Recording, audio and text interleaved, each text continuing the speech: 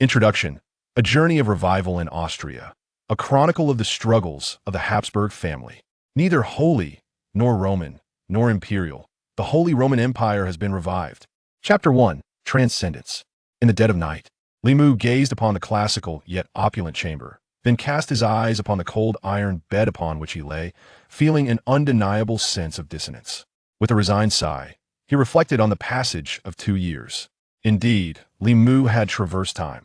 He now bore the name Franz Joseph, the historical emperor of the Austro-Hungarian Empire, the protagonist in the love story of Princess Sophie. He was the grandson of Holy Roman Emperor Francis II, the eldest son of Archduke Franz Karl, and the son of Princess Sophie Friedrich, daughter of Maximilian I, King of Bavaria. Franz Joseph I, the founder of the Austro-Hungarian Empire and the last emperor of the Habsburg dynasty, was born on August 18, 1830, ascended the throne on December 2, 1848, and passed away on November 21, 1916. It seemed as if God had played a jest upon Franz. In his youth, he lived a life akin to a fairy tale, blessed with an extraordinarily beautiful queen, delightful children, and the stewardship of a formidable empire.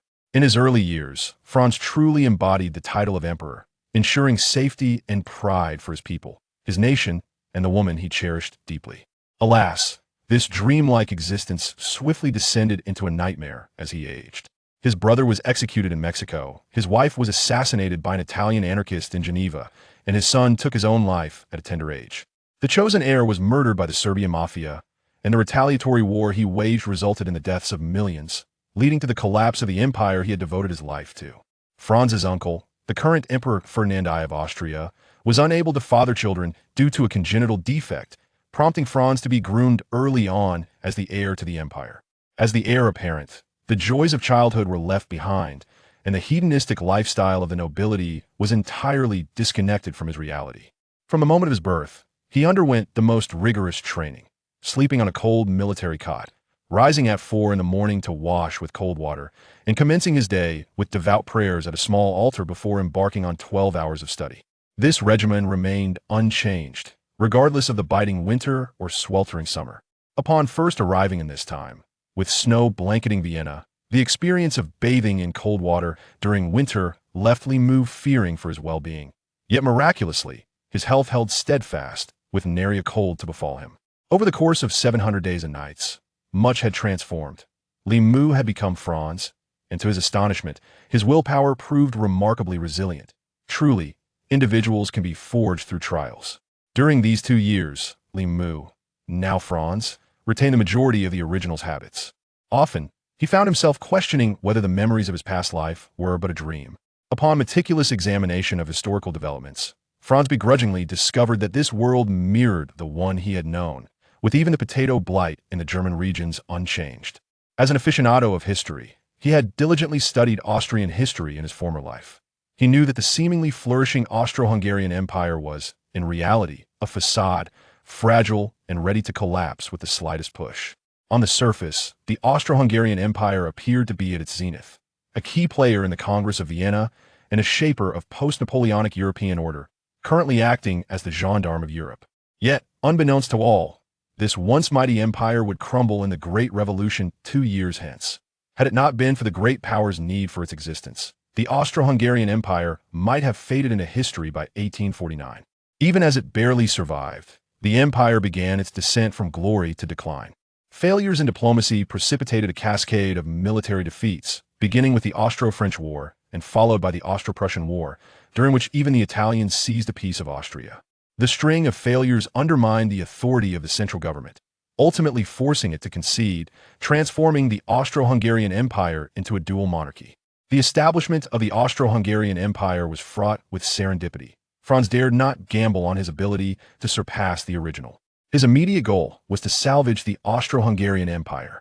Of course, he could choose to evade responsibility, renounce his claim to the throne, and seek a mundane existence as a prosperous capitalist in a safer haven. Yet, after 2 years in the aristocracy, Franz's ambitions had burgeoned. Life is fleeting, a mere handful of decades. Since he had the chance to traverse time and stand atop the world, why should he retreat? As night deepened, Franz diligently refined his scheme for national salvation, a plan he had revised countless times. "Your Highness, it's time for class," a maid gently reminded. Her voice roused Franz from his slumber. Understood, he replied with a hint of resignation. Now, he was indeed a diligent student, navigating through subjects of politics, history, philosophy, languages, and religion, each demanding his average competence. Indeed, when summing his grades across all subjects, he barely scraped by. Should he falter, rounding off would suffice. This undoubtedly marked him as a good student. Compared to his two brothers, who studied alongside him, Franz was the overachiever. Of course, the disparity in standards was evident. His mother, Princess Sophie, demanded excellence from him, while the expectations for his brothers were considerably lower. In Franz's view, this educational approach was fundamentally flawed. An excessive amount of content required rote memorization, leaving no time for reflection. Alas, during this tumultuous period for the Habsburg family, both his father and uncle were intellectually challenged, resulting in a significant disruption in the family's educational legacy. The once passed down imperial doctrines were now abruptly halted. These subjects were meticulously arranged by his mother, Sophie, a devout Catholic who believed that as the heir to the throne, he must exhibit strength, considering any display of emotion as catastrophic. Her expectations were particularly stringent. Aside from mastering his mother tongue, Franz was able to compose letters in French by the age of 8, learned Hungarian, Czech, and Italian by 11, and began his studies in Latin and Greek at 13. Regrettably, he had not inherited the academic prowess of the original. Having exhausted the foundational knowledge left to him, Franz's academic performance steadily declined. The historically proficient polyglot Franz, who could engage in dialogue in nearly all the languages of the Austro-Hungarian Empire, had vanished. Now, only the Franz striving for mere passing grades remained. Chapter 2. Striving. Franz, what has transpired with you lately? Why have your studies fallen so far behind? Before Franz could respond, his mother, Princess Sophie of Bavaria, erupted in discontent. This was the consequence of time's passage. As it wore on, the facade of Franz as the obedient child began to crumble, with his declining academic performance being a prominent factor. Regrettably, esteemed Madame Sophie, the curriculum you have imposed upon me exceeds my capacity. Among the European nobility, whose academic burden rivals mine, Franz retorted. Franz, are you accusing me of mistreating you? Lady Sophie asked with a dark expression. Esteemed Lady Sophie, I harbor no such accusations against you, yet you are well aware of the weight of my academic responsibilities. Human energy is finite. With so many subjects to study, my time is utterly insufficient. Now, with military training added to the mix, a decline in my grades is inevitable. The most prudent course of action would be to reduce some unnecessary subjects, thereby improving my academic performance. Franz asserted earnestly. Is that so? Franz, do you believe you have matured enough to disregard your mother's counsel? Princess Sophie retorted with a cold smile. Franz recognized his folly. He had underestimated a mother's instinctive desire for control. Often, those who believe they act in their children's best interests will persist relentlessly, making it quite challenging to persuade them otherwise. Yet, he could not afford to waver now, for the days ahead would be even more arduous. Franz spoke firmly. Esteemed Lady Sophie, as the heir to the Austro-Hungarian Empire, the knowledge I must acquire is distinct from that of an ordinary scholar. You are nurturing a future emperor, not merely a learned individual. Do these myriad subjects truly serve the governance of this nation? If you suspect I am shirking my duties, I invite you to experience my workload firsthand. I currently manage 28 subjects and dedicate 2 hours daily to military training. Princess Sophie fell into contemplation. In Europe, challenging parental authority was a commonplace occurrence. As long as one presented a sound argument, parents generally acquiesced. Although the era was not particularly progressive, and the prevailing educational model aimed at cultivating obedient workers, an asset to the ruling class, Franz, as the crown prince, was not subject to such intellectual confinement. The enduring success of European nobility was intricately linked to their educational advancements. Despite their political conservatism driven by self-interest, European aristocrats were notably progressive regarding the education of their offspring. After a brief moment, Lady Sophie seemed to concede to Franz's perspective, though her underlying doubts remained unaddressed as she countered. What do you intend to do? Franz replied solemnly. Esteemed Lady Sophie, I am now 16 years old, no longer a mere child. I am acutely aware of my actions and the path I must follow. Theoretical knowledge does not equate to the realities of society. Having lived in the palace my entire life, I have only encountered what you deem appropriate for me to see. Yet, within this existence lie numerous questions and gaps. My teachers often find themselves at a loss for words when I challenge them. The true nature of the world and the current state of the Austro-Hungarian Empire remains a mystery to me. If I do not venture out to grasp the authentic circumstances of this nation, I shall inevitably become a mere puppet emperor, akin to my uncle. Princess Sophie's visage shifted dramatically. Franz's words were a silent reproach. Yet, being of royal lineage, she swiftly suppressed her ire and stated, "Franz, do not forget that you are but 16. There is ample time to understand this country. Your primary focus should be on your studies."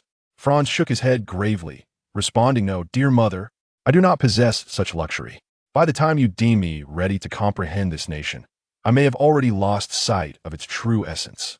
Bureaucrats possess myriad ways to present only the information they wish me to see, while the genuine social conditions remain hidden from my view.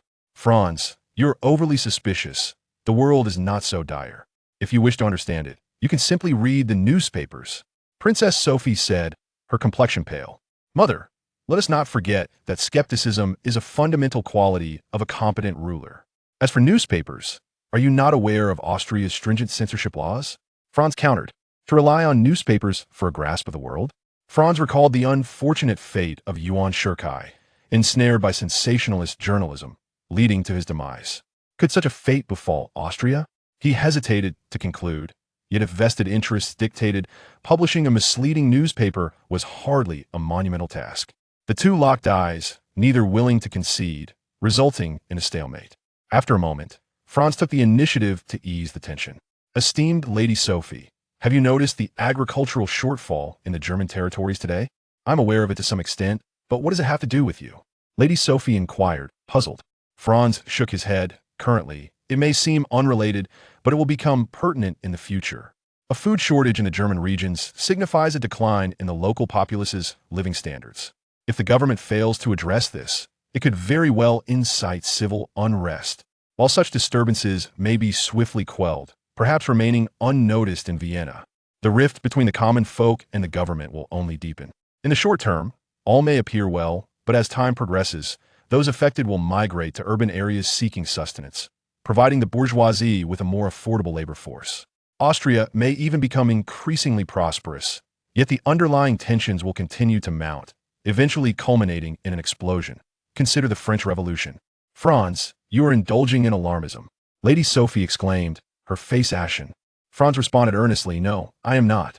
Esteemed Lady Sophie, I have studied the French Revolution. In 1788, France experienced a drought, resulting in decreased agricultural output, leading to hardships for the common populace. The existing tensions between the bourgeoisie and the nobility intensified, much like the current divide between reformists and conservatives in our own nation. Ultimately, a government that represented noble interests imposed additional taxes on the bourgeoisie, igniting the spark that led to the French Revolution and the downfall of the Bourbon dynasty. Are you suggesting that Austria will face a revolution? Franz, do you think I will accept such a notion?" Lady Sophie retorted angrily. Franz shook his head. "Esteemed Lady Sophie, this is merely my preliminary assessment. Whether Austria will encounter a revolution is still uncertain, as my information is limited. I must acquire more intelligence before forming a definitive judgment. I believe this subject is far more significant than the myriad courses I'm currently undertaking. As the heir to the empire, it is imperative that I comprehend the true state of this venerable realm." Chapter 3. The legendary Archduke Karl. After much persuasion, Franz finally managed to convince his mother to grant him the liberty to arrange his own schedule, albeit under the condition that he still attend classes, albeit with significant reductions. Subjects deemed of little utility, such as religious studies, language, and art, were considerably condensed. Had it not been for Sophie's insistence, even political education might have faced cuts. The content of these courses remained rooted in antiquity, reflecting notions such as the supremacy of nobility and the sanctity of chivalric virtues. Franz's primary interest lay in the study of imperial governance, which had been reduced to a mere abridgment devoid of cunning plots and stratagems, leaving only the essence of royal authority. For instance, it was suggested that when the emperor stands, all lords bow in reverence, submitting to his will. Is this truly a means of cultivating an emperor, rather than merely deceiving the populace? If an emperor were to be molded under such standards, given the complexities of Austria's situation, it is likely that another would find themselves upon the guillotine. It was now the year 1846, and barring unforeseen circumstances, Franz would soon inherit this ancient empire in 2 years. His time was dwindling. Engaging in political affairs prematurely seemed an impossibility. Any actions that could alter the course of history would only introduce further uncertainty into the future. Thus, before his ascension, Franz was unwilling to take risks. Moreover, as a mere 16-year-old, his influence in political matters was negligible. Even as the heir apparent, his youth rendered him politically impotent. Nonetheless, this did not deter him from orchestrating events from behind the scenes, often proving to be a far more advantageous position than charging headlong into conflict. Currently, Franz was on his way to visit a significant figure, the legendary Archduke Karl of Austria. As the most illustrious commander among the Allies during the War of the Fifth Coalition, he had repeatedly triumphed over the French forces and, at the tender age of 25, had been elevated to the rank of field marshal. He was indeed the only commander who instilled trepidation in Napoleon. Had it not been for the incompetence of the Viennese government, which squandered a favorable situation, perhaps the war would not have required Russian intervention and could have concluded sooner, sparing Austria the loss of the Netherlands. Such a field marshal, who was acutely aware of the emperor's ineptitude, was unlikely to yield favorable outcomes, especially considering his ties to the imperial family. Fortunately, this was Europe, where Emperor Franz I, the protagonist's grandfather, was not known for his cruelty. Thus, the illustrious field marshal, despite his considerable achievements, managed to remain active in public life. A military genius does not necessarily equate to a political one. Having reformed the Austrian army, his political adversaries employed subtle machinations to compel him to resign and retreat to his estate. From that point onward, Archduke Karl devoted himself to the study of military theory, authoring significant works such as On the Tactics of Commanders, Strategic Principles from the German Campaign of 1796, and Military History of Germany and Switzerland in 1799. Thus, a great military strategist was born. Archduke Karl posited that military science comprises 2 fundamental components, strategy and tactics.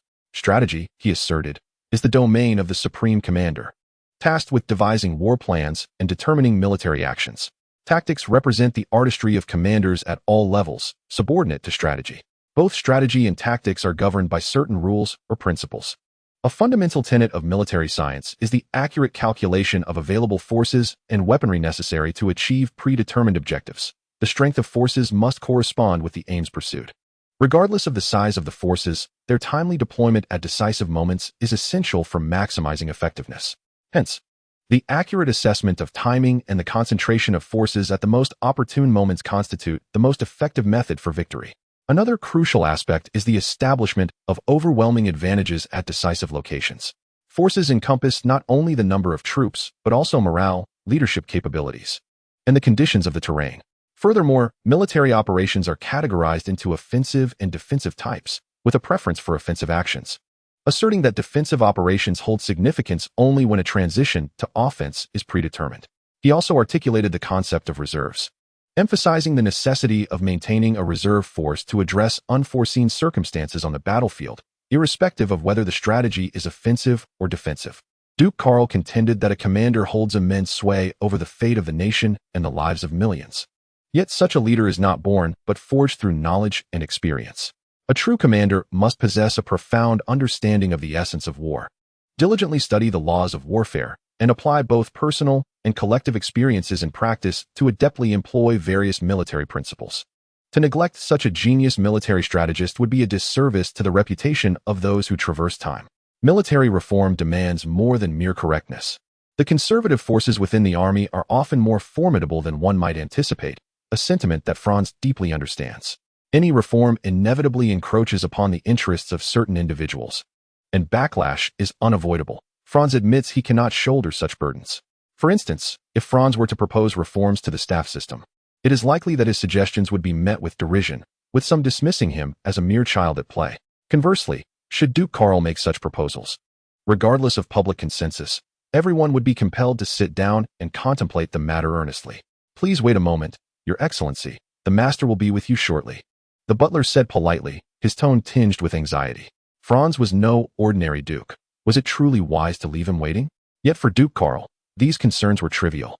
In terms of royal lineage, he was indeed of Franz's grandfather's generation. Setting aside these considerations, given his influence within the Imperial army, Franz felt obliged to extend him due respect, especially as he had come under the pretense of seeking military knowledge. "No worries, I shall wait here. By the way, Please prepare a pot of tea for me. I have no desire for coffee lately. Franz remarked with a smile, unperturbed. For the old man would meet his end next year, rendering it unnecessary to fret over the opinions of one who would soon be no more. Time passed swiftly. Over an hour elapsed with Franz remaining there, sipping tea and perusing the newspaper, displaying no hint of impatience. Little Franz, it has been ages. You have grown quite tall. A cheerful voice resonated, and Franz recognized that the speaker was none other than Duke Karl, for no one else dared to address him in such a manner. Respected Marshal, could you please omit the diminutive when addressing me? I am already 16. Franz remarked with a hint of exasperation. Is that so? My little Franz has grown up. Duke Karl inquired with genuine concern. What brings you here today? Franz paid little heed to the nuances of Duke Karl's words. After all, little Franz was merely a term of endearment, given that Duke Karl was a brother to Franz's grandfather. Your Excellency, I have perused your military writings and found them profoundly enlightening, which is why I have come to seek your counsel. Speak, what confounds you that requires my elucidation? Duke Karl chuckled heartily. It pertains to your philosophy on command. I have observed a significant deficiency within the Imperial army in this regard. As the issue remains unaddressed at its core, Franz articulated. Chapter 4. The distinguished generals of Austria upon departing from Duke Karl's residence. A satisfied smile graced Franz's visage, clearly indicating that their conversation had been most agreeable, and he had now become a new pupil of Duke Karl. The Duke had always intended to pursue profound reforms within the Austrian military. However, he lacked a formidable supporter within the central government, and Franz's emergence conveniently addressed this gap. As the heir apparent to the empire, Franz's endorsement of the Duke's military philosophy naturally aligned with his own aspirations for reform. The current Emperor of Austria, Ferdinand I, was mentally incapacitated and utterly incapable of managing state affairs. Once Franz reached adulthood, he would be able to assume regency. That moment was not far off. Discontent with Prime Minister Meunier was rampant, and many, including Duke Karl, wished for his departure. Franz's timely appearance was opportune, for there was no better choice than to support the heir to the throne in his regency. With military backing, as long as Franz was not overly foolish, he could seize power ahead of schedule. During their dialogue, Franz also interspersed some personal insights, such as the Prussian general staff system, modern military training, and tactical command. Many of his refreshing proposals piqued Duke Karl's interest, though it remained uncertain how many would be integrated into the new military philosophy. Ultimately, Franz did put forth a request for Duke Karl to devise a military reform plan for the Austrian army. He would not concede that his military uniform had bolstered his standing. Otherwise, their conversation would not have flowed as smoothly. Could one truly believe that Duke Karl would be so profoundly impressed by his proposals that he would kneel before his regal presence and offer unwavering support? Such fantasies were far from reality. The camaraderie between them stemmed primarily from their aligned ideologies. Franz, as the imperial heir, had always identified as a soldier. Duke Karl intended to guide his military understanding, and Franz was exceedingly cooperative, creating an illusion in the Duke's mind that Franz was one of his admirers. In order to better implement his ideals, Archduke Karl did not hesitate to accept another future emperor as his pupil, as their alliance was entirely rooted in political interests. Perhaps the young Archduke Karl was still inexperienced in the realm of politics, but at this juncture, he had already transformed into a cunning strategist. Having discerned much of Franz's intentions, from Karl's perspective, Franz was merely seeking to leverage his influence within the military, with the understanding that in return, Franz would be compelled to support his military reforms. Karl perceived Franz's subtle maneuvering as childish, a mere attempt to garner his attention, while he remained oblivious to the origins of these military concepts, which seemed to be concocted by some unknown gunman. If they proved useful, they would be adopted. If not, they would be disregarded, as they were mere trifles that would not hinder their political collaboration. The European succession laws were exceedingly well structured, and it was not extraordinary for an heir like Franz to openly align with a military powerhouse such as himself. Furthermore, Franz maintained an excellent rapport with the current Prime Minister Metternich, and historically, the two had been both mentors and friends, with no one raising an eyebrow at their relationship. Originally the second in line to the throne, Franz ultimately ascended to the role of heir apparent, predominantly because his predecessor, his father Franz Karl, had displayed questionable judgment. After witnessing the lessons imparted by his uncle Ferdinand I, no one dared to produce another inept emperor. The Austrian Empire, too, valued its reputation. His father had publicly renounced his claim to the throne on multiple occasions, leaving the true intentions behind his words shrouded in mystery. Nevertheless, the declaration had been made. Now, Franz was openly forming alliances, albeit under the guise of military study. As the heir to Austria, how could he neglect the study of military affairs? In the days that followed, Franz frequently sought the company of Archduke Karl, ostensibly to learn about military matters. The 19th century Austria was still a realm dominated by the aristocracy, where Franz encountered many prominent figures within the military, such as Joseph Radetzky, Windisch Jartizi, and Joseph Plffy. Though he was not yet capable of enlisting these individuals under his banner, at the very least, they had become familiar faces, and in the future, they might prove advantageous. This camaraderie was welcomed by all, as few could refuse the opportunity to befriend a future emperor. This was also a strategic move on Franz's part, as he actively sought to align himself with the military. Only by securing their support could he quickly quell any potential insurrections amidst future turmoil. Franz, there is a military conference tomorrow. Would you be interested in attending? Albrecht Friedrich Rudolf inquired. Note, the eldest son of Archduke Karl, the last renowned general of the Austrian Empire, who held the titles of Field Marshal from Austria, Germany, and Russia. Albrecht, perhaps it is best to refrain. Your meetings are exceedingly tedious, and I have no desire to listen to a group of old men bickering. Franz remarked nonchalantly. Initially, he found the prospect of attending such military gatherings intriguing, but after a few visits, he became disenchanted. The Austrian army was populated by a multitude of nobles. Among them were individuals of talent, yet the majority merely idled away their time. Were he to languish within the ranks, it would take no more than a decade for him to ascend to the rank of general, and he might not even need to report for duty. Aside from the esteemed title of Field Marshal, the Austrian Empire was already inundated with generals, and the presence of so many idlers rendered the so-called military meetings anything but formal. The genuine issues would never surface in such discussions. Were it not for the inertia of tradition, such gatherings would not even occur. Very well, since you lack interest, I shall take my leave, Albrecht stated casually. Franz smiled faintly. He dared not underestimate Albrecht, who was a pivotal figure in the March Revolution, directly compelling Ferdinand I to abdicate. It would be naive to assume there were no undercurrents at play. As the direct instigator of the March Revolution, he had been exiled from Vienna, yet shortly thereafter, he returned to the center of power. Franz was indifferent to continuing such dealings, for he was the ultimate beneficiary, had his uncle not abdicated prematurely. He could not fathom when he might ascend to the throne. The Austrian Empire still possessed considerable wealth. Had it not been for the troubles within the Vienna government, it would not have experienced such a rapid decline. At this juncture, the Austrian Empire was still counted among the 5 great powers of Europe alongside England, France, Russia, and Spain, while Prussia had yet to emerge as a formidable force. Chapter 5. Autonomy of wealth. Social engagements were quite extravagant, and the lifestyle of the Austrian nobility was steeped in decadence. Franz had yet to achieve financial independence. Presently, his income was exceedingly limited, primarily derived from his parents, specifically the allowances bestowed by his mother. Due to his father's disinterest, the financial authority of the household had fallen into the hands of Madame Sophie, and Franz had not yet received any property in his name. Of course, given his status, acquiring wealth was not a daunting task. However, Franz valued his reputation and would never resort to unscrupulous means. The current European environment was ill-suited for investment in industry. Within a year, the February Revolution in France would erupt and swiftly spread across the continent, ensnaring all nations, save for Russia, in turmoil. Historically, Vienna had succumbed to the insurgents. Should misfortune strike and the rebels set fire to factories, where would he lament his losses? Numerous lucrative ventures existed, such as arms dealing, narcotics, counterfeiting, and lotteries.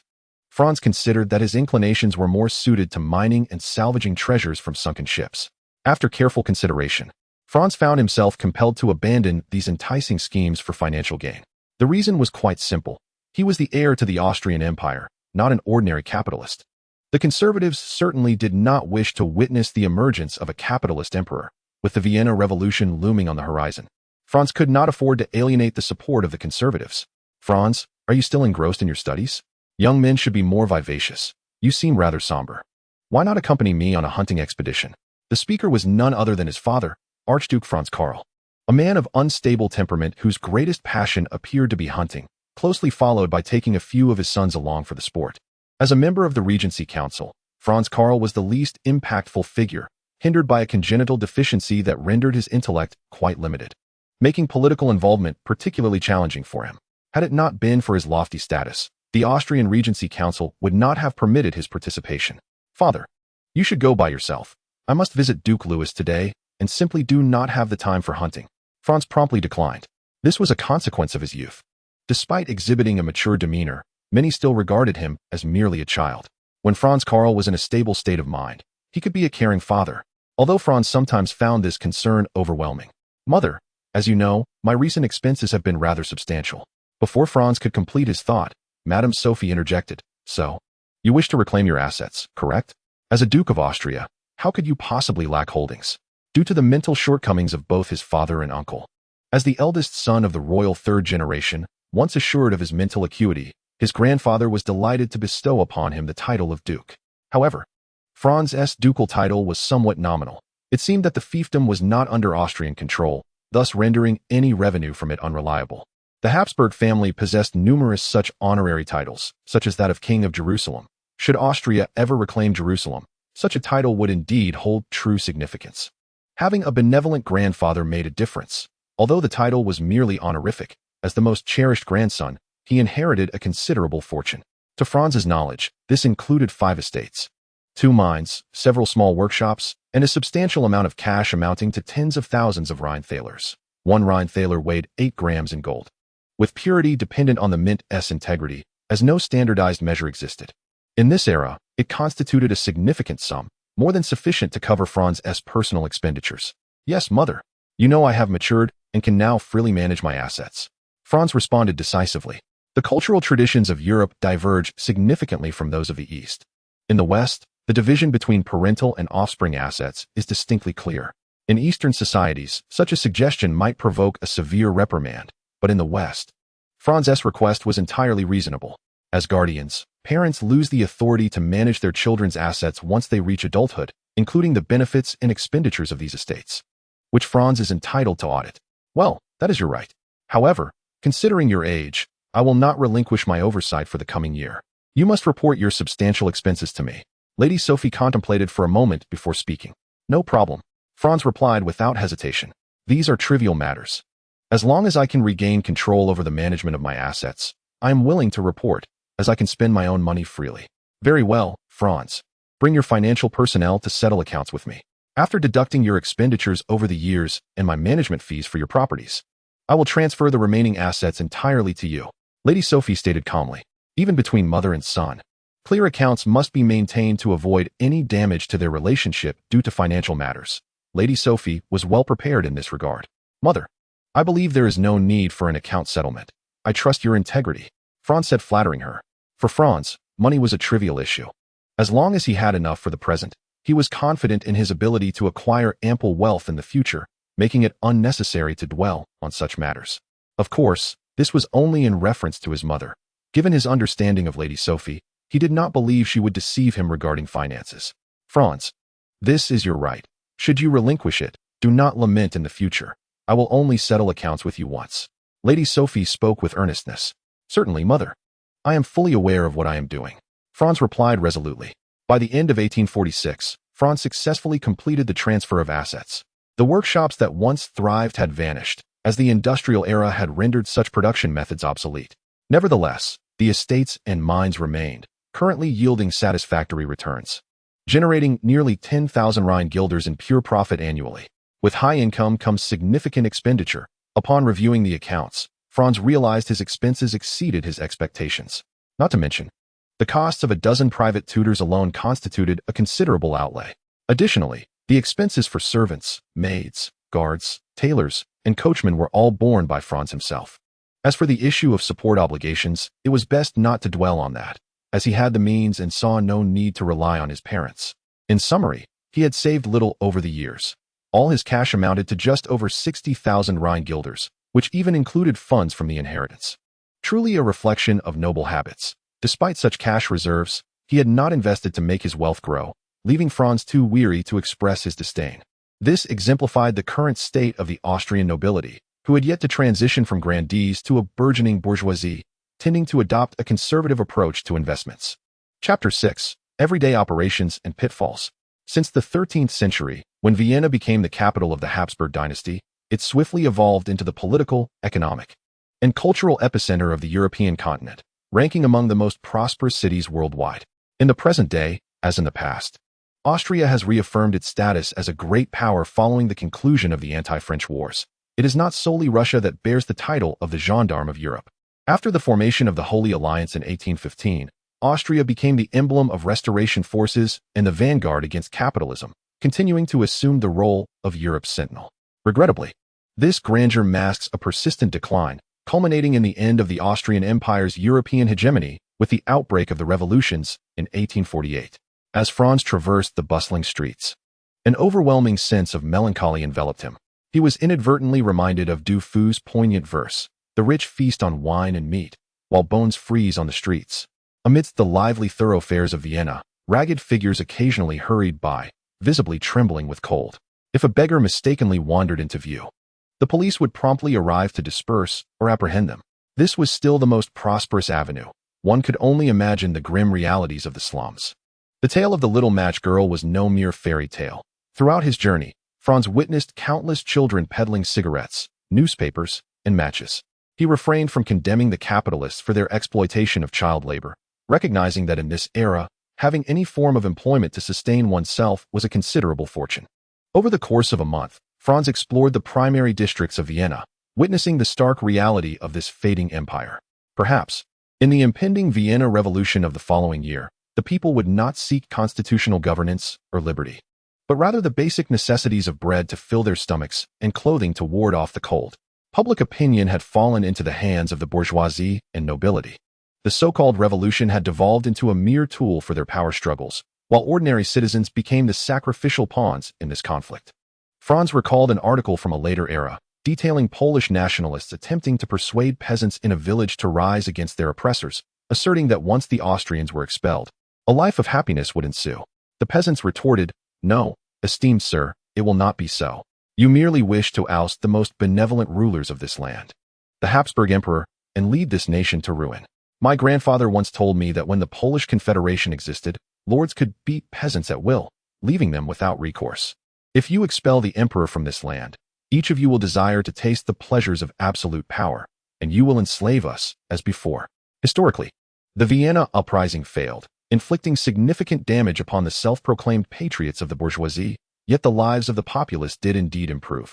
It is, alas, a bitter irony that those who vociferously called for the overthrow of the exploiting class were, in fact, a cadre of capitalists, while the emperor, the very target of the revolution, ironically engaged in revolutionary efforts himself.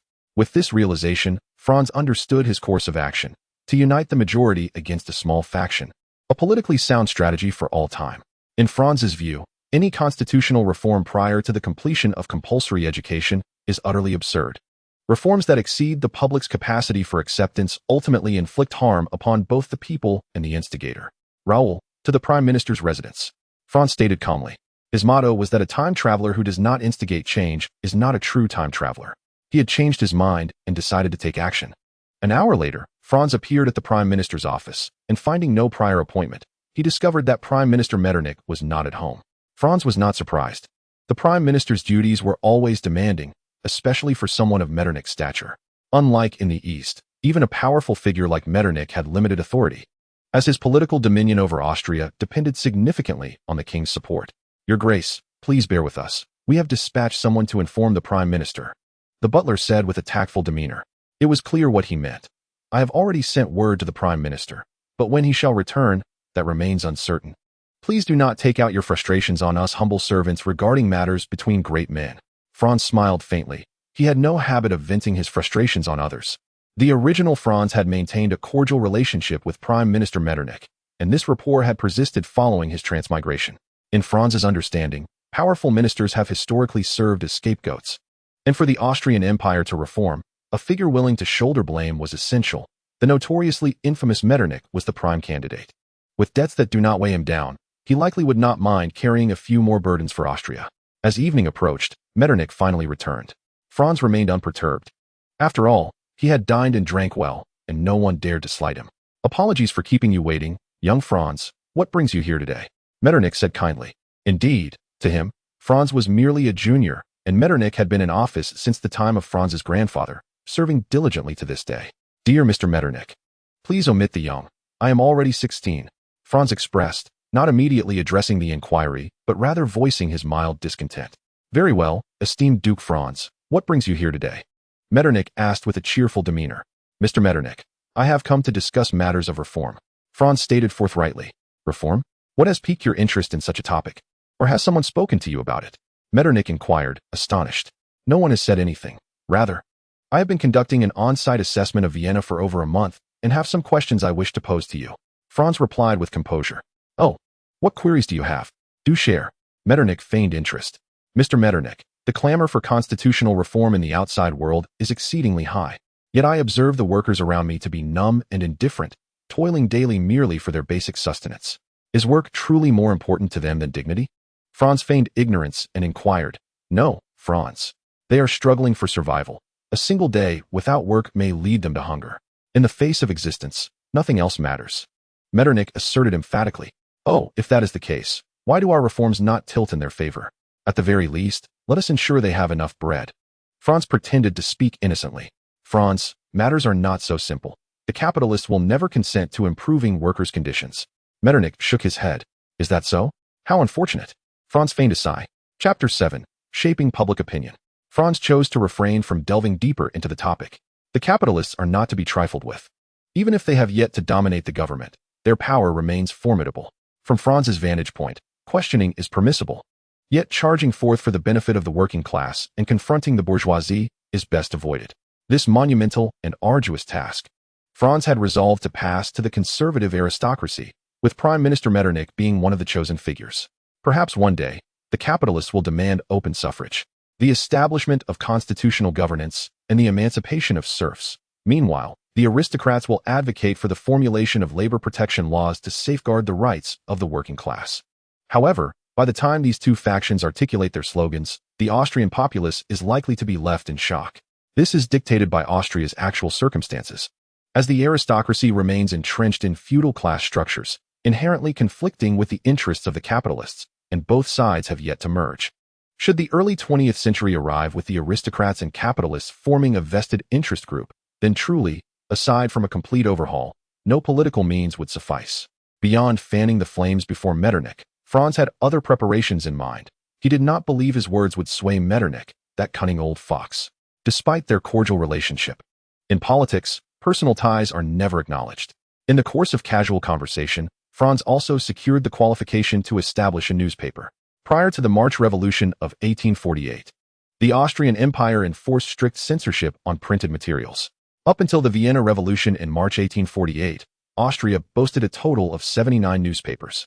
These figures refer to newspapers, not publishing houses. Considering that a single publishing house may produce several newspapers, the actual number of publishing houses would be even fewer. This data underscores the challenges of founding a newspaper in that era. Yet, for Franz, this posed no significant issue. The censorship was intended to suppress revolutionary ideologies. Anyone could support the revolutionaries, except for him, the heir apparent, who could not endorse a movement that sought to overthrow his own throne. Franz exhibited considerable moral fortitude, empathizing with the people's plight and sharing their concerns. Hence he aptly named his publication, We Demand Bread, We Demand Cheese. The definition of this newspaper is entirely synonymous with its name. For the sake of the newspaper's security, the decision was made to situate it at the entrance of the police station. Establishing a newspaper in this era is fraught with challenges.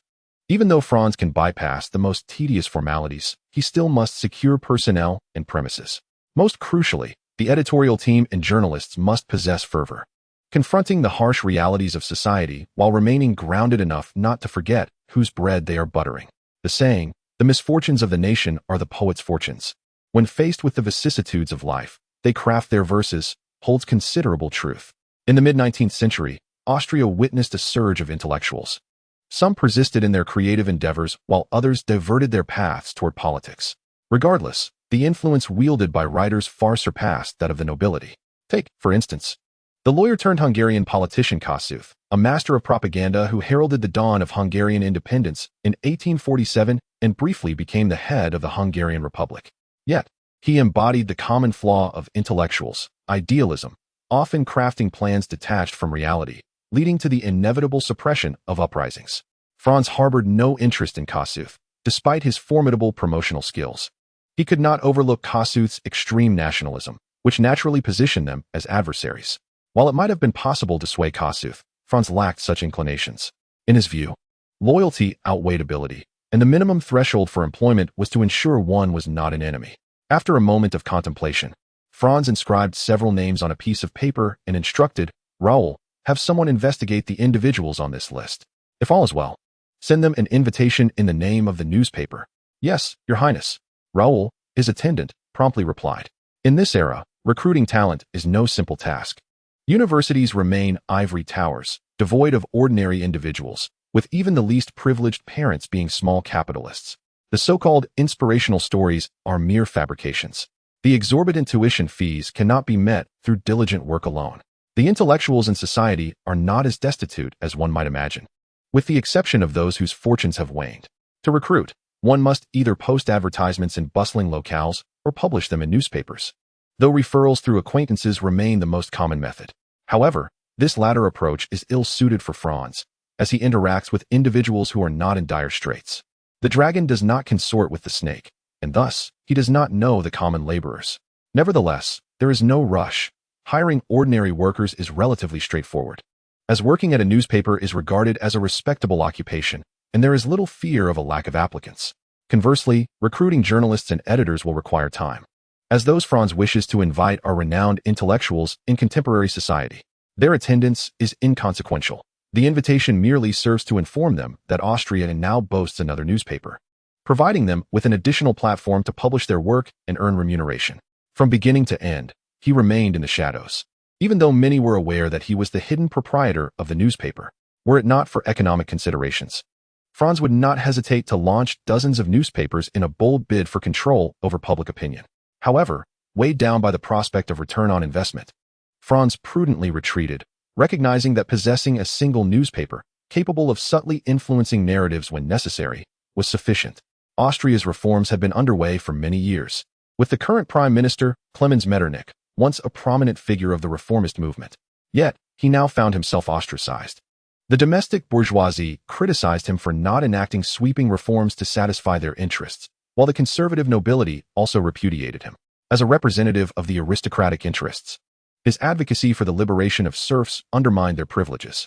Even the Viennese court exhibited a lack of enthusiasm for this reform-minded prime minister, simply because, despite the long-standing rhetoric, tangible results had yet to materialize. Franz might be the era's most astute observer, aptly likening the Austrian Empire to a house riddled with termites, who could predict how much would collapse if any part were disturbed. With a cautious and responsible approach, Metternich undertook reforms with utmost care, fearful that a misstep could lead to disaster. Such timid and half-hearted reforms were destined for failure. After all, how could success arise from a reform devoid of bloodshed? In Chapter 8, Edward von Bonfeld posed a question. Have you considered how to profit from starting a newspaper? Lady Sophie inquired with concern. Profit? That is utterly impossible, at least in the short term. Establishing a newspaper is not a trivial endeavor. Sales will not surge overnight. And without sales, there can be no advertising revenue. Typically, in the initial months, a newspaper operates at a loss, gradually increasing its circulation before securing advertisements, inching towards profitability over time.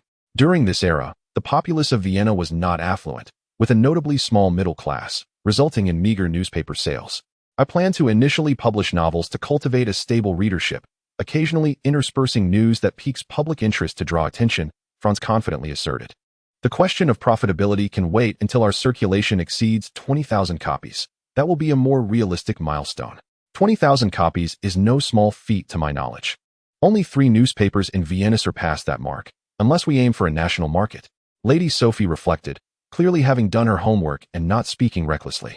Franz nodded in agreement, aware that even those 3 newspapers did not consistently sell 20,000 copies daily, achieving such numbers only during sensational news events. In this era, Vienna's population barely exceeds 500,000, with fewer than 80,000 able to afford newspapers, and an even smaller number willing to subscribe. Franz estimates that the long-term subscribers to newspapers in Vienna number around 20 to 30,000, while others merely purchase a paper occasionally. The survival conditions for newspapers during this period are exceedingly harsh, compounded by stringent censorship regulations, making the industry quite challenging.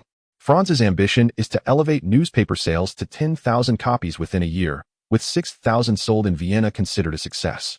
Madame Sophie contemplated for a moment and advised, Franz, since you have made up your mind, pursue your goal boldly. I suggest you recruit a reliable editor-in-chief, as they can help mitigate your losses.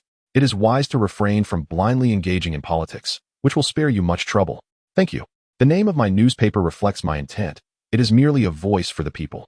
However, the specifics of its operation are not my concern. Franz replied with a smile.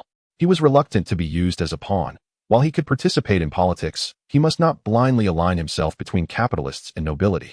As the heir to the empire, Franz's stance would significantly influence many, impacting his own public persona. He envisioned himself as a benevolent prince concerned for the well-being of the populace, maintaining a position of detachment amidst the conflicts between nobles and capitalists. Such a vision requires effective promotion. How would the common folk know who he is without it? Time passed swiftly, and Franz soon appointed Edward von Bonfeld as the editor-in-chief of the newspaper, motivated solely by his prominent reputation. Bonfeld, one of Austria's most renowned writers of the time, had begun his career as a fervent radical but had shifted towards conservatism in his later years. Now, in the midst of middle age, his fervor had dimmed but not extinguished. "Mr. Bonfeld, welcome aboard," Franz said with a smile. "Your Highness, it is my pleasure to serve you," Edward von Bonfeld responded. "Mr. Bonfeld, I have invited you today primarily to discuss the positioning of the newspaper. What are your thoughts?" Franz inquired. "Your Highness, it is the duty of every journalist to unveil the darker facets of society. We must bravely expose all that is concealed," Edward von Bonfeld declared with enthusiasm. Franz understood why so many were eager to accept his invitation. It was, after all, a platform for unrestrained criticism. Under Austria's censorship regime, without a formidable backing, these intellectuals would struggle to voice their grievances freely. Undoubtedly, as the heir to the empire, he represented the most reliable support, should any issues arise. Who better than the prince himself to provide assistance? Edward von Bonfeld is no longer young. He has learned to compromise in the face of reality. Recently, he authored a satirical work titled Adulthood, which critiques the government. After its release, he grew anxious, as it had been privately printed without the government's approval, and being caught could land him in prison. Just as he was preparing to flee, he received an invitation from Franz, which he accepted without hesitation. In these times, Austria's secret police are known to be selective. If he worked under Franz and did not overstep too much, he would likely remain unharmed. Franz shook his head and remarked, "Mr. Bonfeld, there are already numerous newspapers exposing society's dark sides. We do not add anything unique. The purpose of founding this newspaper is evident from its name. Our mission is to amplify the voices of society's most marginalized. I hope that through our efforts, we can transform the living conditions of the lower classes. They require bread and cheese, fundamental necessities that should be ensured." Every newspaper boasts lofty ideals, yet during this period, Austria lacked a publication dedicated to the voices of the underprivileged. As this demographic could not afford to buy newspapers, your vision, Your Highness, is indeed commendable, but to achieve this goal, we must first alter our current political system. Edward von Bonfeld asserted without hesitation, introducing his own agenda. Franz smiled subtly. "Indeed, Austria's system requires reform, yet I am uncertain how to enact such changes. Even if a viable plan were presented, my own knowledge is insufficient to make a sound judgment, thus I must remain silent on this matter. However, I recognize that regardless of how the system changes, the lives of the lower classes must improve, necessitating the government to establish more laws to protect their interests. Mr. Bonfeld, your task is immensely significant. You must ensure that more people are aware of and concerned about the lives of the marginalized. If we could push the government to legislate in their favor, it would be even better." Franz's succinct words left Edward von Bonfeld speechless. Everyone understands that Austria requires reform. But how should it be achieved? Each individual has varying interests, naturally leading to different reform proposals. Franz, therefore, opted for a more modest approach, refraining from expecting a mere 16-year-old to determine the fate of the nation. Chapter 9. Crafting Persona. Countless precedents from past lives have taught Franz that it is not necessary to genuinely align with the majority. At the very least, one must create the illusion of standing alongside them. This is precisely what Franz is doing. Reform is the prevailing sentiment in Austria, and he must project an image of support for it. At this juncture, the strength of the conservative faction in Austria cannot be underestimated. The Viennese court serves as its stronghold, and Franz cannot betray his own class. At this juncture, age serves as the most formidable weapon. In the eyes of reformists, he is a proponent of change, and that suffices. No one expects a mere 16-year-old to spearhead the reforms in Austria. Franz has not articulated specific opinions on the reforms, which, to the conservatives, reflects his prudence. It is universally acknowledged that Austria requires reform. However, the method of reform remains a contentious issue. As the heir to the empire, Franz's support for reform is undoubtedly commendable. Were he to naively present his own reform proposals, he would likely face harsh lessons in governance.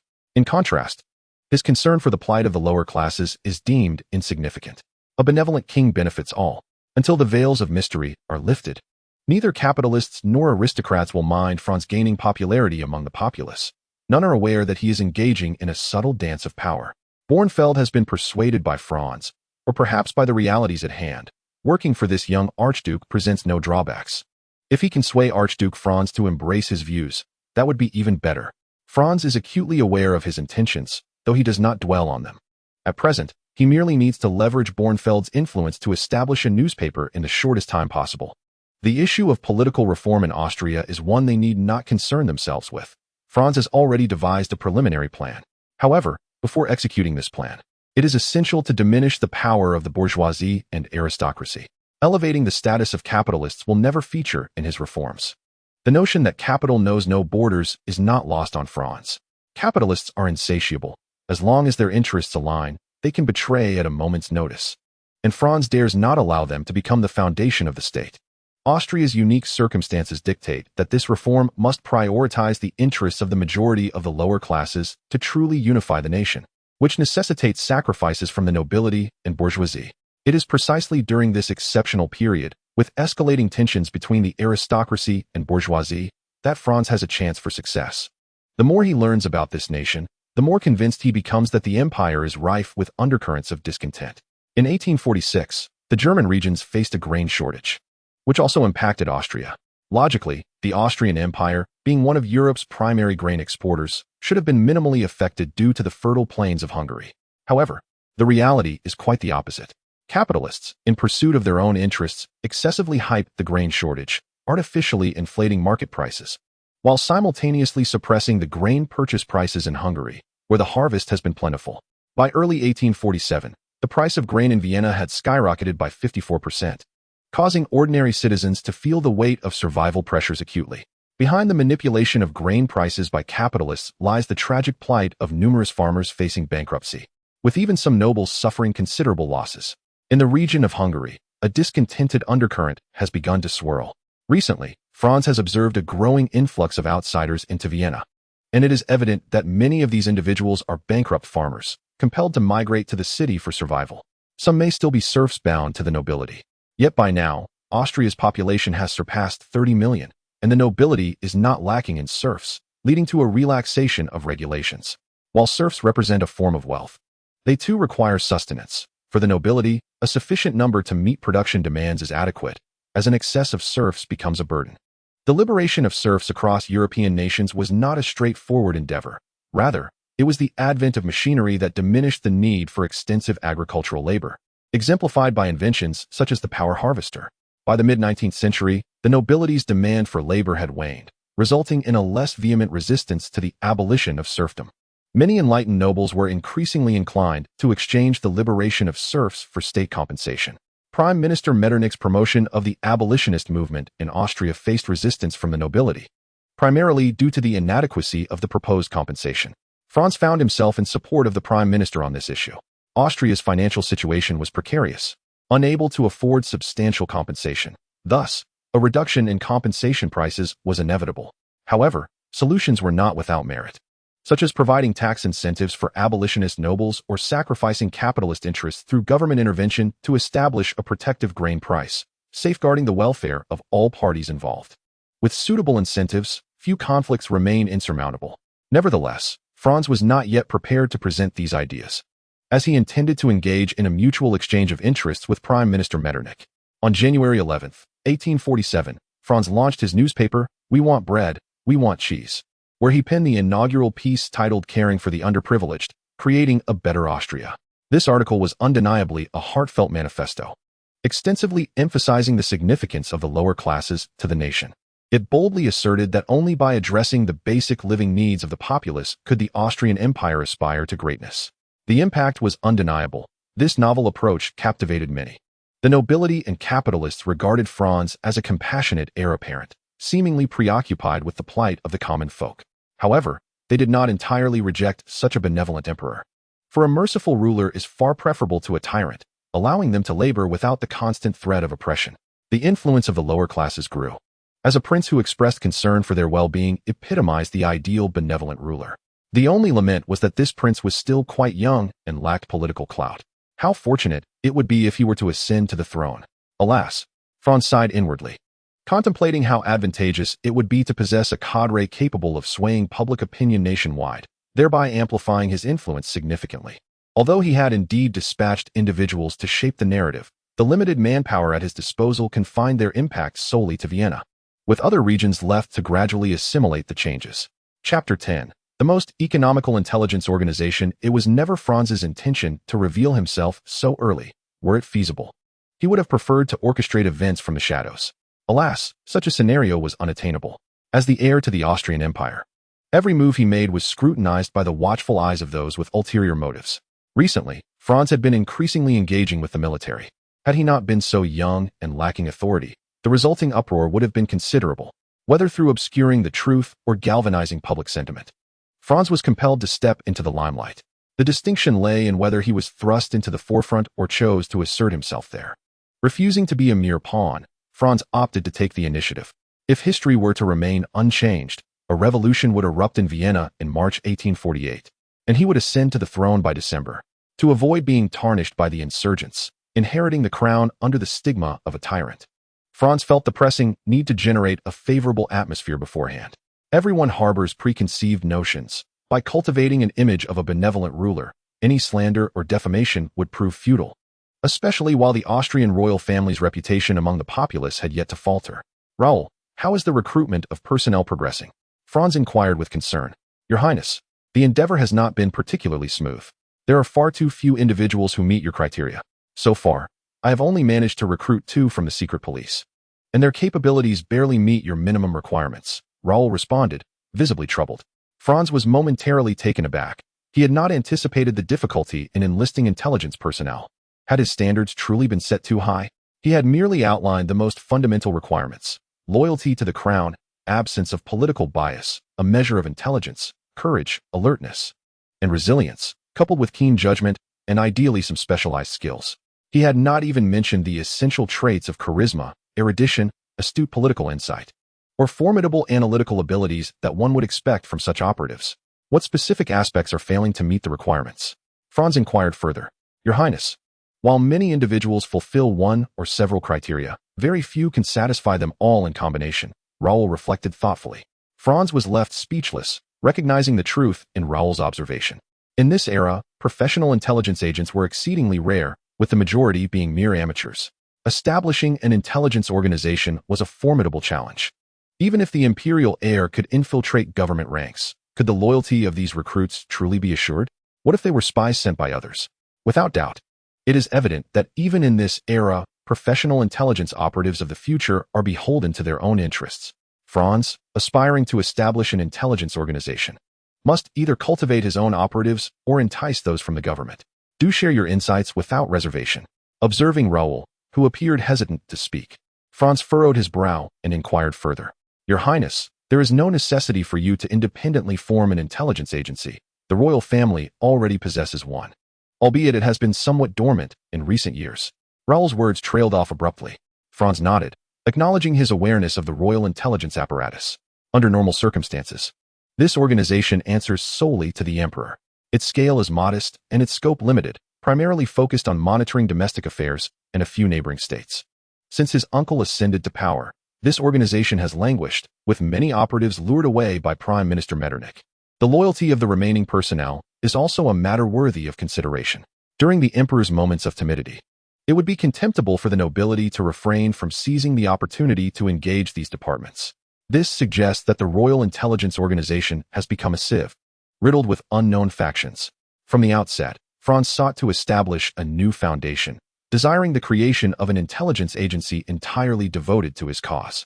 However, time is of the essence, with merely a year remaining before the Vienna Revolution erupts. By the time he trains his operatives, it may be too late. Raoul, for now, dispatch someone to investigate which significant powers have infiltrated this organization. Proceed discreetly. I am confident there are still individuals loyal to the crown within, Franz declared resolutely. If all personnel have been compromised, then the Habsburg family might as well abandon their legacy. Having endured since the 11th century, standing tall at the pinnacle of Europe, The Habsburgs are undoubtedly more formidable than they appear. This can be inferred from the current Austrian situation. Franz's uncle, Ferdinand I, is unable to manage state affairs, leaving the reins of power in the hands of Prime Minister Metternich. Yet, this power broker adheres strictly to protocol. Not only is there no oppression of the royal family, but frequently, his policies are influenced by the Vienna court. It is noteworthy that the primary representative of the current royal line, Archduke Franz Karl, is himself afflicted with congenital defects, possessing a political acumen that is virtually non-existent. Franz can effortlessly secure military support, primarily relying on his lineage as the heir of the Habsburg family and the crown prince of the Austrian Empire. Otherwise, no amount of effort would yield results. History has shown that after the outbreak of the Vienna Revolution, Prime Minister Metternich himself failed to garner military backing and was consequently forced to resign. Thus, the situation may not be as dire as imagined, while it is possible that noble factions have extended their reach into the intelligence organization. This does not necessarily equate to their betrayal of the royal family. As long as their interests remain unthreatened, the intelligence organization may continue to operate effectively. Upon reaching this point, Franz exhaled deeply. While there might be conflicts of interest among various parties on other matters, when it comes to suppressing the rebellion, the grand nobles of Vienna undoubtedly stand united with the emperor. As for the bourgeoisie, it is not that Franz underestimates them. In this era, they lack the standing to infiltrate such matters. It is essential to recognize that the majority of the members within the intelligence organization are nobles. Otherwise, if funds hadn't been allocated for years, they would have long since disbanded, leaving nothing behind. These nobles, dispersed throughout the nation, can effortlessly gather domestic intelligence through their royal connections, with many of them not even requiring a salary. The Habsburg family's intelligence network is not akin to the Genui. Apart from collecting ordinary intelligence, they have no law enforcement authority. European nobility operates under a feudal system, and the emperor has no jurisdiction over affairs within their fiefs. Moreover, the information is often provided by the nobles themselves. Anything they wish to keep from the emperor naturally remains concealed. After much consideration, Franz ultimately decided to take control of this organization. Even a flawed intelligence network is preferable to none, as it would at least ensure he receives timely updates in the event of local uprisings. Furthermore, as a man of modest means, he could only sustain such an organization. Chapter 11. The court guard standing in the spotlight. Franz found himself increasingly occupied, with a relentless stream of social engagements leaving him utterly fatigued. There was no escaping it. This was the life of the Viennese nobility. In contrast, his brother Maximilian appeared to navigate these occasions with ease, seemingly invigorated rather than drained, which filled Franz with envy. Socializing had never been Franz's forte, particularly when faced with a throng of overly obsequious nobles, compelling him to remain perpetually on guard. Your Highness, you still have to attend Prince Louis's banquet this evening. It's time to leave. His maid, Jenny, reminded him. Understood. Let us take Maximilian along with us. Franz instructed. Yes, Your Highness, Jenny replied. Were it not for their mother's strong intervention, Franz would have gladly brought his other two brothers along. At least they could share the burden of engaging with noble young ladies. Unfortunately, the other two were far too young. Madame Sophie forbade them from attending such events. And Franz did not wish to lower the average age at the banquet. After all, their allure to the noble maidens exceeded even his own. The status of crown prince granted Franz a higher standing, but also dictated that his marriage must be a political alliance. In contrast, his brothers enjoyed much greater freedom in their matrimonial prospects, with no issues arising from unions with the grand nobles of the realm. Observing Maximilian engaged in jovial conversation with a group of noble maidens, Franz playfully pulled him aside and jested. So, dear brother, have you encountered your ideal match? Maximilian retorted without hesitation. Dear brother, if I were to say I have, do you think Madame Sophie would? Franz laughed. Is that so? Dear brother, for your lifelong happiness, I would not mind enduring a bit of scolding, but can you truly withstand the pressure? Today, the noble ladies present are considerably older than you. Do you perhaps harbor a mother complex? Good heavens, Maximiliano, you are truly astonishing. Stop right there, my dear brother. If you continue, my lifelong reputation will be utterly ruined. Maximiliano hastily interjected. Such jesting is not new for the two of them. Do me a favor and fend off a swarm of flies. I need to discuss matters with Duke Louis. Franz stated solemnly. Very well, I knew you had no good news for me. Maximiliano feigned an expression of hopelessness, while Franz rolled his eyes disdainfully. A noble banquet attended by Franz could hardly be merely a social gathering. If it were not for the need to maintain appearances, he would have no desire to engage in such frivolities. Esteemed Duke Louis, I seek your support in taking command of the palace guard, Franz declared bluntly. My God, my dear Franz, how could you entertain such thoughts? You are but 16 years old, not yet 17, Duke Louis exclaimed in astonishment. While it may be easy for a crown prince to indulge in military affairs, truly commanding an army is no simple feat, especially given that Franz has yet to reach the age of 17. Thus, he must settle for the lesser ambition of acquiring command of the palace guard. Although this unit is not large and its combat effectiveness is questionable, it remains Franz's only feasible option. Uncle Louis, you know I have cherished a passion for the military since childhood. My dream is to become a genuine general. However, my status precludes a long-term military career. So for now, I can only find some satisfaction in leading the palace guard, Franz explained. Duke Louis shook his head, saying, this is impossible. You must understand that the palace guard holds significant responsibilities, and you have yet to prove your capabilities. If you truly wish to indulge your military ambitions, you could join the city defense forces. Is Franz unaware of the reputation of the Austrian city defense forces, dubbed a concentration camp for generals? It is said to be the only army in Austria where officers outnumber soldiers. According to the traditions of the Germanic regions, all noblemen must serve in the military upon reaching adulthood. Failure to do so invites public condemnation. The nobility of the Austrian Empire, hailing from the same Germanic roots, has preserved this tradition. However, the Austrian Empire has grown decayed, and society often turns a blind eye to the whims of these noble lords. Most who enter the military do so merely to enhance their status, and Duke Louis's suggestion for Franz to lead this army is certainly ill-intentioned. Franz furrowed his brow and replied, Uncle Louis, are you certain this is not a trap? What kind of force are the city defense troops, as you well know?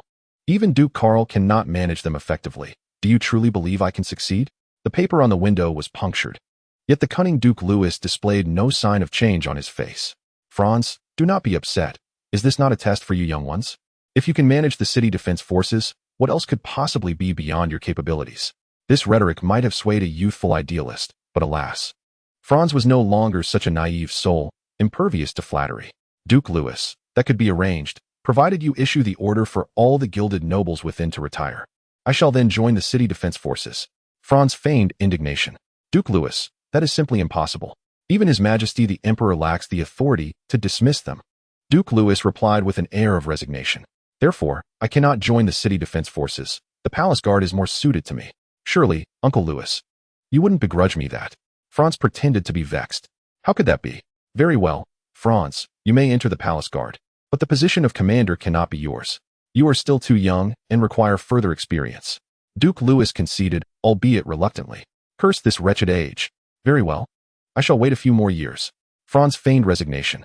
His objective had been achieved. The palace guard, or the Imperial Guard, was unlike any other military unit, for their loyalty lay solely with the royal family. For Franz, commanding this unit was not a prerequisite to wielding its influence. Normally, the commander would be the emperor himself or a royal family member appointed to the position. Currently, the unit was under the control of the Regency Council, with Duke Louis as the commander. By entering this circle as the crown prince, Franz would naturally attract those wishing to align themselves with him. He had made his intentions clear, resolutely determined to join the palace guard. Even if Duke Louis harbored dissatisfaction, he could not genuinely obstruct Franz's entry. Chapter 12. For the glory of the nobility. With his aim accomplished, the two resumed their light-hearted conversation, as if nothing had transpired moments before. In truth, Franz had subtly indicated his willingness to accept a favor from Duke Louis. Such debts of gratitude can be burdensome, yet for Franz, accruing a few more connections can sometimes prove beneficial. For instance, he had now established a rapport with this conservative leader. They could be considered allies. Otherwise, why would Franz seek him out to broker this favor? Was it not evident that as the heir to the empire, he could find no other means to gain entry into the royal guard? Clearly, that was not the case. If Franz desired it, he could intervene even without an official title, for the royal guard served the royal family, with first allegiance to the emperor and the crown prince as the second. Uncle Louis, the situation in the country seems rather tumultuous lately. Franz inquired with feigned curiosity. It is our prime minister who incessantly calls for reform. Now, a cadre of capitalists has transformed into reformists, all under the guise of patriotism to secure their own interests. Our prime minister feigns ignorance, fixating on us nobles as if we are the very tumor hindering Austria's progress. Duke Louis expressed his dissatisfaction, questioning whether Prime Minister Metternich disregarded the bourgeoisie. What purpose does the secret police serve, if not to apprehend the nobility? as a representative of the aristocratic class, Metternich, aside from undermining their interests regarding the abolition of serfdom, predominantly acted as a guardian of noble privileges.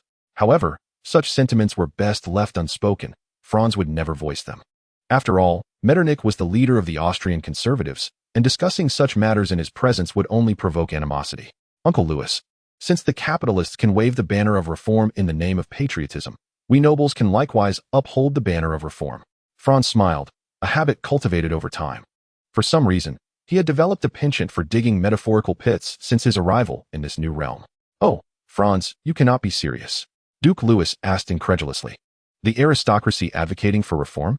Surely, that is absurd. The current reforms are merely carving into the flesh of the nobility, compelling them to inflict wounds upon themselves. How could that be feasible? Franz replied, Of course, Uncle Louis, I am not one to jest. If capitalists can propose reform agendas, why should we nobles be precluded from doing the same? Duke Louis fell into contemplation. It was a consensus that the Austrian Empire required reform. Yet such changes must not jeopardize their interests. This was the very reason conservatives opposed reform. Franz's suggestion, in Louis's view, was an invitation for the nobility to take the initiative and seize control of the reform narrative. He did not suspect Franz of ulterior motives, for the bourgeoisie were also adversaries of the crown. If the capitalists led the reform, it would inevitably strip the emperor of his power. This was merely the moderate faction. Should the radical bourgeoisie take charge, they would advocate for republicanism. A glance at Charles I and Louis XVI reveals that no emperor would hold them in esteem. Franz, as the heir apparent, would undoubtedly find himself in the same predicament, his stance dictated by the circumstances. While conversing with him, Franz repeatedly emphasized we, a reflection of the class dynamics that naturally align the crown with the nobility. Franz, what plans do you have? Could you elaborate? Duke Louis inquired, now cautious of underestimating Franz. From their recent interaction, he discerned the young man was akin to a cunning fox, adept in political maneuvering. Uncle Louis, have you noticed that the bourgeoisie, in their calls for the liberation of serfs, rally around the banners of freedom and equality? Franz inquired. Indeed, they shout those slogans daily. Alongside a litany of unreasonable demands such as constitutional reform and national autonomy, Louis replied, at their core, it is all for their own benefit. They seek to abolish serfdom to gain access to a cheap labor force for their factories. In truth, they are nothing but vampires. It is important to note that the majority of workers live in conditions worse than serfs. At least we provide serfs with food, clothing, and shelter, and we care for them in their old age. However, the malevolent capitalists are far from benevolent. Once one becomes their worker, surviving a decade becomes an extraordinary feat. As one ages, they are cast aside to fend for themselves. After a lifetime of toil for them, one risks ending up destitute on the streets. May God punish these vampires, Duke Louis vehemently declared. It must be acknowledged that Duke Louis spoke a portion of the truth. The capitalists of this era are indeed nefarious, with the majority of workers' lives being less fortunate than those of serfs. This is no exaggeration. The disparity in life expectancy is evident, with urban dwellers living an average of 35 years less than their rural counterparts, showcasing the cruelty of the capitalists. Ordinary workers often find themselves rendered useless after merely a decade in factories, with most failing to reach the age of 40. Yet, many nobles are not virtuous either. They too are vampires, none more noble than the others. Uncle Louis, I am aware of these conditions. If the capitalists can masquerade as champions of serf rights under the pretense of abolishing serfdom, why can't we, under the banner of advocating for the welfare of the working class, curtail the growth of the bourgeoisie? Franz remarked with a sneer. He adeptly mimicked the visage of feudal nobles, his expression filled with disdain, wishing he could tear the bourgeois to shreds. Advocating for the welfare of the working class? That seems unlikely, as many among our aristocracy own workshops. Improving workers' conditions would jeopardize numerous interests. Duke Louis pondered, his apprehension evident. Observing Duke Louis's expression, Franz recognized the historical judgment of him as accurate, hesitant, and indecisive. However, such individuals possess the potential to deceive successfully. Compared to the glory of the nobility, what do minor interests truly amount to? If we do not impose restrictions on the bourgeoisie, it won't be long before they eclipse us. Uncle Louis, have you not noticed the ever-growing strength of the bourgeoisie? If this continues, there will come a day when we can no longer suppress them. Franz urged. This assertion holds validity only in the present context. The nobility has yet to metamorphose into the bourgeoisie. Even if some invest in industry and commerce, they would not personally engage. It is unacceptable for them to stand on equal footing with the capitalists. The noble lords cannot afford such a disgrace. If ordinary nobles feel this way, The likes of Duke Louis, a prominent noble, are even less likely to consider it. Chapter 13. The Tragedy of a Great General. The honor of the nobility is not to be desecrated. Duke Louis proclaimed fiercely. Franz understood that the situation had escalated. He had risked much to incite discord between the nobility and the capitalists. Having laid the groundwork, he had finally ignited the conservative elite's sense of crisis. It was time for him to withdraw triumphantly. Clearly, Duke Louis had no intention of letting Franz off the hook and directly inquired, "Franz, what specific proposals do you believe we should put forth to combat the bourgeoisie?" Franz realized he could not evade this inquiry. To do so would render his efforts futile. "Uncle Louis, this is merely a rough idea, without a detailed plan. We could formulate a Labor Protection Act, focusing on wages, working hours, and labor security. We can send someone to investigate this area and then draft a comprehensive plan. The most pressing matter now is to divert attention. We should produce a draft and put it out there, preventing the reformists from fixating on us. Wouldn't you agree?" Duke Louis felt a surge of joy. The entire nation of Austria was clamoring for reform, with various proposals, each more radical than the last. As the leader of the conservatives, he was nearing his breaking point. At this juncture, introducing a Labor Protection Act would serve as an excellent diversion, ensnaring the bourgeoisie in the turmoil as well. From this moment forth, the Austrian Empire would no longer have conservatives. Everyone would be a reformist, albeit with differing proposals for reform. The bourgeoisie could attract supporters through the liberation of serfs, constitutionalism, parliament, and universal suffrage, while the nobility could strike back with labor protection, wage standards, and working hours. The nobility still held power in Austria, while the slogans of the bourgeoisie remained mere rhetoric, and the nobility as countermeasure could swiftly become law. The working class could hardly reject government protection of their interests, such as reduced working hours and increased wages. Once this strategic combination was unleashed, it would become decidedly more challenging for the capitalists to incite labor unrest. Duke Louis was already contemplating the subsequent issues. Undoubtedly, once the Labor Protection Act was enacted, the labor costs for the bourgeoisie would significantly escalate, leading to a natural decline in profits. In this era, the strength of the Austrian bourgeoisie was limited, and after a reduction in profits, their aspirations for expansion would be stifled. With the bourgeoisie successfully restrained, domestic tensions would ease, as the demand for labor would diminish. As the vanguard in suppressing the bourgeoisie, Duke Louis would be heralded as a hero among the nobility. Perhaps it would even be feasible for him to oust Metternich and assume the role of prime minister himself. As for Franz, he remained oblivious to these machinations, as long as someone was at the forefront. It could be Duke Louis or Prime Minister Metternich. He simply wished to avoid direct involvement. It is often said that to obstruct one's means of livelihood is akin to killing one's parents. Franz did not believe that the capitalists would remain passive. In the face of their interests, they were capable of being ruthless. As the primary orchestrator of this plan, he would undoubtedly find himself on the capitalists' blacklist. With this thought, Franz resolved that once the Labor Protection Act was proposed, he would distance himself, especially avoiding any association with Duke Louis, for fear of collateral damage. He did not believe that a mere Labor Protection Act could stymie the growth of the bourgeoisie. Policies at the top would inevitably meet countermeasures from below. The capitalists were astute individuals, and in this era, the workers were still somewhat gullible. He surmised that even with legal protections, enforcement would be a formidable challenge. Without further ado, when capitalists delay wages, they can leave the majority of workers astounded. The prospect of litigation, with its prohibitive costs, is often beyond the reach of ordinary laborers. Undoubtedly, in the short term, this tactic proves effective, as the aristocracy may seek to complicate matters further. Armed with their own legal counsel, government officials, seizing the opportunity, exhibit an exceptional vigor, indulging in excesses, for once they are scrutinized. It would be uncharacteristic of Austrian norms not to extract their due. Having accomplished two minor objectives, Franz bid farewell to Archduke Louis with satisfaction and returned to Schönbrunn Palace. The following day, while steeped in a cup of tea and perusing the latest edition of the Vienna newspaper, Franz savored the moment. In an era devoid of entertainment, he felt compelled to cultivate the commendable habit of reading. Just then, the steward of Archduke Karl arrived, bearing grave news.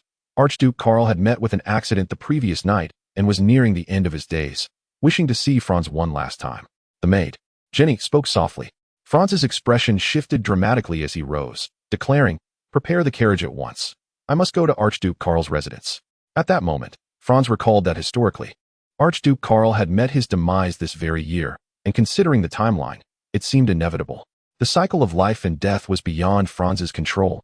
Archduke Karl, born in 1771, had reached the venerable age of 75. In an age where life expectancy scarcely exceeded 40, this was indeed a remarkable longevity. If it were feasible, Franz sincerely wished for Archduke Karl to live to 100, for his presence served as an anchor, significantly alleviating Franz's burdens. Whether in military reform or the impending civil strife, Franz desperately needed this ally to share the weight of his responsibilities. He hastened to Archduke Karl's abode, where he soon grasped the situation. Last night, Karl had indulged in a drink and, in a misstep, had fallen, resulting in a fractured vertebra. In this era of rudimentary medicine, there was no recourse for recovery, such as the application of a steel plate. The physician grimly assessed that his time was short. As a political figure, it was customary for one to impart final words, and Archduke Karl was no exception. As his most esteemed pupil, self-proclaimed, Franz felt compelled to be present, for without imparting a few words, it was likely that Archduke Karl would depart with an unsettled mind.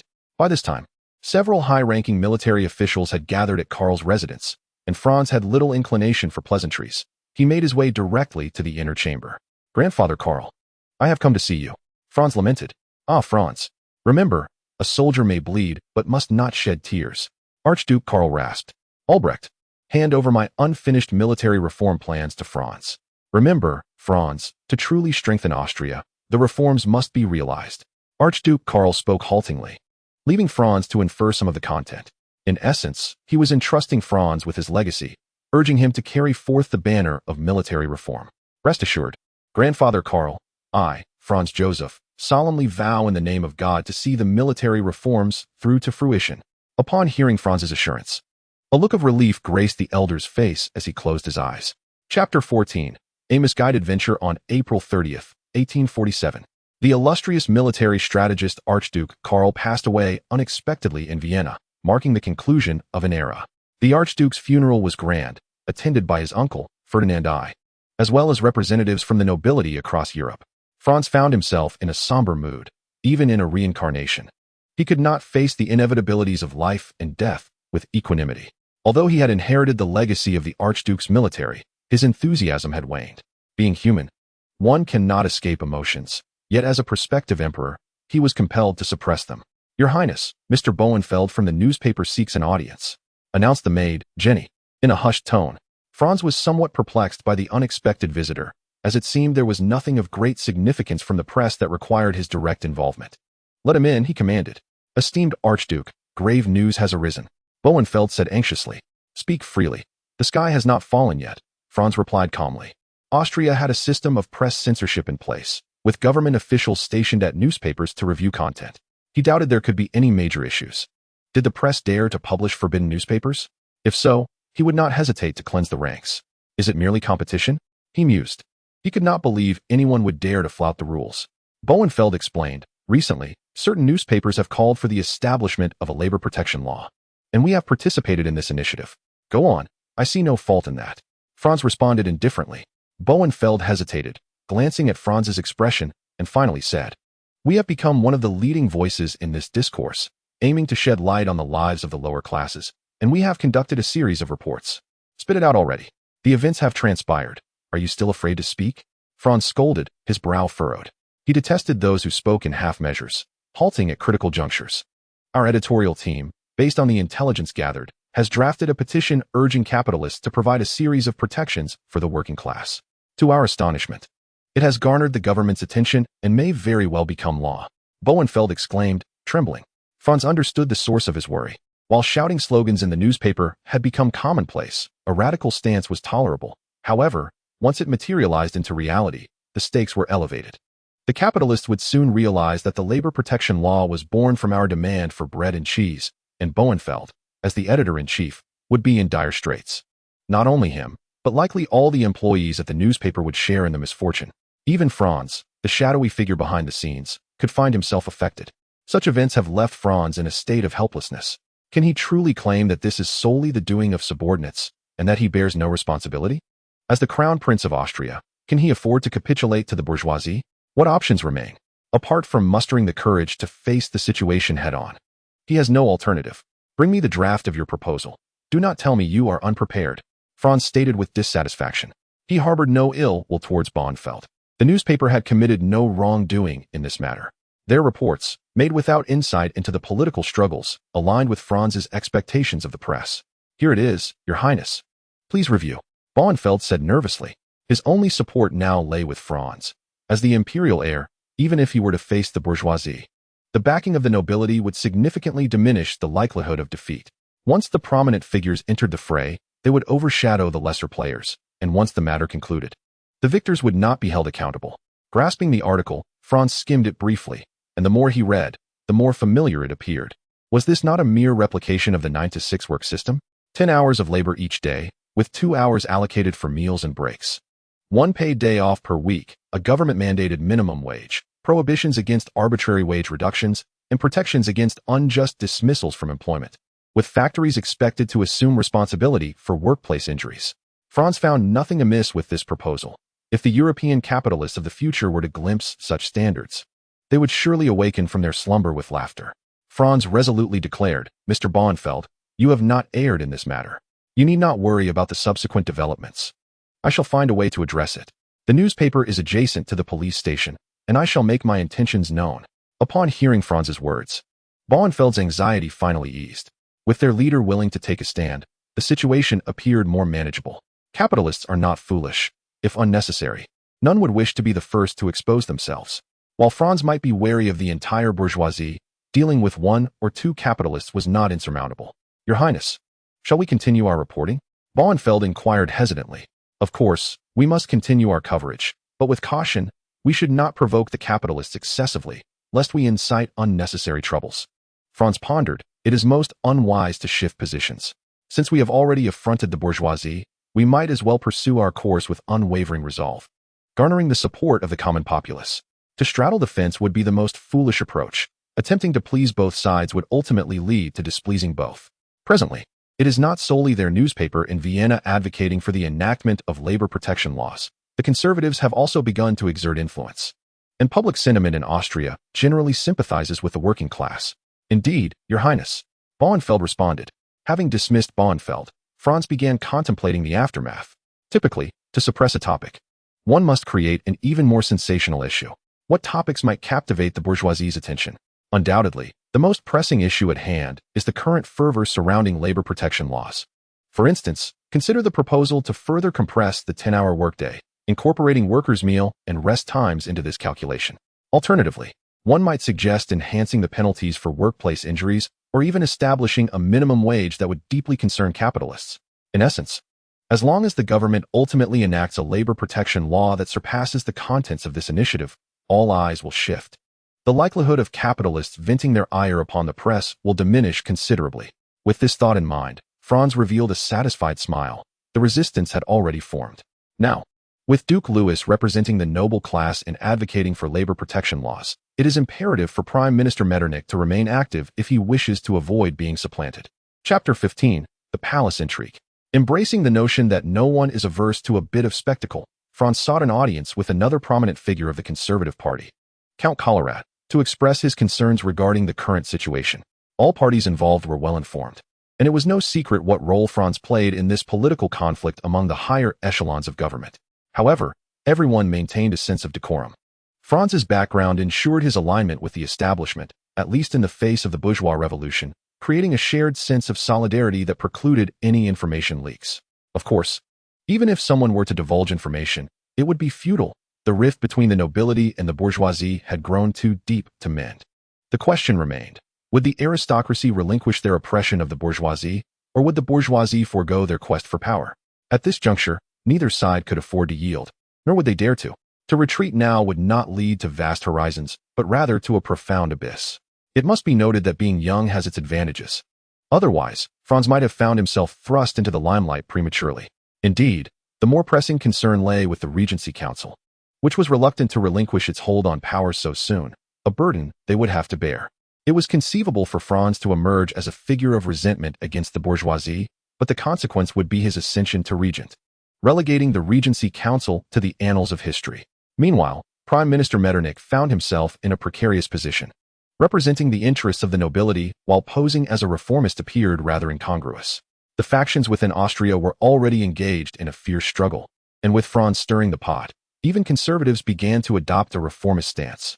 Historically, The discourse often centered on serfdom, criticizing conservatives for hindering Austria's progress, depriving serfs of their personal freedoms, and subjecting them to brutal exploitation. Now, the nobility had begun to retaliate, drawing comparisons between the lives of workers and serfs. And all of a sudden, a harsher reality came to light. No matter how ruthless the nobility might be, they could not demand that serfs labor for 15 or 16 hours a day. Outside of harvest season, there simply wasn't that much work to be done.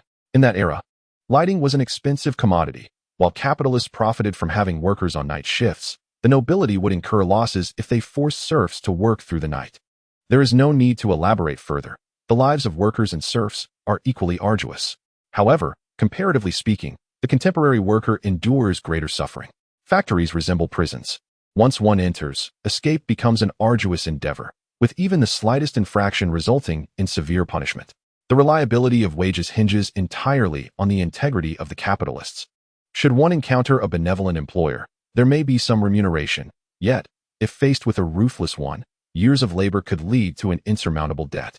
The challenge of wage collection is not only pertinent in this era, but remains unresolved even in the 21st century across various regions. Happiness is often derived from comparison, and so too is suffering. Under the manipulation of the aristocracy, the working class suddenly realizes that they are indeed the most miserable. At this juncture, the government must implement the Labor Protection Act. Such a measure is imperative. It pertains to their own interests, while issues like constitutional reform, universal suffrage, and the abolition of serfdom can be indefinitely postponed. The bourgeoisie are no soft targets. When their interests are at stake, they remain unyielding, and their patriotic integrity has long been devoured. Caught in the middle, Prime Minister Metternich finds himself in a quandary. This diplomatic stalwart feels powerless in the face of internal strife. Like the previous reforms aimed at abolishing serfdom, he is still negotiating with representatives of the bourgeoisie, striving to reach a consensus that all can accept. Your Excellency, when can we expect the labor protection law to be enacted? Count Collerat inquired coldly. As a political rival of Metternich, he could hardly refrain from stirring the pot. Even without Franz's insinuations, he would take action, albeit with a more defined objective now. Count Collerat, the formulation of any law requires time. We must conduct thorough research and comprehensive analysis. Please be patient, Metternich retorted disdainfully. When addressing his political adversary, he felt no need for courtesy. After all, regardless of pleasantries, they remained foes. Your Excellency, I can wait, but the workers outside cannot. You must understand that every day in Austria, hundreds of workers perish due to the unbridled exploitation of capitalists. Do they not consider themselves patriots? They incessantly criticize us for depriving serfs of their freedom as immoral. Yet, how do they act now? Are workers not citizens of Austria? Most of these workers are former serfs we have liberated. Instead of improving their lives, liberation has plunged them into another abyss. An abyss far more terrifying. One that threatens to consume everything and ultimately annihilate all of Austria. Count Collerat bellowed, pointing at Prime Minister Metternich. The intent behind liberating serfs was to enhance their quality of life. Yet the current outcome is starkly contrary. Overwhelming evidence indicates that their circumstances have deteriorated. This presents a significant blow to Metternich's advocacy for the abolition of serfdom. Until this issue is resolved, all his prior endeavors must be halted. However, addressing this matter implies that he must sever ties with the bourgeoisie, who support the abolition of serfdom and even subdue them. Currently, the majority of reformists within the country are representatives of the bourgeoisie, which could undermine his position as prime minister, unless he aligns himself entirely with the aristocracy. Indeed, Metternich himself epitomizes the great nobility and has consistently stood alongside the aristocracy. Beyond the abolitionist movement, he does not reject the prospect of reconciling with the noble class again. The crux of the matter lies in the fact that such alliances must not be coerced, as they pertain to the future of dominion. Metternich aspires to be the leader of the noble class, rather than merely a puppet supported by them. Very well, Count Collerat. The government will provide a response to this issue promptly. You may return and await further news, Metternich remarked with a furrowed brow. Let us hope so. For otherwise our prime minister may disappoint us, Count Collerat retorted sarcastically. After bidding farewell to Count Collerat, Metternich's countenance darkened instantly, having been pressured. How could his spirits remain high? After a moment of contemplation, he slammed his hand on the table and muttered to himself, such trivial machinations. And they think to usurp power. It seems Collerat is indeed growing old. Despite his words, Metternich, born in 1773, was also 74 years of age himself. Chapter 16. The Brewing Revolution, the Establishment of the Vienna System. which maintained stability across the European continent for over 30 years, alongside Metternich's two-decade tenure as Austria's prime minister. Effectively suppressing political adversaries is proof that Metternich is no ordinary figure. It was evident that Count Collorad's intent today was to provoke him. Only under provocation do individuals tend to err, and Metternich was certainly aware of this. This constitutes a calculated maneuver. Metternich has already sensed the overwhelming pressure mounting against him. A pressure not solely instigated by Count Colorad, but also from the Austrian conservatives and the Viennese court. Metternich could not be oblivious to the role played by Franz in this scenario. No evidence was required, as his extensive experience in political struggle enabled him to discern the truth. A year prior, Franz had broached this subject with him. However, Metternich sought to maintain a balance of power domestically and refrained from suppressing the bourgeoisie. Now, with Franz entangled with the conservatives once more, it is unequivocal that the Viennese court's tolerance for reformists has reached its zenith. It is not just the royal family. Even Metternich himself harbors disillusionment towards the reformists, whose proposed idealistic reforms fail to take practical realities into account. The bourgeoisie, in their ambition to seize power, have become brazen, presenting demands that the government cannot possibly acquiesce to. Even Metternich could assert with certainty that should the bourgeois conditions be wholly accepted, the Austrian Empire would swiftly become a relic of history. In their quest for power, the bourgeoisie have allied with separatist factions, their so-called American-style autonomy entirely disregarding the practical realities. With numerous nations across the continent, should Austria fracture, it would be poised for division, as adversaries would undoubtedly seize upon this opportunity. A cadre of idealists, incited by the bourgeoisie, have become the vanguard of reformists, proposing solutions that are entirely presumptive, showing no consideration for the consequences. Such reformists are intolerable to anyone. Summon the necessary parties and announce that a cabinet meeting will be held tomorrow, inviting the Regency Council to attend. It is evident that Metternich has resolved firmly, since the reformists have slipped from control. They may be sacrificed for the sake of political expediency.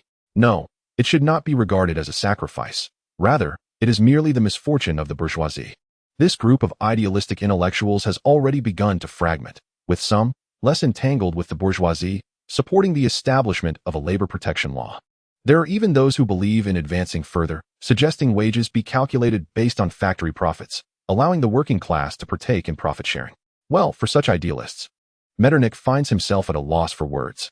He would wager that should this notion be proposed, one might as well forget about leaving the premises thereafter. The mere introduction of a labor protection law would send capitalists into a frenzy, should they dare to strip away the vast majority of profits from capitalists. The bourgeoisie would undoubtedly seek to tear the prime minister apart. Indeed, the prime minister, the attendant hastily remarked, following the triumph of the July Revolution. The advancement of capitalism in France has rendered the vast working class, peasantry, and petite bourgeoisie increasingly impoverished. The progress of the Industrial Revolution has enriched the capitalists, while countless artisans and small proprietors have gone bankrupt due to competition from the large capitalists. The social crisis in France is deepening, and calls for social reform are growing louder. Yet none of this has garnered the attention of the July monarchy.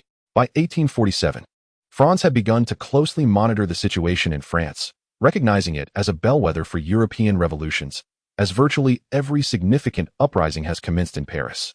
Observing the news from France, Franz understood that a revolution was brewing within, with the prelude of the banquet movement already flourishing. Undoubtedly, the impending revolution would once again be led by the bourgeoisie. In Franz's view, this reflects a discord over the division of spoils within the French bourgeoisie. In the wake of their failures in the competitive landscape, discontented capitalists, unwilling to see their interests usurped, allied with various anti-government factions. They seized upon the public's dissatisfaction with the government to instigate the February Revolution. Franz sensed that a new wave of revolutionary fervor was imminent, recalling that in 1848, every city in Europe with a population exceeding 100,000 erupted in revolution. The spark for this upheaval was the February Revolution in France, whose success served as a beacon, prompting widespread imitation across Europe, save for the still agrarian Russia, which remained a tumultuous entity. Franz solemnly instructed Turenne, infiltrate the social groups in Vienna to stay attuned to their movements, including the working-class organizations. Indeed, Your Highness, Turenne, the intelligence chief, responded. This intelligence organization was, in fact, a clandestine unit of the royal court, which Franz had successfully integrated after prior engagements with them. Naturally, the pivotal role of the appointment letter he had obtained from his uncle, Ferdinand I, could not be overstated. As a consequence, Franz was compelled to disburse 800 Rhine guilders monthly for operational expenses, gradually depleting his financial reserves. Nonetheless, even with the majority of individuals working on a voluntary basis, the intelligence operation required funding. However, all these expenditures were deemed worthwhile, as Franz gained profound insights into the domestic situation in Austria. Surprisingly, he discovered that the bourgeoisie had yet to orchestrate a revolution. This revelation indicated that the historical March Revolution in Vienna was not premeditated, but rather a spontaneous reaction to the outbreak of the French February Revolution, with a group of individuals acting on impulse. Many of these participants were not even revolutionaries. They included members of the bourgeoisie, students, and workers, as evidenced by the demands posited by revolutionary factions post-March Revolution. Moreover, the government's proposal of the labor protection law diverted public attention, leading the majority of the lower classes to still harbor hopes for the Vienna government. They awaited the implementation of this law to ameliorate their dire living conditions. This presented Franz with new possibilities. Should the government enact the labor protection law, the impending March Revolution might falter due to a lack of supporters. Furthermore, due to the conflicting interests between the working class and the bourgeoisie, there was potential for them to side with the government in suppressing the bourgeois rebellion. Chapter 17. The labor protection law. As the nobility took action, the capitalists were also far from idle. Historically positioning themselves as reformists, many found themselves disoriented by their sudden role reversal. Within a Viennese estate, a grand banquet was underway, predominantly attended by Austrian capitalists, alongside a cadre of scholars and experts. Mr. Varies, the current public sentiment is decidedly unfavorable toward us. Many are accusing us of being solely profit-driven. If we do not take decisive action, the enemy's machinations will come to fruition. Indeed, they speak without experiencing the burdens we bear, neglecting the actual circumstances we face. The competition is fiercely intense, and our profits are already exceedingly slender. We possess but a meager profit, while the market shifts incessantly. What is profitable today may lead to losses tomorrow. We are compelled to continually invest to expand production, and merely sustaining our workers is a significant challenge. Where, then, would we find the means to enhance their remuneration? Should there be a labor protection law that grants all benefits to the workers, would we not find ourselves laboring in vain? In such a scenario, who would still invest in industry? These nobles, reclining in comfort, earn their wealth while scheming in disreputable ways. The esteemed Mr. Varies spoke up. Gentlemen, we are well aware of these issues. At this juncture, we must unite to demonstrate our strength to our adversaries. The enactment of a labor protection law is absolutely unacceptable. Once the first concession is made, a second will surely follow. If we yield, our enemies will relentlessly tighten their grip. The nobility seeks to suffocate us. Lacking the courage to act overtly, they resort to cunning schemes. Do not be deceived. The current labor protection law merely requires us to concede a small step. However, if we indulge their ambitions, they will incite the workers to rise against us, ultimately imposing exorbitant labor costs that will lead us to decline, ensuring their elevated status remains unshaken. Mr. Varies, what course of action should we take now? It is the nobility that controls the government. Many among us have likely already exerted our influence to persuade the government, yet the outlook remains bleak. Varies replied with a sardonic smile. Mr. Trios, you are correct. The nobility controls the government. So how can our grievances hold any weight? Why do they propose the labor protection law? Is it out of genuine compassion? If that were the case, why do they not liberate the serfs? Indeed, why have the nobles suddenly adopted a benevolent guise? We are all seasoned in these matters. This question reveals itself readily, and several plausible motives arise swiftly. For instance, diverting attention to the welfare of workers, or perhaps as retribution from the noble class against the bourgeoisie's demands for the abolition of serfdom. Mr. Varies implied that we should persist in our endeavors? Mr. Trios inquired hesitantly. Varies, filled with righteous indignation, asserted, yes, we cannot allow our enemies to lead us by the nose. The primary objective behind the nobles' proposal of the labor protection law is to compel us into concessions. But can we afford to yield? A single step back leads to an abyss. Our most pressing priority is to expose the predatory ambitions of our adversaries and rally more individuals to our cause to secure ultimate victory. Yet, Mr. Varies, the enemy has struck us unexpectedly, and the public opinion is decidedly unfavorable towards us. Many who were once neutral have shifted their allegiance to them. Ham furrowed his brow and inquired. While Varies' expression shifted noticeably, he was acutely aware that his position as the leader was not particularly convincing. Ham represented one of his challenges. Although his question seemed innocuous on the surface, it concealed a lethal undertone. Mr. Ham, I believe such a straightforward matter poses no difficulty for anyone. Persuading them should be a trivial endeavor, wouldn't you agree? We can buy off a segment of the populace to speak on our behalf, eliminate the obstinate dissenters, and pin the blame on the secret police. Such schemes are not unprecedented. The distinction between right and wrong has become irrelevant, as public opinion can be skillfully manipulated. Everyone is striving for their own interests. The capitalists are reluctant to relinquish the gains they have secured, even if it necessitates concessions from the government in other realms. Their inherent nature is to seek benefits without any willingness to sacrifice. In other contexts, they may appear weak, but when their own interests are at stake, they can unleash formidable resistance. Now that Vires has laid bare the situation, the pretense of gentlemanly decorum may be cast aside, and soon Austria will come to recognize the true nature of capitalist machinations. The tenacity of capitalists is formidable, especially when it comes to influencing public opinion, far surpassing that of the nobility. Were it not for the censorship of literature and press, the narrative would have already shifted dramatically. Gazing at the intelligence reports in hand, Franz felt too weary to comment. The performance of the conservative nobility in this struggle was akin to trying to prop up a wall of mud. The first to be duped by the capitalists were the students, with the University of Vienna falling prey first, many believing it to be a contrived government ruse. Whether they genuinely believed it or feigned such belief was unclear to Franz, but he was well aware that many had been co-opted by the capitalists. Franz commanded, Tyrant, signal to Duke Louis, alert him to the bourgeois conspiracy, and expedite the introduction of the Labor Protection Act. The optimal approach now is to take advantage of the capitalist counterattack to establish a fait accompli. Franz had no desire to interfere with the specifics of the Labor Protection Act. He understood that the nobility was eager to retaliate against the bourgeoisie, thus the provisions of this legislation would be decidedly detrimental to the capitalists. He had grown indifferent to the connections between the intelligence agency and the nobility, reluctantly acknowledging that he had overestimated this decaying aristocracy. They had managed to control the government. Yet a mere piece of legislation, under the influence of the bourgeoisie, had languished for months without fruition. Time slipped away, and after months of contention and wrangling, on November 21st, 1847, history finally turned a new page with the shocking emergence of Austria's first Labor Protection Act. The Labor Protection Law stipulates, 1. As of March 1st, 1848, Austria has implemented an 8-hour workday, allowing workers the voluntary option to work overtime. Capitalists are prohibited from reducing wages as a consequence, and overtime must be compensated accordingly. 2. Local governments will soon establish minimum wage standards, which must be adhered to by all factories operating within Austria. 3. Regulations for occupational injury protection will be enacted, with specific measures to be announced by the government in the near future. 4. It is forbidden to withhold wages without just cause or to delay payment. Violators will incur penalties exceeding tenfold compensation, with fines imposed by commercial authorities based on the severity of the offense.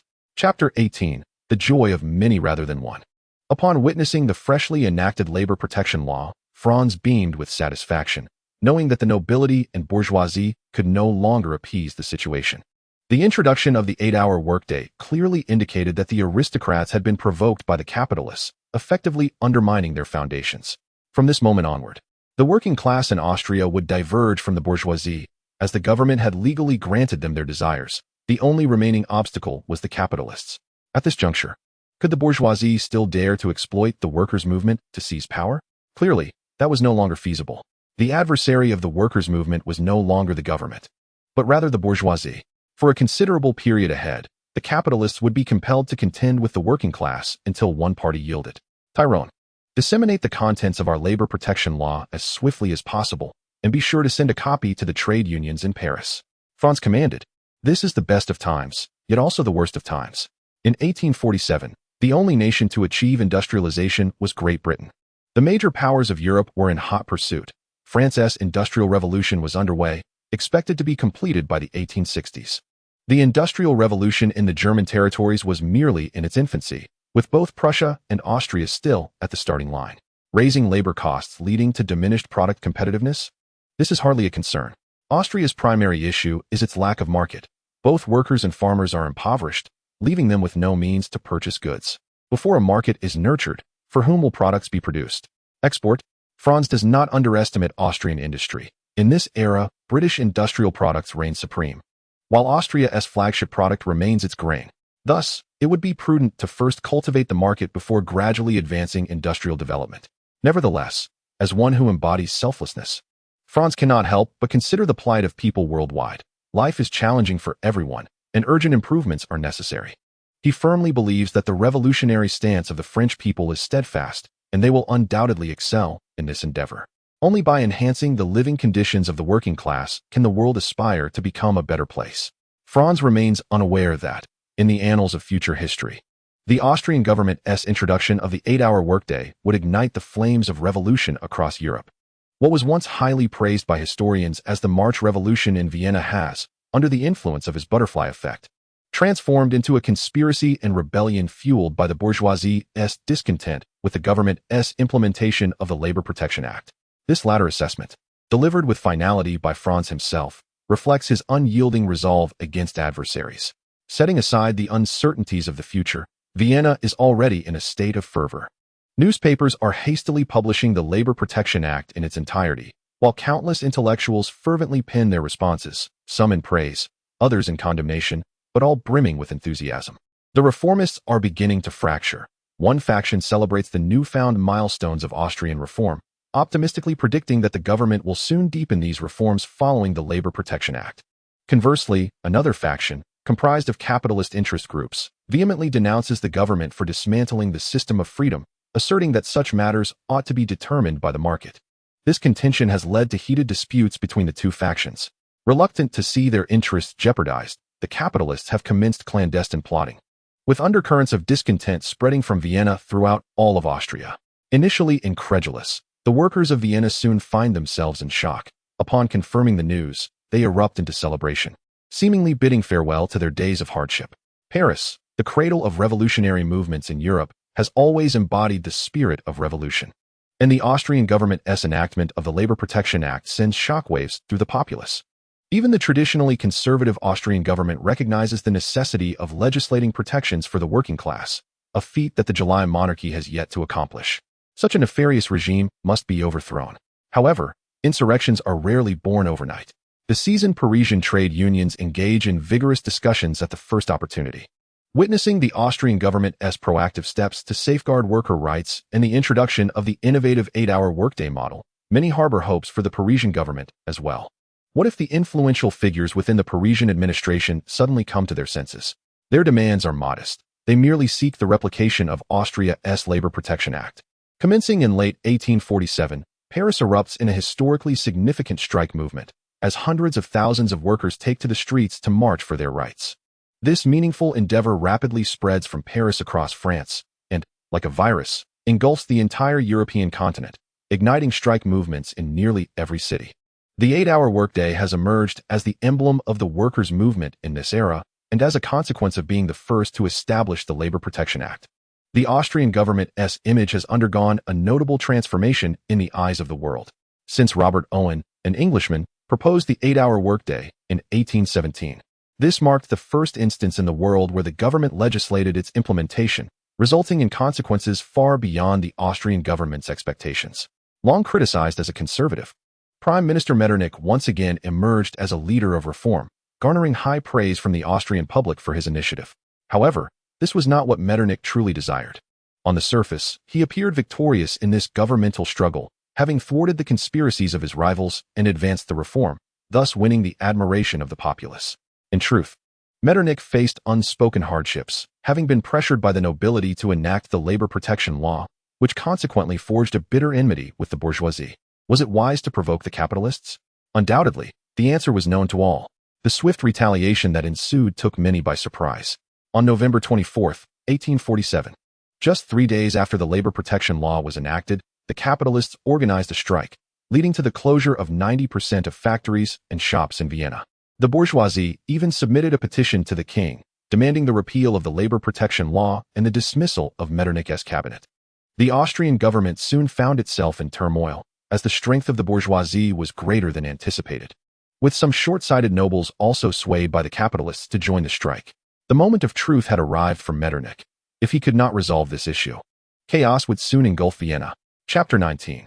The turmoil. It must be said that Metternich possessed a measure of capability, and at this juncture, the Austrian government was quite formidable. The bourgeoisie's strike did not intimidate them. The grandees were supportive of the government, wielding power that was not inferior to that of the capitalists. While they may not possess vast quantities of other resources, they certainly had an abundance of grain. Each was a large landowner, often maintaining a substantial number of serfs, who among them lacked a stockpile of provisions. The government could easily procure a quantity of grain from them to alleviate the crisis. The capitalist conspiracy could not be kept secret. Prior to the outbreak of the crisis, the Vienna government had already invested in acquiring a reserve of grain from the nobility. At the onset of the strike, the government began to sell grain to ensure the food supply in Vienna, although the former prosperity had vanished. Observing the desolate market, many within the government grew anxious. Interior Minister Fischer expressed his concerns, stating, "Your Excellency, this cannot continue. While the food issue is resolved, other supplies remain scarce. Moreover, with the capitalists closing their factories, workers are losing their incomes. It is likely their funds will soon be depleted." To this, Metternich smirked and replied, "Do not worry. This situation will not last long. Remember, in a strike, the capitalists incur daily losses in gold coins, and the small merchants cannot sustain themselves for many days. However, we cannot remain passive. Even the nobility participates in the strike.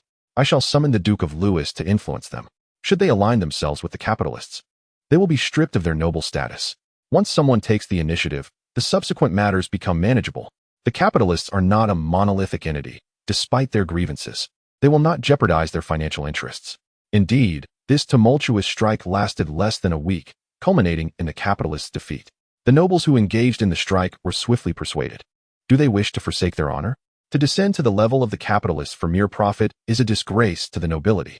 After all, in this era, most nobles have yet to become capitalists. Observing the nouveau riche thriving in commerce, they have long felt a sense of imbalance, and naturally, they will vocally condemn it. Nobles no longer invite them to their banquets. When they invite others, those others refuse with righteous indignation, and friends and relatives come forth to sway their thoughts. The radical nobles have already begun to clamor for the expulsion of these fallen nobles from their ranks, striking fear into many hearts. Although Austrian capitalists are affluent, they lack political standing. Securing a hereditary title is no trivial matter. Losing it would be disastrous. Under such pressure, the nobles are compelled to delineate their boundaries with the capitalists, withdrawing from the strike. Some even contemplate, if we must enhance workers' benefits, so be it. I can always resort to serfs. Such foolishness is rare. Most understand that once they compromise, future labor costs will inevitably rise. Dreaming of serfs? Do they truly believe that society's daily calls for the abolition of serfdom are mere rhetoric, devoid of reality? With someone leading the charge, the intrinsic profit-seeking nature of the capitalists dictates that their alliances cannot endure. None among them are selfless. Watching others profit while they risk their necks for benefits breeds discontent. The bourgeoisie's initial counterattack faltered quickly due to a lack of organization and accountability among its members. Franz was not surprised by this outcome. Unless the supply of essential commodities such as food and coal is severed, it will be exceedingly difficult to compel the Vienna government to yield in a short span. Ironically, this is something the capitalists cannot achieve. During this period, the Austrian nobility is too formidable. The food and coal are produced on their own lands. If the capitalists refuse to sell, will they not transport and sell it themselves? Do you have a purchase contract? At this moment, can you expect them to adhere to the rules of the game? As the architects of those rules, they possess the authority to alter them. Franz understood that this matter was far from over. The capitalists would not easily accept defeat.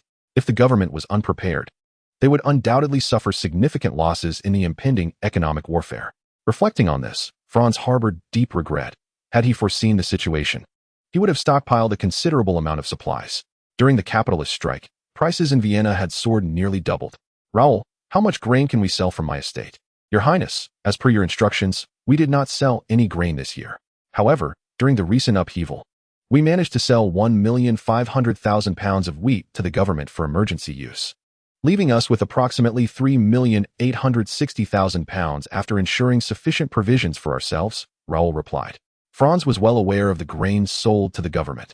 His estate was a mere 30 kilometers from Vienna. In such a crisis, as the heir to the empire, he maintained his integrity. 3,860,000 pounds sounded substantial, but converted to tons, it amounted to just over 1,750 tons, yielding only 2,000 or 3,000 gold coins after deducting production costs. With the royal estates having released serfs, labor costs were also a considerable expense. Prepare for action. Once the price of wheat rises by more than 20%, we should sell this grain, Franz declared. He recognized that the capitalists would not relent.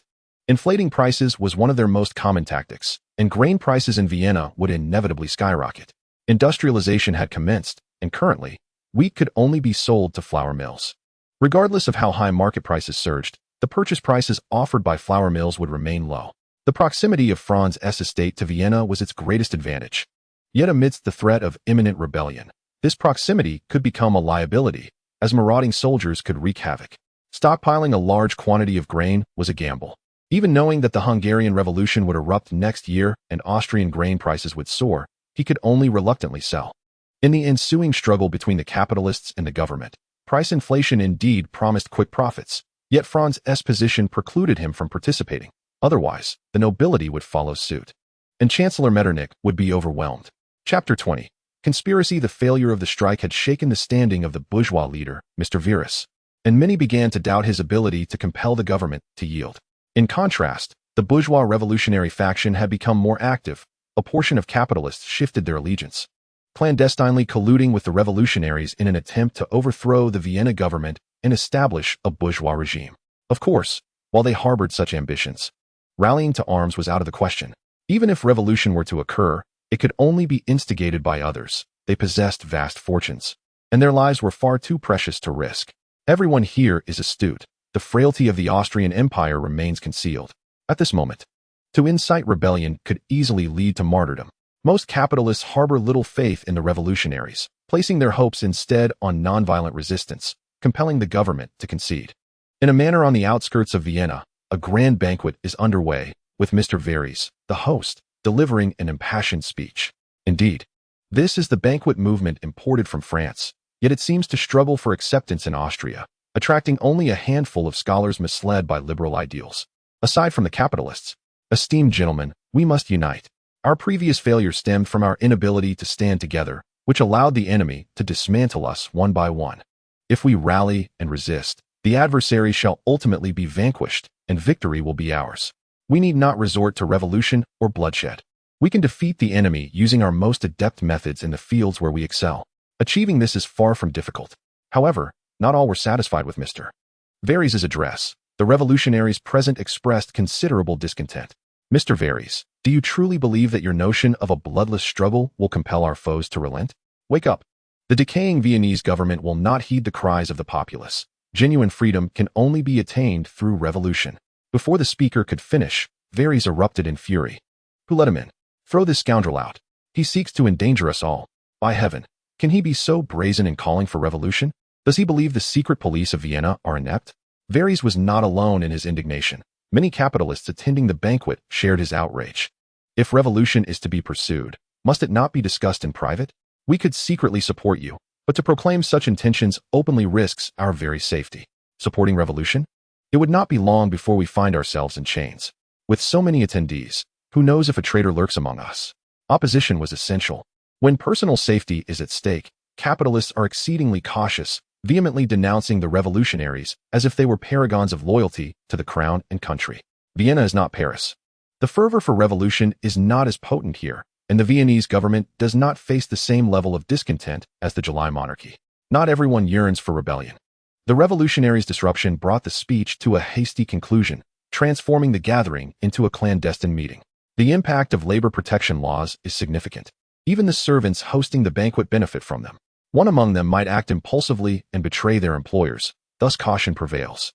Mr. Verus, can artificially inflating prices truly compel the government to yield? Remember, the nobility holds considerable power, should they choose to counter our efforts. We may end up with nothing to show for our endeavors.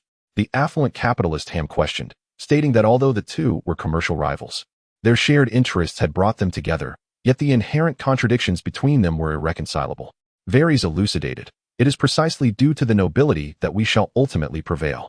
Let us not forget that our esteemed Prime Minister advocates for the abolition of serfdom. If the nobles do not devise a means to oust him, do they not fear that he might, as he has done this time, enforce legislation by coercion? The moderate capitalist field concurred, remarking, Mr. Verus speaks truthfully. That old wretch Metternich has offended many over the years, and there are countless who desire his removal. Once this cunning old fox is out, the new Prime Minister will lack his prestige. If he does not compromise with us, he can forget about stabilizing the situation. Field and Verus shared similar political ideologies. both opposing violent revolution and advocating for the pursuit of rights through non-bloodshed means. Their interests dictated this stance. As prominent capitalists in Austria, they possessed substantial industries. Should a revolution arise, they would face a new shuffle of interests, and in the event of failure, they risked total ruin. Varys continued, Mr. Ham.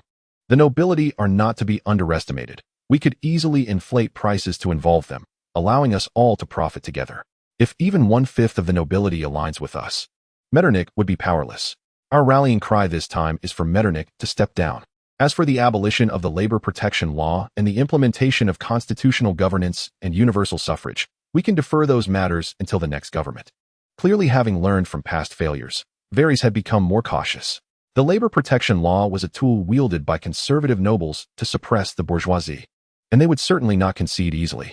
Constitutional governance and universal suffrage were even more contentious. The moment such slogans were proclaimed, they would invite a wholesale backlash from the noble class.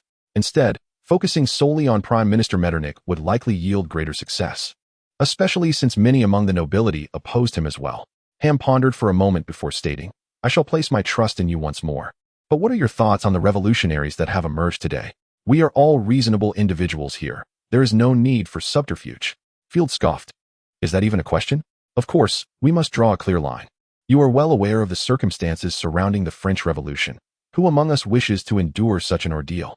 Ham retorted sarcastically, Mr. Field. Let us dispense with the grandiloquent rhetoric. I know you all have private connections with them. What I mean to ask is whether you have considered intensifying your support for them. We do not seek their success, merely to occupy some of the government's attention. Varys hastily interjected, Mr. Ham, let us put an end to this jest. I have never known any revolutionaries. Unlike the audacious Ham, Varys has grown old and, with his vast wealth and estate, no longer wishes to take risks. Subtly providing financial support to the revolutionaries has become the extent of his involvement. Chapter 21. The misguided economic crisis. Unable to persuade a few old foxes, Ham remained unperturbed, for he understood that these individuals had been swayed. Yet their timidity prevented them from voicing their thoughts. He was no revolutionary. He merely mingled with the revolutionaries for personal gain. If one could achieve their aims through peaceful means, who would be foolish enough to incite rebellion? This is the European continent.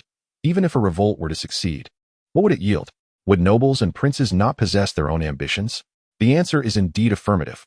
If successful, one might merely ascend to the presidency of a bourgeois republic, a position likely less comfortable than his current existence. Should failure ensue, exile would be the best outcome. Confronted with the harsh realities, Ham's already modest revolutionary fervor diminished even further. Like the vast majority of capitalists, they were willing to support the revolutionaries. But to personally lead a revolution was another matter entirely. They had no desire to assume the presidency. The banquet was difficult to keep confidential, and the tales of what transpired at Varys' estate on the outskirts of Vienna swiftly reached Metternich. Naturally, the details of the clandestine meeting were not included. Nevertheless, Prime Minister Metternich was a man of principles, adhering to the boundaries of political conflict. He refrained from exploiting the situation to apprehend the capitalists who attended the banquet under the pretext of colluding with revolutionaries. His adherence to decorum brought him distress. Fully aware of the capitalist conspiracies, he could only resort to passive defense, leaving his spirits understandably low.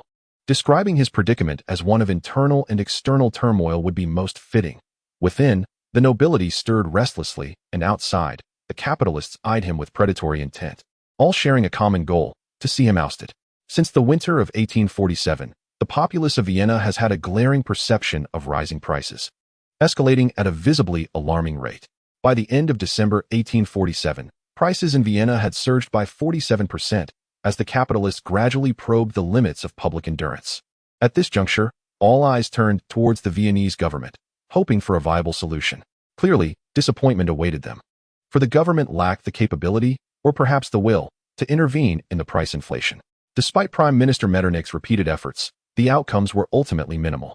For instance, the government issued proclamations forbidding merchants from price gouging, yet such measures proved futile. Moreover, the Prime Minister's multiple discussions with capitalists yielded no results. The government also endeavored to procure supplies from outside Vienna in a bid to quell the rising prices. However, thwarted by the capitalist resistance and the internal decay among the nobility, these efforts ultimately faltered. Nonetheless, it was not entirely without effect, as the pace of price increases was curbed, preventing a sudden spike to its zenith. Following the previous failure, mistrust brewed among capitalists, Many weaker capitalists, eager for profit, could not await the peak of prices. Human nature is inherently selfish. Franz understood well that behind the significant price surge in Vienna lay the involvement of the aristocracy, whose actions were primarily driven by self-interest rather than a unified capitalist initiative. Initially, their intent may have been merely to seize a lucrative opportunity, yet as time progressed, wealth began to cloud their judgment, ensnaring many in its grasp. Unfortunately, their timing was ill-fated, coinciding with the European economic crisis. Beginning in 1845, Europe faced recurrent crop failures, causing international grain prices to soar. The rise in food prices compelled the already struggling European populace to allocate a substantial portion of their finances towards sustenance, leading to a persistent decline in purchasing power. In 1846, the price of American cotton and cotton products nearly doubled, resulting in a significant drop in sales.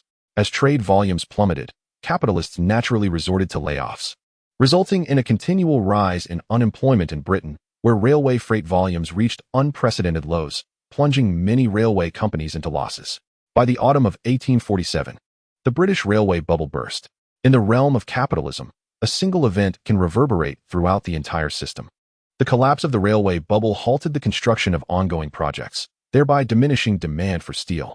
This crisis swiftly permeated the iron and coal industries, with 58 out of 137 iron furnaces in Staffordshire ceasing operations. Within a month to 6 weeks, pig iron production fell by 1/3, while coal output decreased by nearly 20%.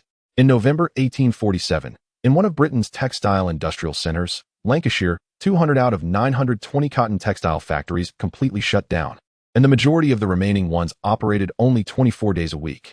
Over 70 of workers faced unemployment or partial unemployment. The industrial crisis that erupted in Britain did not capture the attention of Austrian capitalists. Neither the economic crises of 1825 nor 1837 had repercussions in Austria. As a non-industrialized nation, Austria seemed shielded from the possibility of such a crisis. Yet, many overlooked that Austria was no longer the Austria of yore.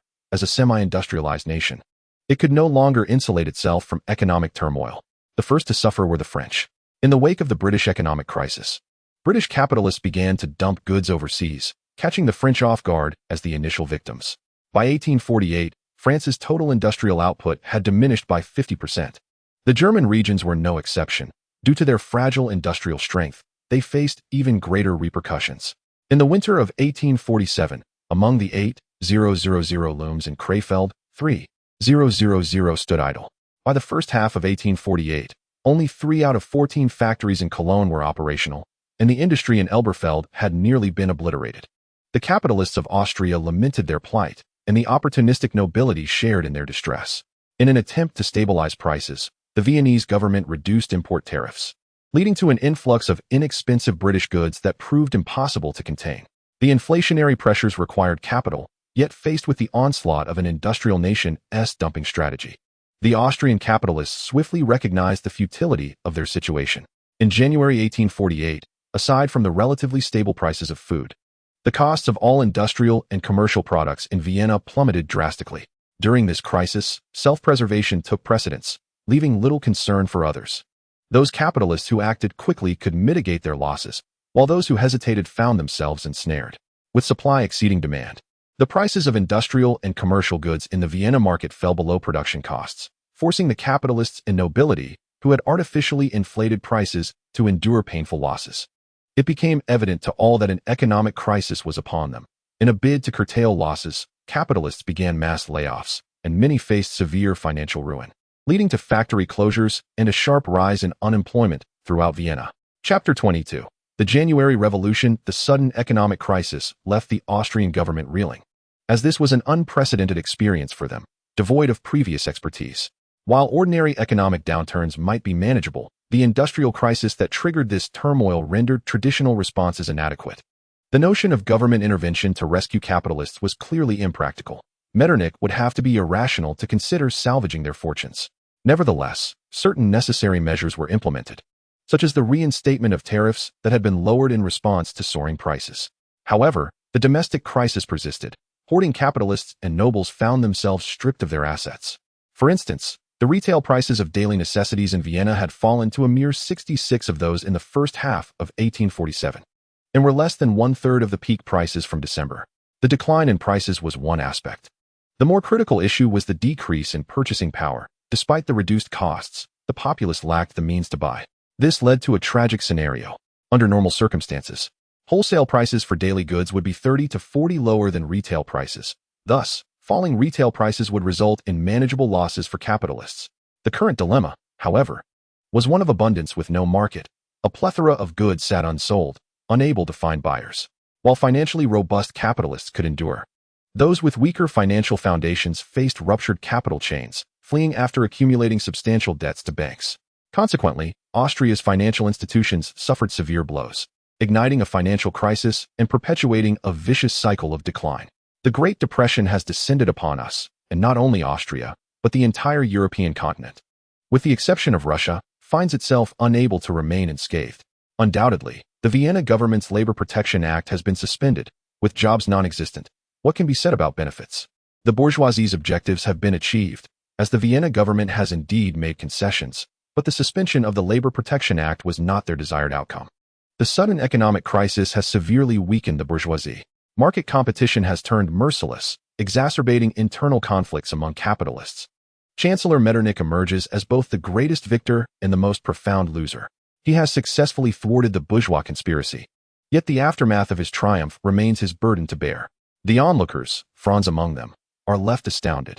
He never anticipated such an outcome where the bourgeoisie, nobility, and government all emerge as losers in this political struggle. If one were to identify a victor, it would be Ferdinand I, who, having done nothing within the palace, remains blissfully unaware of his status. Consequently, the working class finds itself in a state of ambiguous defeat and victory. Austria's economic crisis has reached unprecedented depths, rendering their lives even more arduous. Their only gain is a Labor Protection Act whose implementation remains uncertain. In sum, the future may be bright, yet reality is harsh. My lord, last night, a revolution erupted in Sicily. The intelligence chief, Tyrol, rushed in to deliver this shocking news to Franz. Franz was indeed taken aback. Did not the European revolutions of 1848 commence in February with France? How could a Sicilian revolution emerge? Admittedly, Franz concedes that his knowledge of Sicily is limited to its enchanting legends, acknowledging its fertile lands suitable for agriculture and its strategic location at the heart of the Mediterranean. Beyond this, he had little else to ponder. Upon further reflection, he recalls a fleeting mention in his history books that prior to the February Revolution in France, Italy had experienced a revolution in January. This Italian January Revolution, it seems, heralded the onset of the 1848 European revolutions. A mere footnote without elaboration that Franz had never deemed significant. This is quite the conundrum. Italy remains ununified, and Sicily is still an independent kingdom. What relevance does it have to Italy? To this end, he had dispatched agents to monitor the Kingdom of Sardinia, as they were the ones ultimately responsible for the unification of Italy. Soon, however, Franz regains his composure. He is not a historian, and it is only natural to be unfamiliar with lesser-known events in history. Is the scale of this revolution significant? Has the Kingdom of Sicily been overthrown? The reasons behind the uprising are evident, given the economic crisis that has left the populace of the Kingdom of Sicily in dire straits. My lord, we lack clarity on this matter. Our intelligence personnel in the Kingdom of Sicily are too few, rendering it impossible to ascertain the situation in such a short time. Tyrone found it difficult to explain that his lack of progress was not due to a lack of effort. Rather, the nature of intelligence work is such that it cannot be accomplished overnight. To receive information in such a short span of time is, in itself, commendable. In an era before the invention of the radio telegraph, with only major cities connected by wired telegraphy, news from Sicily had to undergo a series of transmissions before reaching Vienna. If one were to rely solely on the natural spread of information, it would likely be delayed by 3 to 5 days, or even a week or two. Well then, let us focus our efforts on Vienna, Milan, Venice, and Budapest. The revolution in the Kingdom of Sicily might trigger a chain reaction. Franz contemplated and concluded that external matters were beyond his control. It was imperative to stabilize the domestic situation first. Setting aside other concerns, it was essential to receive news before the revolution erupted to be adequately prepared, was it not? Indeed, Your Highness. Upon realizing that Franz bore him no ill will, Tyrone breathed a sigh of relief. The operational efficacy of the intelligence organization had significantly declined compared to years past, and he bore an undeniable share of the responsibility. Little did he know how low Franz's expectations truly were. As the saying goes, one gets what one pays for. The intelligence organization comprised over 95% of volunteer workers with no financial compensation. What more could Franz expect? These were the fruits of the Habsburg family's long-standing endeavors. Conquering Europe through strategic alliances was no trivial matter, as their network was well established across the continent. While communication of information could be facilitated through these connections, demanding substantial action was something Franz did not believe he possessed the requisite authority to enforce. As for Tyrann, he was undoubtedly a temporary substitute. Once Franz's own intelligence organization was established, they would merely serve as a fade to attract external attention. With the Sicilian Revolution on the horizon, Franz began his preparations. He dared not entrust his fate to others. Under this pretext, Franz conducted a thorough reorganization of the Royal Guard, consolidating the less competent members into a separate unit. In Chapter 23, The True Young Officer, through a series of personnel adjustments, Franz effectively took control of the Royal Guard. Duke Louis either genuinely did not comprehend the situation or was feigning ignorance, as he exhibited no discernible reaction. Franz suspected the latter to be more likely. Although the Royal Guard was not numerous, comprising only a single regiment, it bore the crucial responsibility of protecting the royal family. The actual command of this unit had long resided within the Vienna court, and Duke Louis, as the nominal leader, dared not instigate any significant changes. Franz's reorganization of the Royal Guard was, in fact, tacitly approved by the Vienna court. Prior to his actions, he had secured an edict from his uncle, Emperor Ferdinand I. The Habsburg family had been preparing for his regency. Barring unforeseen circumstances, he would become a member of the Regency Council in 3 years. After honing his skills for a few years, the Regency Council would dissolve, ushering in the era of the Crown Princess Regency. Ferdinand I, reluctant to relinquish power, unfortunately suffered from epilepsy, experiencing over 20 seizures daily, rendering him incapable of managing state affairs. Supporting Franz as regent was one of his measures. Indeed, Franz admitted to relying on persuasion.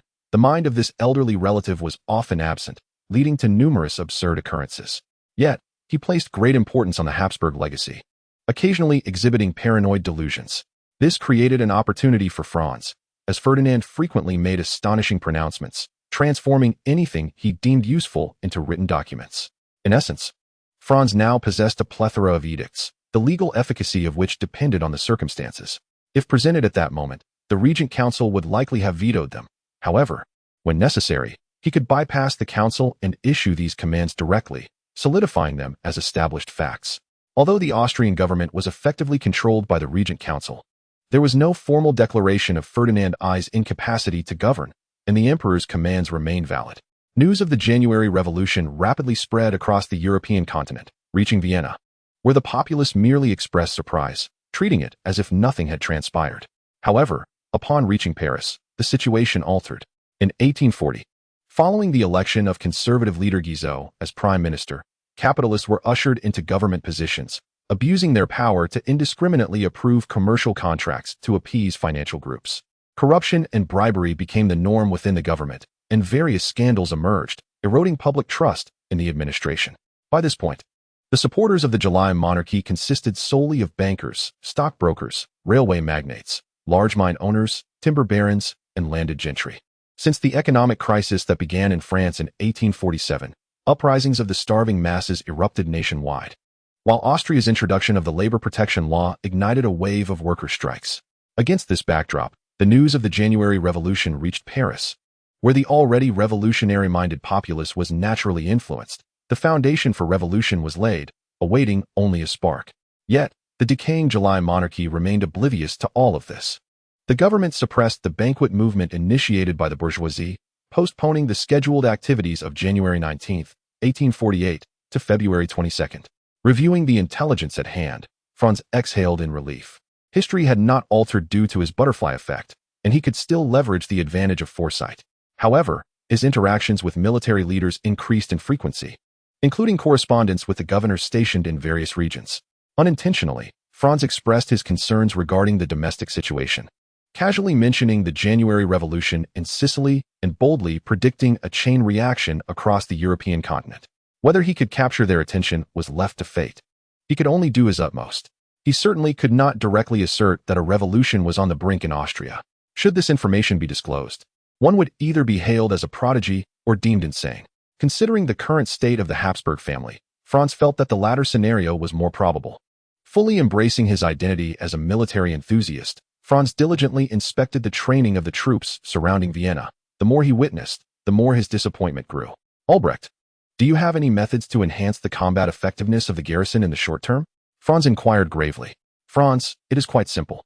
If you can rid the ranks of those idle noble officers and promote capable individuals to the officer positions, the garrison's combat prowess will improve immediately.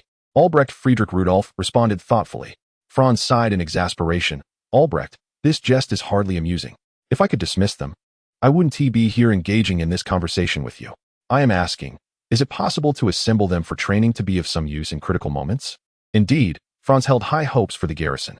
While these nobles appeared to be a blight on the army's combat capability in mundane times, their value was different in extraordinary circumstances. At the very least, they were reliable in terms of loyalty. When the revolutionary tides swept through Vienna, employing them to suppress a rebellion would be more dependable than using civilian officers. Regrettably, their competence seemed questionable. Even to quell a disorganized mob, Franz harbored doubts. Why not? I could relinquish the position of garrison commander to you, as I am utterly helpless with them. Albrecht stated nonchalantly. Franz contemplated this and replied, very well, I shall take it upon myself. After all, they are merely a collection of inept individuals. Even if they fail to improve, the situation cannot worsen. However, you should retain the title of garrison commander, as I will require your support for the matters that lie ahead. Franz, what are you planning? There are quite a few idle noble officers in the garrison, and their connections are extensive. You cannot act recklessly. Albrecht expressed his concerns. Albrecht, do I strike you as someone who acts recklessly? Franz countered. Albrecht shook his head, as Franz had indeed left a favorable impression on everyone. Franz continued. It is time for me to serve in the military. I will apply to serve in the garrison for the next 3 months. You may send those idle officers to me for military training, of course, excluding those over the age of 28 and those who merely hold nominal positions in the army. He finally recalled that at the age of 13, he had already attained the rank of colonel in the Austrian army. If he did not eliminate this contingent, the aristocrats might very well assemble a band of children, as there existed legendary junior officers in the Austrian army who had yet to be weaned. Chapter 24. The confrontation. What? Franz, you wish to serve in the military? No, you must remain at home and diligently study.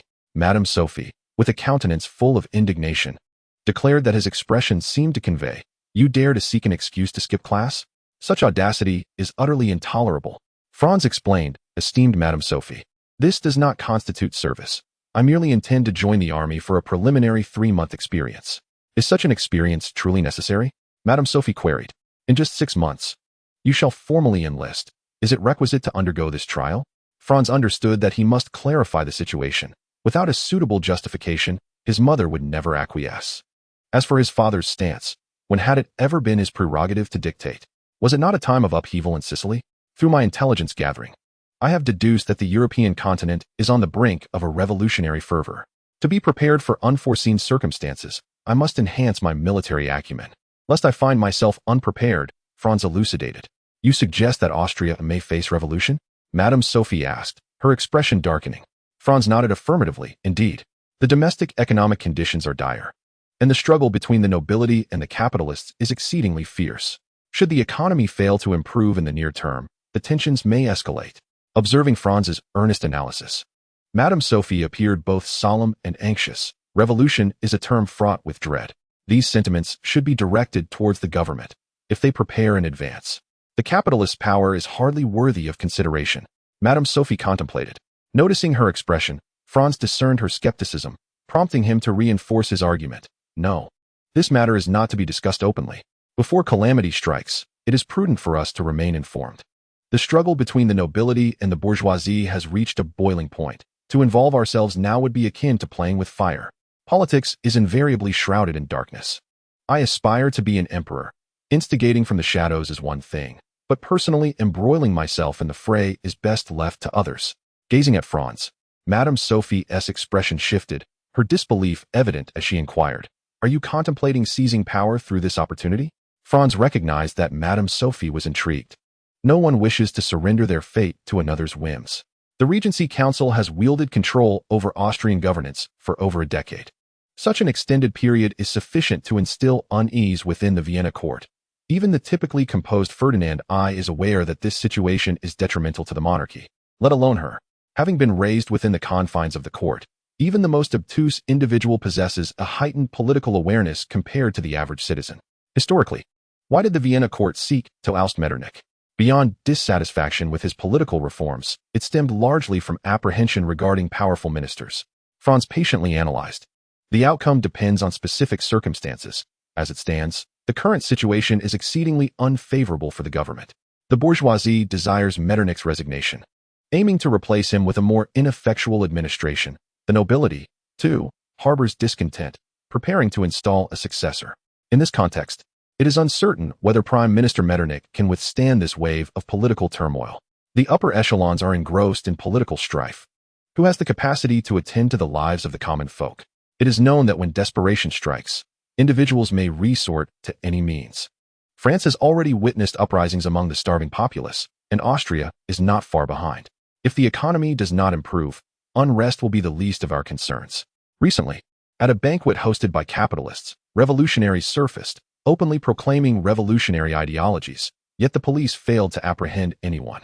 We have ample reason to believe that the revolutionaries have established connections with the capitalists. The extent of their collaboration remains uncertain. After a moment of contemplation, Madame Sophie processed what Franz had just articulated, glanced around, and inquired, "Is the Vienna government aware of this? I mean the Regency Council. They should be aware. There were so many attendees at the banquet. I received the news, and they have no reason to remain uninformed," Franz replied calmly. Madame Sophie scrutinized Franz as if she were encountering him for the first time, re-evaluating her perception of him. Indeed, Franz's demeanor today has far surpassed her expectations. Such words are not those one would anticipate from a 17-year-old. They resemble the analysis of a seasoned politician.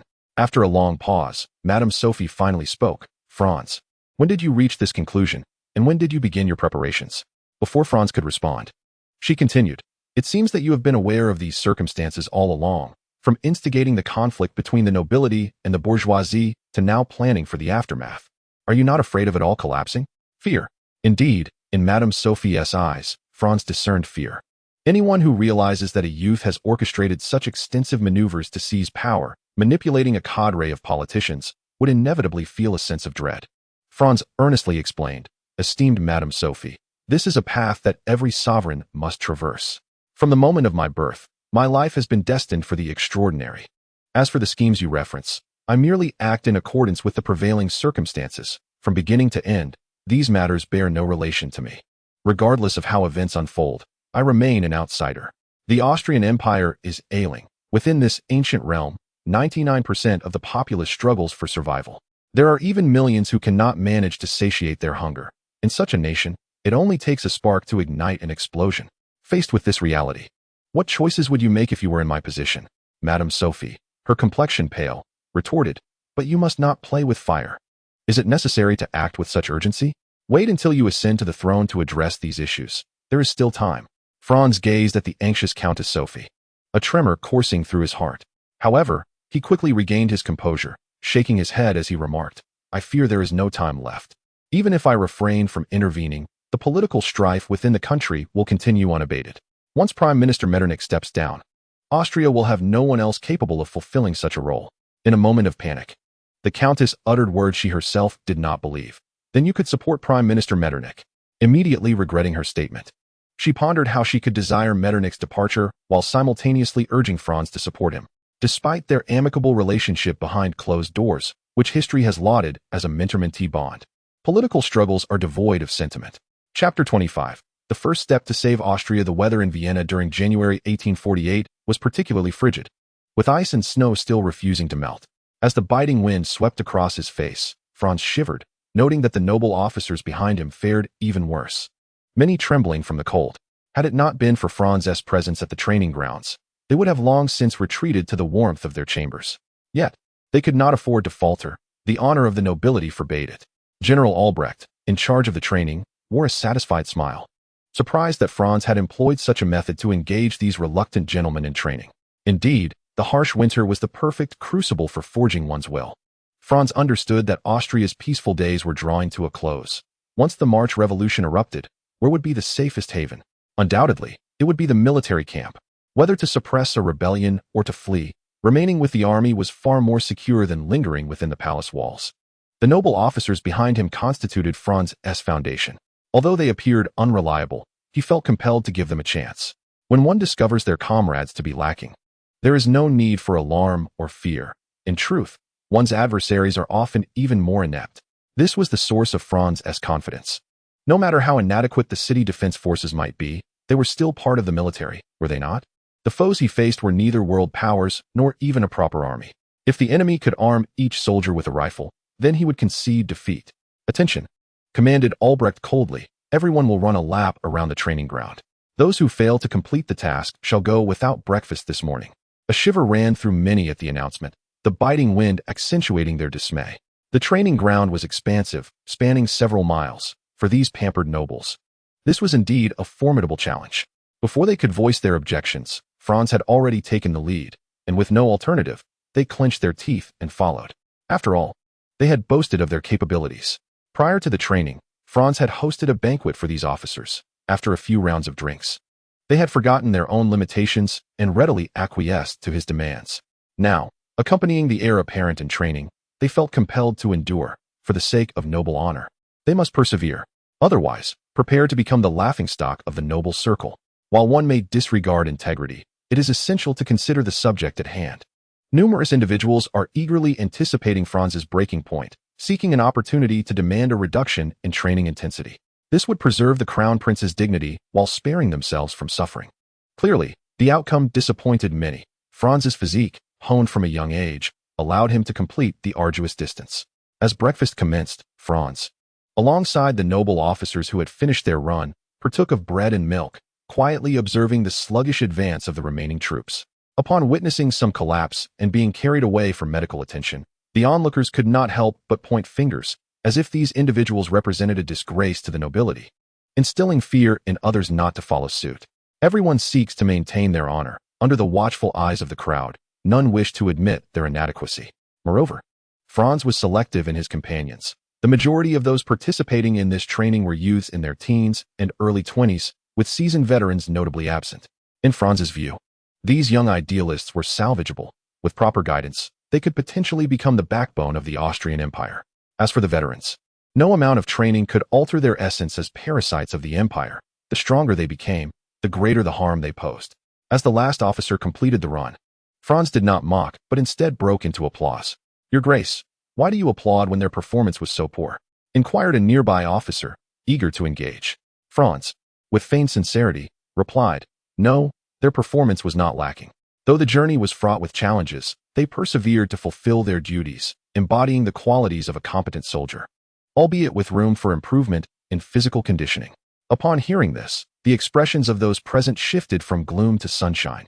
Indeed, they had completed their task without losing face. Each consoled themselves. After all, soldiers prioritize the fulfillment of orders, and what is there to fear in a convoluted process? Franz was not foolish enough to intentionally undermine their morale. Despite the apparent shortcomings of these nobles, their foundational training was far from inadequate.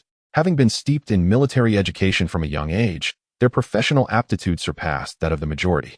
It was the lack of oversight that had led them to become spoiled science. To rescue the Austrian Empire, one must first salvage the next generation of its nobility. Only by empowering these individuals can the empire truly regain its strength. In truth, Franz had long desired to join the military, yet his youth, still shy of 18, hindered him. Had it not been for the outbreak of the January Revolution, he would have found it difficult to persuade his family. Observing the naive youths before him, he understood that the path to their reformation would be arduous. Time was of the essence, and he could only make do for now, believing that a short-term initiative against a disorganized crowd might suffice. With the Labor Protection Act as a foundation, the working populace would likely not engage in a fierce confrontation with the government. Historically, the March Revolution in Vienna was effectively dismantled through political means.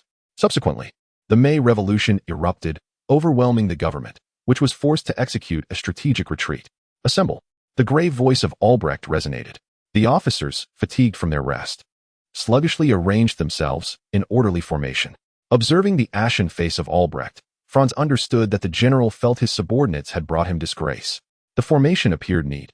However, the morale was reminiscent of wilted eggplants from his university military training.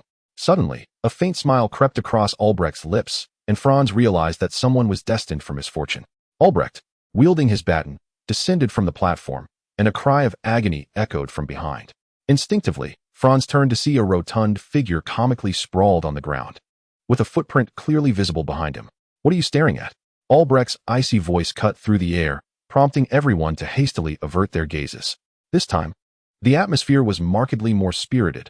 With one person having suffered, no one aspired to be the second. Nevertheless, cries of distress continued to emerge as Albrecht brandished his baton, correcting any deviations with swift precision.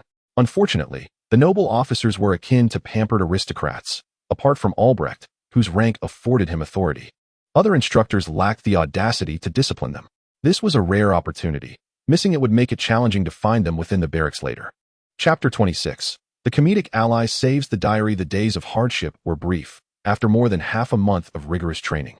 These noble officers finally exhibited a semblance of military demeanor.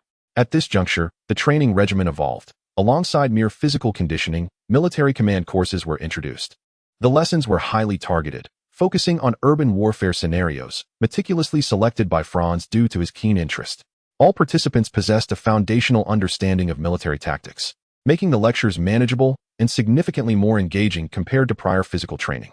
"This is our forte. To be treated as mere foot soldiers is unacceptable," Albrecht scoffed.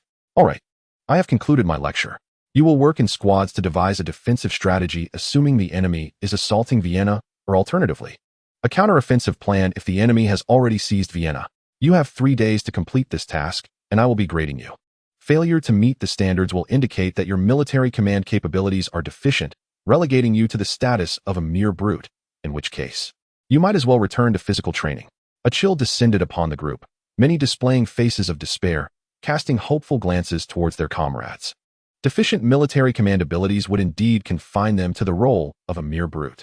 If one were to conclude a military career under the weight of such a remark, it would be a minor issue. The greater concern lies in the preservation of one's dignity.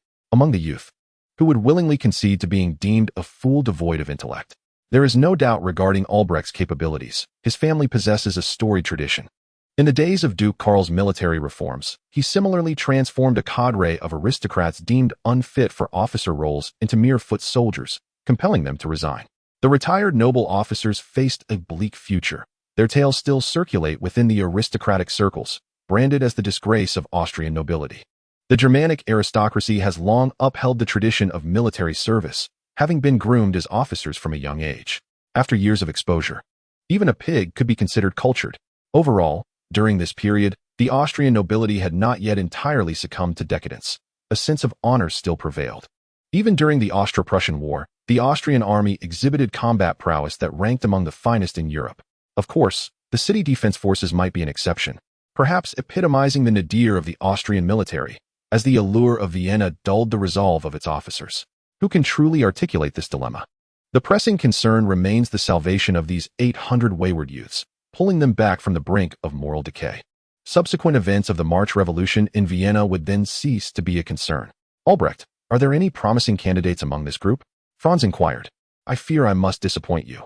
Their capabilities can only be described as marginal, with much knowledge yet to be acquired before any potential can be assessed," Albrecht replied, shaking his head. "What about appointing them to company or platoon-level officer roles? If we were to deploy them now, how effective could they be in leading a company or a platoon in battle?" Franz asked with concern.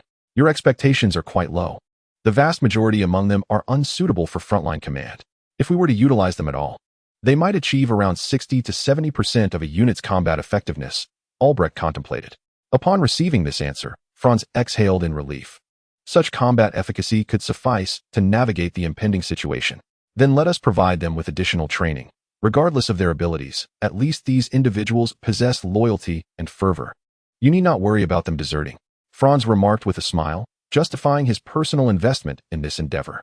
With the city defense forces and the royal guard at hand, the overarching situation appears secure. Indeed, they are certainly stronger than the seasoned veterans of the city defense forces. However, Franz, what purpose does this serve if we are not engaged in battle? Do you intend to replace the seasoned veterans with them? Albrecht queried, puzzled. The ramifications of replacing so many officers at once would be too significant. Instead, we could assign them to the ranks under the guise of training. Then organize an armed drill and allow them to take command, assessing the outcomes thereafter," Franz deceitfully stated without a flicker of emotion. At that moment, Even he was not convinced by his own words. After expending so much effort, was it merely to have these individuals replace the corrupt elements within the city defense forces? Fortunately, this was the European continent. Were it the East, should a prince attempt such a maneuver, the immediate reaction would be, "Oh no, the prince aims to rebel." Franz refrained from speaking further, and Albrecht showed no inclination to probe deeper. After all, this was a direct command from Ferdinand I, now entrusted to Franz to oversee the city defense forces. The notion of rebellion was entirely unnecessary to contemplate. Such actions held no currency in Europe. Moreover, Franz would need only to wait 2 or 3 years before assuming regency. Everyone was aware of Ferdinand I's plight. He was unlikely to produce an heir. Once the time came, Franz would exercise imperial authority as the crown prince, wielding even greater power than the current regency council. If one aspired to be emperor, they could simply await the demise of his uncle. Franz had no compelling reason to take reckless risks. Otherwise, Albrecht would have little patience for such antics, and the noble officers would not be inclined to support him so readily. Very well, do as you please. As long as you do not create chaos, I shall cooperate, Albrecht said resignedly. In his view, Franz exhibited the impulsiveness of youth, eager to carve out a legacy. He had traversed this stage in life himself, and understood that opposition would be futile. The more one resisted, the more determined the youth would become.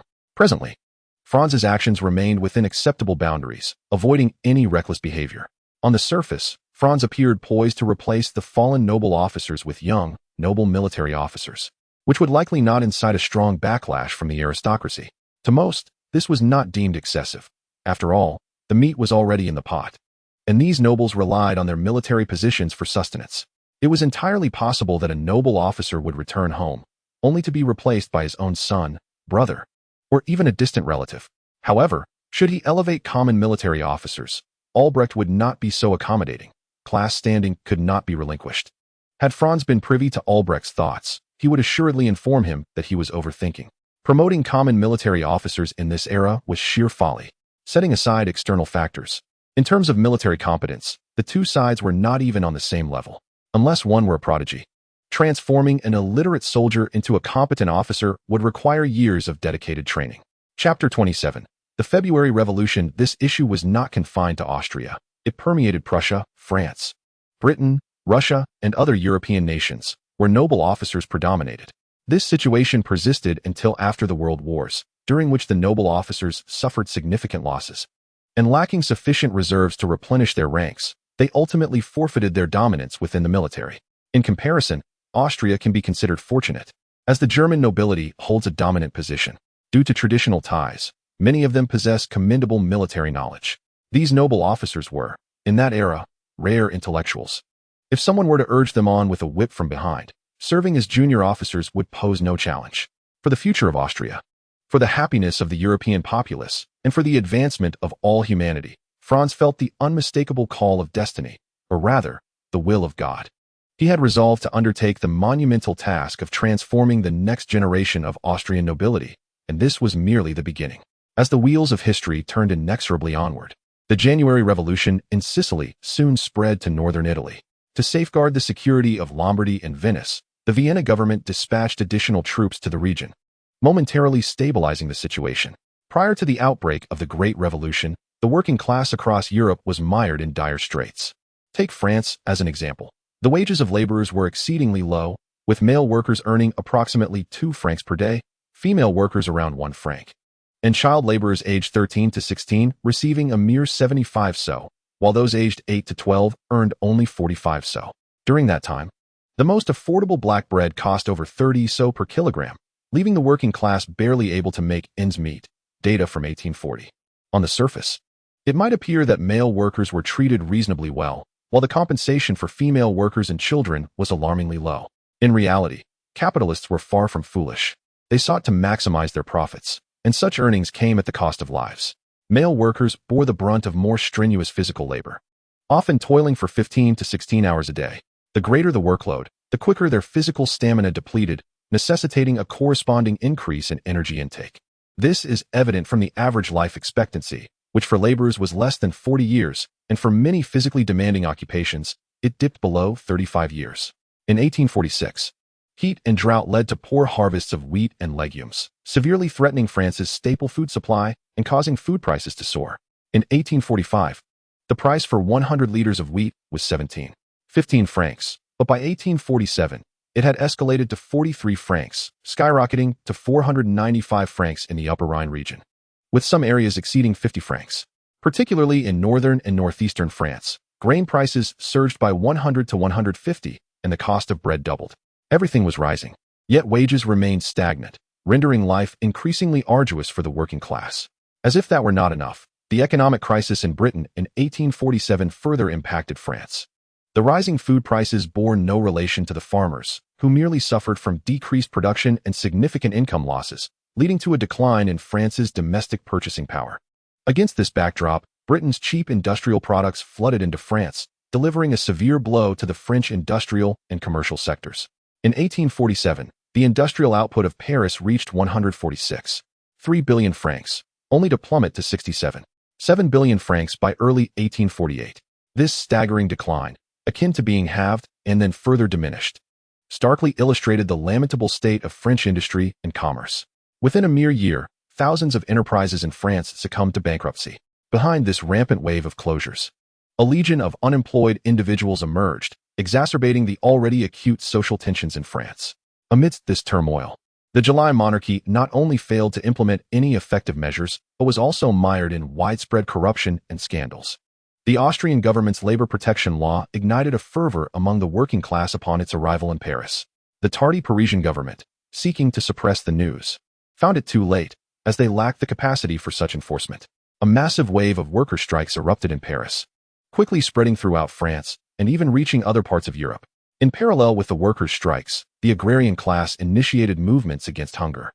Beginning in July 1847, impoverished farmers, burdened by crop failures and a debt crisis, instigated a wave of grain thefts.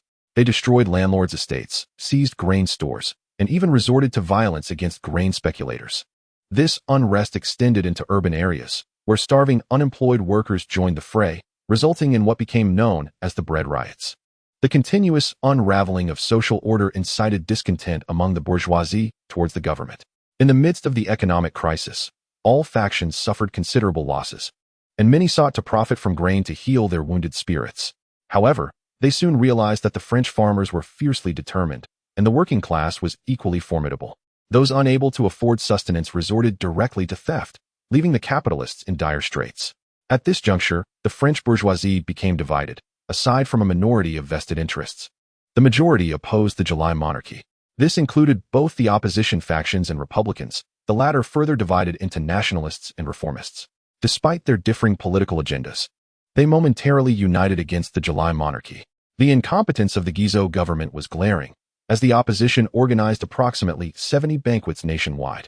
With many openly proclaiming revolutionary slogans without facing repression, the government's ineptitude unveiled the fragility of their power, prompting revolutionaries to prepare for armed insurrection. Demonstrations became a commonplace occurrence for the citizens of Paris.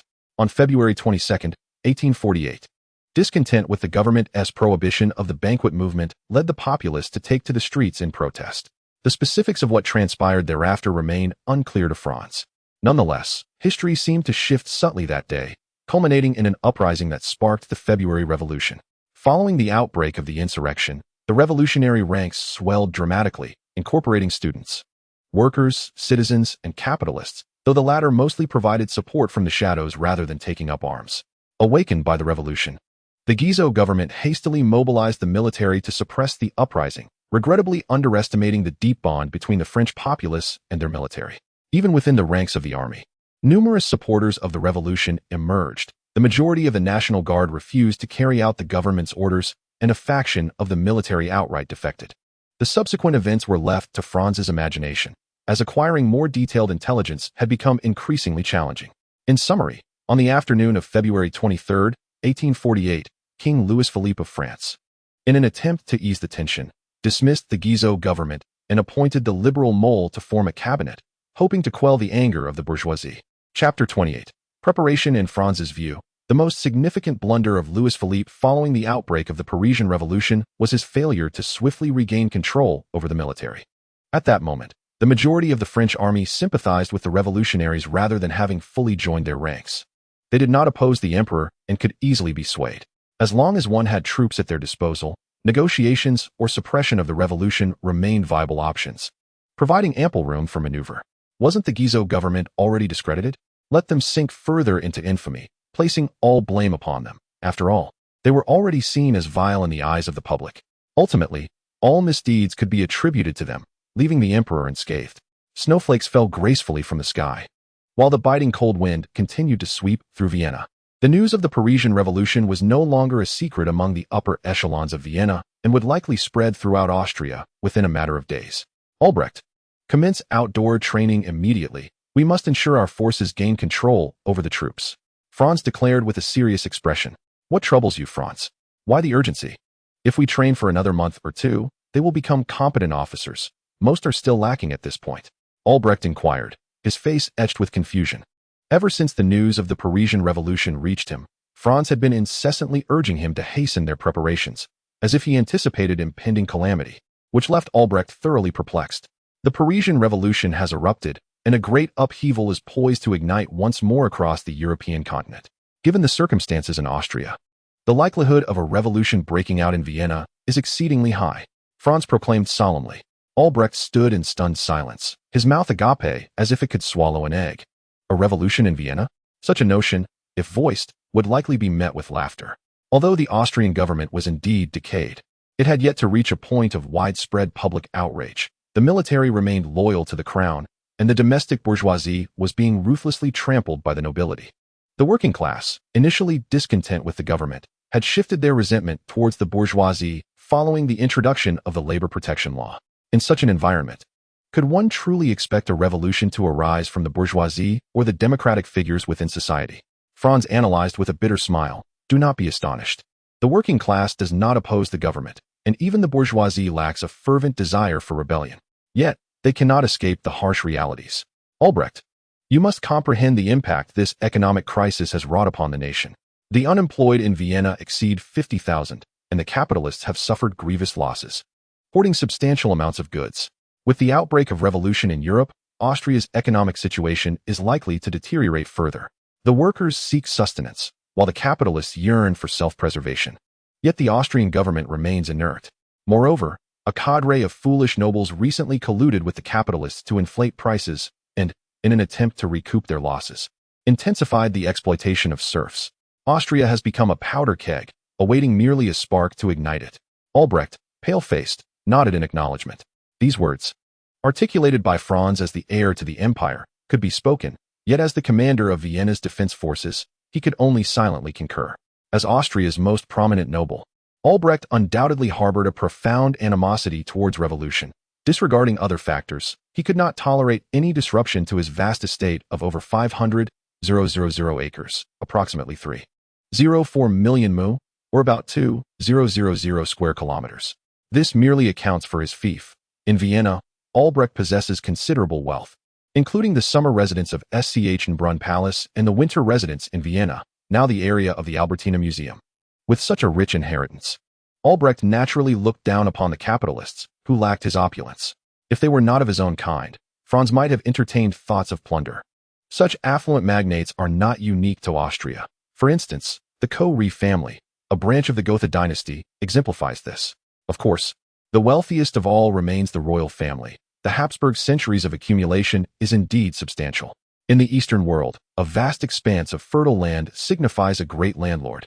But in continental Europe, it barely elevates one above the status of a minor lord. The fortunes of any major noble begin at millions of mu. Franz, have you not alerted Prime Minister Metternich to these issues? Immediately after speaking, Albrecht regretted his words. It was an exceedingly evident concern. Metternich has lingered too long in his position, failing to meet the public's expectations.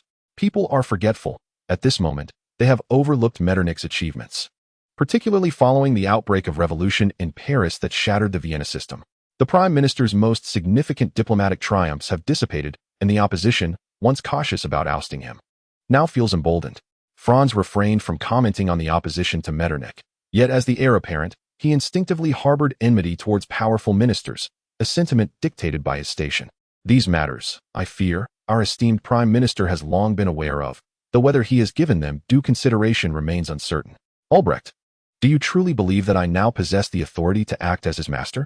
Franz jestingly inquired, To which Albrecht responded with a faint smile. Prime Minister Metternich is indeed a formidable figure. Even the other members of the Regency Council are utterly subjugated, leaving no room for dissent. Very well, I shall make the necessary arrangements. However, the orders for training must be handled by you personally. The Regency Council will not heed my influence, Albrecht stated, already aware of Franz's intentions. Once the revolution in Vienna erupts, Prime Minister Metternich will undoubtedly be ousted. At that moment, the government will experience a void of power, and the Regency Council's reputation will plummet, rendering Franz's assumption of regency inevitable. As a political ally, Albrecht naturally yearned for that day to arrive swiftly. Pay them no mind. They are currently preoccupied with their internal strife and cannot attend to such trivial matters. Moreover, I possess the Emperor's orders, Franz remarked with a sardonic smile. Indeed, Franz wielded what amounted to a mere feather as his command. The Regency Council could hardly hold Ferdinand I accountable for something as trivial as a field training exercise. Franz could easily manage that. Once the revolution in Vienna ignites, those with military power shall reign supreme. Whoever commands the 14,000 troops of the city defense will possess the authority in Vienna. Chapter 29. Undercurrents in Vienna. As winter faded into spring, the melting snow transformed the roads into a quagmire. A contingent of troops was laboriously advancing. Indeed, this was the Vienna City Defense Army engaged in field training. The seasoned soldiers were ill-equipped to endure such hardship, prompting Albrecht to compassionately grant them leave, inadvertently altering the command structure of the troop. Halt and set up camp. Albrecht's command resonated. As members of the Vienna City Defense Army, they could not venture far. The field training would amount to a mere 100 to 180 kilometers. Franz, we cannot proceed any further. If an incident occurs in Vienna, we must be able to respond in a timely manner. Franz nodded in acknowledgement, allowing the revolution in Vienna to unfold, yet not permitting its success. The main force of the city defense had already been deployed. Although there appeared to be over 5,000 troops remaining, their actual combat effectiveness was dismally low. Should anyone contemplate rebellion, this opportunity would be too tempting to overlook, as such chances are rare. Well, the news should have reached us by now. How is the situation with the troops? Albrecht shook his head.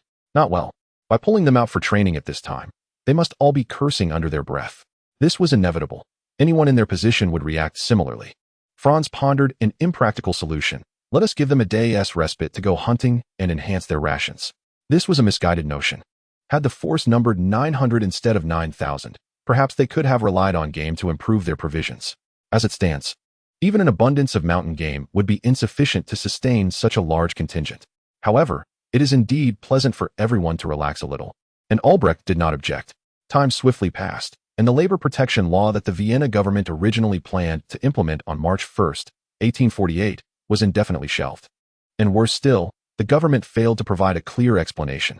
The inaction of the Vienna government deeply disappointed the working class, allowing the bourgeoisie to seize the opportunity. The cost of slander was minimal, and under the manipulation of the revolutionaries, the working class believed that the capitalists had bribed the government, thus betraying their interests. The situation in Vienna was extremely unfavorable for the government, and by March 4, 1848, news of the successful February Revolution in France had spread throughout Vienna. Manipulated by the capitalists, on March 5, citizens, workers, and students poured into the streets, rallying under banners against hunger, the economic crisis, dictatorship, and corruption.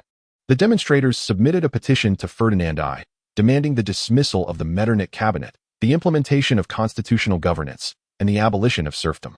Curiously, there was no mention of the labor protection law, indicating that the representatives drafting the petition had already betrayed the working class. None of these demands were acceptable to Prime Minister Metternich, and thus the petition was destined to be rejected. As for the will of His Majesty the Emperor, it was, of course, represented by the Regency Council, many of whom genuinely wished for Metternich's ousting, yet the other conditions were not acceptable to them. For their own interests, they temporarily stood united. At this juncture, aside from the radicals, most were not yet contemplating revolution. Even the bourgeoisie merely sought to carve a piece from the nobility to weather this crisis, unprepared for actual revolution. The carriage traversed the narrow streets, flanked by lowly earthen houses, a pungent odor assaulting the senses. The carriage halted before a small dwelling, and a flamboyantly dressed young man alighted, only to step onto something soft. Looking down, he discovered it was animal innards. Utterly dismayed, he muttered an expletive and knocked on the gate. While the carriage had already departed, there was no alternative. Vienna's secret police were not idle, and their work was perilous. The slums were the safest haven amidst the chaos. With their labyrinthine alleys where police presence was scant, the gate swung open, revealing a scantily clad man who glanced around to ensure no one was following before ushering the young man inside. "Jack, you finally arrived. Everyone has been waiting for you." The young man, named Jack, furrowed his brow, a fleeting look of disdain crossing his face before he smiled and said, "Apologies, Cole. The enemy has a keen sense of smell. I had to be cautious to shake them off." Cole, preoccupied with closing the door, did not notice Jack's expression and continued, "No worries. It is indeed wise to be careful at this time. Now that you are here, let us begin. Gentlemen, the moment for revolution has arrived. The reactionary government is unlikely to acquiesce to our demands. The Metternich administration has deceived us once more, and it is no longer necessary to endure this situation. The Parisian Revolution has triumphed. Now it is our turn, and the present moment presents the finest opportunity. The city defense forces are engaged in field training, and should they wish to return, it would take at least 2 days." A man clad in gray hesitantly remarked, "Mr. Jack, it appears that the time for insurrection may not yet be ripe. Although the city defense forces are in the field, there are still 5,000 stationed here. We cannot simply—" Jack furrowed his brow, disliking to be contradicted, particularly by someone he deemed inferior. Were it not for the capitalists behind the scenes, who required them to instigate an uprising to pressure the government, he would not have condescended to meet with the workers' representatives at this juncture. In his view, the revolution should be orchestrated by individuals of their stature, while the common folk should obediently follow their directives. However, the moment necessitated their utmost commitment. And among the working class, they possessed little prestige, relying solely on the leadership of these workers' movement figures. Impatiently, Jack clarified, "Mr. Powell, worry not. We have clandestinely acquired a cache of weaponry. With arms in hand, why should you fear those old soldiers? Moreover, the army is not our enemy. Aside from the noble officers, the majority are laborers like yourselves. We can surely—" It was evident that, nominally proclaiming themselves revolutionaries, they were fundamentally misaligned. The proletariat and bourgeoisie have always been inherently antagonistic. In this era, the proletarian revolutionary organizations have yet to be established, primarily existing as extensions of the bourgeois revolutionary party. Ultimately, they were persuaded, or rather coerced by reality, as countless unemployed individuals awaited sustenance. Chapter 30. Restoring Confidence in the Market. Within the opulent Bolton estate in Vienna, a dozen well-dressed dignitaries assembled. Despite their efforts to present themselves with poise, they could not conceal the aura of nouveau riche that enveloped them. A lavishly attired middle-aged gentleman hesitated before inquiring, "Mr. Owen, can these peasants truly succeed? Even if we provide them with weaponry, a rabble cannot amount to a formidable force, can it?" The atmosphere indoors grew somewhat oppressive, as the distinguished gentleman seated at the head of the table rose slowly, a faint smile gracing his lips. He spoke deliberately, "Mr. Loff, they alone will not suffice. However, at this moment, the desire for revolution in Austria extends beyond our ranks. The severity of this economic crisis has been felt by all, has it not? It can be said that 80% of Austrian capitalists have suffered grievous losses, leaving hundreds of thousands unemployed. With the Vienna government in action, what alternatives remain for survival besides revolution? This is the crux of the matter, by now. The majority of capitalists have been cornered, though many remain oblivious to this reality. Currently, a multitude of capitalists in Austria are amassing vast quantities of goods, and if they are unable to liquidate these assets promptly, their financial chains will inevitably fracture. The pressing question arises, to whom can these goods be sold? The common populace lacks the purchasing power, and at this juncture, individuals with economic means in Austria are regrettably scarce. Bankers have never been known for their amiability. As the vampires of the bourgeoisie, they are notorious for devouring without leaving a trace. For capitalists who wish to avert catastrophe, the only viable option is to dismantle the existing order and sacrifice the aristocracy in order to weather the crisis. Similarly, a considerable number of unemployed workers face this dilemma. While they may not harbor intentions of insurrection, hunger proves to be an undeniable motivator. When the stomach growls, reason often dissipates, and with but a whisper of incitement, revolution could ignite in an instant. Compared to historical contexts, the social contradictions in Austria have evolved. It is no longer merely a matter of the populace demanding unsuccessful reforms from the government, but rather a reality that compels them toward revolution. An elderly gentleman, perhaps in his 50s or 60s, shook his head and remarked, "Mr. Owen, if we incite a peasant uprising, what will happen if they establish a proletarian government and revolutionize us alongside?" This concern resonates with all capitalists. For the seeds of proletarian thought have begun to sprout in this era. Should the proletariat succeed in forming a government, it would spell doom for their kind. Owen smiled and replied, "This issue is quite straightforward. Our counterparts in France have already devised a solution to this predicament. After the revolution's success, we must seize power at the earliest opportunity, and there will be no problem. Presently, Vienna is home to nearly 120,000 workers and under our deliberate control. Trade unions are organized by industry, with factories fragmented into hundreds of varying sizes. As long as we prevent them from uniting, the new government will inevitably be led by us. Surely, you do not believe that any among the peasants could organize them, uniting them? In this era of communication reliant on shouts, it is questionable whether members of various unions even recognize one another. Most of these unions are spontaneous and lack any coercive power over their members, with countless capitalist spies embedded within. Prior to the October Revolution in Russia, the combat effectiveness of union organizations was severely limited, with a substantial portion still covertly controlled by capitalists. The endeavor to unite all workers is not something that can be accomplished overnight. Should they establish a government first and seize national power, the outcome will be predetermined. This is evident from the February Revolution in France. Following the revolution's triumph, capitalists hastily usurped power, prioritizing the suppression of the worker class that had participated in the uprising over addressing the issues of the previous government. In the eyes of capitalists, moral integrity has long since become a bygone notion. As midnight descends, Vienna's government remains illuminated, with Prime Minister Metternich troubled by the current situation. At this critical juncture, it is clear that at least one interest group must make a sacrifice. The dilemma of whether to turn against the capitalists, the aristocrats, or the common people presents a formidable conundrum. For over 2 decades, Chancellor Metternich has dominated the political landscape of Austria, inevitably constrained by the very rules he has established. Otherwise, he would not be plagued by such concerns. With the eruption of the revolution in Paris, Austria finds itself amidst rising undercurrents.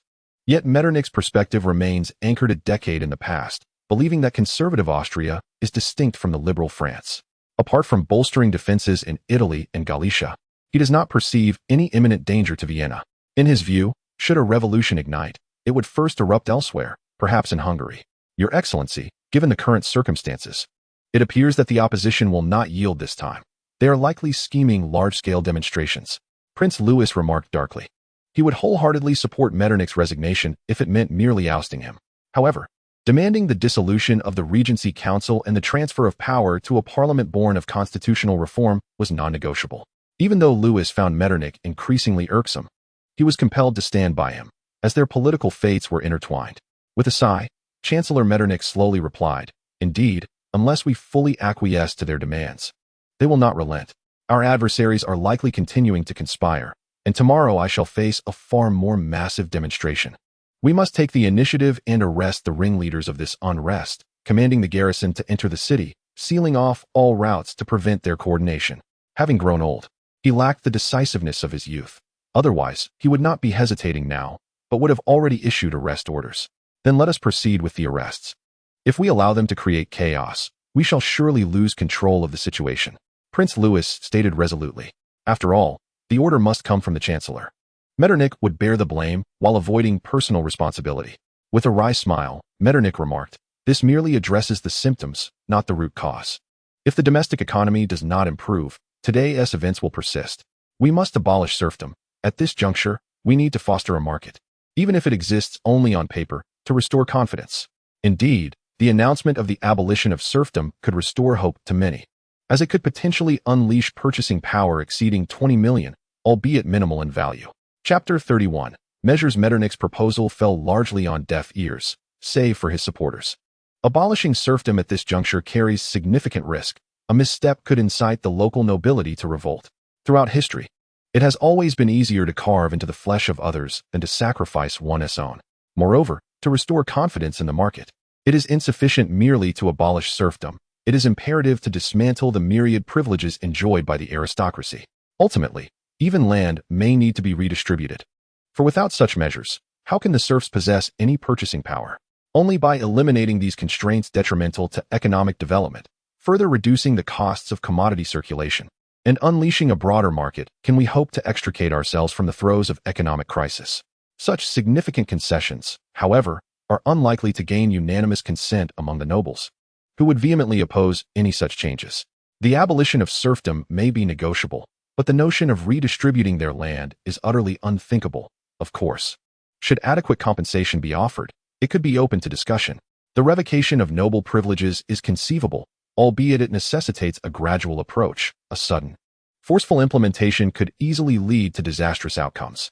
Unless we await further advancements in productivity and the government funds land redemption, coercion is out of the question, especially while the military remains under noble control. Such radical measures are beyond Metternich's courage. At most, he could pursue the abolition of serfdom and the liberation of productive forces among the populace. Your Excellency, if we were to announce the abolition of serfdom now, you might receive news of Hungary's independence by tomorrow, Duke Louis bluntly remarked. Metternich's steadfast commitment to the abolitionist movement has yielded results, as by 1848, many Austrian nobles had freed their serfs. However, this was confined to the core regions of Austria, where the Vienna government maintained strict control over localities. Following the issuance of the Emancipation Decree, the government undertook extensive efforts to appease the nobility. This is one reason for Metternich's unpopularity.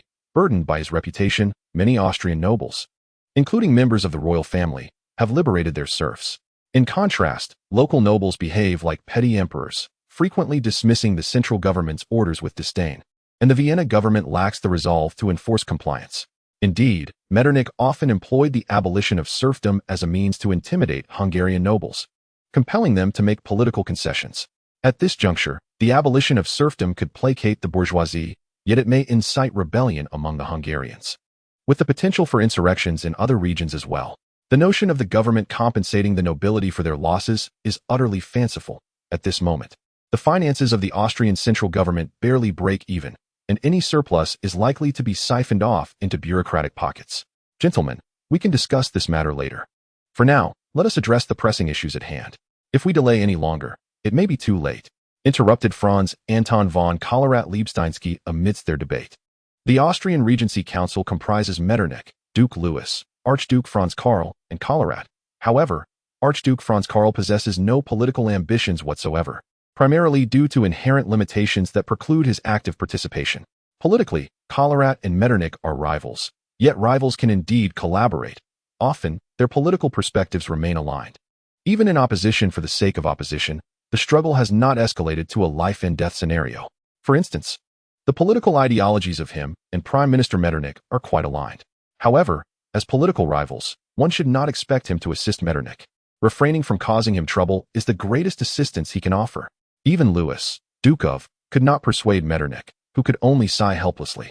If even his own allies do not agree, how can one expect the local nobility to support him? Should a rebellion arise due to the abolition of serfdom, it would lead to significant turmoil. Such a political catastrophe is beyond Metternich's capacity to bear alone. He would at least require the support of the Regency Council to navigate through the crisis. Well then, let us proceed with the arrests. Having made this reluctant decision, Metternich felt quite disheartened, fully aware that the capitalists had nowhere left to turn. If the economic crisis remains unresolved, they face bankruptcy, and to avert this fate, they must disrupt the current social order. Their counterparts in France have already set a precedent, shattering the crisis through revolution and liberating the shackles that bound the bourgeoisie's economic development. For instance, seizing the opportunity of revolution to oust the bankers would naturally eliminate their debts. Without debts, there would be no fear of stockpiling. At worst, goods could be sold gradually. And with no banks demanding loan repayments, bankruptcy would be avoided. Moreover, they could take it a step further by having the government foot the bill, purchasing these goods to shift the crisis onto the government. Their American counterparts have executed such strategies, albeit with an even bolder approach, not merely having the government purchase supplies, but rather injecting funds to rescue the market. The severed financial chains would be reconnected, prolonging the economic crisis and allowing time for a retreat, ultimately leaving the unfortunate fate to the scapegoats. Austria has yet to evolve to such a stage. Until serfdom is dismantled, finding a scapegoat is impossible. The working class has been exploited too severely to qualify as such. The stock market in Vienna is merely a game for the affluent, with the impoverished lacking even the eligibility to open accounts. Trading in this era is entirely manual, and the labor costs are prohibitively high. A few shillings barely cover the labor necessary, thereby excluding them from account eligibility. Upon the Vienna government's directive, the secret police swiftly mobilized to apprehend the organizers of the protests. Clearly, this was an ill-advised decision, Those thrust into the limelight today are merely pawns. While the key players would never charge into the fray, the easiest targets are the student representatives, as Vienna's universities are few and locations well known. Regrettably, no one is keen on undertaking this task. Gaining entry to the University of Vienna is no simple feat, as a stronghold of anti-government sentiment. The youthful rebels predominantly oppose the government, while the remainder are reformist nobles. Now, Sheriff Winston finds himself in a quandary with suspects within the school. Yet they cannot even enter the gates. Undoubtedly, the institution is resisting government enforcement. The influence of the university is profoundly significant, and the violent intrusion has dire repercussions. Within its walls, the faculty and students are far from ordinary. Even those of the humblest origins hail from families of small merchants, lawyers, or doctors. The working class struggles immensely, unable to afford tuition fees, and as for the farmers, it is needless to say that the majority remain in servitude, far removed from the prospect of education. Chapter 32. Out of control, two stone pillars, one towering and the other diminutive, stand sentinel at the entrance, resembling formidable guardians. An iron gate stands resolutely shut. The security personnel inside appear to have momentarily lost focus, neglecting the calls echoing from outside. What should the sheriff do?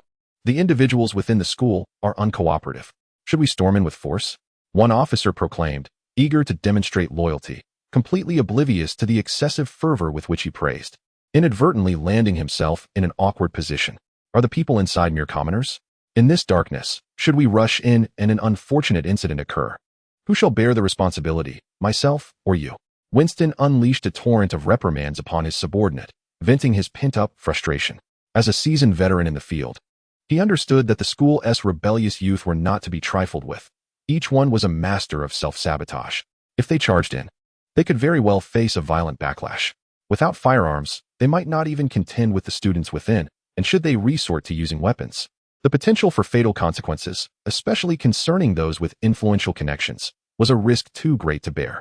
These insights were gleaned from years of professional experience. Otherwise, Winston would not have ascended from an ordinary individual to the position of sheriff.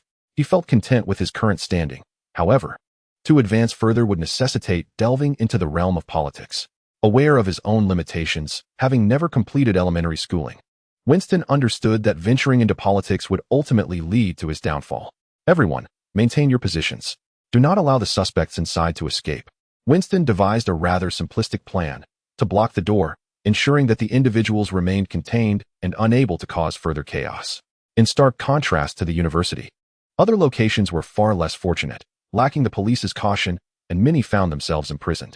The actions taken by the Vienna government did not instill fear among the populace. Rather, they ignited a spirit of unity against a common foe. Under the orchestration of the revolutionaries, the following day, Vienna erupted into even grander demonstrations. Within the government building, Prime Minister Metternich was in a state of panic. Following protocol, capturing the key figures typically led to the disintegration of anti-government movements. Unfortunately, this time was different. The populace had been cornered, and with the government failing to address pressing issues, it was implausible that they would relent. The resounding demonstrations broke through the police barricades, advancing directly towards the palace. The Vienna government, in a state of disarray, hastily ordered the mobilization of the city's defense forces to maintain order. A swift horse galloped along the mountain path. The Austrians recognized it as a herald. At the military camp's entrance, the messenger dismounted and was promptly ushered inside. Your Excellency, urgent military intelligence. Albrecht, well prepared, took the urgent report and opened it immediately. As expected, chaos had engulfed Vienna. The government feared the situation was spiraling out of control and ordered the troops engaged in field training to return to the city at once. Relay the command to cease all training and prepare for immediate return. Albrecht stated calmly. It would take the messengers merely half a day to reach the troops. Yet the army's return would take at least 2 to 3 days, a span sufficient for numerous events to transpire. Franz did not obstruct the army's return to the city, for such an action would be overly conspicuous. He required the Austrian Empire to be reborn from its ashes, but he certainly did not desire its complete fragmentation. While a rebellion in Vienna could erupt, it must be swiftly quelled. He sought to exploit the unrest to eliminate the corrupt elements within the government. Yet he had no intention of allowing the insurgents to topple it. Franz, the situation in Vienna has deteriorated severely. Yesterday, 100,000 people participated in the demonstrations. If the government mishandles this, the consequences could be dire. Albrecht said gravely, his concern for Franz's strategy growing. fearing it might evolve into a repeat of the February Revolution in Paris. Franz smiled slightly and gestured towards the barracks, leisurely responding, "There is no need for concern. Austria is not like France. We still possess a military loyal to the crown." This was his source of confidence. In Vienna, there existed a court guard capable of safeguarding the palace. The remaining 5,000 city defense troops, even if deemed inept, remained loyal to the emperor. Unlike France, entry into the Austrian military was not granted indiscriminately. The officers were predominantly of noble lineage, and they would not easily betray their class. An uprising devoid of military support would amount to nothing more than a grand disturbance, ultimately subdued. Franz had prepared his course of action. Upon his return, he would first dismiss the Metternich cabinet to address the public's grievances. He would then announce the abolition of serfdom and the implementation of labor protection laws to soothe the populace, naturally pursuing only the instigators while disregarding the rest. At worst, he could apprehend a few corrupt officials, subject them to trial, and redirect the public's attention. Even after the Great War, the Habsburg family held considerable esteem among the common people. Had not their descendants been utterly inept, the Austro-Hungarian Empire would not have collapsed. Historically, after the outbreak of the Vienna Revolution, there were calls to abolish the emperor, yet these were met with resistance from the Viennese populace. The demonstrators had encircled the government, the palace, and the parliament, demanding the government acquiesce to their conditions. The dismissal of the cabinet, the release of political prisoners, constitutional reforms, the relaxation of electoral restrictions, the abolition of serfdom, the confiscation of noble estates, redistribution of land to serfs, and the elimination of press censorship. The situation teetered on the brink of chaos, and the Vienna government could not possibly concede to these demands, for such an agreement would herald the empire's demise. History has undergone a transformation. At this juncture, the bourgeoisie can no longer be content with mere reform. They yearn to seize control of the nation in order to navigate through the crisis. In pursuit of this goal, the future of Austria has become a matter of indifference to them. Patriots have been manipulated by conspirators, with little regard for the consequences of their actions. The common populace, lacking discernment, primarily follows the crowd in a fervor. An increasing number of workers have joined the protests, motivated by the promise of monetary compensation. Indeed, participation in these demonstrations comes with financial rewards. Otherwise, the revolution would lack the capacity to mobilize such a vast number of individuals in a short span of time. Without the collaboration of capitalists, communication in this era relied solely on shouts. Attempting to influence the thoughts of hundreds of thousands would be an insurmountable task for a mere 100 or so revolutionaries, even if given a month. It remains unclear who first shouted for Metternich to emerge, but the call rapidly spread, with thousands simultaneously chanting, "Metternich, come out! Metternich, come out!" At this point, the situation had spiraled out of control. The aged Prime Minister Metternich, now pale and devoid of his former vigor, faced an untenable predicament. Chapter 33. The March Revolution go out? That is impossible. Metternich is not foolish. The enemy awaits his emergence. He cannot indulge in fantasies of explanation, for it is far more likely that as soon as he shows himself, he would be met with lethal force, culminating in a predetermined outcome. Such occurrences have transpired in history more than once, often obscured by the passage of time, perhaps even distorted into accounts of him being violently slain by an enraged populace. If explanations were effective, political struggles would not be so convoluted. Your Excellency, command the dispersal of the demonstrators, or the situation will swiftly spiral beyond control, spoke Oppenheimer, the chief of the Vienna police, burdened by immense pressure amidst such turmoil. Many within the government believed Metternich's time had come to an end and were already preparing for a retreat. Alas, while others might flee, he, as the police chief, had nowhere to escape. Should Metternich fall, he too would be swept away, potentially facing retribution. After hesitating for a moment, Metternich resolved, order the city defense forces to disperse the crowd. Yet, before his command could be relayed, the external situation had already unraveled. Revolutionaries mingling within the throngs seized the opportunity and fired upon the soldiers stationed to block their path. In a reflexive response, the soldiers too pulled their triggers. The army has resorted to violence. Following a resounding cry, chaos erupted, and the crowd hastily fled. There was no need for further dispersal. They scattered of their own volition. However, the aftermath proved dire. Aside from a small faction, the majority were aware that the military had opened fire. The revolutionaries, who instigated the turmoil, managed to conceal the truth. Meanwhile, the enraged populace was being incited to revolt, as capitalists sought ways to procure and deliver a portion of weaponry at this critical juncture. A selection of fervent youths embarked on a revolutionary endeavor, establishing an armed uprising that launched an assault on the police precinct that very night. The city government of Vienna, having aligned itself with the revolutionaries, facilitated their actions. Once the echoes of revolutionary gunfire resonated across the city, Vienna descended into chaos, as the remnants of the city's defense forces proved their ineptitude. Following a brief skirmish, the cowardly aristocratic officers retreated, failing to suppress the insurrection in its infancy. The police of Vienna, influenced by the government's betrayal, fell into a state of blind compliance, temporarily adopting a neutral stance. In a certain light, this uprising resembled a court coup, as some aristocrats, ensnared by the economic crisis, relinquished their class allegiances to side with the revolutionaries. They sought to restructure power through revolutionary means, simultaneously aiming to overthrow the bankers and extricate themselves from their debt predicament. History was irrevocably altered. The insurgents swiftly seized the banks and incinerated promissory notes, plunging Austria's financial conglomerates into disarray. In the face of this tumultuous landscape, Prime Minister Metternich found himself in a state of panic, as did the aristocrats, the Regency Council, and the Viennese court. The echoes of the recent February Revolution in France still lingered, and they had been amused by the plight of the French. Unaware that a similar crisis was rapidly encroaching upon Vienna, the French had experienced their second major revolution, which had already inflicted significant damage upon the aristocracy. Serfdom had long been abolished, and noble privileges had vanished. In Austria, however, the situation was just beginning, with the aristocrats still possessing a plethora of privileges and interests, making this revolution evidently aimed at them. According to French precedent, they could expect to find themselves on the gallows or perhaps meet their demise at the hands of the insurgents. Prime Minister Metternich had lost his former composure. Now bereft of any viable strategy, as the quintessential scapegoat, Metternich had become the most detested figure in the eyes of the populace. Should he fall into the hands of the insurgents, it would merely be a matter of how he would meet his end. An anxious gentleman in a tailcoat implored, "Your Grace, the carriage is ready. We must depart swiftly, or it will be too late." Internally, Metternich wrestled with his predicament, acutely aware that he had become a target and that remaining in Vienna was perilously dangerous. Yet, as an aristocrat, he harbored a sense of pride that resisted the notion of becoming a coward. Earlier that morning, he had sent his family away, choosing to confront the unfolding crisis alone. "Holden," he began, but before Metternich could finish, Holden grasped the urgency of the situation and dutifully commanded, "You all must ensure the Duke's safe departure." These guards, loyal retainers of Prime Minister Metternich, were unwavering in their fidelity, and at that moment, they disregarded any hesitation.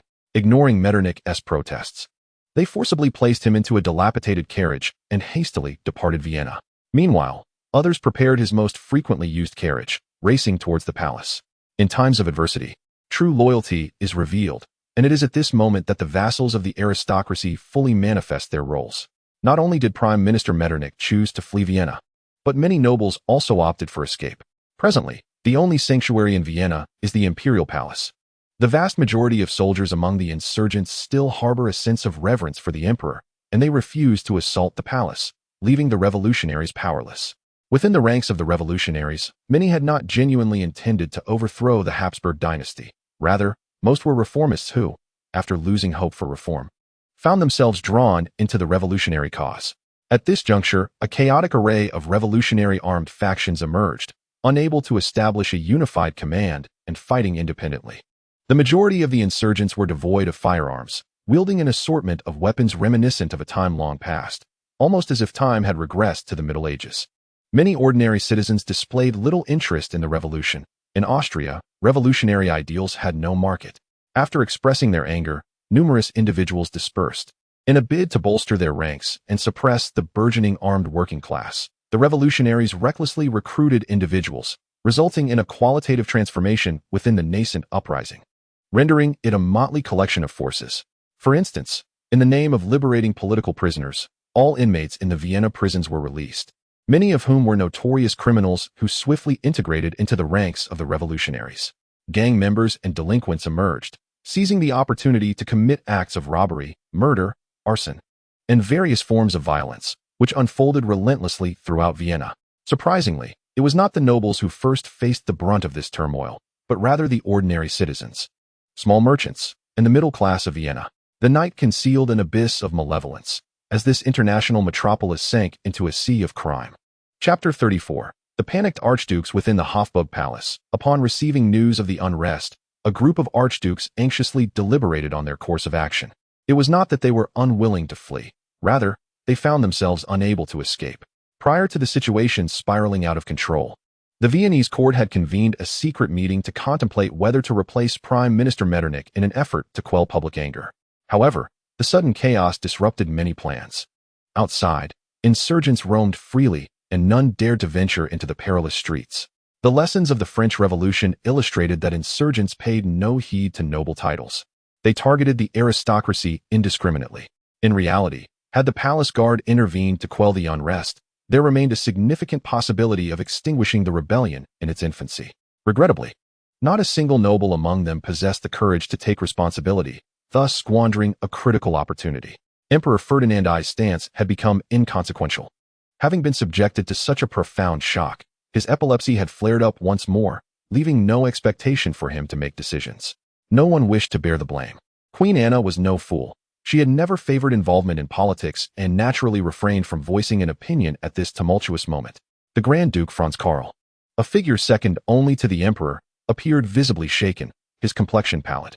It was evident that making a decision was beyond him at this moment.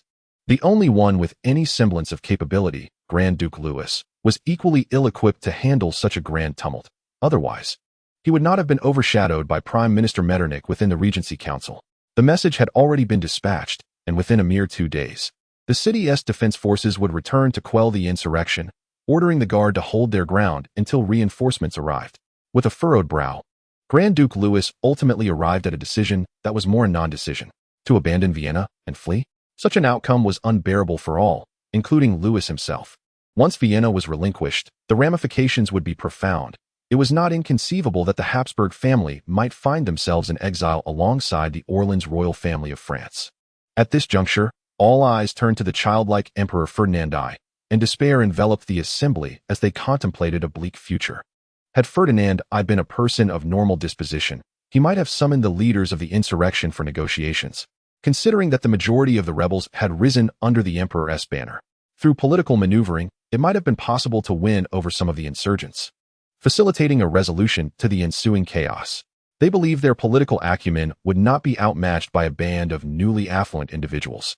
As long as they operated within the confines of established norms, there were ways to navigate the situation. For Franz, this was fortuitous. The nobility, in pursuit of their own interests, now required a capable sovereign to restore the dignity of the monarchy and safeguard their rights. News of the insurrection in Vienna had reached Franz, albeit a day later than the government's orders. Albrecht, there has been turmoil in Vienna. On March 7th, demonstrators clashed with the military attempting to intercept them, and that night, rebellion erupted, he reported. Upon hearing this, Albrecht's expression darkened, and he inquired urgently about the current state of affairs and whether the insurrection had been suppressed. Franz shook his head, replying, "It remains uncertain. However, the likelihood of quelling the rebellion appears exceedingly slim. Prime Minister Metternich has grown old, and no one within the Vienna government possesses the resolve to take on such a daunting task. The Austrian Empire had aged, and no one was willing to bear the repercussions of suppressing the uprising. With the emperor unable to govern effectively, any decision made would signify the end of one's political career, potentially leading to imprisonment. This was not solely due to slander from adversaries. One would also face internal opprobrium, being branded with terms such as butcher or executioner, a plethora of accusations heaped upon one's head. In such circumstances, to avoid becoming a scapegoat, many would hesitate to issue orders for a bloody suppression in the early stages of the rebellion. It would generally take a significant escalation for everyone to recognize the threat, allowing conservatives to unite in their efforts to suppress the uprising. This reflects a commonality among Europe's ancient empires. Take, for instance, the Parisian Revolution, where the death toll was merely in the single digits. What transpired was not a revolution, but rather a skirmish of village proportions. The March Revolution in Vienna unfolded in a similar manner, with casualties from the skirmishes between the insurgents and the government troops being far fewer than those inflicted by ruffians taking advantage of the chaos. Many historical texts suggest that the military sympathized with the revolution and maintained neutrality. In reality, no orders were issued to suppress the uprising. In that era, transportation relied on foot, and communication depended on shouting, making the dissemination of information exceedingly cumbersome. Initially, there were no commands to quell the disturbances, and by the time the rebellion escalated, it became nearly impossible to relay orders for suppression. This exemplifies the nature of European politics, where lower-ranking officers dared not take initiative. Suppressing a rebellion required multiple levels of reporting and awaited cabinet decisions, often resulting in missed opportunities. Albrecht sighed, gazing toward Vienna, and resignedly remarked, "Then let us hasten our pace. There's no need. At our current speed, we shall reach Vienna by the morning of the day after tomorrow. Even if we were to quicken our pace, launching a nighttime offensive is out of the question. Vienna will not fall so swiftly. The city still boasts numerous police and 5,000 city defense troops. Even if they are ineffectual, they should be able to delay matters. Furthermore, the palace guard ensures the safety of the imperial palace." Franz elucidated. "Night marches are impractical. The troops must retain sufficient stamina. Otherwise, how can we ensure their combat effectiveness?" Although Franz's military command skills were merely average, he understood the principle that exhausted soldiers are not fit for battle. Albrecht's desire to accelerate was primarily driven by political considerations. The city defense troops had been away training, which led to the failure to suppress the Vienna uprising in a timely manner, placing the blame squarely on him, the commander of the city defense. Now, receiving news and failing to return at the utmost speed would further stain his political reputation. All responsibilities would fall upon him. The commander, with no connection to Franz, who was merely the chief. Franz was aware of these concerns, yet he could not afford to take risks. It was of utmost importance to quell the rebellion steadily and methodically. The issue of scapegoating is a burden every subordinate carries for their leaders. However, the insurgents remain a disorganized rabble. If given time, they might coalesce into a formidable force, making it much harder to combat later. Albrecht contemplated this and replied, "Do not fret over this matter. The insurgents are merely a haphazardly assembled mob, rife with internal strife. They cannot possibly consolidate their forces swiftly." Franz responded with confidence. Chapter 35. Inversion of Truth. On March 9, 1848, Vienna descended further into chaos, with incidents of arson, murder, and pillaging occurring frequently, resulting in a complete loss of order throughout the city.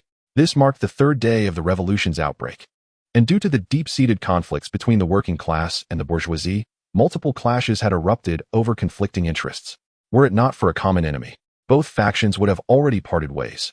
Even while maintaining a nominal alliance, they acted independently of one another. There is no alternative, even in the midst of revolution. Sustenance remains a necessity.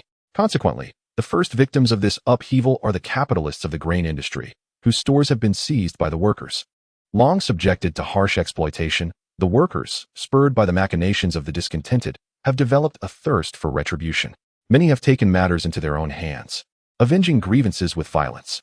They have slain the foremen and dispatched the thugs employed by the capitalists, directing their revolutionary fervor towards the bourgeoisie. Once the first act of rebellion occurred, a second was inevitable. The hands of the capitalists are stained with the blood of workers. And while initially there was no one to incite them, the moment a leader emerged, the floodgates of vengeance were opened. Several union representatives, who had sought to quell the unrest, swiftly transformed into counter-revolutionaries, lapdogs of the capitalists, unmoved by any rationale that might deter their wrath. The desire for vengeance is a formidable force. After the workers executed the first capitalist and divided his wealth, they found themselves unable to restrain their bloodlust. This ignited a fierce conflict between the two factions. In a desperate bid to safeguard their interests, the capitalists hastily assembled their own revolutionary army, leading to numerous skirmishes. The revolutionary forces led by the bourgeoisie have now set their sights on the nobility of Vienna, while the workers' revolutionary army has resolved to overthrow both the aristocrats and the capitalists alike. In a manner, in Vienna, a large gathering of individuals, all driven by greed and reckless abandon, has assembled, while those fearful for their lives have fled the city. An elderly man, his voice trembling, addressed Mr. Owen, "What shall we do now? Those rabble have turned their sights upon us, and in just 2 days, 13 gentlemen have fallen victim to their violence. The wealth we have lost is beyond reckoning. If this continues, it won't be long before we, too, become targets." All eyes turned towards Owen, the architect of this revolution. Now that the situation has spiraled beyond control, they looked to him for effective measures. Owen, his countenance ashen, gazed at the assembly, unprepared for the chaos that had ensued. His initial intention had merely been to exploit the labor of the working class to establish a bourgeois regime. Regrettably, before the new government could be solidified, he found himself bereft of control. The very revolutionary party he had sought to empower lacked the capability to fulfill their assigned mission. The union representatives he had courted proved incapable of managing the unruly workers. The revolution had deviated from its intended course from the outset. I express my deepest condolences for the untimely demise of these 13 gentlemen. Death is irreversible. May they find peace in the afterlife. Their blood shall not be shed in vain. We will seek retribution for this transgression. This current loss is but a precursor to a more substantial gain in the future. Given the dire circumstances, we must activate our contingency plan, engaging in negotiations with His Majesty the Emperor while simultaneously preparing to suppress these insurrectionists. A heavy silence fell over the assembly. Negotiation was an option of last resort. They were all astute individuals, acutely aware of the unfavorable circumstances they faced. As the military remained loyal to the crown, this time, they caught the government off guard. If the city defense forces were to return, the dynamics of the situation would likely shift. No one believed that a mere band of misfits could triumph over a regular army. The astute individuals among them, recognizing the precariousness of their situation, would naturally seek a way to extricate themselves, particularly after the eruption of internal discord. The fervor for revolution among the masses waned even further.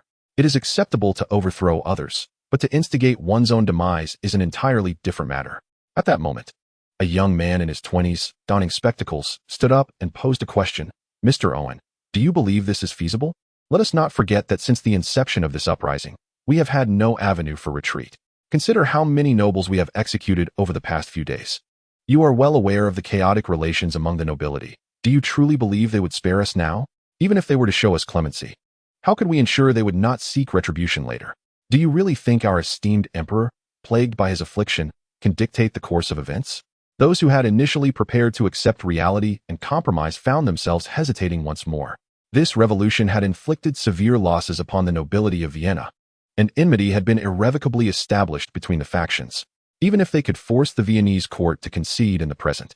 The return of the city defense forces would alter the balance of power once again. Their armed contingent was not a standing army. Disbandment was merely a matter of time. Should hostilities erupt, they would lack the strength to resist. This was not akin to their previous confrontation with Prime Minister Metternich, who adhered to established norms and refrained from employing extreme measures. Now, having shattered the rules themselves, could they still expect the nobility to adhere to the game? This posed a stark reality. Even if they seized control of the government, they would lack the capacity to counter the inevitable backlash from the nobility. Upon hearing the young man's remarks, Owen's countenance darkened. How could he have overlooked these considerations? Yet, the principle of better the devil you know held true. He had devised a means of ensuring his own safety amidst the chaos. Throughout this uprising, he had already amassed sufficient gains, and if necessary, he could always seek refuge abroad. Rams, you raise valid concerns that everyone is aware of, and I cannot offer guarantees. However, let us not forget that the nobles have suffered such heavy casualties, and we did not raise our hands against them. It was indeed those commoners who instigated the violence. Our organization of forces was merely for self-defense and the suppression of rebellion. This insurrection bears no relation to us. Were there not some nobles who previously supported our cause? It is time for them to step forward and officially categorize this rebellion. With this clever inversion of truth, Owen spoke with a steady demeanor. Though it was a form of self-deception, it undoubtedly served as an effective means of deflecting animosity. Should the nobles seek vengeance afterward, it would be a case of the rabbit dies, the fox grieves, a necessary act to safeguard their class interests. Yet, this does not imply that all of them harbored a desire to avenge the fallen. Many individuals celebrate such events, and some families, having lost their heirs, can conveniently claim a title to inherit, perhaps even gaining a parcel of land. As long as the scapegoat is identified to divert the animosity, and a little financial persuasion is applied, the matter can be swiftly resolved. Chapter 36. Suppression and negotiation. When the capitalists sought to withdraw, it was already too late. Franz had returned to Vienna with his formidable army. Albrecht, the responsibility now rests upon your shoulders. Franz possessed self-awareness, while formulating strategies was within his grasp. Commanding troops in battle was a different matter entirely. Given his mere 2 months of experience leading troops, he doubted his capacity to direct such a large army. Therefore, in the interest of prudence, Franz decisively appointed Albrecht to lead. Historically, Albrecht was a renowned general of Austria, having achieved victory against the Italians during the Austro-Prussian War, thereby preserving the dignity of the Austrian Empire. Albrecht smiled faintly, exuding confidence as he reassured Franz. Rest assured, Franz, they are but a rabble. Defeating them shall prove no challenge. Franz nodded, having undertaken extensive preparations. His intelligence network had infiltrated the rebel ranks, sowing discord among the enemy. If they could not secure victory now, the city's defense forces would have to disband, with military matters entrusted to Albrecht. The political dilemmas could only be confronted by Franz himself, for others could not bear that burden. Advance with the 3rd Regiment at the forefront, with Albrecht as command. The suppression of the rebellion commenced. At this moment, Vienna could only be described with one word: chaos. Countless insurgents, each operating independently, engaged in combat. While many remained oblivious to the advancing city defense forces, they were preoccupied with looting. Initially targeting the nobility and capitalists, they soon found ordinary citizens equally vulnerable. Whether driven by jealousy or greed, discipline collapsed entirely, and even commanders found themselves powerless to restrain their troops. When the long-repressed, beastly instincts of humanity are unleashed, the resulting devastation is often staggering. Due to a lack of cohesive organization and mutual constraints, the inclusion of ruffians quickly led to rampant violence and lawlessness. The citizens of Vienna, who once sympathized with the revolution, were now left with nothing but regret. This sentiment extended even to the University of Vienna, which prided itself on being the cradle of revolutionary thought. To prevent disturbances from the insurgents, the university was compelled to organize a student militia to safeguard the campus. As for the revolutionary cause, the number of conservative students far surpassed that of the revolutionaries. Witnessing the horrors outside, memories of the Parisian Revolution of 1789 surfaced. Over 30,000 souls had met their fate upon the guillotine in Paris alone. Prior to this, many believed that the government had fabricated a deceitful narrative. However, following the outbreak of the Vienna Revolution, it became evident that revolutions often necessitate bloodshed. At this juncture, Franz, who was still preoccupied with post-revolutionary arrangements, remained oblivious to the kind of demons he had unleashed and the devastation he had wrought upon Vienna. Of course, even if he were aware, he would still have made the same choice. The Austrian Empire had already begun to decay. Without a radical transformation, it would gradually succumb to death. Had this insurrection not occurred, the abolition of serfdom would have taken at least a decade, constantly facing aristocratic pushback, and would likely have devolved into the incomplete reforms seen in Russian history. Yet, the situation had changed. The Vienna Revolution was merely the inception, and regional uprisings would inevitably follow. For the sake of their lives and property, they had no choice but to acquiesce. In regions such as Lombardy, Venice, and Hungary, Franz was already anticipating their insurrections. Once the rebellions erupted, he intended to enact land redistribution and eliminate the wealthy, thereby addressing the issues once and for all. This included the nobles and capitalists implicated in the Vienna uprising. He had no intention of sparing them, without confiscating their assets. From where would Franz procure funds for national development? Was it truly a fallacy that Austria lacked financial resources? The assertion itself is fundamentally flawed. From the establishment of the Vienna system up to 1848, Austria's economic growth over these 30 years had been commendable, with the overall economic output doubling. In this context, the wealth generated by society was abundant. Unfortunately, the benefits of economic progress had little connection to the common populace, as wealth had become concentrated in the hands of a select few. As a member of the vested interests, Franz could not afford to act radically against them. However, seizing the revolutionary opportunity to eliminate a portion of the traitors was feasible. Since receiving the bourgeoisie's negotiation terms, the archdukes collectively breathed a sigh of relief. At this point, self-preservation took precedence, as the arrival of the insurgents would spell disaster. They had grown accustomed to a life of luxury, and the pleasures of indulgence had not yet been fully savored. They were not ready to face the guillotine. Ferdinand I was unable to govern, and Prime Minister Metternich, fully aware of the impending troubles, had fled in advance. Count Kolowrat's whereabouts were now unknown, leaving only Archduke Louis and Archduke Franz Karl as members of the Regency Council. Undoubtedly, the weight of responsibility now rested squarely upon Archduke Louis, as Archduke Franz Karl was of little assistance. With a pale countenance, Archduke Louis stated, "The capitalists have put forth their conditions. If we agree to dismiss the cabinet, implement constitutional governance, open universal elections, abolish serfdom, and confiscate noble lands to distribute to the peasants, they will assist us in suppressing the insurrection. They have even prepared a draft of the Constitution, which serves as a template for our review." These conditions indeed daunted him. Should he acquiesce to all, it would not merely be the capitalists rising in revolt, but the nobility collectively rebelling. It is not just Austria. In any nation, confiscating the lands of the aristocracy without cause to distribute to the peasantry would incite insurrection. The military of Austria lies firmly in the hands of the nobility, who possess vast estates. Those who have already liberated their serfs fare better. But what of those who have not? Would they not face total confiscation of their lands? How could they survive under such circumstances? Would they all be compelled to become capitalists? This is evidently a reform aimed at transforming the nobility into a capitalist class, potentially even reducing them to destitution. Beyond economic interests, political reforms are non-negotiable. Under the constitution devised by the bourgeoisie, the political rights of the nobility would be inferior to those of commoners. They would possess no rights, be barred from military service, politics, or becoming legislators. These terms are utterly nonsensical. Naturally, this is merely part of the negotiations, with inflated demands serving as a probing tactic. Even so, this has united everyone against a common foe. In Chapter 37, as peril looms, the factions scatter. Before a resolution could be reached, the city defense forces returned to Vienna, and news of their suppression of the rebellion reached Habsburg Palace. The negotiations fell into a stalemate. The balance of power had shifted, and the initiative in the discussions had reversed. The conditions proposed by the bourgeoisie were seen as a disgrace by the princes, who, if left with no other choice, might reluctantly acquiesce for the sake of their lives. With the main force of the city defense returning and additional troops en route, a regiment remained stationed within the palace. At this juncture, the threat had dissipated and sentiments had shifted. Duke Louis was no longer inclined to compromise with the capitalists. If political reform were to occur, it must stem from their initiative rather than be imposed upon them. This distinction is of utmost importance. The speed of quelling the rebellion surpassed Franz's expectations. The mob is but a mob when confronted by the forces of suppression. Their first instinct was not to strategize against the enemy, but to flee. Initially, the insurgents organized a few resistances, only to be intimidated by the city defense forces. Albrecht deliberately allowed the defeated soldiers to escape, spreading the fear of failure.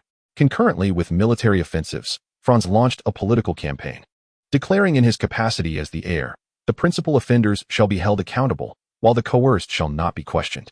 In this era, the Habsburg family still held significant sway in Austria. Bolstered by Franz's assurances, many soldiers ensnared in the rebellion promptly surrendered. The citizens of Vienna, who had suffered at the hands of the insurgents, now willingly aided the suppressive forces, as support for the rebels had become as ephemeral as a leaf adrift in the wind. Although the suppression of the rebellion advanced smoothly, Franz could find no joy in it. Gazing at the ruins of the buildings, he realized that this conflict had set Vienna's economy back by at least 5 years. However, at that moment, Franz had no time for sorrow. He needed to reassure the populace. The citizens of Vienna, having suffered at the hands of the insurgents, were fragile. As the heir to the throne, it was his duty to bring them the warmth of spring, to rescue them from their anguish. "My lord, the path to the palace has been cleared," an excited guard exclaimed. Franz smiled faintly. This was indeed good news, indicating that the tide had turned and the insurgents had failed to seize control of the emperor. Thus, their defeat was inevitable. "Send word to His Majesty the Emperor.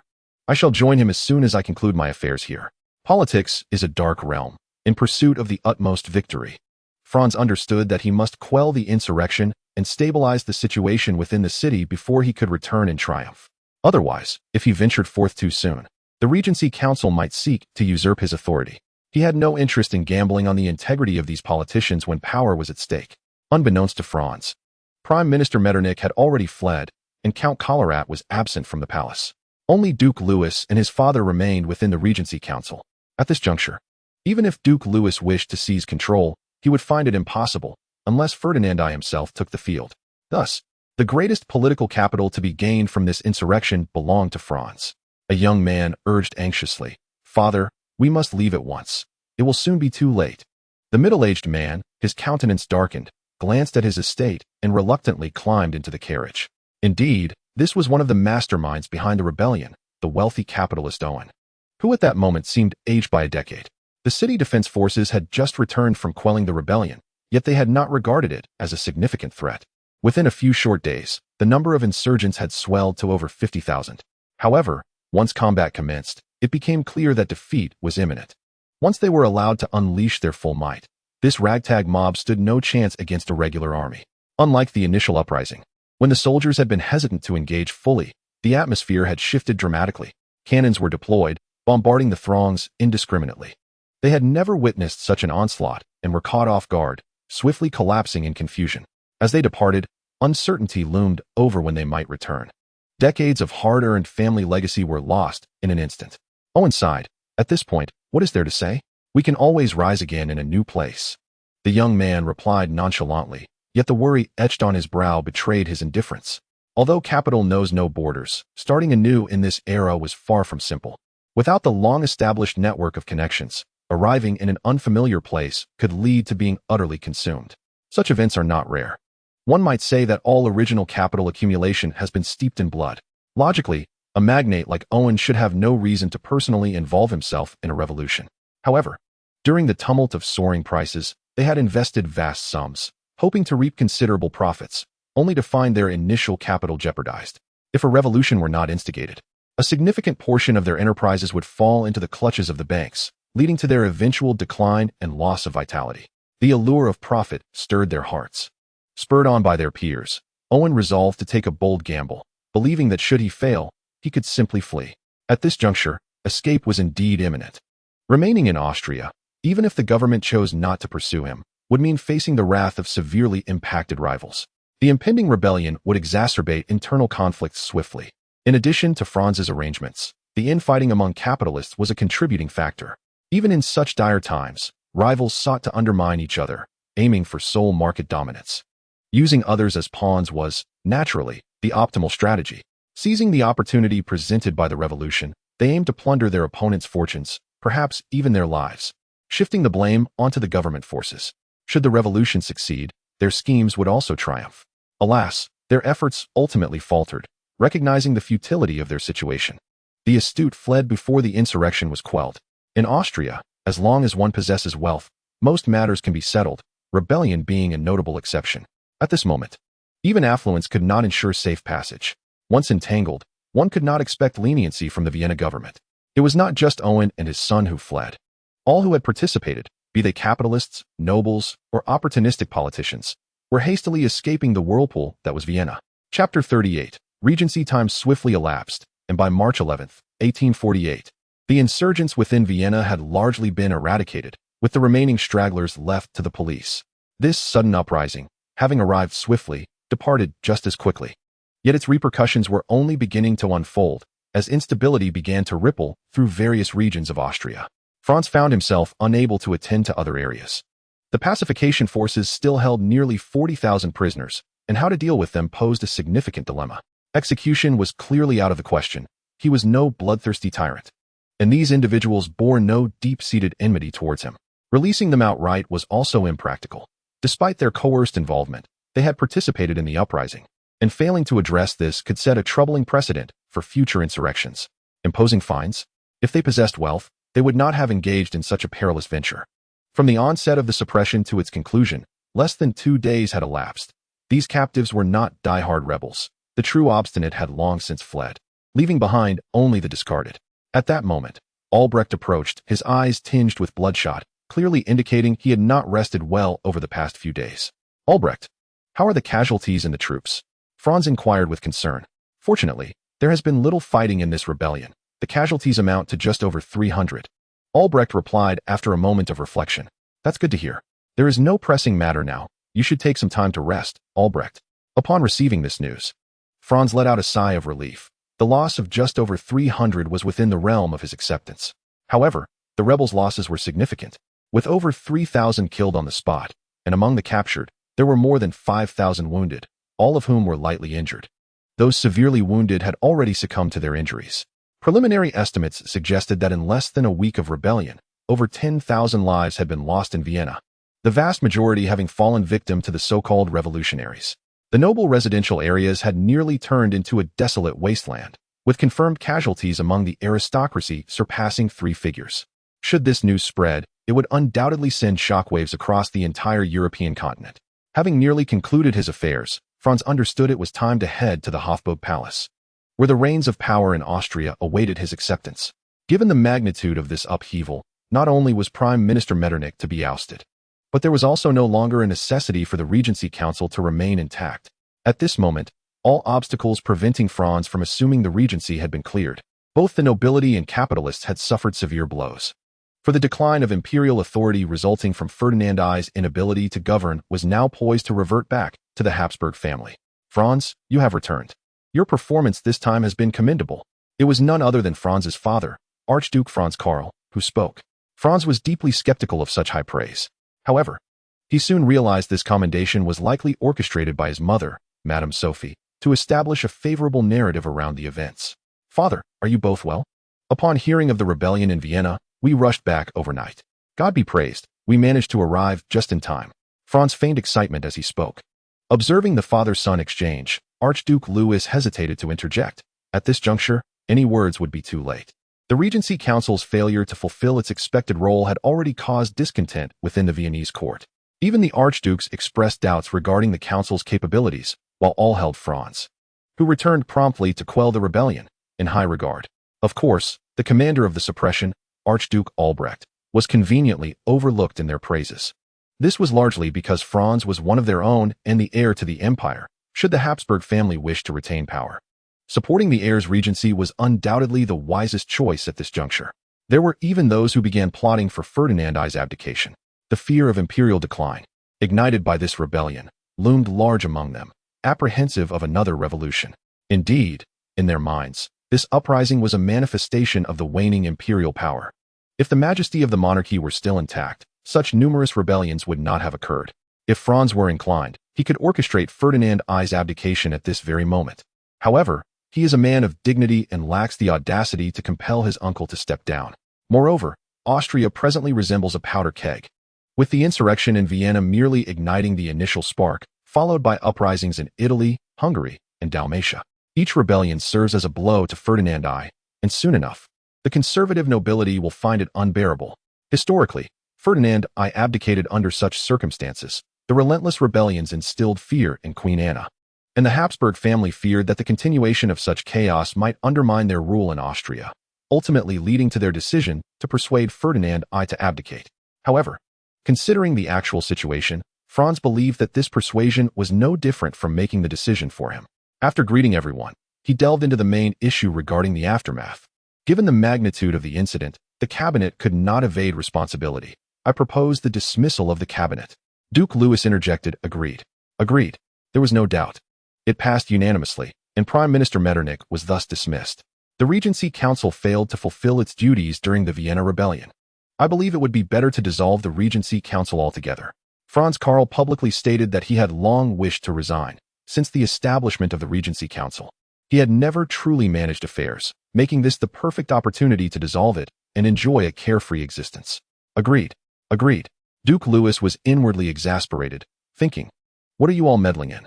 The only ones with the right to dissolve the Regency Council are the Emperor and the Council itself."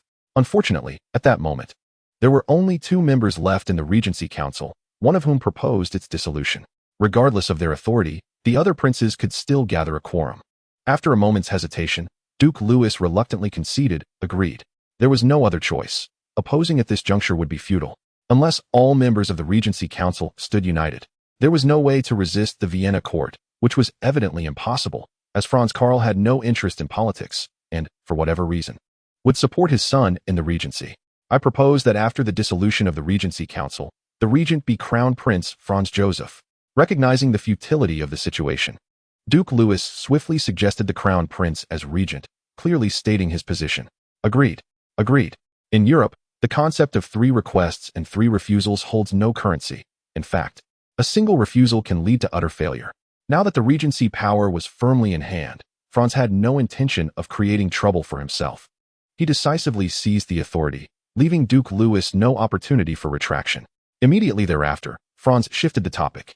"Ladies and gentlemen, the insurrection in Vienna has been quelled. However, it seems that turmoil may soon erupt in other regions of Austria.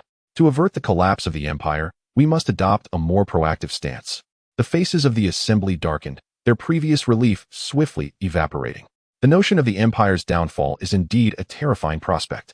As prominent nobles of Austria, their fortunes are inextricably linked to the state, and should the empire disintegrate, all that they possess would vanish into thin air. "Franz, surely the situation is not that dire?" inquired Duke John with concern. Indeed, ever since the February Revolution in Paris, Europe has descended into chaos, with many regions, including Austria, brewing revolutionary sentiments. The bureaucrats of the empire have become corrupt. The recent uprising in Vienna, which could have been managed by the police, culminated in a tragic disaster, claiming the lives of tens of thousands of Austrian citizens, including hundreds of nobles. Franz warned ominously. If we cannot implement more decisive measures, the fate of the ORLNS dynasty today could very well be our fate tomorrow, or perhaps even worse. Could such words truly instill fear in them? Clearly not. One must not underestimate the capabilities of these princes. To presume they can be easily swayed is folly. Franz strategically raised these concerns, capitalizing on their recent experience of the Vienna Revolution, which left their psyches unsettled and prone to pessimism.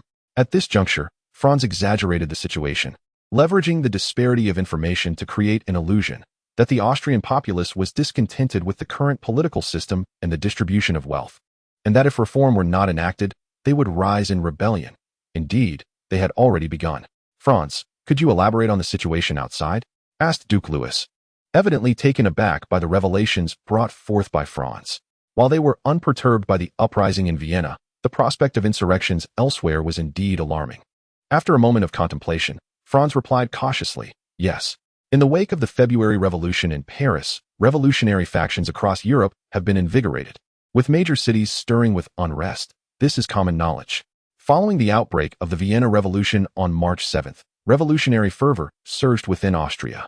Although we successfully suppressed this insurrection, the masterminds behind it have escaped. What is particularly concerning about this Vienna Revolution is the participation not only of revolutionaries but also of capitalists, nobles, and municipal officials. From a social stratification perspective, it encompasses workers, farmers, citizens, the middle class, the bourgeoisie, and the nobility, such a broad spectrum. Had it not been for the suddenness of the events and the severe internal conflicts among the insurrectionists, this Vienna Revolution might have likewise succeeded. Upon hearing this news, all present were rendered speechless. The very involvement of nobles in the revolution signified that the current Viennese government was losing its foundational support. Duke John hastily inquired, Franz, are you certain that nobles participated in this insurrection? Is it a person? Franz said with a bitter smile, currently. 83 nobles have been confirmed to be involved in this rebellion. The number of those not yet discovered may be even greater. Their reasons for participating in this insurrection are quite simple. Dissatisfaction with the government's inaction during the economic crisis, or rather, their inability to profit during these times of hoarding. These scoundrels, do they not realize the gravity of their actions? If the empire falls, how can they expect to maintain their lavish lifestyles? Duke Louis exclaimed in anger. The others shared his sentiments, recognizing that they were jeopardizing their own livelihoods. Without the Austrian Empire, could they still retain their current status?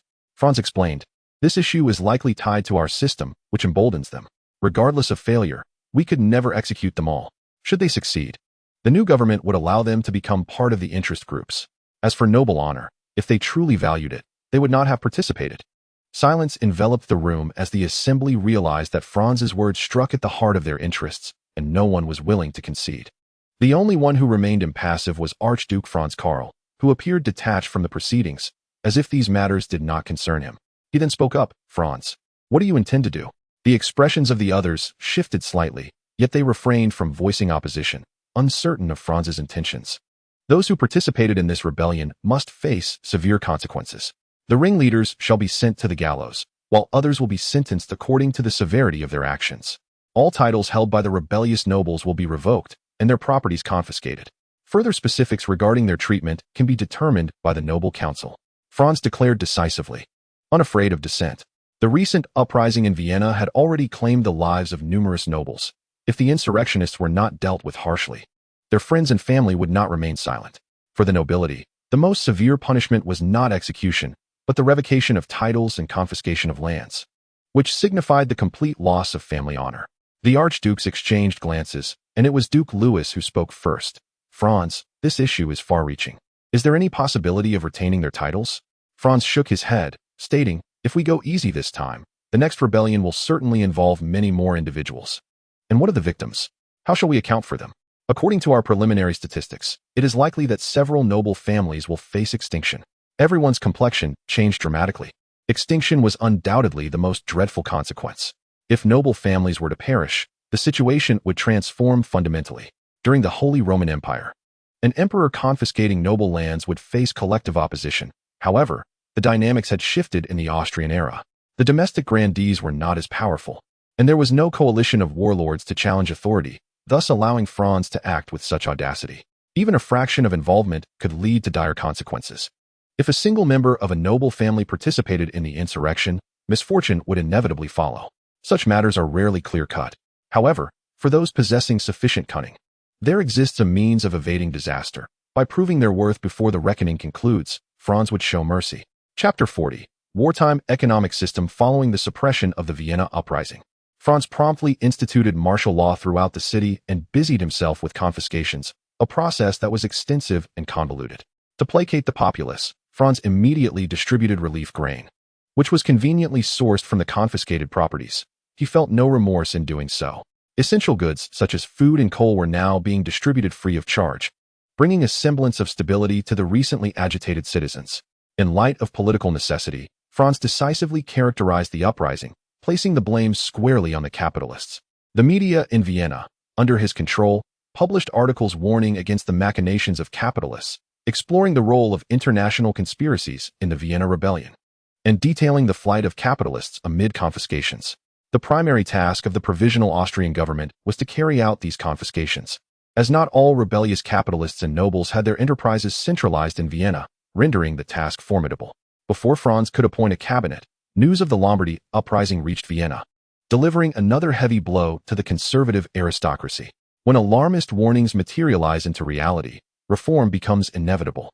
The voices of reformists within the Austrian government rose once more. The conservatives, in order to avert the collapse of the empire, were compelled to confront this new reality.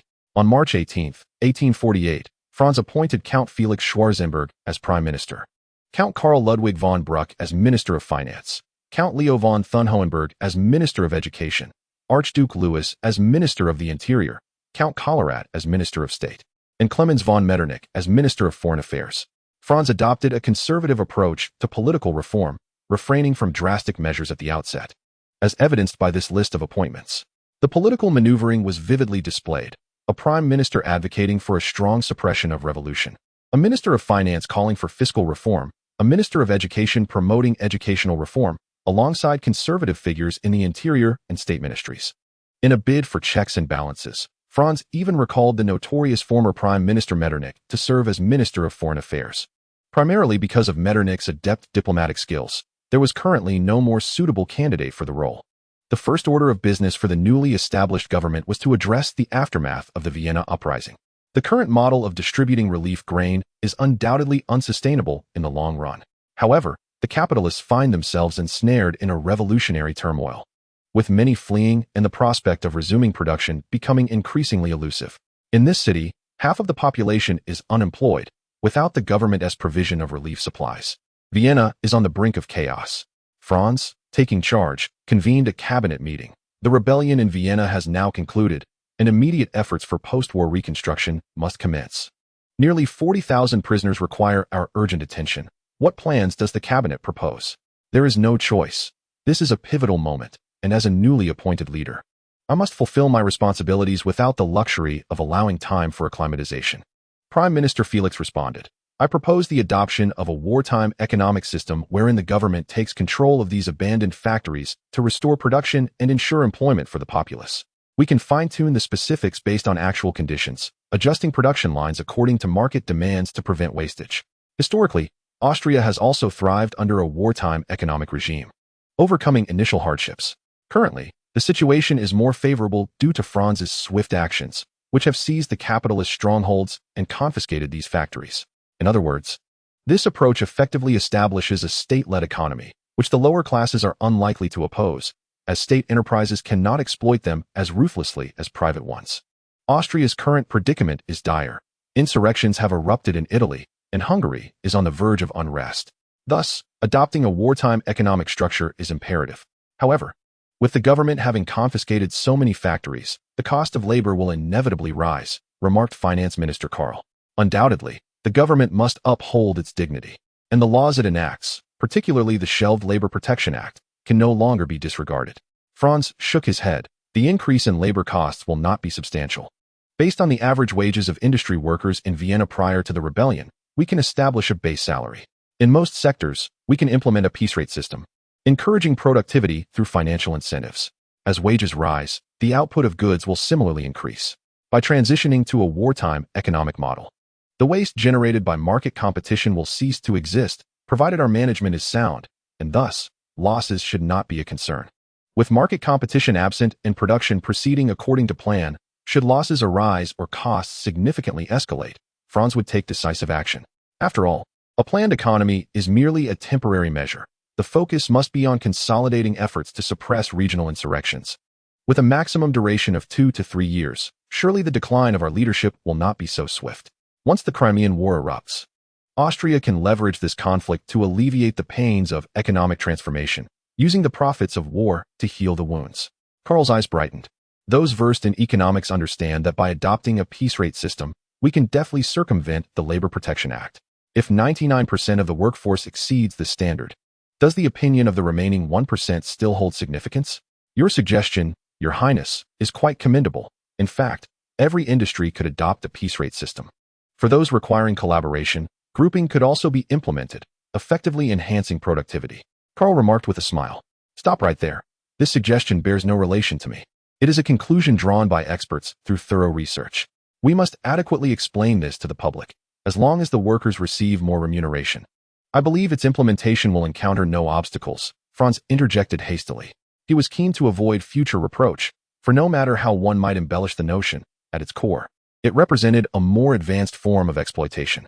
Given his position, it would be peculiar if he were not criticized. It was wiser to attribute the idea to the experts, as they were accustomed to bearing the blame, unfazed by the addition of another grievance. They could conjure any conclusion needed. After all, even the burial site of Sun Wukong had been excavated. The piece rate system was hardly remarkable in comparison. Chapter 41. The Treatment of Prisoners of War. Which expert proposed this? The group shared a tacit understanding not to inquire further.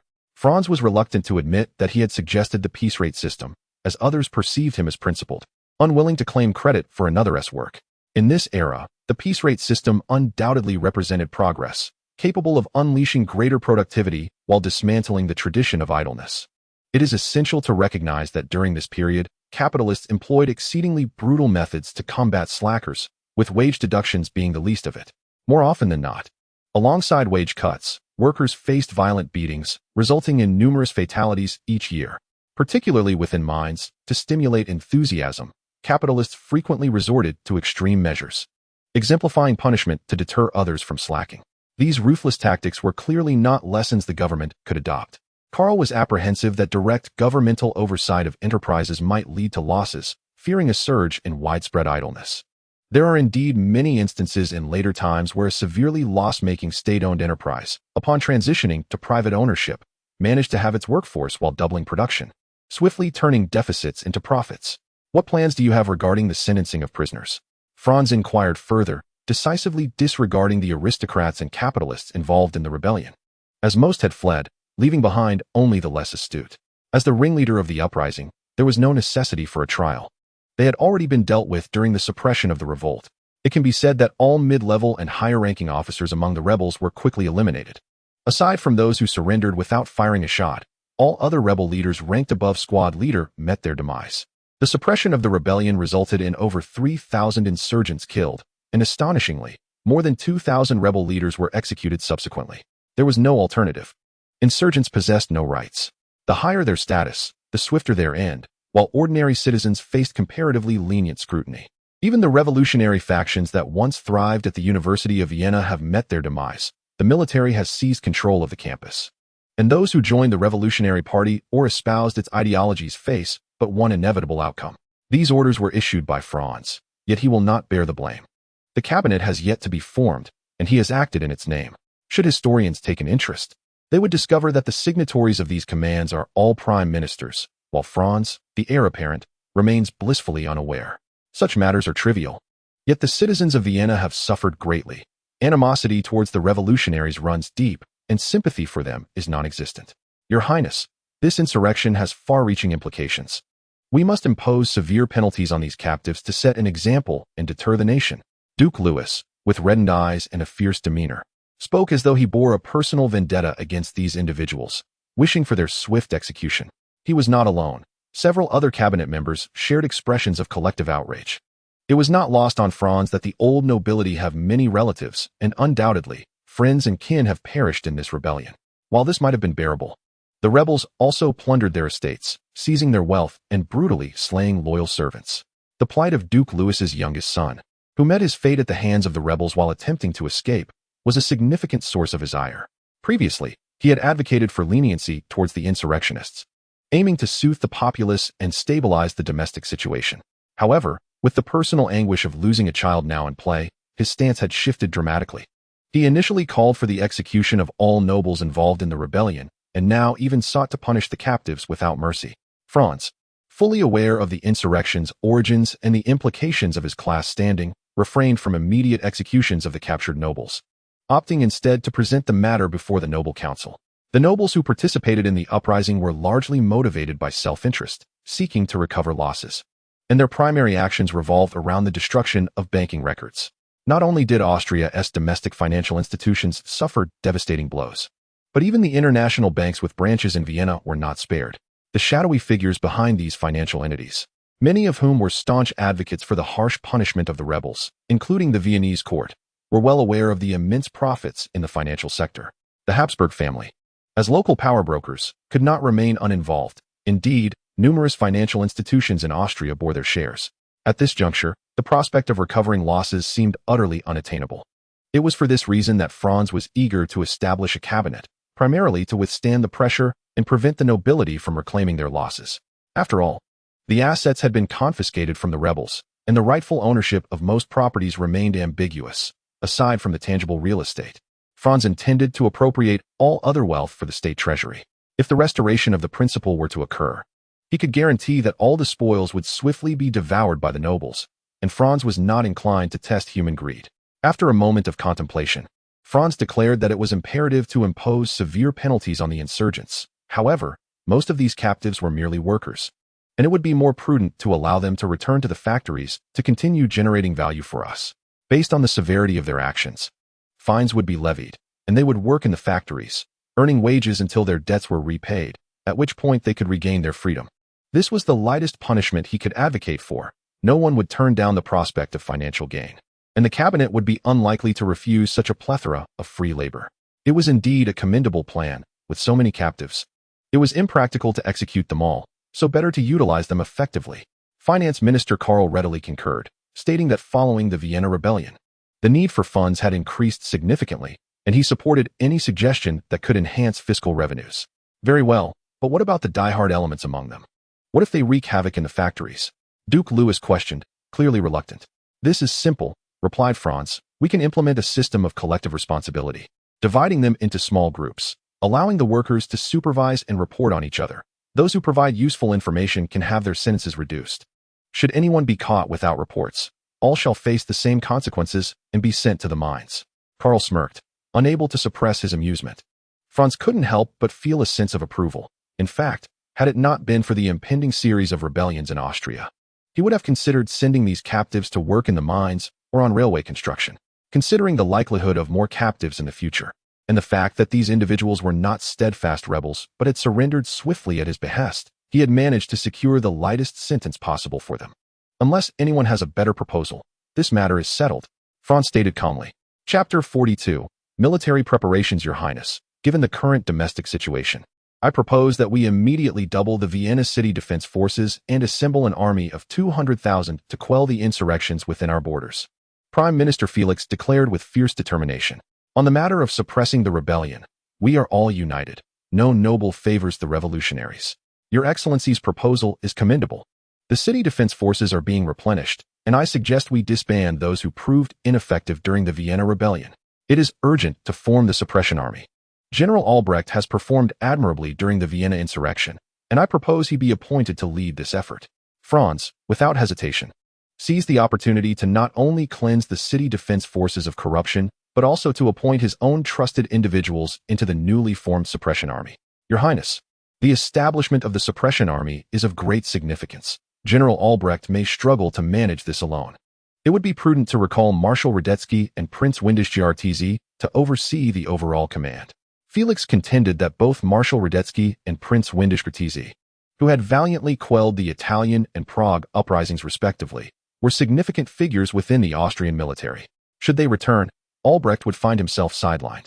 Moreover, Windisch-Gratz, being Felix's brother-in-law, made it imperative that he remain absent. Nevertheless, this did not pose a challenge for Franz. who promptly remarked that while they were indeed the most suitable candidates, the recent insurrection in Lombardy rendered it imprudent to reassign Marshal Radetzky, who would then manage the suppression of the rebellion. He proposed that Marshal Radetzky be appointed as the governor of Lombardy and Venice, endowed with full authority to oversee the pacification efforts in Italy. Furthermore, he suggested mobilizing an additional 50,000 troops from Austria to reinforce the Italian territories, striving to quell the insurrection in the shortest possible time. Franz continued, acknowledging the instability in Bohemia, asserting that if Prince Windisch-Grattisi were to be reassigned, who would be responsible for quelling any potential uprising? The need for their leadership at the front lines was compelling, and since Franz had brought it to light, none dared to advocate for a change. Any lapse at the front could bear grave consequences. Austria remained the Habsburg Austria, and even with Felix's formidable presence, he found himself yielding to Franz's insistence. Political strife is inherently intricate. Today's concession signified that in the years to come, the Austrian government would revolve around Franz, relegating the cabinet to a subordinate role. Seeing no dissent among the assembly, Franz further proclaimed that given the unique circumstances in Hungary, decisive action was necessary. He proposed the appointment of Josip Jela I as the high official for Croatia, concurrently assuming the role of commander of the city defense forces. Jela I, a savior of Austria, had played a pivotal role in stabilizing Croatia and had participated in quelling both the Vienna and Hungarian uprisings. Additionally, he recommended Julius Jacob von Haynau as the high official for Slovakia, also to serve as the commander of the city defenses, in preparation for a potential Hungarian insurrection. Franz's strategy was straightforward: to preemptively engage the historical figures renowned for their prowess in suppressing rebellions, while dismissing the ineffectual leaders of past failures. Your Highness, Felix interjected, the rebellion in Hungary has yet to materialize. Proceeding in this manner may yield significant adverse repercussions. He had not anticipated that the Vienna government was still negotiating with the Hungarians while the heir apparent was readying to suppress any dissent, which could jeopardize the ongoing discussions. However, should the Hungarians indeed rise in revolt, these arrangements would prove invaluable. During this era, Croatia and Slovakia were territories of the Kingdom of Hungary.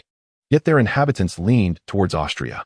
Gaining control over these two regions proves exceedingly advantageous in quelling the Hungarian rebellion.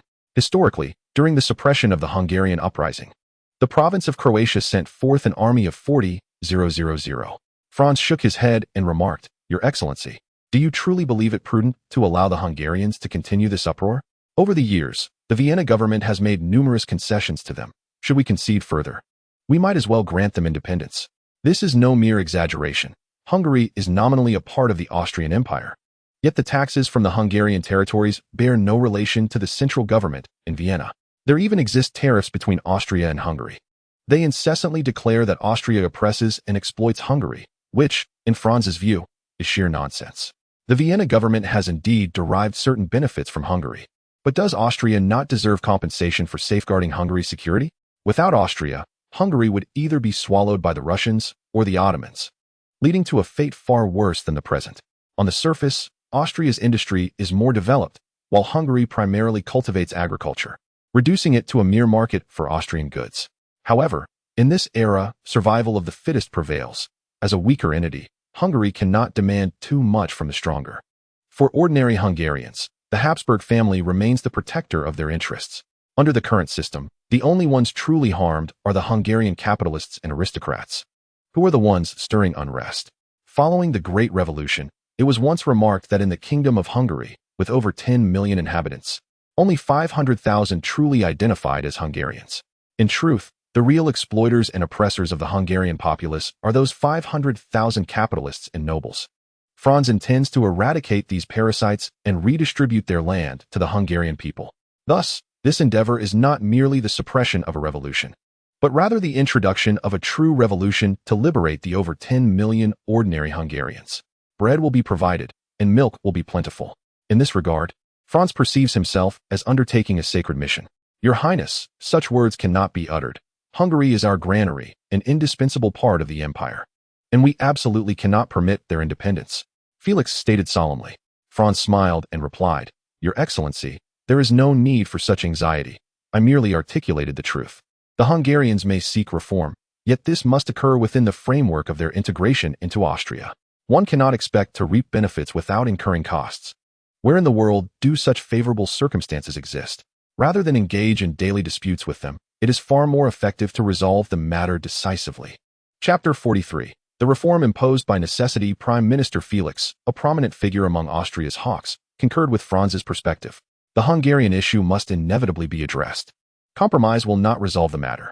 Better to endure a brief pain than a prolonged suffering. It is preferable to allow the Hungarians to rebel and resolve the issue through force. Historically, Austria engaged in similar actions. However, the Viennese government did not execute them thoroughly and ultimately showed leniency towards the nobility. Consequently, while they garnered the support of the aristocratic class, they squandered a pivotal opportunity to resolve the Hungarian issue once and for all, a lesson that Franz would inevitably learn. At this juncture, the Hungarian identity had yet to coalesce. The contemporary Hungarian nation consisted solely of a privileged 50,000, while over 13 million others lacked any sense of nationality. It was not until the establishment of the dual monarchy that the Hungarian nation truly took shape. During this period, Hungarian nobles and capitalists did not consider the lower classes as part of their community. As for the lower classes, they were a group of illiterates toiling daily for survival, lacking the energy to ponder the essence of nationality. Even during the Hungarian uprising of 1848, when they brandished the banner of nationalism, they themselves were unclear about what nationalism entailed. The majority of those identifying as part of the Hungarian nation could not speak Hungarian, let alone appreciate Hungarian culture. Nationalism, in fact, was an ideology imported from France, primarily aimed at destabilizing Austria to facilitate France's strategy for dominance over Italy. This is evident in many instances. The lack of national integration in southern Europe can be directly attributed to the negligence of the Viennese government. Had they acted decisively, many future calamities could have been avoided. Your Highness, the current situation in Austria is unstable. If the Hungarians were to rebel now, we would face immense military pressure. The foreign minister, Metternich, voiced his opposition. Franz smiled faintly, aware of Metternich's long-standing preference for political solutions, a double-edged sword. Through political maneuvering, Metternich had forged 30 years of Austrian glory, preserving its status among the great powers of Europe, yet he had also accumulated numerous conflicts that could have been resolved in a single stroke. For instance, during the 1846 revolution in Galicia, the Viennese government could have addressed the issue comprehensively.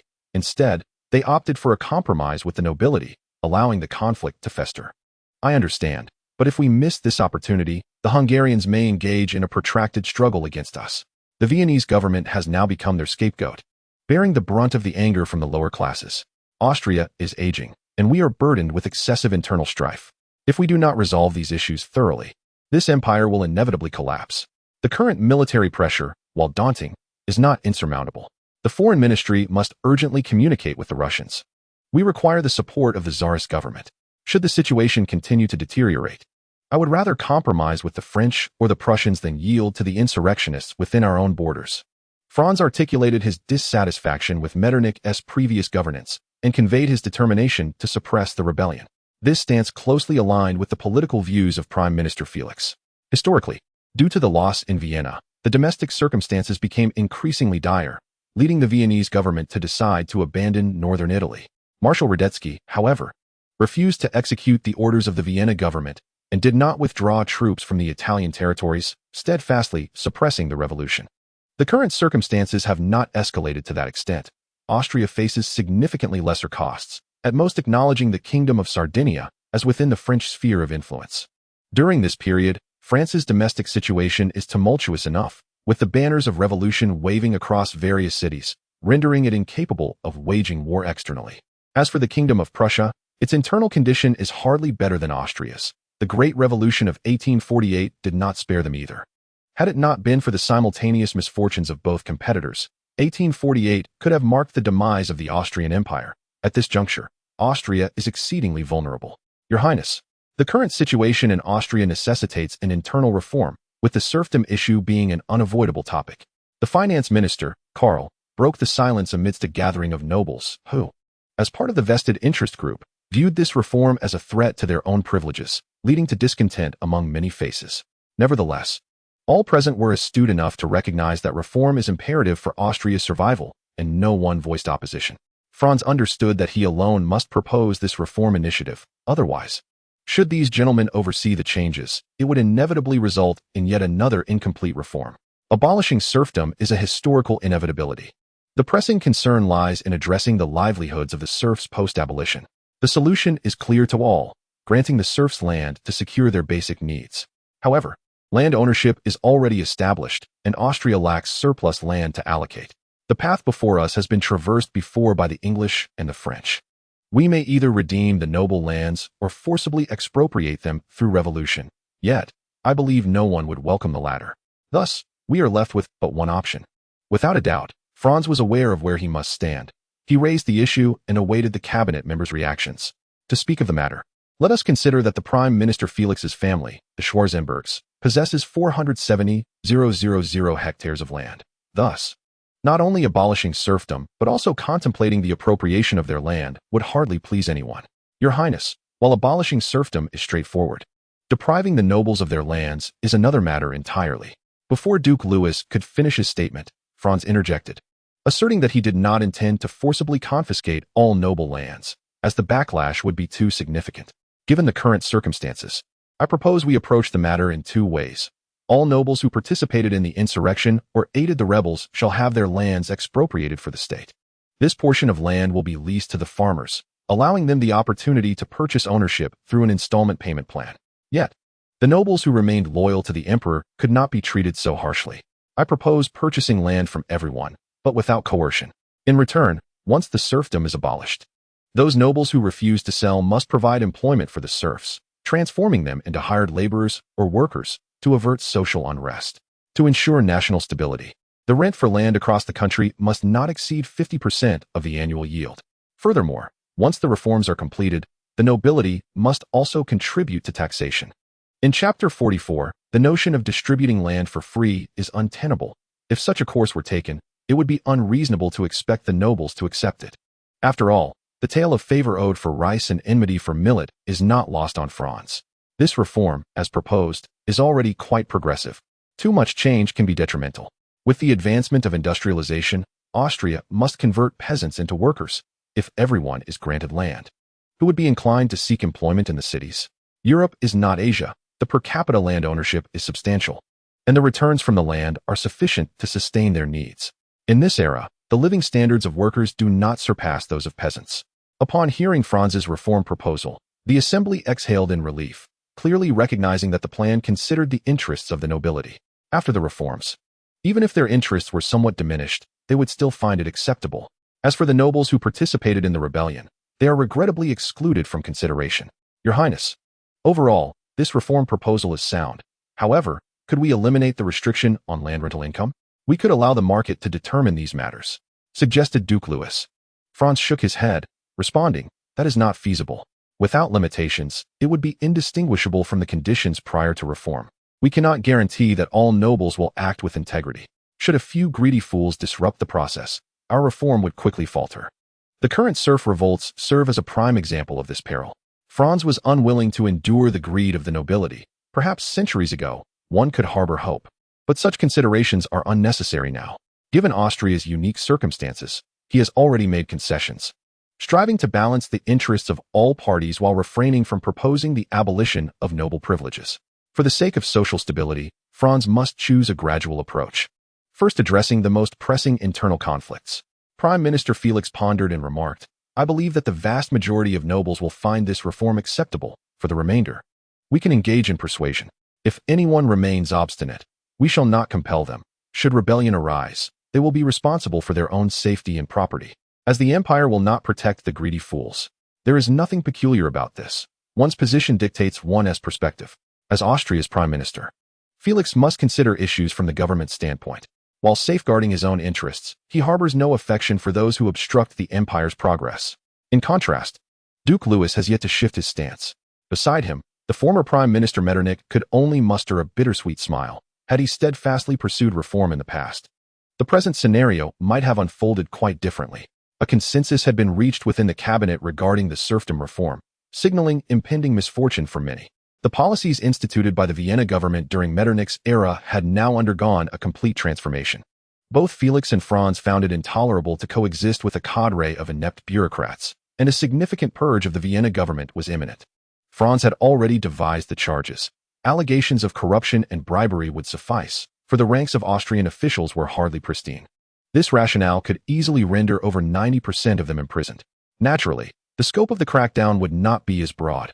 Only those who were both greedy and incompetent, yet oblivious to their own failings, would face dire consequences.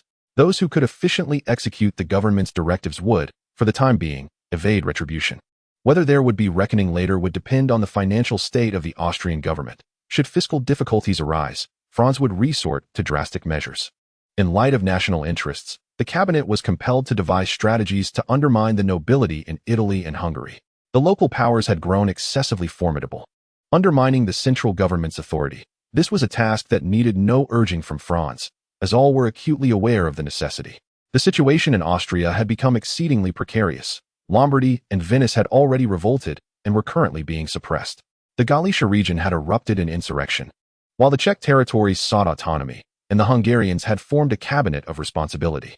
Even without openly declaring rebellion, the distinctions had become negligible. Moreover, tranquility was elusive in other regions. The Croatians found themselves in a state of confusion, once a part of the Kingdom of Hungary. They now found themselves marginalized by the emergent Hungarian nationalism. A schism had developed within the populace, with some advocating for remaining within Hungary, while others yearned to join Austria as an autonomous province. Fortunately, they remained steadfast supporters of the Habsburg dynasty, a sentiment worth fostering. The citizens of Dalmatia were on the brink of despair. The region, already impoverished, was further oppressed by the nobility and capitalists, leading to a surge in hunger-driven riots. Revolutionary factions had also begun to emerge in Slovenia, while Transylvania and Slovakia experienced varying degrees of turmoil, leaving virtually no corner of Austria untouched by unrest. Historically, such extraordinary circumstances had compelled the Austrian government to enact reforms. However, during that tumultuous period, Vienna had fallen and remained unreclaimed, resulting in the Habsburg family's prestige plummeting to its nadir, forcing them to rely on noble support to suppress uprisings. This over-reliance on the aristocracy skewed reforms disproportionately in their favor, while the government made concessions to local powers, sowing the seeds for the empire's eventual disintegration. Yet, the present situation diverged significantly. The rebellion in Vienna had been swiftly quelled, the power of the nobility had been curtailed, and the authority of the central government remained largely intact. The military force at the disposal of the Austrian government is significantly stronger than it has been in any comparable historical period, undeterred by the suppression of the Vienna uprising, which did not necessitate the withdrawal of troops from the provinces. This forms the backbone of Franz's confidence in addressing the crisis.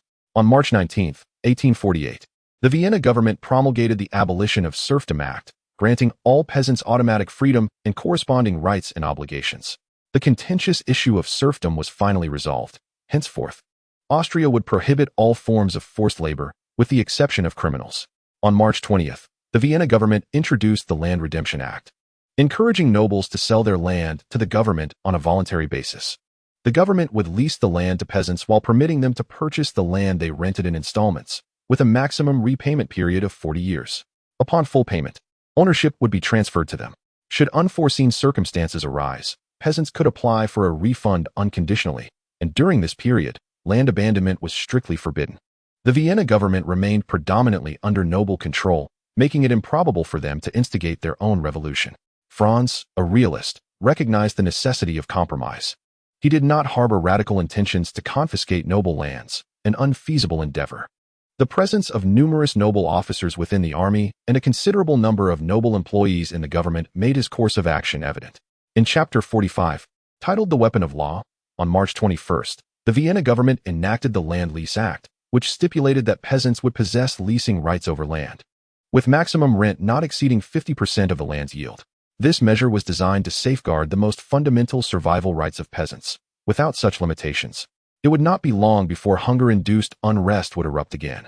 On March 22nd, the government introduced the Serf Resettlement Guarantee Act, mandating that nobles provide minimum living security for freed serfs, addressing the employment concerns of peasants. This included ensuring that peasants would not be deprived of their current housing rights, and that land would be leased to them, or they would be employed to guarantee job security. To prevent exploitation by capitalist nobles, the Vienna government enacted the Anti-Usury Act on March 23rd, which stipulated that any form of loan within Austria could not exceed an annual interest rate of 35%. For loans to vulnerable groups, such as peasants and workers, the rate was capped at 25%. Any personal loans would have interest calculated based on the actual amount received. After May 1st, 1848, any usurious contracts would be deemed invalid and devoid of legal effect, meaning repayment could be refused. Existing usury contracts would only have legal protection for profits within lawful limits. This preemptive measure was taken with the belief that cabinet members did not anticipate that nobles would exploit the situation, as such actions were typically associated with capitalists. Franz refrained from debating this point. While major nobles would likely refrain from such petty gains, the lesser nobles could not be dismissed as entirely virtuous. Among the nobility, there are indeed individuals who find themselves impoverished. Each year, a number of noble families in Europe face bankruptcy, and such individuals can hardly afford to concern themselves with noble glory. Given the intention to combat capitalism, the legislation prohibiting usury naturally contains numerous stringent provisions for violators, including severe penalties. Those caught engaging in usury face the confiscation of all their assets and a stint in prison, with sentences starting at a minimum of 3 years, and life imprisonment not being out of the question. On March 25th, the government of Vienna introduced the minimum wage law, an adjunct to the labor protection law, which stipulates the minimum wage standards. Due to the varying economic conditions across regions, the initial announcement pertains solely to the Vienna area, establishing that male workers shall earn 45 ducats per week, female workers 25 ducats, and child laborers 45 kreutzers. Note: 1 ducat equals 116,928 kreutzers, with 60 kreutzers equating to 1 ounce of silver. Franz remains remarkably pragmatic, refraining from setting an unrealistic wage that exceeds the actual conditions. This wage standard merely suffices to meet basic living needs, compelling workers who desire a better quality of life to undertake overtime. The abhorrent practice of employing child labor remains unresolved. Unfortunately, the current state of Austria is such that while prohibiting child labor in factories may seem straightforward, the aftermath of losing economic sources poses a significant challenge to these children's livelihoods.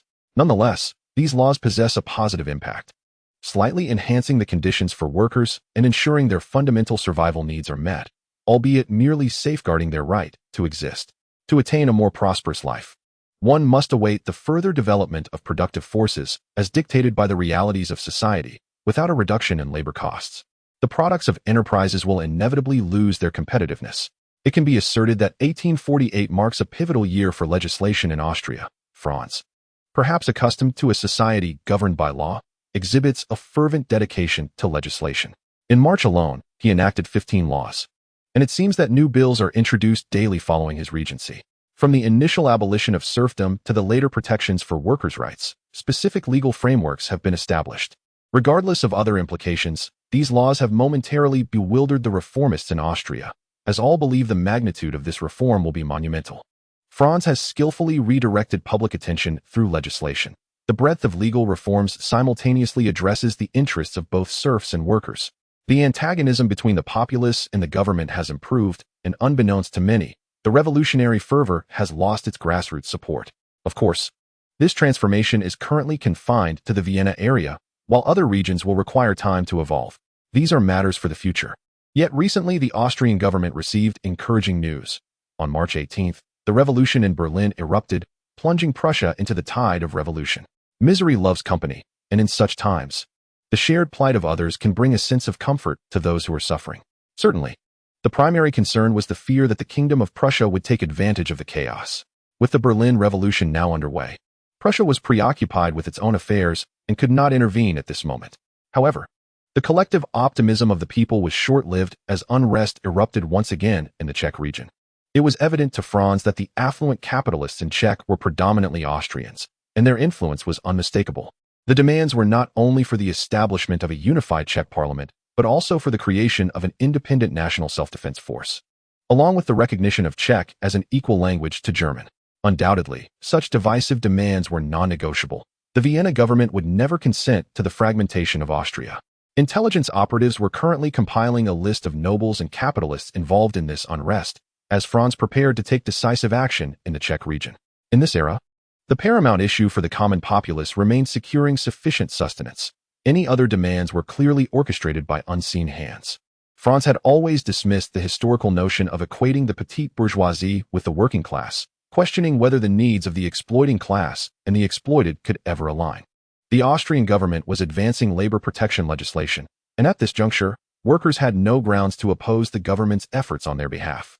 Reports indicated that the primary participants in the Prague demonstrations were students and the petite bourgeoisie, while workers treated the protests as a mere job for monetary gain. Your Excellency, how does the cabinet intend to address the demonstrations in the Prague region? Franz inquired. He promptly disregarded the conditions proposed by the protesters, deeming them unacceptable without further discussion.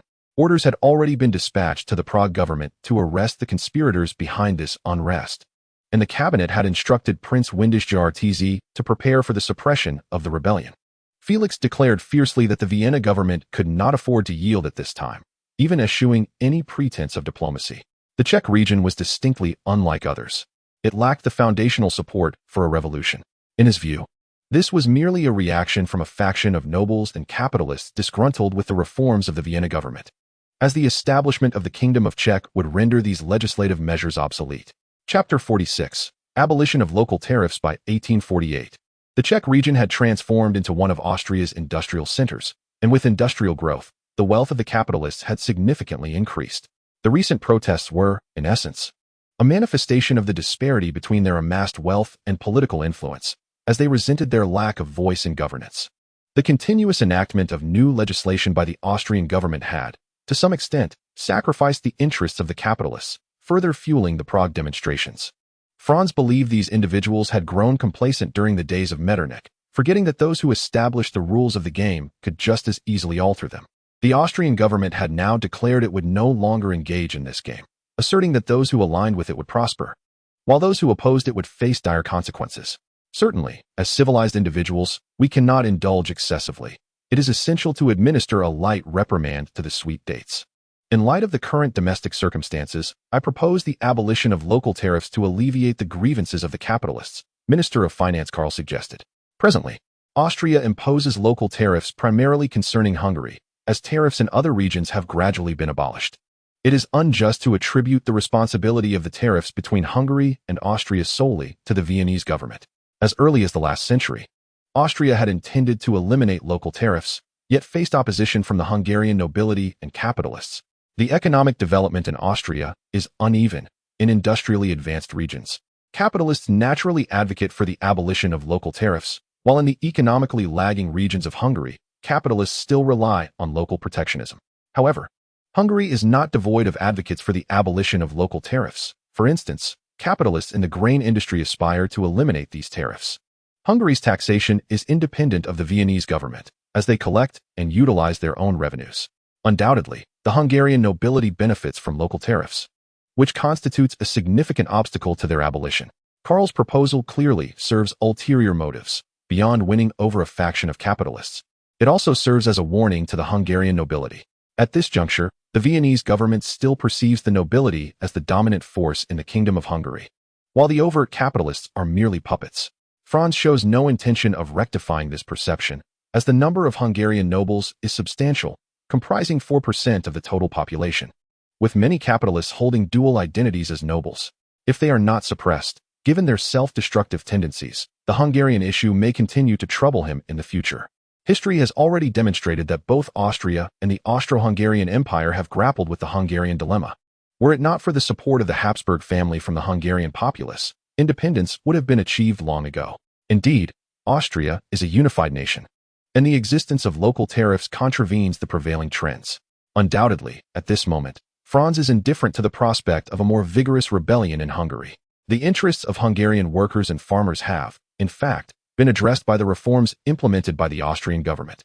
Fostering divisions among factions while uniting the majority to suppress a minority is invariably a sound political strategy. Going forward, he will continue to enact decrees aimed at dismantling the barriers to bourgeois economic development, thereby undermining the resolve of the capitalists to rebel. The abolition of local tariffs will primarily harm the interests of the major nobles, while the minor nobles lack the standing to profit from this change. In fact, their interests may suffer as the absence of tariffs enhances the competitiveness of their grain. This alone is insufficient to incite a widespread rebellion among the Hungarian populace. At most, it will entangle a significant portion of the nobility in the tumult. Your Highness, this may not be feasible. The abolition of tariffs on Hungary would adversely affect Austria's agricultural sector, impacting the livelihoods of Austrian farmers. Duke Louis opposed. Suddenly, Franz recalled that the greatest impact of abolishing tariffs with Hungary would not be on the farmers, but rather on the wealthy nobles who own vast tracts of land. With an additional competitor in the market, the price of grain would undoubtedly decline. Franz hesitated, Should he provoke the domestic nobility at this juncture? Having just abolished serfdom, would allowing Hungarian grain to flood the market and disrupt grain prices encroach upon their limits? At this moment, Prime Minister Felix intervened decisively. Since 1846, Austria's grain prices have been on a continuous rise. For the stability of the nation, it is imperative that we maintain grain prices within a reasonable range. In the long run, the influx of Hungarian grain into Austria is indeed beneficial. The decrease in grain prices could help stabilize public sentiment swiftly. Moreover, once tariffs are lifted, Austrian industrial products will gain a competitive edge in Hungary, aiding in the recovery from economic turmoil. Franz felt reassured. If even the prime minister, a significant landowner, was unconcerned about falling grain prices, then the nobility's threshold must be even lower. Historically, it appears that Austria also abolished its tariff system during this period. Though Franz could not recall the exact year, the prime minister was correct. Abolishing tariffs now could facilitate a swift revitalization of the Austrian economy, which is of utmost importance to us. Due to the war, our fiscal revenue this year is likely to plummet significantly. Had it not been for the confiscation of the rebels' assets, the government might have already faced bankruptcy. The forthcoming repression of the rebellion will undoubtedly drain our finances, and those funds will be but a drop in the ocean. We must urgently activate our numerous factories, and the Hungarian market is indispensable. The Minister of Foreign Affairs, Metternich, spoke up. Indeed, Austria is in dire need of funds. Prior to the March Revolution, the Vienna government owed a national debt of 748 million guilders. Currently, it stands at approximately 600 to 650 million guilders. 1 guilder is equivalent to about 116,928 grams of silver. Do not misunderstand. This is not because Franz has repaid any debts, but rather because the creditors are no longer present. Due to the rebellion, many bonds were destroyed in the flames of war, and numerous creditors have become fugitives. The government forces have also seized a considerable amount of bonds, which Franz simply burned. Austria's government bonds come in both registered and bearer forms. Naturally, fugitives will not come to claim the registered bonds, while the bearer bonds can still be transferred. To rely on the Hungarian market to restore Austria's economy is indeed idealistic. Franz believed that Hungarian capitalists would not mind conducting business with Austria, even amidst revolutionary upheaval. The real concern, however, is ensuring the safety of transportation amidst the chaos of war. Who has the heart to purchase these goods? Surely, one cannot resort to selling arms to the Hungarians? Chapter 47. The outbreak of the First Italian War on March 27, 1848. The Vienna government declared the abolition of local tariffs and prohibited local governments from collecting duties under any pretext. The Hungarian representative in Vienna stormed out in protest. It is not surprising. Although the Hungarians demanded the abolition of local tariffs, their request was for Austria to unilaterally abolish them, rather than relinquishing their right to impose tariffs on Austria. Otherwise, the issue would not have been contentious at all. The abolition of local tariffs had been proposed as early as the Maria Theresa reforms in 1795, and by 1848, it had been abolished in other regions. The persistence of these tariffs in Hungary was due to the obstruction by vested interests. The truth of the matter is often at odds with external propaganda. The art of subtlety applies equally in Europe. Otherwise, there would have been no need for the Vienna government to abolish tariffs with Hungary only after the suppression of the Hungarian Revolution. Just as one crisis seemed to settle, another emerged. The issues in the Czech region remained unresolved when another dire piece of news reached Vienna. The Kingdom of Sardinia had declared war on Austria. On the evening of March 23, King Charles Albert of Sardinia delivered a speech in the Palace Square, announcing war against Austria. Due to the delays of war, this news reached Vienna only on the 27th. Have the reinforcements for Marshal Radetzky arrived? Franz inquired. After suppressing the Vienna uprising, the Austrian government had mobilized 50,000 troops to support Marshal Radetzky. This was initially a preparation by Franz to address the conflict with Sardinia. Otherwise, there would have been no need for reinforcements solely for quelling the insurrection in Austrian Italy. Without reinforcements, the outcome might have mirrored history, where Radetzky had to contend with the Italians using a meager force until domestic reinforcements arrived to secure victory. However, the current situation was different.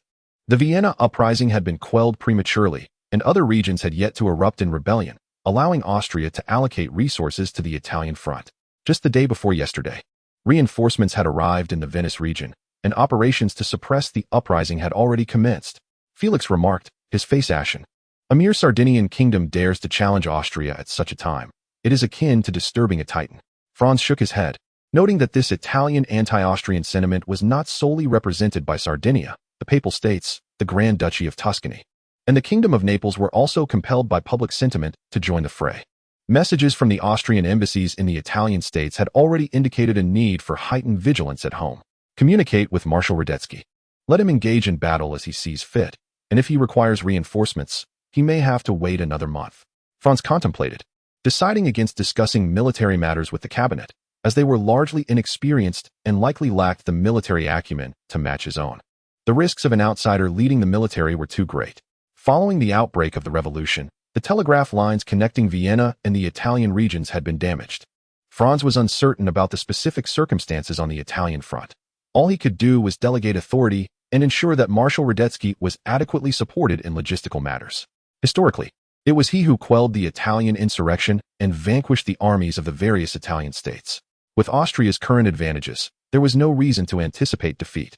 Since suppressing the Vienna uprising, the Austrian government had been expanding its military preparations, not only to subdue revolutions, but also to guard against foreign powers that might take advantage of the turmoil. At times, Franz genuinely contemplated deploying troops to eliminate those potentially rebellious nobles and capitalists, followed by a land reform to resolve all issues. Unfortunately, such actions were impossible. Even the nobles participating in the revolt had to be handed over to the noble council for judgment, let alone those who had yet to rebel. As of now, only 12 rebellious nobles had been executed by the council, charged with using despicable means to murder fellow nobles in an attempt to usurp their titles. Franz found himself at a loss for words, as this was a result fervently advocated by Archduke Louis due to his grief over the loss of his son. Of course, Franz had not been idle. At least the properties of the 28 confirmed heirs had been temporarily nationalized, and all collateral heirs were barred from inheriting titles until they proved their non-involvement in the deaths of their predecessors. Regrettably, this posed an insurmountable dilemma. Once an application for title inheritance was submitted, a motive for wrongdoing was established, even if one did not participate in the rebellion. What about relatives or friends who did? Perhaps neighbors or acquaintances were involved, all of which could not absolve one of suspicion. Franz entrusted the noble council with the authority to determine their innocence. Only if 8 out of 10 noble members affirmed one's lack of suspicion and recognized them as the legitimate first heir could they inherit a title. The relationships among the nobility were exceedingly convoluted, with numerous relatives holding claims to inheritance. Each had their own grievances, complicating internal disputes. If any issues arose with the first heir, the title and lands would pass to the second heir. Due to noble intermarriages, the first and second heirs often belonged to different families, and sometimes even rival factions, making matters even more challenging. Everyone had their circle of relatives and friends. It was difficult to claim a title for oneself, yet obstructing another's claim was all too feasible. Your Highness, if all the major Italian states engage in battle, Marshal Radetzky may find his forces insufficient. Should we draft additional reinforcements from elsewhere? Felix proposed. The Italian states are not a monolithic entity. They are compelled by public sentiment to mobilize, and each is likely still negotiating terms. Currently, it is the Sardinians who are stepping up. I suspect they will only launch an offensive if the revolutionaries agree to merge with them. In the Italian region, we already have deployed 40,000 troops. And with an additional 50,000 reinforcements, while we may not decisively defeat the enemy, we should be able to contend with them for some time. The current situation in the country is rather unstable. Should we continue to draw forces, any outbreak of rebellion in other regions would leave us beleaguered. I can inform Marshal Radetzky not to be overly concerned with the losses of a single city or locality, as long as we ultimately secure victory. Relinquishing some territories at this juncture would be inconsequential. Franz, however, resisted the temptation to swiftly vanquish the Italians and opted for a methodical approach. Historically, even without any preparations, Marshal Radetzky had managed to persist in the fight despite the Vienna government's orders to abandon Italy. Thus, it stands to reason that with reinforcements, defeat is not an option. Franz harbored uncertainties regarding the combat efficacy of the Austrian army, yet the record of the Italian forces gave him some comfort. Throughout history, the conflicts between Austria and Italy had often resulted in Austrian dominance, with the exception of instances where the original ruler led personally or during the Franco-Italian coalition's victories. Even the moribund Austro-Hungarian Empire was capable of overpowering Italy. Chapter 48. Luring the enemy inward. In the Lombardy region, the circumstances were decidedly unfavorable for Austria. The Austro-Italian War was far more complex than the historical texts suggest, with internal bourgeois and noble rebellions compounded by external military pressures. The reinforcements dispatched by the Vienna government were currently engaged in suppressing the insurrection in Venice, leaving only one Austrian division at the front, with Marshal Radetzky's total available manpower amounting to fewer than 30,000. This figure was double that of the historical equivalent. Otherwise, we would have already retreated from Milan in disgrace. Upon closely examining the map on the table and considering the current international climate, Marshal Radetzky made a decision at the military conference that left everyone astounded. He ordered the troops to prepare for the abandonment of Milan on April 1st. What, Your Excellency? Are you certain this is not a jest? General Wick incredulously inquired. I am quite certain of what I am doing, Marshal Radetzky replied, unflinching. But Your Excellency, we are not yet at a point where retreat is imperative. Once the insurrection in Venice is quelled, our reinforcements will arrive, and halting the Kingdom of Sardinia will pose no issue, General Wick contended. This was not merely General Wick's bewilderment. Many officers present found it difficult to accept the notion of retreat when victory was attainable. It is simple, we can stave off the Kingdom of Sardinia's advances. But in the face of internal strife and external threats, we lack the capacity to vanquish the enemy.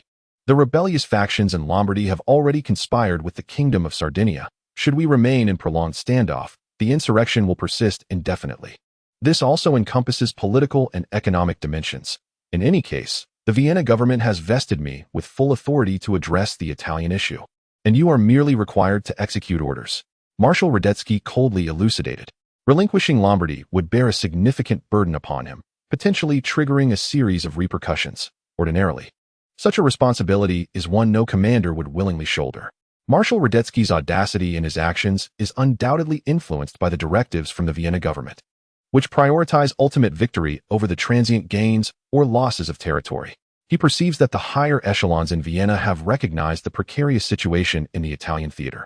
Should the issues remain unresolved, the Papal States, the Duchy of Tuscany, and the Kingdom of Naples would inevitably intervene. While Radetzky possesses sufficient military strength to confront the Kingdom of Sardinia and the insurrectionists alone, the entry of these additional states into the fray would pose a significant threat. Rather than risk this escalation, he considers it prudent to relinquish the Lombardy region, allowing the Kingdom of Sardinia to occupy it. This strategy would dissuade the other three Italian states from joining the conflict, as their declarations of war were largely motivated by public sentiment. Currently, their primary forces remain unengaged, with only volunteer militias mobilizing. Should Sardinia secure these territories, the populace would likely turn their grievances outward, stifling any further military support for Sardinia, driven by envy and resentment. In the absence of external threats, internal strife is bound to arise. The internal contradictions among the Italian states are substantial. Presently, the political elite seek to redirect public enmity towards Austria. However, this situation cannot endure indefinitely. While deception may veil many issues, hunger is an insatiable truth. Sustenance remains a necessity. The ongoing economic crisis exacerbates the unemployment crisis in Italy, and without resolution, tensions will inevitably surface. Furthermore, the stances of England and France compound the dilemma. The French aspire for the independence of Lombardy and Venice, desiring to expel Austria, while simultaneously opposing a unified Italy. Conversely, the British favor a consolidated Italy, as it would serve to balance the powers of France and Austria, yet they oppose any collapse of Austria, aiming to weaken it while preserving its strength to counter Russian expansion. Amidst this backdrop, should the Kingdom of Sardinia occupy Lombardy, a merger of interests between France and Austria is inevitable, prompting a shift from support to hostility from the French. British backing for Sardinia will likely remain superficial, urging the kingdom to withdraw while being constrained by public opinion to continue the fight. After contracting its front, Radetzky's forces would be significantly bolstered, while Sardinia's lines would stretch precariously. The recently occupied Lombardy would offer no logistical support, relying instead on domestic transport, which would place immense pressure on the Kingdom of Sardinia. As they engage in warfare against Austria, they must also ensure the sustenance of Lombardy's populace. Failure to do so could incite rebellion among the hungry. Devoid of substantial support from England and France, along with the absence of three allied states, the outcome of the war appears predetermined. The Kingdom of Sardinia's limited resources render it incapable of rivaling Austria. Marshal Radetzky is confident that with his military strength, he can defeat the Sardinian army, reclaim the Lombardy region, and even extend the conflict into the heart of Sardinia without difficulty. Strategically, this is not a retreat, but a calculated lure of the enemy into a deeper engagement. Naturally, the private correspondence from Franz, urging him to eradicate all insurrectionists in Austrian Italy, is a significant motivating factor behind his resolute determination. The term insurrectionist is not so simple. Marshal Radetzky understands that it refers to the capitalists and nobility in the Italian regions. Without these figures exploiting the populace, where would the rebellion stem from?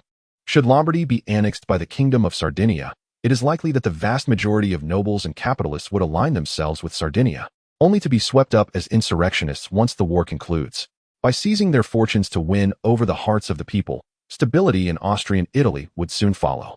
After all, the inhabitants of Lombardy are predominantly Germans who have entered Italy. Devoid of the upper-class hindrances, the prospect of national integration would become significantly more feasible. While there are both advantages and disadvantages, Marshal Radetzky need not dwell on the latter. He has already discerned the favorable aspects that could provide a definitive resolution to the Italian dilemma. For the sake of ultimate victory, both Lombardy and Venice could be temporarily relinquished. As long as they are ultimately reclaimed, he would remain a hero of Austria. In the tranquil conference room, a voice pierced the silence as a middle-aged general rose to speak. Your Excellency, perhaps we can do something. We cannot allow the Kingdom of Sardinia to easily seize Lombardy. Edmund, do you have a plan? Marshal Radetzky inquired with interest. Your Excellency, since the people of Lombardy welcome the Italians so warmly, why not assist in promoting a more favorable impression of the Kingdom of Sardinia? Replied General Leopold Friedrich with a sardonic smirk. Chapter 49. A subpar redistribution of wealth in Austria. 1848. Revolution seemed to have become the prevailing trend, with unrest pervasive throughout the nation. On March 28th, a rebellion erupted in the Dalmatian region, but fortunately, before the Austrian government could dispatch troops to suppress it, the locals managed to quell the insurrection themselves.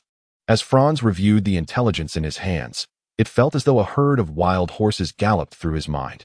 The uprising was instigated by a self-defense force formed by the local government, while it was the capitalists and serfs who aided in quelling the revolution. In essence, it was the nobility and nationalists who instigated the rebellion, only to be subdued by the capitalists and serfs. This rebellion arose primarily from the discontent of local nobles over governmental reforms that undermined their interests, spurred on by nationalistic fervor, leading them to foolishly declare a revolution. Such fools are not uncommon throughout history. Franz had become quite accustomed to their antics. Each year, a few intoxicated nobles in Austria declare independence, only to rescind their proclamations upon sobering up, hastening to the emperor to seek forgiveness.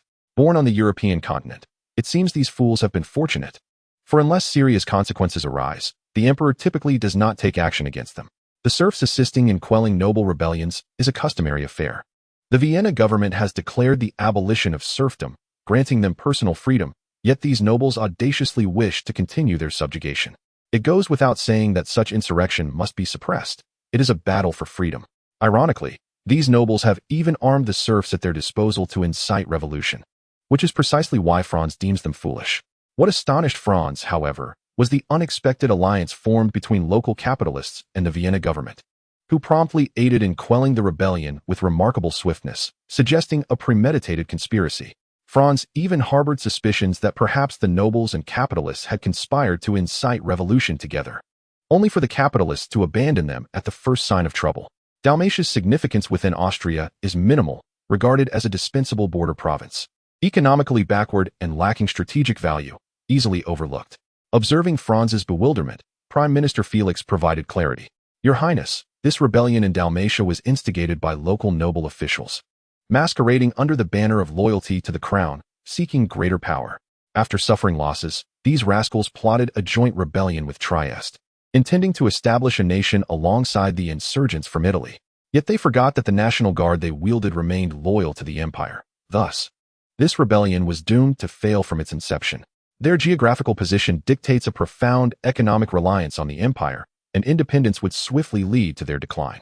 It was inevitable that the capitalists would part ways with them for their own interests. Franz nodded thoughtfully, contemplating that the capitalists likely considered the chances of a successful uprising too slim to secure greater gains, leading them to betray their erstwhile allies.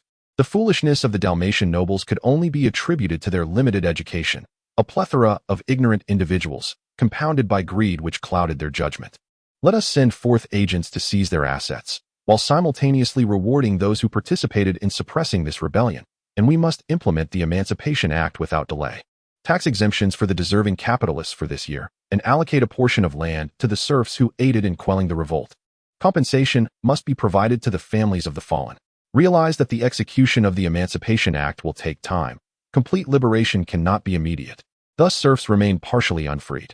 Franz is establishing a precedent. Regardless of the motives behind their actions, the support of the empire in suppressing rebellion must be encouraged. Particularly, the rewards for the serfs must be widely publicized, ensuring that the entire Austrian populace is made aware of their commendable deeds. At this juncture, Franz had resolved to distribute land, inciting workers and peasants to rise against the reactionary nobility and capitalists, observing who would dare to rebel alongside them. Your Highness, this may not be prudent. A mere reward for the capitalists suffices. We have already granted freedom to the serfs, and there is no necessity to bestow land upon them. At this moment, Prime Minister Felix stood firmly upon his class position, disapproving of such actions. This would imply that if the emperor were to acquire the means to dismantle the noble class, the power of monarchy would be further augmented, while the political voice of the nobility would be considerably diminished. Prime Minister, is this not a matter of expediency? The insurrection in Italy has yet to be quelled, and those few discontents are eager to take advantage of the chaos.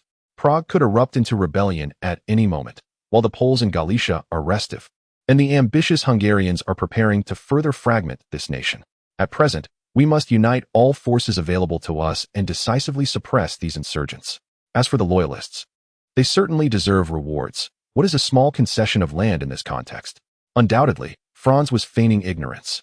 As long as he cited the current situation, the nobility had no grounds for opposition.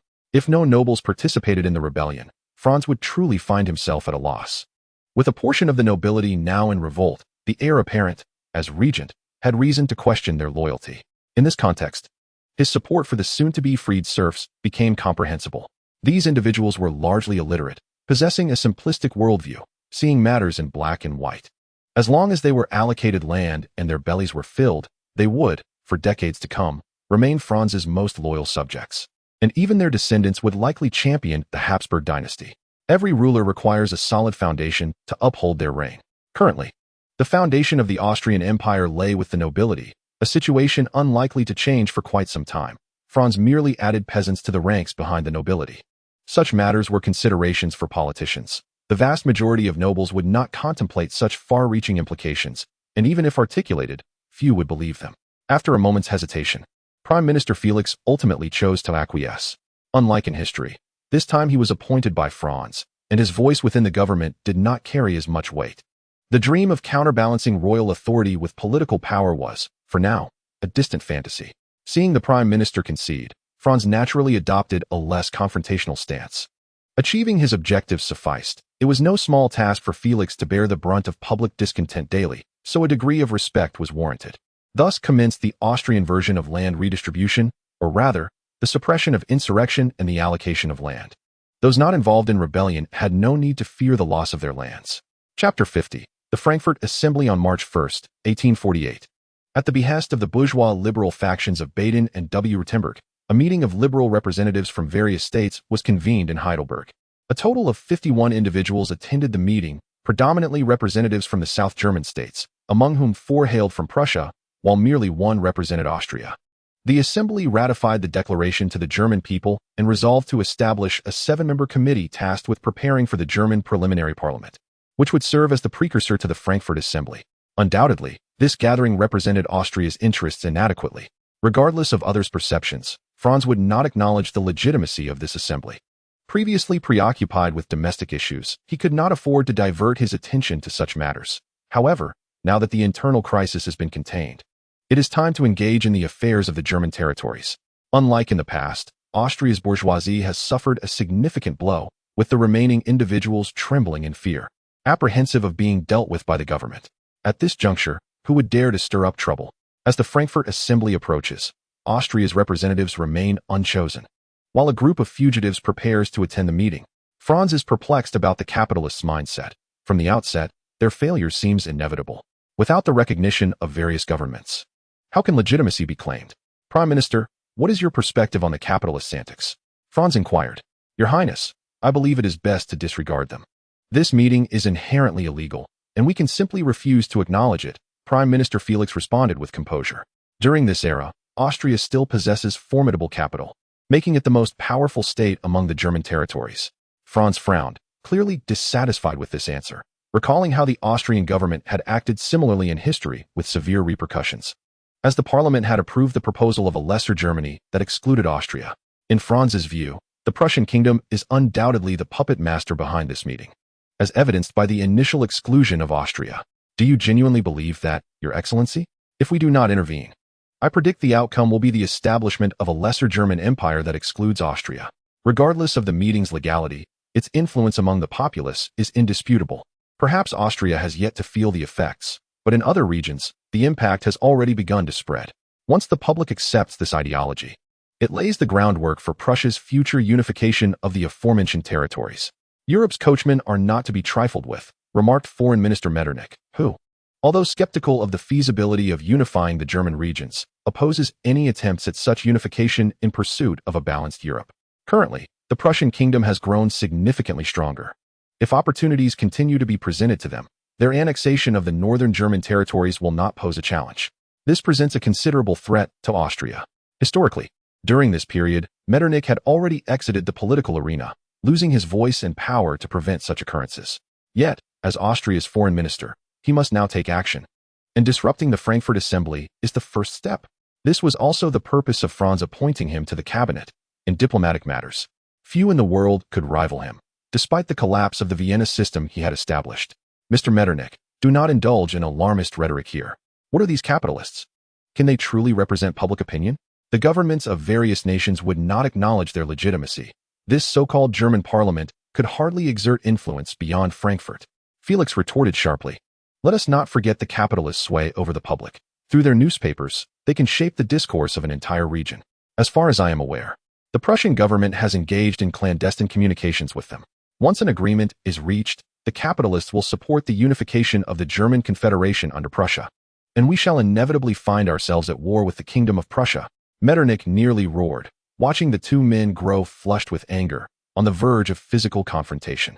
Franz hastily interjected, "Be silent. You are here to deliberate, not to bicker." On the surface, Franz appeared furious, yet inwardly he was elated. No monarch desires a unified front among their subordinates, especially since Franz was not yet an emperor. As the regent heir, if the cabinet were to unite, he would soon find himself marginalized. For the sake of power equilibrium, he could not allow the cabinet members to coalesce. One was a former prime minister who had governed Austria for over 2 decades, and the other was a formidable sitting prime minister. When two strong personalities clashed over differing opinions, conflict was inevitable. Very well, to be prudent, regardless of whether this is a Prussian conspiracy, we must disrupt this meeting and at least minimize its influence. He urged, if anyone has suggestions, please voice them. Our time is precious. Wasting even a minute is a crime. Franz leaned towards Metternich, as the establishment of a small German empire in later years exaggerated the significance of the Frankfurt Conference. The extent of its impact is likely known only to those who experienced it firsthand. Franz was unwilling to experiment. It would be better to sabotage it altogether. After all, due to the customs union, Austria had limited influence among capitalists in the German territories, far overshadowed by the Kingdom of Prussia. It was undoubtedly impossible to secure an agreement favorable to their interests through this conference. What if we propose to form a southern and northern German empire? If we assure the southern German states of non-interference in their internal affairs, the chances of success are quite high. The finance minister Karl suggested tentatively. That would be futile. We might have a slight chance of persuading the southern German states, but it would absolutely not pass in a meeting dominated by bourgeois representatives. Moreover, the cost of convincing them would be exorbitant, resulting only in a nominal unification, Metternich replied, shaking his head. Franz was intrigued. If a southern German federal empire were established, it would leave the Prussians out of the equation, for due to religious affiliations, there existed a distinct chasm between southern and northern Germany. Even if it is merely a nominal unification, in reality, everyone continues to act independently, still capable of utilizing economic means for infiltration, gradually influencing their politics. Regrettably, the time is not yet ripe. We must await Austria's resolution of its internal conflicts, lest our words lack conviction. Chapter 51, which holds greater significance, politics or military? Perhaps we should convene a federal assembly for the German region, inviting various governments to discuss the matter of integration within Germany. I firmly believe that the influence of a governmental meeting would far surpass anything an assembly of capitalists could achieve, proposed Duke Louis. However, such a conference would yield no results, as the interests of each nation diverge significantly, making consensus nearly impossible. Prime Minister Felix remarked, furrowing his brow. There exists another method, one that has been tacitly acknowledged yet not mentioned, exerting diplomatic pressure to forcibly dissolve the capitalist assembly. The likelihood of success is exceedingly low. Many states within the German region are currently embroiled in revolution, and the Frankfurt area is effectively under the control of capitalists. Unless we were to deploy military forces, an option that is clearly out of the question. If we possessed such energy, it would be wiser for Franz to quell the domestic insurrections and restore national strength. We could reach out to the various states in the German region and directly declare the Frankfurt Conference illegal, refusing to recognize any agreements they may reach. Metternich contemplated, recalling that historically, Austria had acted similarly. However, during the 1849 Frankfurt Conference, a constitution was drafted, prompting various monarchies to shy away, ultimately leading Austria, Prussia, Bavaria, and others to collectively deny its legitimacy. Yet, 29 German states, swayed by domestic public opinion, accepted the constitution, which later provided the legal foundation for Prussia's unification of Germany. This is not contradictory. Although Prussian influence loomed over the conference, it did not reflect the stance of the monarchy. Prussia is not a monolithic entity. Various factions intertwine within. Let us send a group of capitalists to create disruption, presenting a plethora of complex issues to prolong the proceedings and hinder their ability to reach an agreement. Once we resolve our internal conflicts, we can then seek to bring them to account. Franz ultimately devised a dubious strategy. The Frankfurt Conference was already rife with internal discord, with constant bickering. If the Austrian representatives were to deliberately delay proceedings, achieving an agreement would become even more challenging. Reminiscent of how the constitutional draft was only presented in March 1849, by extending the timeline further, we should have sufficient time to address our internal strife. The power the Austrian government wields now is significantly stronger than it was during the same period in history.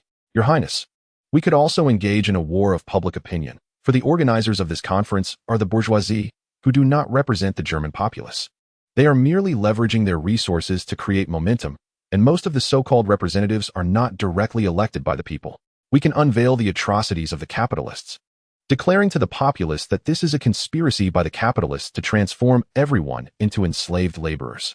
Metternich added, while Franz smiled slightly, thinking, truly, it was a wise decision to appoint Metternich as foreign minister, a man who has dominated the European landscape for over 30 years. What kind of individuals are capitalists? One might ask. Their sordid history is far too extensive, and a plethora of incriminating evidence can be effortlessly gathered. Exposing the dark secrets of the representatives attending the conference would surely tarnish their reputations. Subsequently, we could scrutinize the decisions made at the Frankfurt Conference, revealing the nefarious intentions of the capitalists, thus altering the narrative entirely. Anyone daring to propose the exclusion of Austria from Germany would be deemed a traitor, attempting to fracture the unity of the German nation. Regardless of external opinions, those who advocate for a greater Germany would undoubtedly hold such convictions.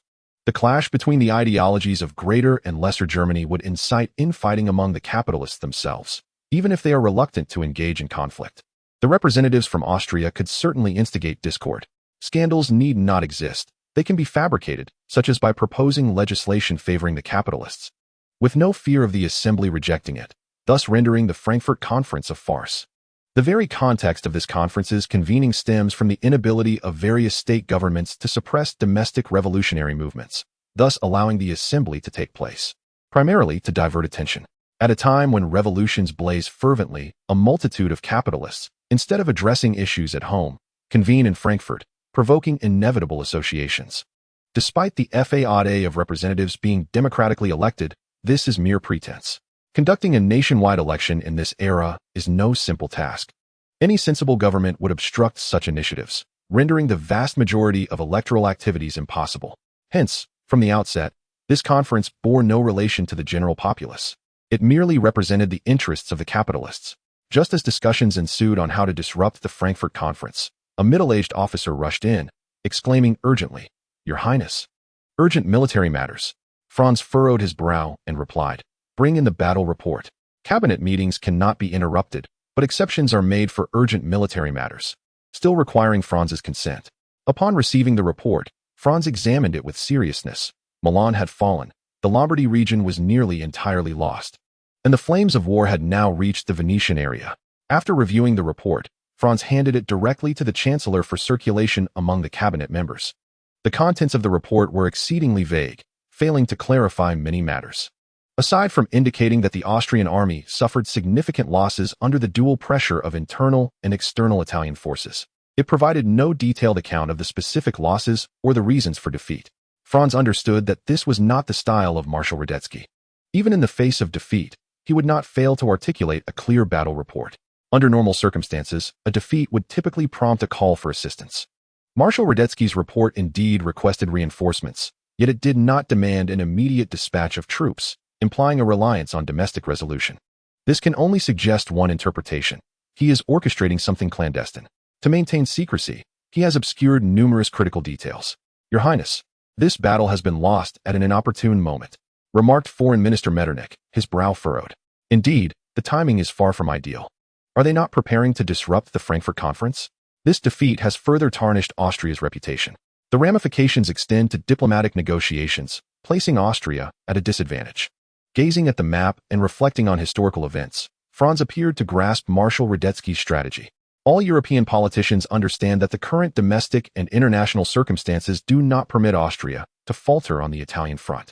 In light of this, Marshal Radetzky's counterintuitive approach to lure the enemy deeper into their territory possesses considerable military viability. Chapter 52. Aftermath, which holds greater significance, politics or military strategy. This question lacks a definitive answer. Militarily, Marshal Radetzky's decision is entirely justified. Politically, however, it is a grave misstep. His withdrawal appears to the outside world as a sign of Austria's defeat on the battlefield, or worse, a reflection of the empire's decay. This will embolden domestic aspirants, complicating the internal situation. Simultaneously, Austria's international standing will be jeopardized. At this juncture, further discourse proves futile. The foreign ministry must first engage with England and France to prevent them from offering substantial support to the Kingdom of Sardinia, particularly focusing on the French. If necessary, we might permit the French to enter northern Italy, Franz declared without hesitation. Deep down, he too supported Marshal Radetzky's approach, believing that if victory could be secured, a slight cost would not be unthinkable. The adverse political repercussions could merely be borne by the cabinet. After all, as a young regent, he would not face public ire. Prime Minister Felix's countenance was dreadfully grim. Lamentably, Marshal Radetzky was far away in Venice, leaving him with no outlet for his frustrations. It was unthinkable to issue an order for Radetzky to immediately reclaim Lombardy. War is not a trivial matter, and one cannot act impulsively. Should one consider a change in leadership? This thought flickered through his mind. However, the substitution of commanders is a cardinal sin in military strategy. Not only would the regent never consent, but he himself would not dare to take such a risk. Franz had already made his stance clear. Resolve the aftermath before anything else. If this war is won, then Marshal Radetzky will be hailed as a hero and a benefactor of Austria. Conversely, if the outcome is unfavorable, the consequences would be dire. Your Highness, the French pose little threat. Since the conclusion of the Franco-Prussian War, the strength of the French army has been curtailed, and it was only after the February Revolution in Paris that they regained their former might. Currently, internal strife in France is severe, with the unyielding conservatives launching a counterattack. The French are preoccupied with their own issues and can only extend limited support in terms of material resources. Conversely, the British find themselves in a troublesome position. Being less influenced by the revolution, they possess the capacity to intervene in the Italian theater. Our relations with the British are amicable, and now is the opportune moment to seek their support. On the surface, this is indeed the case. Since the era of Metternich, Austria and Britain have maintained cordial diplomatic relations, as both parties are keen on preserving the balance of power on the European continent. With similar political objectives, their relationship flourished, and Austria has consistently been an ally of Britain in this endeavor. Yet, Metternich shook his head, stating, "Your Excellency, from the British perspective, the establishment of a unified kingdom of Italy, while simultaneously counterbalancing Austria and France, aligns more closely with their interests. Securing their support on this matter is nearly impossible. Achieving their neutrality would be a significant feat." Metternich had a profound understanding of the British mindset. All relationships are tenuous, and only interests are steadfast. While they may be allies in maintaining the balance in Europe, the British do not desire a powerful Austria. They merely require an Austria capable of restraining Russian expansion. France is not at the forefront of their concerns. Although the Vienna system has collapsed, the vigilance towards France remains undiminished. Upon hearing of the February Revolution in Paris, Tsar Nicholas I contemplated armed intervention, but was compelled to abandon this plan due to financial constraints. Nevertheless, the Tsar's government announced a severance of diplomatic ties with France. And before the Russian ambassador, Kiselev, departed Paris. He cautioned the French government to adhere to the territorial boundaries established by the Congress of Vienna and the Treaty of Paris. The British expressed similar concerns regarding this issue, remaining watchful of the foreign policy of the Paris government and refraining from recognizing their legitimacy. In this context, should the French government dare to deploy troops to Italy, it could potentially ignite a new round of anti-French warfare. Clearly, the Paris government lacks the audacity for such a venture. Suddenly, the finance minister, Karl, interjected, "Your Highness, our war with the Kingdom of Sardinia has only just commenced. Even if the British were to support Sardinia, their efficacy would not be so swift. Our most pressing issue lies domestically. Setbacks on the Italian front may provoke the ambitions of certain individuals. Overthrowing Austria with the assistance of Sardinia cannot be achieved through mere verbal support. The British must either dispatch troops directly or provide substantial financial and material support. Direct military intervention by the British is improbable. Unless they wish for Austria to align with Russia, financial support would also not be a trifling sum, starting at a minimum of £1 million. Such a decision is fraught with difficulty. Should funds be allocated and Sardinia still suffer defeat, their investment would be rendered futile. Austria is also a great power, possessing its own temperaments. A potential Franco-Austrian compromise could lead to the division of Italy, leaving the British in a precarious position. Karl's final remark drew the attention of all back to domestic affairs. In comparison to the issues in Italy, the insurrection at home posed a far greater threat. While the certainty of rebellion in the Kingdom of Hungary was indisputable, it was merely a matter of time. Indeed, the setbacks on the Italian front would undoubtedly trigger a chain reaction. However, we are not without preparations. I command the troops to heighten their vigilance should a rebellion arise. It must be suppressed immediately, Franz declared with palpable intensity. Following the quelling of the Vienna uprising, Franz swiftly began to mobilize forces, enlisting many reserves into service, thus increasing Austria's total military strength to 5.78 million. Were it not for the need to train the new recruits, Franz would have been reluctant to engage in protracted negotiations with the Hungarians. Resolving the Hungarian issue through decisive military action was the only prudent course. Franz had no intention of waging a drawn-out conflict. Suppressing a rebellion required swift and resolute measures. Prolonging the struggle as history had done would cost lives. Warfare is fundamentally about resources, and Austria had suffered immense economic losses due to the protracted domestic unrest, incurring substantial foreign debt as a result. Consequently, Austria lagged in subsequent developments, a delay that would plunge the nation into despair. "Your Highness, should we not send additional troops to assist Marshal Radetzky?" inquired the concerned finance minister Karl. "No need. After relinquishing the Lombardy region, Marshal Radetzky's forces are more than sufficient to defend Venice." Franz contemplated before adding, "If we draw the enemy in too deeply with excessive forces, the Italians may hesitate to engage. The Kingdom of Sardinia has limited resources, at most deploying 80,000 to 100,000 troops. The forces are evenly matched. I have no doubt that the Austrian army can triumph over the Italians." Chapter 53. The Unwarranted Blame. On April 1, 1848, following the abandonment of Lombardy by the Austrian army, the eager Sardinian forces swiftly took their positions. Amidst the jubilant cheers of the populace, the Sardinian army entered the Lombardy region without a single drop of bloodshed, as if the long-awaited days of prosperity were finally at hand. Before their departure, Marshal Radetzky had aided in their promotion, leading many to believe that the Kingdom of Sardinia would fulfill everyone's interests, including those of the Republicans. The tricolor flag fluttered in the breeze, as citizens congratulated one another in the streets. "Long live the Republic!" echoed throughout the Lombardy region as the provisional government led by Casati was established. It appeared that the Austrian forces had departed in haste, leaving even the political prisoners in the jails behind, who subsequently became part of the provisional government. If one were to pay attention, they would notice that the granaries in Milan were empty. Following the declaration of war between the Kingdom of Sardinia and Austria, Marshal Radetzky requisitioned the grain from the Lombardy region under the pretext of centralized food distribution. Due to time constraints, this measure had not yet been implemented in the rural areas, yet the grain within Milan had indeed been consolidated. The Austrian army secretly transported part of its forces out of the city, while the remainder was doused in flammable liquid and set ablaze to complete the task. With the food supplies depleted, the citizens felt no alarm. After all, the army of the Kingdom of Sardinia had already entered the city. However, prior to the Austrian army's withdrawal, rumors had circulated that King Charles had instructed everyone to incinerate the food within the city, compelling the Austrians to retreat, lest Milan succumb to the ravages of war.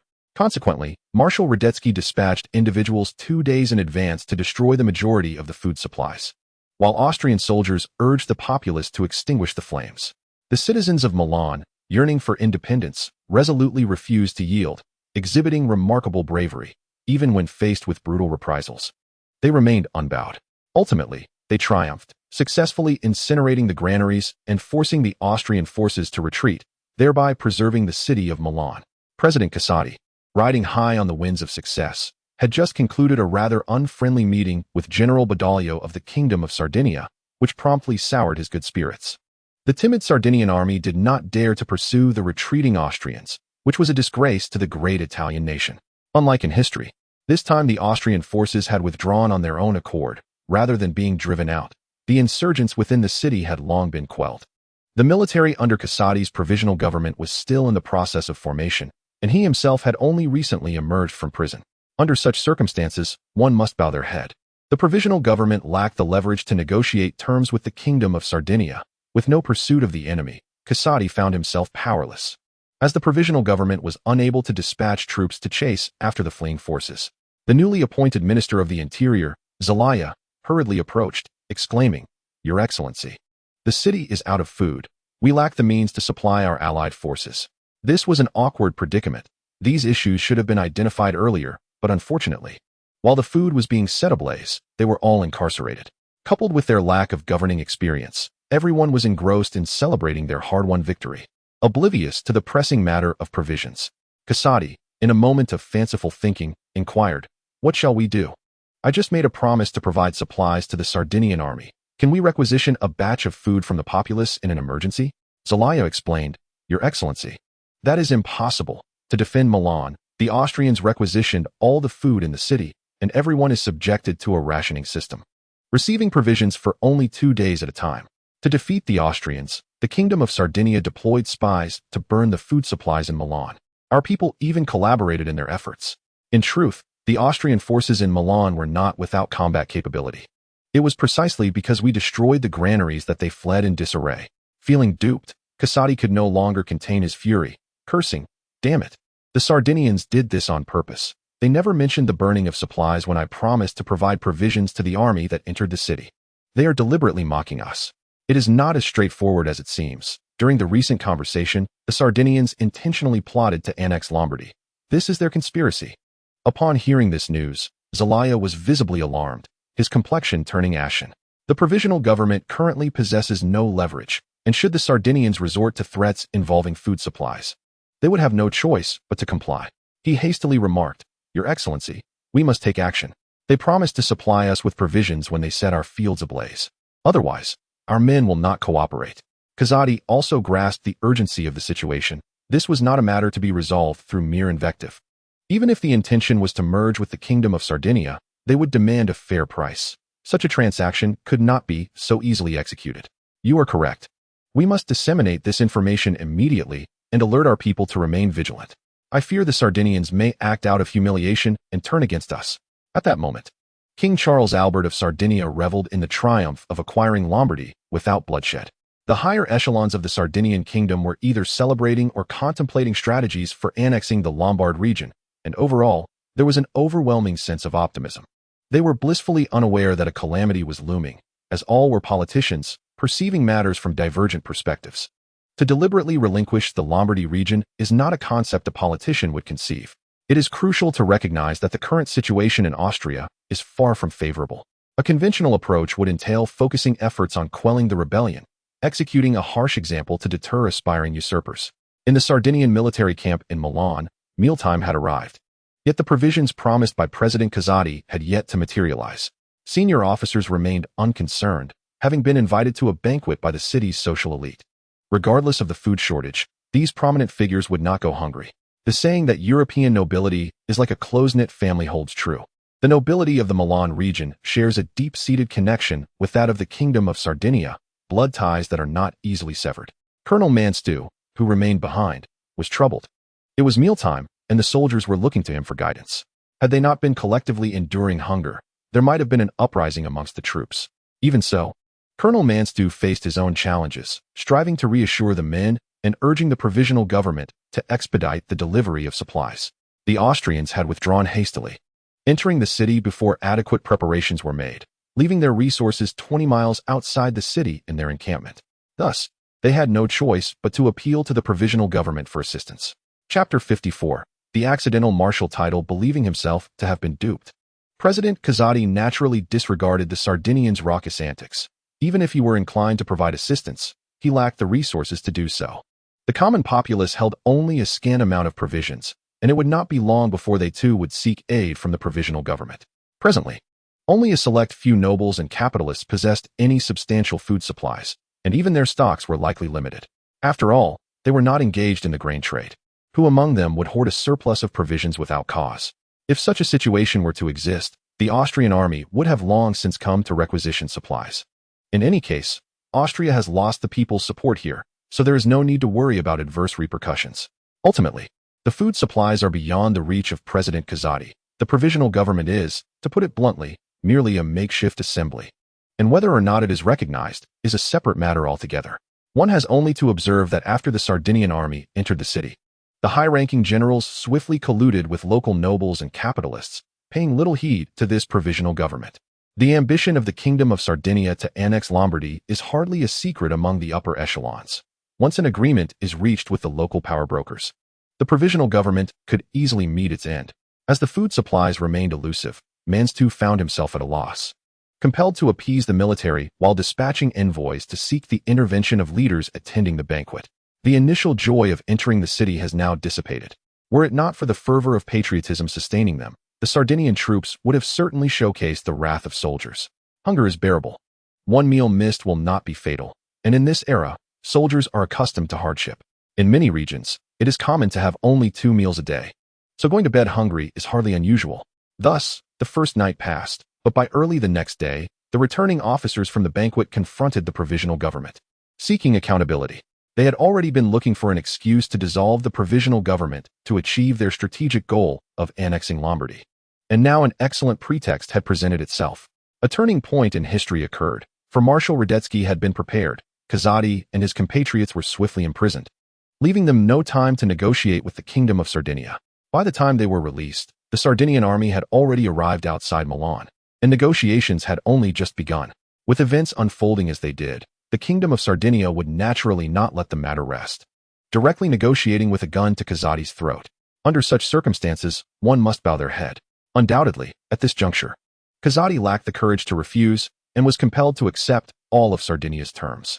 Were it not for previous cooperation, the Kingdom of Sardinia would require the collaboration of local influential figures to stabilize the Lombardy region, and they might not have even engaged in negotiations. Once the terms were settled, General Badoglio promptly took control of the armed forces of the provisional government, namely the locally formed militia. Everything proceeded remarkably smoothly, with local nobles and capitalists contributing food supplies to alleviate the immediate crisis.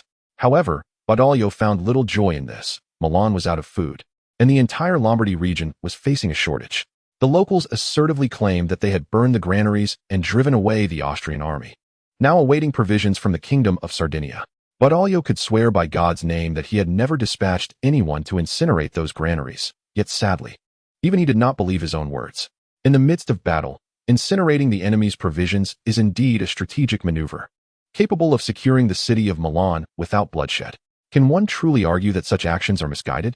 Gritting his teeth, Badoglio accepted this military achievement for the sake of his own future. After all, the Austrians claimed responsibility for the destruction, and the citizens of Milan fervently assured their involvement, displaying a boldness that suggested no fear of exposure. Had the Austrian forces relinquished the Lombardy region, his occupation of those territories would have yielded no glory. Now, by altering the narrative to suggest that he dispatched spies to obliterate the Austrian supply depots, he could claim a decisive victory over Marshal Radetzky without engaging in direct conflict, an undeniable testament to his prowess as a commander. After conferring with several officers, Badoglio and his compatriots divided the accolades, solidifying their fabricated triumph. Yet, with the rewards firmly in hand, the aftermath presented a conundrum. Were it not for the poor reputation of the Austrian government in the area and the people's distrust of them, many would have concealed their supplies during the Austrian requisition. Now, they faced an imminent shortage of provisions. Despite assurances from capitalists that they would swiftly procure grain from external sources, such distant solutions could not alleviate immediate needs. Though concerned, Badoglio was not overly anxious. He had already submitted a report detailing the situation to his homeland, with the intent to stabilize the circumstances. He was confident that others would address the subsequent food crisis. Trouble arrives unbidden, echoed the sentiments of King Charles Albert, who recognized that the Kingdom of Sardinia was ill-prepared for such an undertaking. Were it not for the pressures of public opinion, he would not have launched an offensive against Austria at this juncture. He was acutely aware of the kingdom's limitations and only dared to probe the Austrians while they were off balance. Unexpectedly, General Badoglio's audacious stratagem had forced the Austrian army to retreat, while the occupation of Milan was advantageous. Resolving the feeding of hundreds of thousands within its walls posed a significant challenge. The Kingdom of Sardinia was not affluent and was not a significant grain-producing region. Rather, the Milan Plain was Italy's principal agricultural area. Determined to act decisively, the Austrian forces forcibly commandeered the local capitalist grain stores and warehouses, leaving no grain processing plants unscathed, all of which were reduced to ashes. Although Milan had been captured, there was no turning back. They could not relinquish the city, as unifying Italy remained the paramount aspiration of the Kingdom of Sardinia. Costanzo mobilized a substantial supply of grain to Milan at once. More is better, and speed is of the essence. King Charles Albert demonstrated his capability by making the right choice at the earliest opportunity. Now that the die was cast, he understood that his first priority must be to ensure the sustenance of the local populace. Yes, Your Majesty, regarding the commendation for the frontline commanders, how should we proceed? Costanzo's words lifted King Charles Albert's spirits significantly, for they had just triumphed over the esteemed Austrian commander, Marshal Radetzky. Regardless of whether a conflict ensued, victory is victory, and it was achieved with remarkable finesse, significantly enhancing his reputation. The media of the Kingdom of Sardinia has extolled Badoglio to the heavens, portraying him as the preeminent general of the world. Naturally, Charles could not overlook the contributions of his valiant subordinates. All the heroes of this endeavor were promoted, and General Badoglio was elevated to the rank of Marshal of the Kingdom of Sardinia. Once the war concludes, I shall personally bestow upon him the title. Note: Marshal Radetzky gained fame during the War of the Fifth Coalition, rising to prominence at the Battle of Ospern-Essling by stepping upon Napoleon's shoulders, later orchestrating the Battle of Leipzig. However, his role was not as the commander, but rather as the chief of staff, rendering him less conspicuous in the annals of history. Chapter 55. The hard days have arrived. Badoglio underestimated the ramifications of defeating Austria for political expediency. King Charles directly conferred upon him the title of Marshal.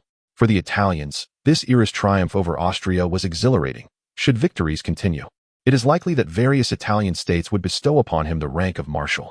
Through the momentum generated by the Kingdom of Sardinia, Badoglio swiftly ascended to the status of a national hero. Yet this mantle of heroism comes with its burdens, leaving no room for blemishes. For instance, at present, the citizens of Milan find themselves bereft of food, and they have turned to him for resolution, as he was the architect behind the burning of grain. As Italy's hero, he must deliver on his promises. The commitment to provide sustenance must now be fulfilled.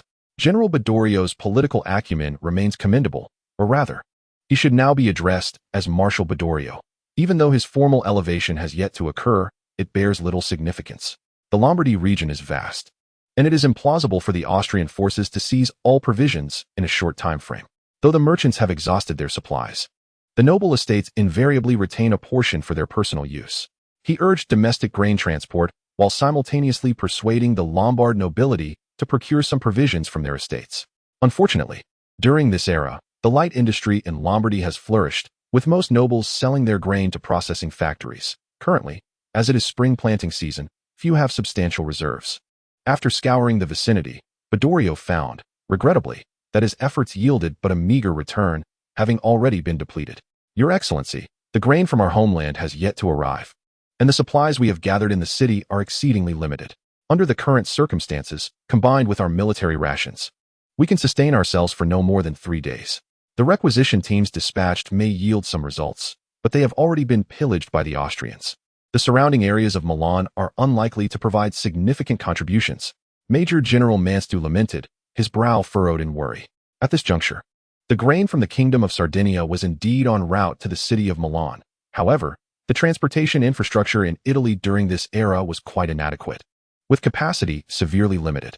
Meeting the consumption needs of the hundreds of thousands residing in the city would prove a formidable challenge. This is merely the beginning, as it will not be long before rural areas also face shortages. It can be said that the Kingdom of Sardinia's occupation of the Lombardy region, in the short term, not only fails to bolster its strength, but instead presents a substantial economic burden. Bardiolo has already felt the pressure, as the democratic factions within Milan have presented him with demands for independence, which he has temporarily managed to sidestep.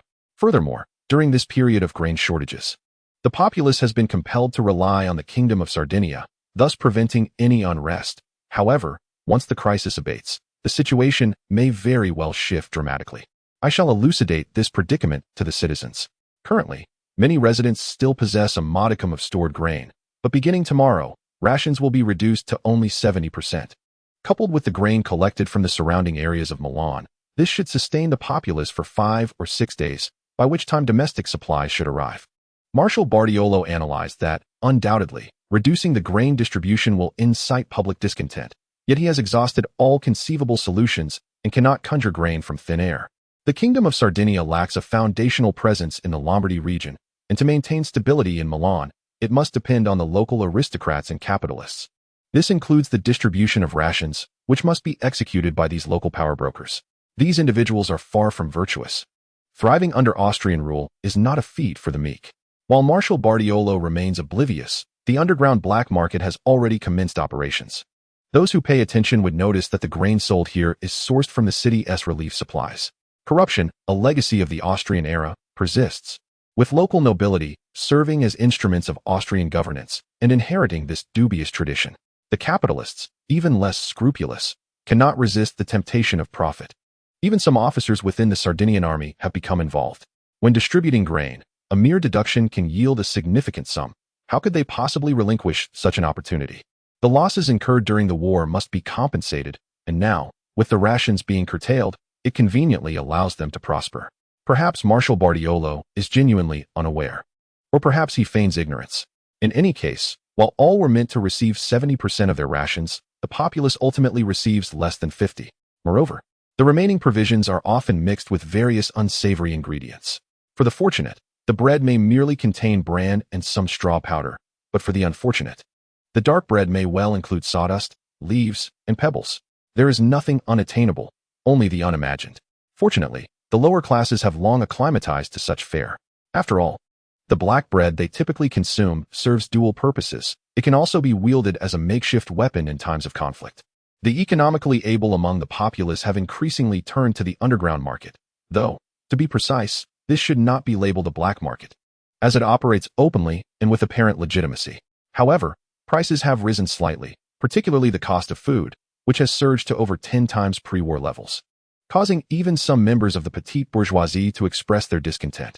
The impoverished, of course, have only one recourse: to endure. After all, Marshal Badorio has assured them that this hardship will last just a few days. Everyone is a patriot, willing to endure hunger for the sake of their country and nation, and they can hold on for a few days. At this juncture in Paris, the temporary bourgeois government is preoccupied with internal strife. On March 17th, the Blanquists organized a march, rallying 150,000 people to the streets, igniting the conflict between the proletariat and the bourgeoisie in Paris. When the Kingdom of Sardinia decided to deploy troops against Austria, the temporary government offered its support, though this support was merely verbal, as they lacked the capacity to provide substantial aid. Franz misjudged the situation in France, which is far from favorable. The temporary government, representing bourgeois interests, has enacted a series of policies favoring capitalists, inevitably harming the interests of the common populace. For instance, on March 9th, the temporary government issued a decree reducing cash payments from savings banks, stipulating that any withdrawal exceeding 100 francs would be compensated with devalued national securities. Furthermore, on March 16th, another decree was issued, imposing an additional tax of 45 centimes per franc on the 4 direct taxes paid by farmers on land, movable property, doors and windows, and business operations. 1 franc equals 100 centimes, approximately 0.29 grams of gold. This valuation may not be entirely accurate, as the value of the franc fluctuated during the Revolution. Chapter 56. The promissory note. News of the Kingdom of Sardinia's occupation of Lombardy reached France, causing a stir within the temporary government. The French supported the conflict between Sardinia and Austria solely to expel Austria from Italy and achieve the independence of Lombardy and Venice, with no intention of allowing Sardinia to unify Italy. Since learning of Sardinia's bloodless occupation of Lombardy, the mood of the government leader, Alphonse de Lamartine, has soured. Austria, after all, is one of the four great powers of the European continent. How could they so easily relinquish Lombardy?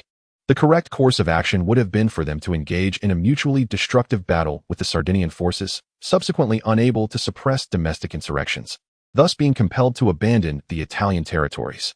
Meanwhile, Sardinia would find itself too weakened by the war to annex Lombardy. Their meticulously crafted script has been altered before it even began. Ironically, these playwrights have no authority to revert the changes, as their investors have long since dismissed them. Your Excellency, Mr. Montenegro, the Austrian ambassador, has arrived, the attendant's voice echoed in his ears. Alphonse snapped back to attention and replied, "Please, let him in." Following the customary pleasantries of diplomatic discourse, Montenegro steered the conversation towards the matter at hand. "Your Excellency, what are your thoughts on the situation in Italy?" Alphonse smiled faintly. Recognizing that the Austrians were willing to send representatives for negotiations, which presented a splendid opportunity to augment French influence. "Mr. Minton," he began, "every nation possesses the right to pursue its own independence, and I believe that granting the Lombardy region the chance to establish its own state is a commendable option." Inwardly, Minton was seething. After all, wasn't this territory not under French dominion? Lombardy and Venice were financial strongholds, vital to Austria, which could ill afford to relinquish them. "Mr. President," he replied, "I believe this matter requires a nuanced approach. The Lombardy region is an inseparable part of the Austrian Empire, and we shall make no concessions on this issue. Perhaps we should instead deliberate on other regions of Italy, such as the division of influence over the Kingdom of Sardinia. In this regard, I am certain we could find common ground. The dismemberment of Italy must surely pique French interest, even if the provisional government was preoccupied with domestic strife. They were aware of the necessity of their involvement. A unified Italy was contrary to both Austrian and French interests. The Mediterranean was too small to accommodate such great powers. Should Austria refuse to relinquish Lombardy, the conflict with the Kingdom of Sardinia would inevitably persist. The Austrian ambassador had arrived, and it was evident that the partitioning of Italy was merely a stratagem for mutual benefit, coaxing the French government into abandoning support for Sardinia. Alphonse found himself with limited options. He had discerned that the battles in Lombardy had not truly escalated, indicating that Austrian forces had not suffered losses. Unless external support was forthcoming, he doubted Sardinia could triumph over Austria. The disparity in their strengths was insurmountable, transcending mere individual capabilities. The provisional government was currently incapable of extending substantial support to Sardinia, and what benefits could be derived from such support? Indeed, France harbored ambitions to monopolize Italy, yet Alphonse lacked such grand aspirations. Although the Vienna system had crumbled, he had not forgotten the warnings from Russia, nor the watchful eyes of Britain. Should he take a decisive step, it would lead to a confrontation with the European continent. "Mr. Menand, what do you consider to be a reasonable partition?" Alphonse inquired with concern. Since the Austrians sought to leverage Sardinia's interests to their advantage, he proposed awaiting their offer, provided the price was right. A betrayal of Sardinia could be contemplated. At this juncture, France and Sardinia had yet to formalize an alliance. Their agreement remained merely verbal, devoid of the pressures of treachery. Austria could acquire Genoa and Turin, while the remaining territories would belong to France, thereby forging an alliance to collectively withstand international pressures. Upon concluding his proposal, Minton took up a pen and drew a line on the map, effectively bisecting the Kingdom of Sardinia. Geographically, it appeared that both parties had achieved a fair division. Alphonse's expression shifted. He had not anticipated the Austrians' insatiable appetite to devour Sardinia whole. On the surface, it appears that France has struck an advantageous deal, allowing Austria to engage in combat with the main forces of the Kingdom of Sardinia, while the French merely await the conclusion of the war to occupy the territories. However, the reality is far more complex. The heart of Sardinia lies in Turin and Genoa, areas where over 80% of the nation's industry is concentrated. Should these regions fall into Austrian hands, France would find it exceedingly difficult to reclaim them. During this era, France's military prowess does not afford it a clear advantage over Austria. Alphonse spoke up, "Mr. Montenegro, this may not be feasible. The prime regions of the Kingdom of Sardinia come with exorbitant demands, and payment is expected immediately." Montenegro had received orders to delay the French, preventing them from offering support to Sardinia, while the prospect of dividing the kingdom was merely a faade. Austria was grappling with a multitude of internal issues, and until they were resolved, Franz had no intention of expanding outward. Moreover, barring any alterations to the course of history, by June, the proletarian uprising in Paris would render the French incapable of providing any assistance to Sardinia. Once the uprising was quelled, a change in the French government would ensue, initiating a new round of political strife that would persist until the restoration of Napoleon III. The current delineation of spheres of influence is little more than an empty promise. Alphonse was not naive. He recognized that the proposed partition of Sardinia by the Austrians might present complications. Nevertheless, the provisional government was in dire need of tangible achievements to alleviate domestic tensions. Both parties found common ground, understanding that even an empty promise could be transformed into something substantial if the French possessed the necessary strength. Any treaty favorable to France would serve as a political triumph for the provisional government, diverting attention from internal issues. Both sides were thus engaged in a protracted struggle, with Alphonse seeking not only the division of Italian territories, but also Austria's recognition of the provisional government's legitimacy and the abolition of the constraints imposed upon France by the Vienna system. These matters were essential for negotiating terms. In this era, France found itself diplomatically isolated, and the provisional government urgently sought global recognition.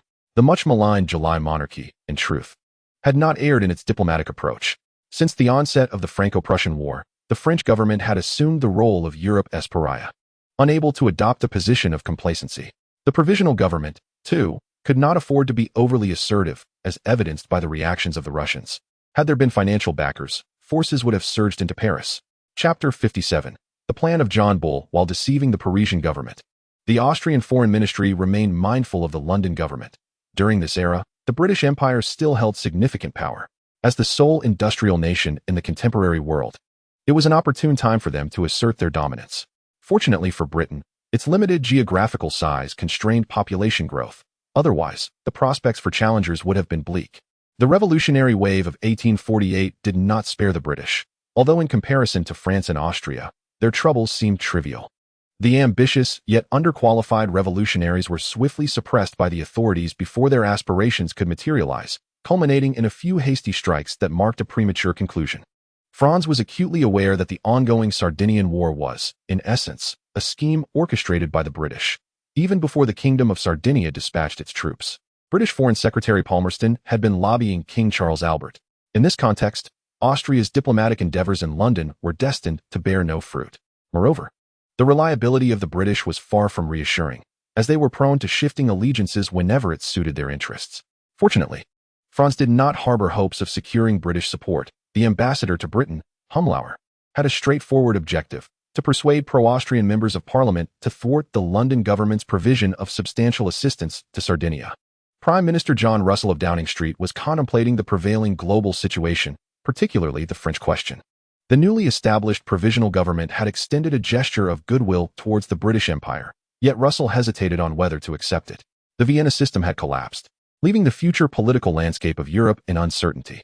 Despite the British's adept diplomatic maneuvers prior to the disintegration of the Vienna system, Russell had been unconcerned until now, when the reality of chaos began to weigh heavily upon him. Under the Vienna system, European nations maintained a delicate balance of power, allowing the British to confidently expand their territories overseas. Your Excellency, given the current circumstances, we can continue with our previous strategic vision of establishing a unified Italian monarchy to diminish Austrian power while simultaneously curbing French expansion into Italy, proposed Foreign Secretary Palmerston. Russell furrowed his brow, responding, "Mr. Palmerston, that represents the ideal scenario. In reality, to maintain the balance of power among European nations, we require the existence of Austria. Presently, Austria is rife with internal strife, and its disintegration is a distinct possibility. Should that occur, the Habsburg family may once again assume prominence in the German territories.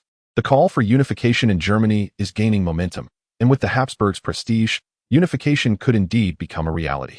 In a Europe steeped in notions of lineage, Russell's concerns were not unfounded. Should Austria dissolve, the remaining Austrian states would almost inevitably gravitate back towards Germany. Under such circumstances, the Habsburgs truly had the potential to unify Germany.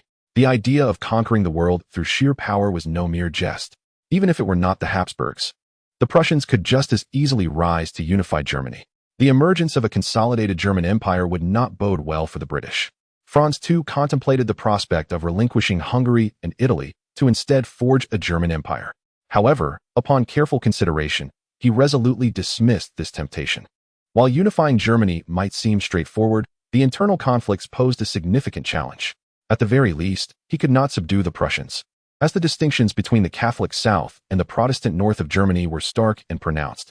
Throughout history, the Germans have perpetually struggled with this issue, as the Second Empire has been fraught with contradictions since its inception.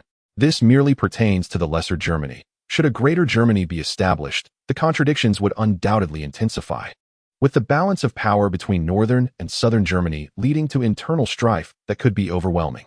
A glance at the map reveals the strategic position of the Germanic regions to be quite precarious, a battleground with no fortifications to defend.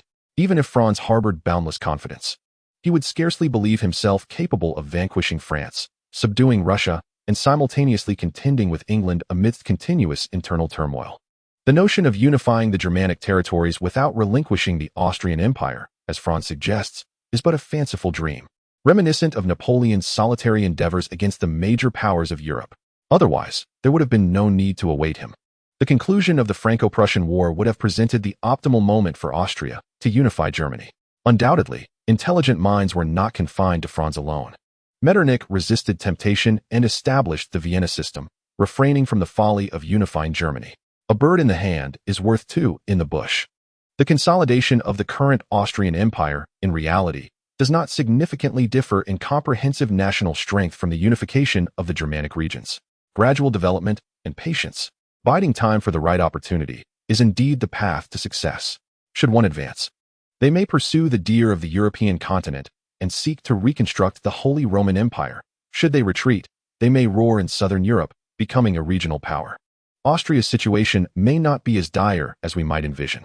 The Vienna Revolution has been suppressed. Although other regions remain unstable, widespread chaos has not erupted. In the interest of a European revolution that does not encroach upon Russia, the Tsarist government must support Austria, and coupled with our backing, even if a Hungarian rebellion were to ignite, it would swiftly be quelled. Moreover, we need not await the complete defeat of Austria by the Kingdom of Sardinia when necessary. We may intervene as mediators, ensuring that the French do not send troops to support the Sardinians, thus keeping the situation within our grasp. Palmyra pondered, and John Russell inquired. Mediating the Austro-Sardinian conflict is not a daunting task. How do you intend to respond to the Austrians? If they cannot garner support here, they will inevitably turn to the Russians for assistance. The Russians would seize this opportunity, and once an accord is reached between Russia and Austria, no power in the Near East would be able to counterbalance them. The prevailing conflict in today's world is the Anglo-Russian rivalry, with the Russian Empire, through its formidable strength, emerging as the greatest adversary of the British, without exception. Austria stands as the most significant force to counter the Russian expansion in the Near East. Should the Austrians seek Russian aid now, relinquishing a portion of their interests in the Balkans would be unavoidable. The British are keen to prevent the Russians from entering the Mediterranean. Historically, this led to the outbreak of the Crimean War, where the British and French united to repel the Russians. Nevertheless, we need not provide a direct response to the Austrians. Offering them some ambiguous hints that suggest our support for Austria will suffice. The Kingdom of Sardinia must strive for the unification of Italy on its own. Our support will be limited. Success would undoubtedly be ideal, but failure will not implicate us. Allowing the two nations of France and Austria to mutually constrain each other is a commendable strategy. The diplomacy of the British Empire cannot hinge upon a single tree. Lord Palmerston remarked with a sardonic smile. Chapter 58. The Net Titans on March 19, 1848. Frederick William IV was compelled to announce the abolition of the censorship of books and newspapers, and he issued a diplomatic note to the German states, calling for a united conference of the principalities. On March 23, he further declared the incorporation of Prussia into Germany. Metternich's aspirations for a tripartite alliance among Prussia, Austria, and Russia were dashed, leading to a rapid deterioration of diplomatic relations between Prussia and both Austria and Russia. In the quest for German unification, Austria represents an insurmountable obstacle. The crux of the matter lies in the question of leadership. In terms of military strength, Austria appears slightly superior to Prussia, however, due to domestic issues. It does not possess an absolute advantage over Prussia. When it comes to influence, Austria far surpasses Prussia. Historically, the Iron Chancellor Bismarck recognized this dilemma early on. He first employed diplomatic means to isolate Austria, and then, seizing the opportunity presented by the recent Austro-French War, struck decisively to expel Austria from Germany. Frederick William IV's actions now undoubtedly expose Prussia's ambitions for German unification, an intolerable affront to Austria. The Russian Empire, too, cannot accept this. The Tsarist government does not wish to witness a unified Central Europe, as it would undermine their continental hegemony. Against this backdrop, Russo-Austrian relations began to thaw. Franz received encouraging news. Tsar Nicholas I publicly expressed his willingness to assist Austria in quelling the Italian Revolution. Although this support was merely verbal, and Russia would not send troops to aid Austria against the Kingdom of Sardinia, it sufficed for Franz. Since the Franco-Prussian War, Europe has evolved into a bipolar structure, with England and Russia standing as equals. With Russian backing, the British could not risk supporting Sardinia amidst the potential for a full-scale war. Prime Minister, we can tighten the net, Franz stated calmly. Yes, Your Highness, Felix replied. Prague, Mr. Rain, quickly, there is grave news. Slow down, Coulson, what has happened? Rain inquired, his masculine concern apparent. The Austrian government has decided to execute Vieira and over 100 political prisoners. They will all be executed in 3 days, Coulson said, his voice trembling. This is undoubtedly the worst outcome. Such large-scale executions of political prisoners are rare in Europe, particularly with many capitalists and nobles among them. Rain fell silent. He was no naive youth. The Austrian government's sudden hardline stance was clearly abnormal. However, one cannot abandon those in peril. Otherwise, the people's hearts will scatter, and the ranks will disband.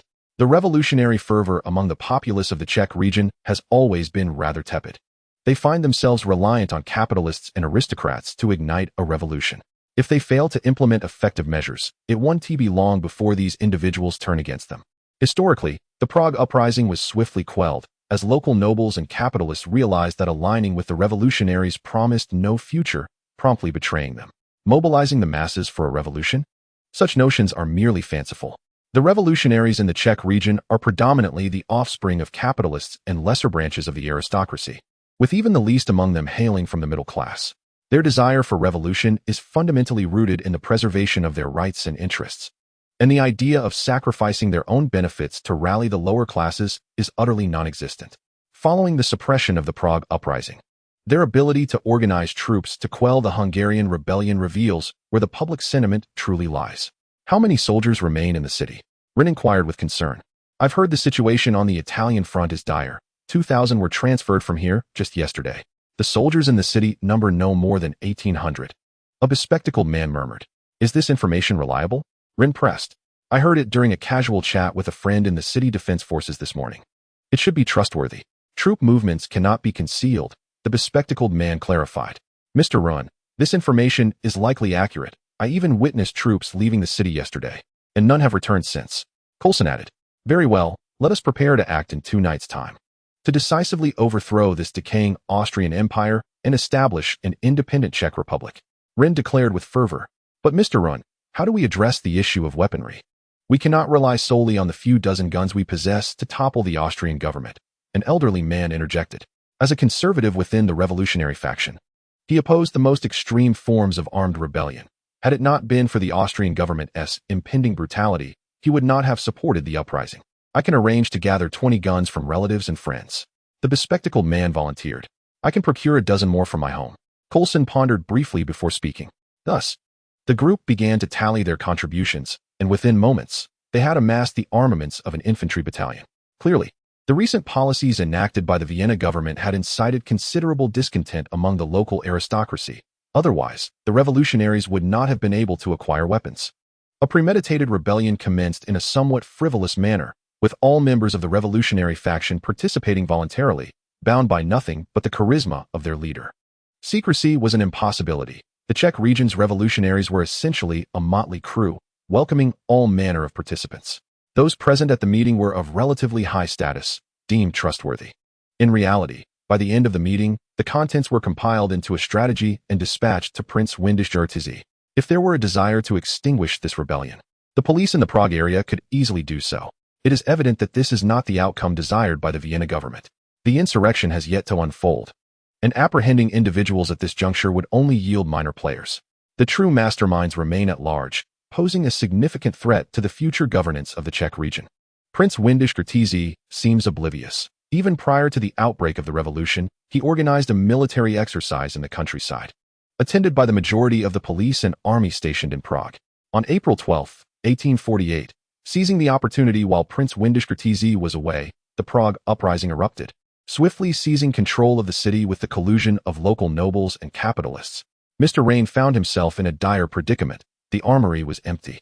allegedly stripped of ammunition by corrupt officials within the government. What should be done now? Coulson exclaimed, his voice laced with panic. This assertion seemed utterly absurd. Even if the Austrian government were rife with corruption, it would be implausible for all weapons and ammunition to vanish entirely. He realized he had become a mere pawn in this game. His initial reaction was one of disbelief. The uprising had progressed with alarming ease, encountering almost no resistance, and had taken Prague without significant struggle. If Rain failed to comprehend this now, he would indeed be a fool. Chapter 59, Conditions. Insurrection is no trifling matter, and revolution is not a mere banquet. Embarking on such a venture is far easier than retreating from it. Even if he recognized the trap, Rain found himself with no choice but to proceed resolutely forward. Their lack of options did not mean others were equally constrained. The informed nobles were already aware of the looming danger. Undoubtedly, this was a strategic game aimed at them, and they had willingly stepped into its snare. The insurgents were now deficient in arms and ammunition, lacking popular support, rendering their chances of success bleak. They lacked even the strength to negotiate with the Vienna government. Most of the nobles in the Czech region hailed from German territories and maintained intricate connections with their Viennese counterparts. However, such ties offered little solace in the face of rebellion. Within a lavish residence in the noble district of Prague, 7 elegantly attired men convened.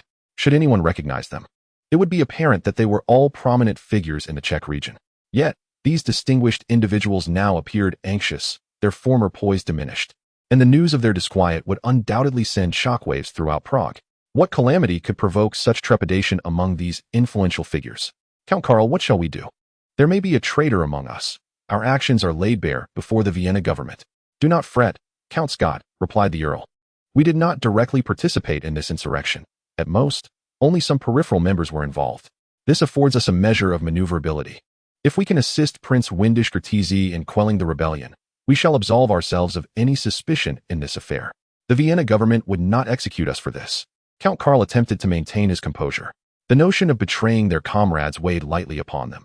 It merely entailed sacrificing a few distant relatives. The real concern was the potential for the Vienna government to seek retribution later on. Under normal circumstances, the nobility in Europe is spared from death. However, should an unforeseen event occur on the battlefield, no one can voice their objections. It seems that only God is privy to the intentions of Prince Windisch-Kretizy. Having orchestrated such a grand scheme, he must surely aim to ensnare some significant prey. The assertions made by Count Karol I are evidently insufficient to reassure the assembly. Other accusations might be dismissed, as many are well-connected and can find allies to speak on their behalf. This situation, however, differs markedly. Although they do not genuinely seek independence, merely seizing this opportunity to contend for greater power, the Vienna government perceives it as rebellion. Historically, insurrections have been the bane of the ruling class. And even if immediate accountability is not sought, one can be assured that future retribution is inevitable. Count Karol I, my concern is not for personal safety.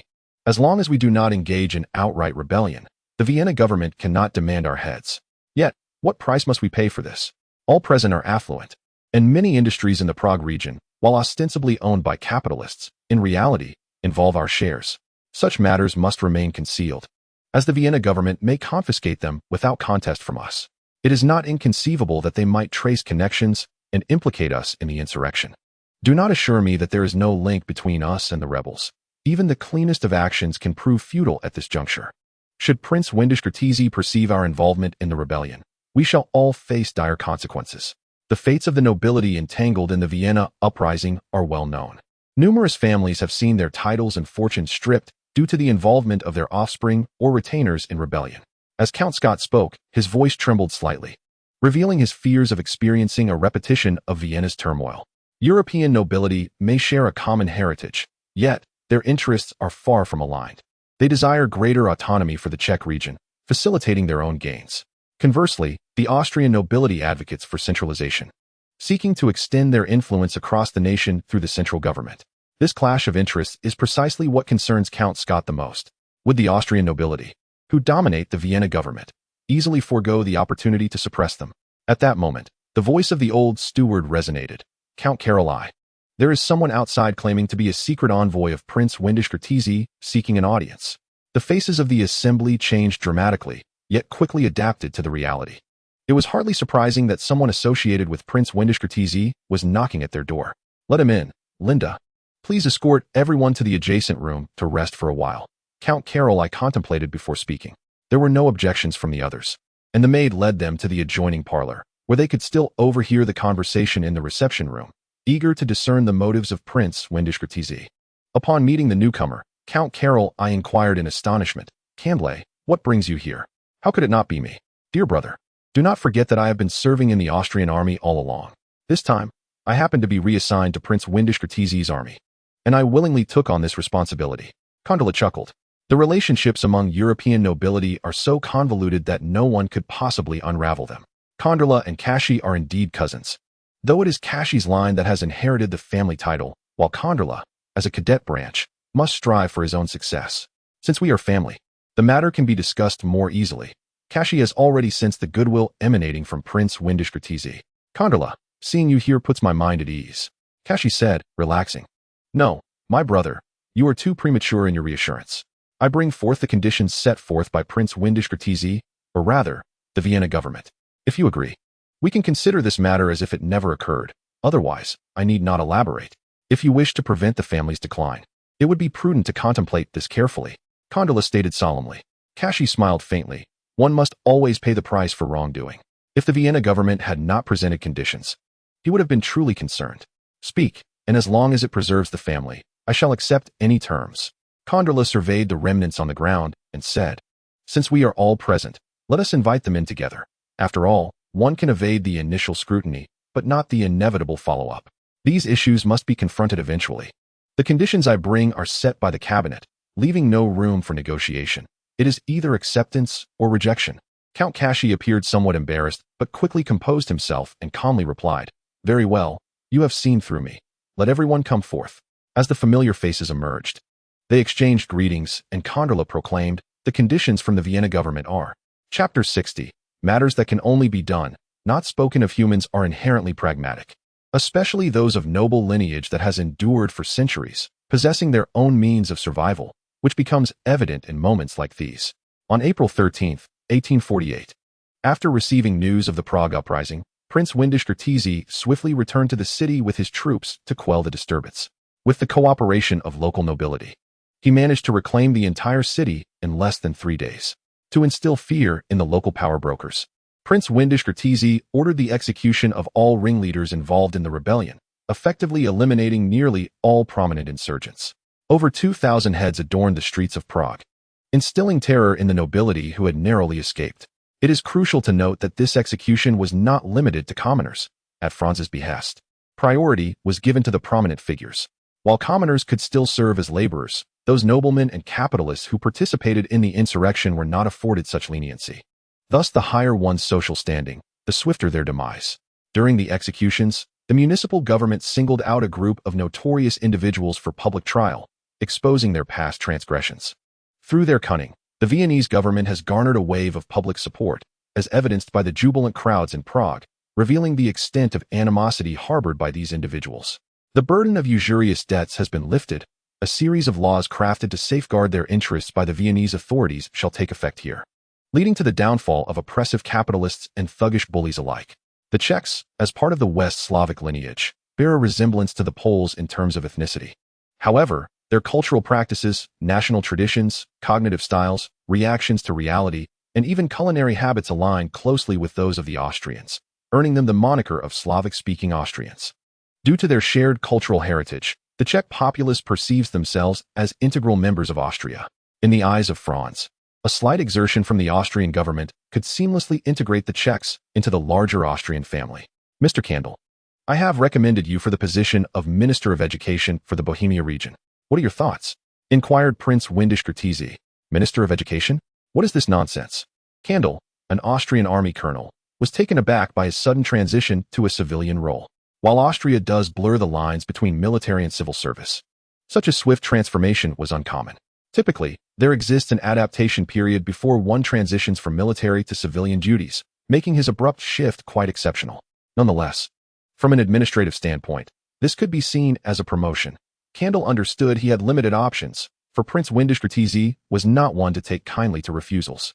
"No, Your Highness," Candle replied. "Then it is settled. The Viennese government seeks to unify the national language and script, as you are aware. even going so far as to spare certain rebellious nobles. Your task now is to ensure they fulfill their commitments. Should anyone dare to renege or exhibit complacency, you are to report it promptly. Of course, relying solely on them is insufficient. The Czech region has recently seen the establishment of several state-owned enterprises, and you are also required to organize teaching personnel to instruct ordinary workers in German. As for other matters, you may handle them as you see fit. The priority is to expedite the proliferation of the German language, emphasizing Austria in textbooks while downplaying local terminology. Advised Prince Windisch-Kertész. The benefits of a unified language are self-evident, yet the execution of such a plan is far from straightforward. The Viennese government can only promote it discreetly, given the populace's resistance. Considering the public's reluctance, Franz hesitated to formally abolish other languages in favor of a singular German directive. However, silence does not preclude action. Franz, a pragmatist, recognized that the subtle promotion of the German language could yield the desired outcomes. It would not be long before many would recognize the advantages of fluency in German, such as the potential for higher wages in factories. Often, the allure of incentives proves more effective than coercion, while also minimizing the risk of backlash. The Czech region is merely a starting point. After dismantling the local power factions, the effort was made to win over a segment of the nobility to promote the German language. After all, these nobles hail from the German territories, and German is their mother tongue, while they also possess knowledge of Slavic languages. Retaining them serves to address the shortage of language educators. With the local powers cooperating and the more audacious individuals largely subdued, the common populace remains indifferent. The pursuit of higher wages compels them to learn. Rest assured, Your Highness, I shall fulfill this duty excellently, assured Kandel. From the recent Prague rebellion, Kandel has discerned that the Vienna government places great importance on the proliferation of the German language, indicating that he is engaged in a promising endeavor. Although the Vienna government has yet to announce specific reward measures, informed individuals are already aware that the Crown Prince is highly invested in this matter. Currently, the government's focus is constrained by the war. Once domestic insurrections are quelled, the unification of language and script may very well become a national policy of Austria. Many astute individuals recognize that aligning with state policies is seldom disadvantageous. At this juncture, numerous individuals have begun to target educational leaders across various regions. Kandel's appointment as the Minister of Education for Bohemia is undoubtedly attributed not only to his recent accomplishments, but also to the support of Prince Windisch-Kertész. Franz's machinations are clearly not limited to just Bohemia. On April 13th, a rebellion erupted in Galicia, with insurgents temporarily seizing control of most of Austrian Poland and establishing a provisional Polish government. However, this insurrection was as swift to dissipate as it was to arise. On April 16th, Austrian forces commenced suppression, and with the backing of local citizens, within less than a week, this formidable uprising was quelled. Seizing the opportunity, the Vienna government purged local power brokers, revealing Franz's predatory nature as he swept away the nobles and capitalists who had supported the rebellion, sparing even the middle class. Indeed, this was a true instance of redistributing land from the wealthy. Anyone who aided the government in quelling the rebellion could receive land at no cost, while others would gradually have to pay to redeem theirs. Different treatment serves to underscore loyalty to the emperor. If all were treated equally, who would be inclined to serve the emperor? In the brief span of half a month, over 20,000 lives were lost in Austrian Poland, marking one of the most thorough suppressions since the outbreak of the European revolutions. This conflict effectively stifled the nascent Polish nationalism within Austria. The remaining populace consists either of society's underprivileged or loyal subjects of the Habsburg family, as the active dissidents have been dispatched to meet their maker.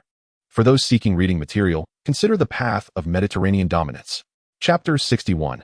Hungary, seeking support. Following the suppression of the Prague and Galicia uprisings, news reached Hungary, prompting the opposition led by Kossuth to become restless. Based on the current circumstances, the Vienna government shows no inclination to compromise with the revolutionaries. Suppression seems to be the only course of action, particularly highlighted by the brutal repression in Galicia, which has instilled fear in many. Ludwig von Benedek, responsible for quelling the Galician uprising, has tacitly allowed the local populace to exact revenge upon the nobility and capitalists, resulting in over 20,000 deaths, the majority of which were inflicted by the enraged citizens. It is inconceivable for the Vienna government to execute such a vast number of individuals in one fell swoop.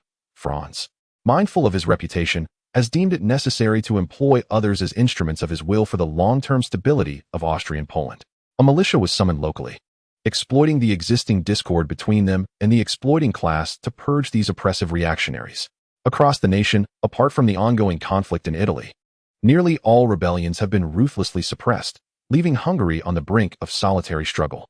Had time been advanced by a month, Hungary's cabinet government would not yet have been established, and there might still have been room for compromise, even prior to the declaration of independence on April 14th.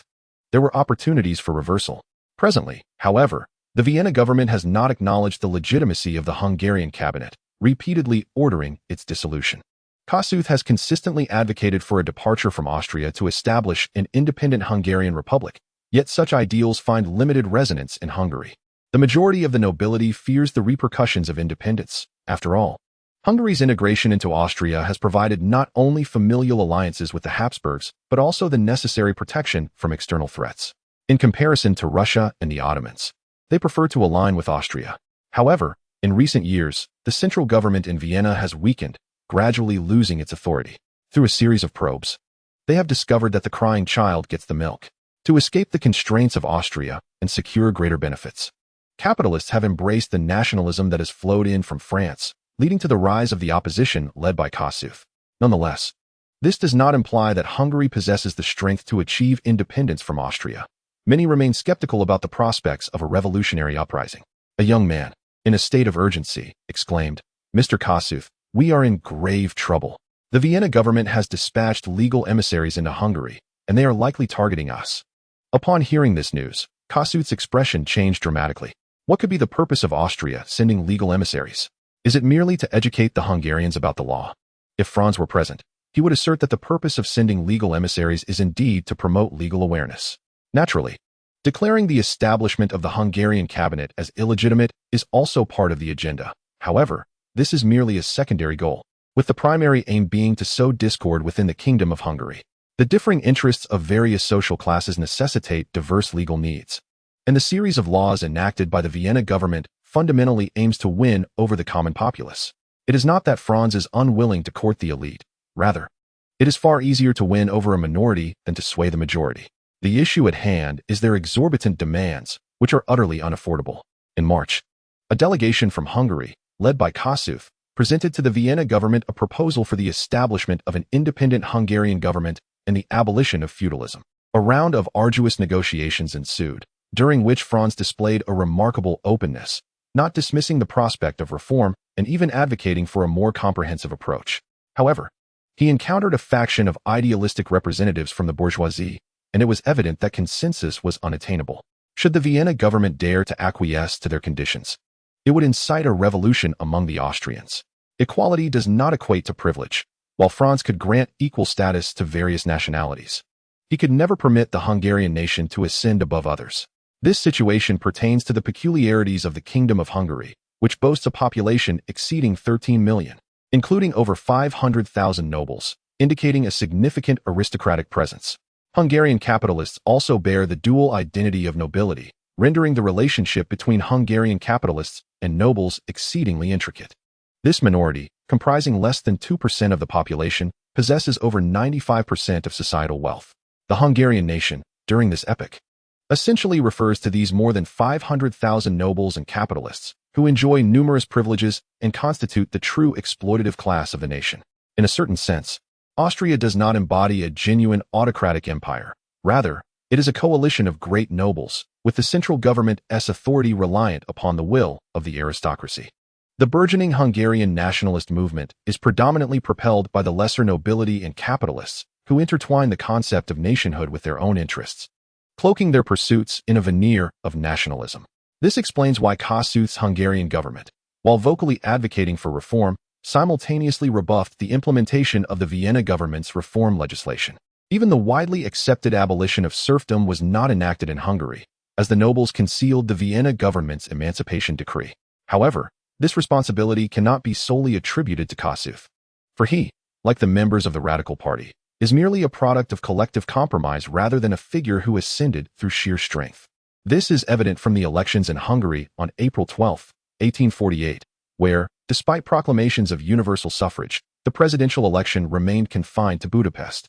Only 62 million individuals in Budapest possessed voting rights, which, according to the contemporary understanding of the Hungarian nation, could be construed as the realization of a citywide electoral system. Ultimately, a total of 176 ballots were cast, with Kossuth receiving 639 votes, although the publicly announced figures were likely far removed from this reality. From these numbers, it is apparent that Franz's butterfly effect had indeed taken hold, with a greater number of individuals opting for indifference than in historical precedents. Nagy promptly dispatched individuals to expel them from the country, proclaiming that Hungary does not welcome them. Kossuth spoke with a somber countenance, acknowledging that as a compromise president, he faced considerable skepticism from many within the Kingdom of Hungary. To numerous individuals, the Hungarian Republic appeared as a mere jest, a sentiment evident in the widespread apathy towards the elections. Kossuth's ire was not unfounded. Although the Republic had been established, Ferdinand I continued to hold sway over the Kingdom of Hungary. Without a monarch, the nobility found their interests threatened, steadfastly opposing the abolition of the crown. Under duress, Kossuth was compelled to reach a compromise, leaving him as a president overshadowed by a king, severely curtailing his authority. Chapter 62. The creation of a nation. Kossuth could dispatch emissaries to obstruct Austria's overt representatives, yet he remained powerless against those clandestinely allied with Austria. The Hungarian Revolution was not born of bloodshed, indicating a significant number of sympathizers for the Vienna government remained within the nation.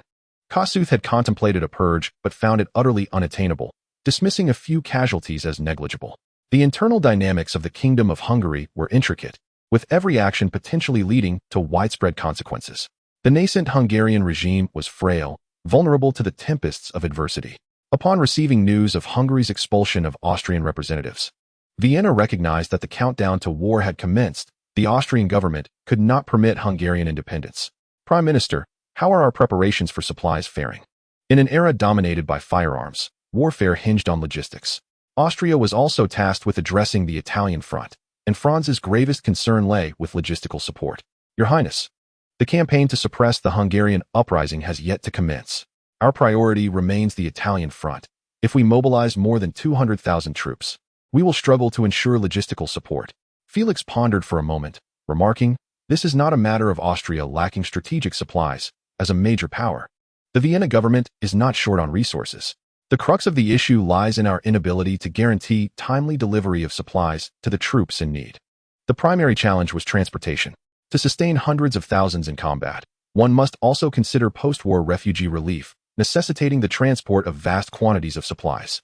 Since the inception of the new cabinet, efforts had been underway to address this. Following the suppression of the Vienna Rebellion, Austria transitioned into a wartime economy, with all government sectors striving towards the war effort. We can no longer afford to delay. The Hungarians have spurned our goodwill, and all eyes are upon us. Military actions may be postponed, but political maneuvers cannot be deferred. What suggestions do you have? Franz stated gravely. Everyone here is well versed in the art of politics. They understand the concept of a chain reaction.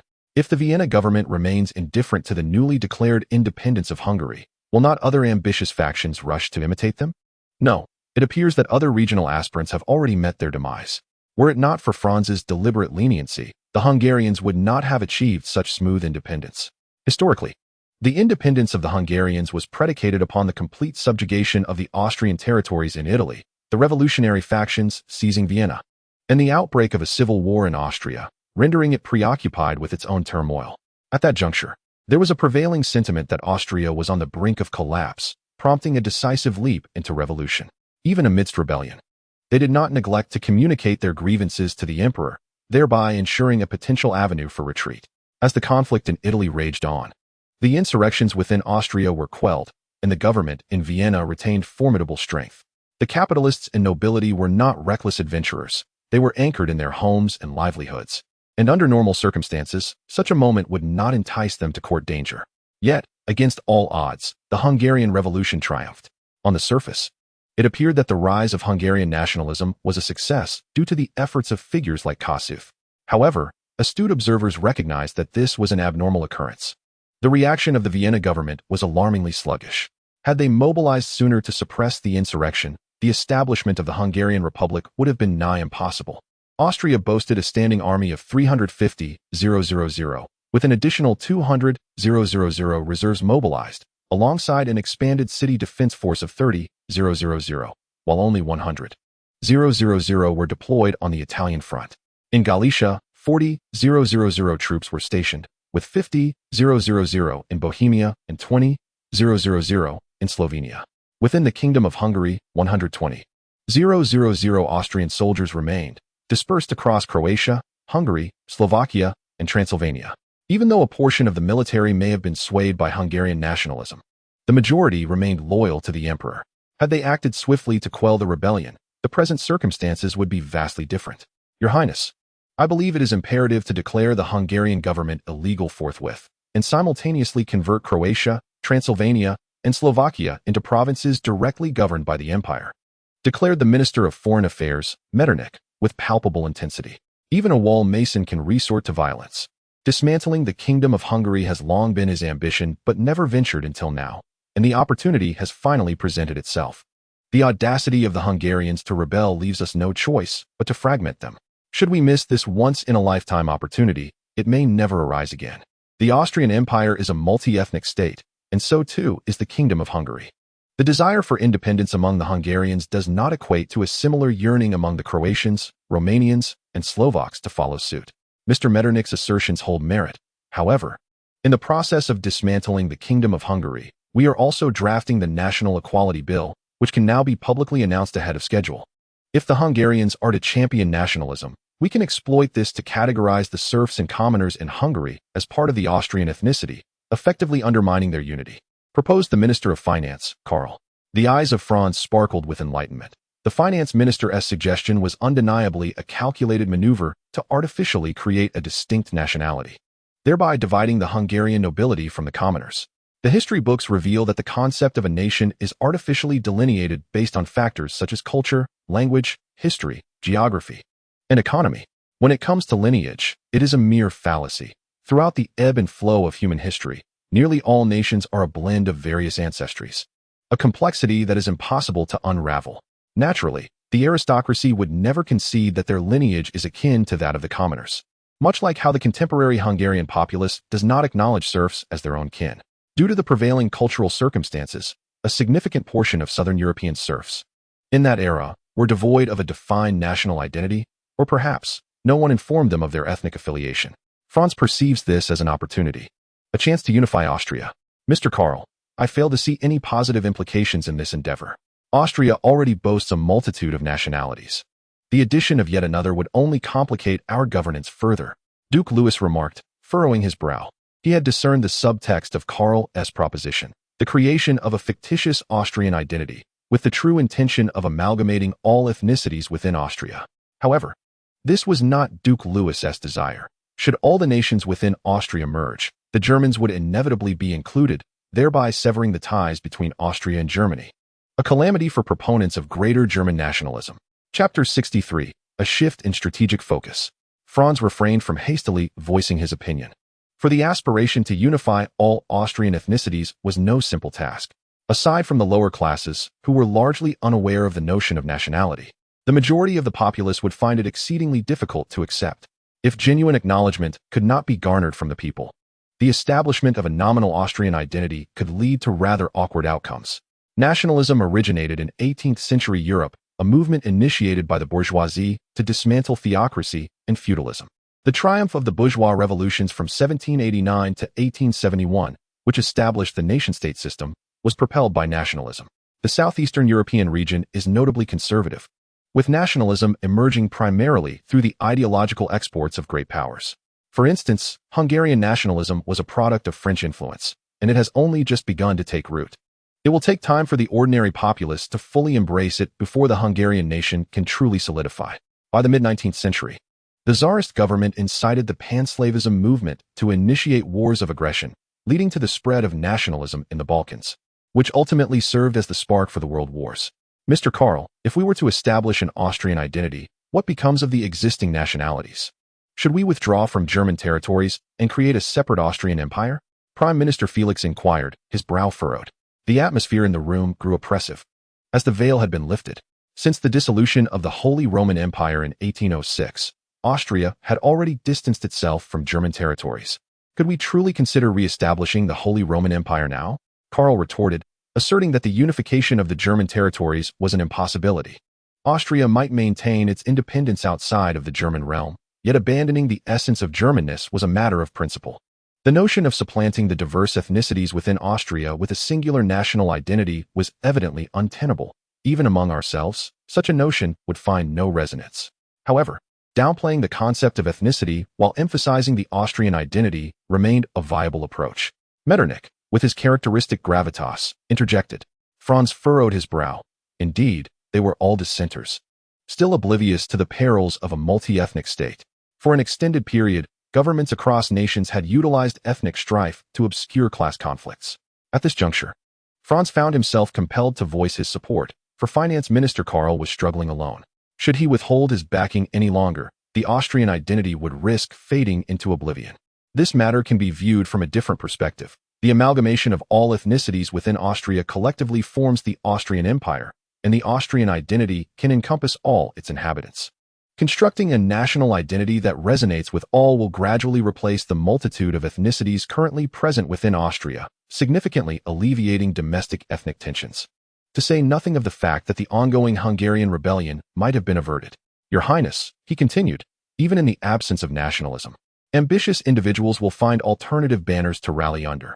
As long as there is a desire, excuses will never be in short supply. In doing so, we would relinquish our leadership over the German territories. Is that truly worthwhile? Duke Louis posed, his words already couched in civility. A more candid expression would have seen him label them fools, cowards, and traitors. The core foundation of Austria lies with the Germans. At least until the process of national integration is complete, this reality will not change. To abandon the Germans now would be to forsake the very foundation of our rule. No, Duke Louis, who claims we must relinquish our leadership over the German territories. Franz countered. Without awaiting a reply, he continued. Although the German territories may appear fragmented, they occupy the heart of Europe. Whoever holds sway here commands the entire continent. Unfortunately, our capacity to unify the German territories is lacking, and European nations would never tolerate such unity. In this context, the leadership of Austria as a German state has become merely nominal. Internally, we must contend with the challenges posed by the Prussians, while externally, we must withstand pressures from various nations. Our gains are limited to mere appearances. In reality, has Austria ever benefited from the German territories? From an investment standpoint, the resources we have allocated to the German regions over the years have resulted in net losses, while the Prussians have reaped significant advantages. Given this, why not temporarily cease our investments in the German territories and redirect our focus towards regions with higher returns? As for the German territories, retaining Austria's influence suffices. Maintaining equilibrium in the region is not solely our responsibility, and we should share this burden with our allies to prevent idleness. Indeed, Franz intends to shift Austria's strategic focus. Continuing to grapple within the German territories is futile, constrained by Prussia internally while France lurks externally. Despite the numerous vassals Austria commands in the German region, should Franz dare to express ambitions of unifying Germany, the narrative would swiftly take a dramatic turn, rendering him a pariah. A historical parallel can be drawn with his ancestor, Maximilian I, whose aspirations for unification led to a tragic downfall, besieged by the French and domestic lords. At that time, the Habsburg family was a formidable empire, far more powerful than contemporary Austria, having absorbed the pinnacle of the Spanish kingdom and claiming vast swathes of Italy, the Netherlands, and Belgium as their dominions. As for the possibility of being ousted from the German realm due to his actions towards the Austrian nation, Franz harbored no concerns. The German princes are not naive. The mutual restraint between Austria and Prussia ensures their own stability, whereas dominance by a single power would herald their doom. After years of annexation and reorganization, there is a collective understanding of the need for balance. The northern German states gravitate towards Prussia, while the southern princes align with Austria. The implications of Franz's intentions were clear. He was prepared to abandon the long-standing policy of continental equilibrium.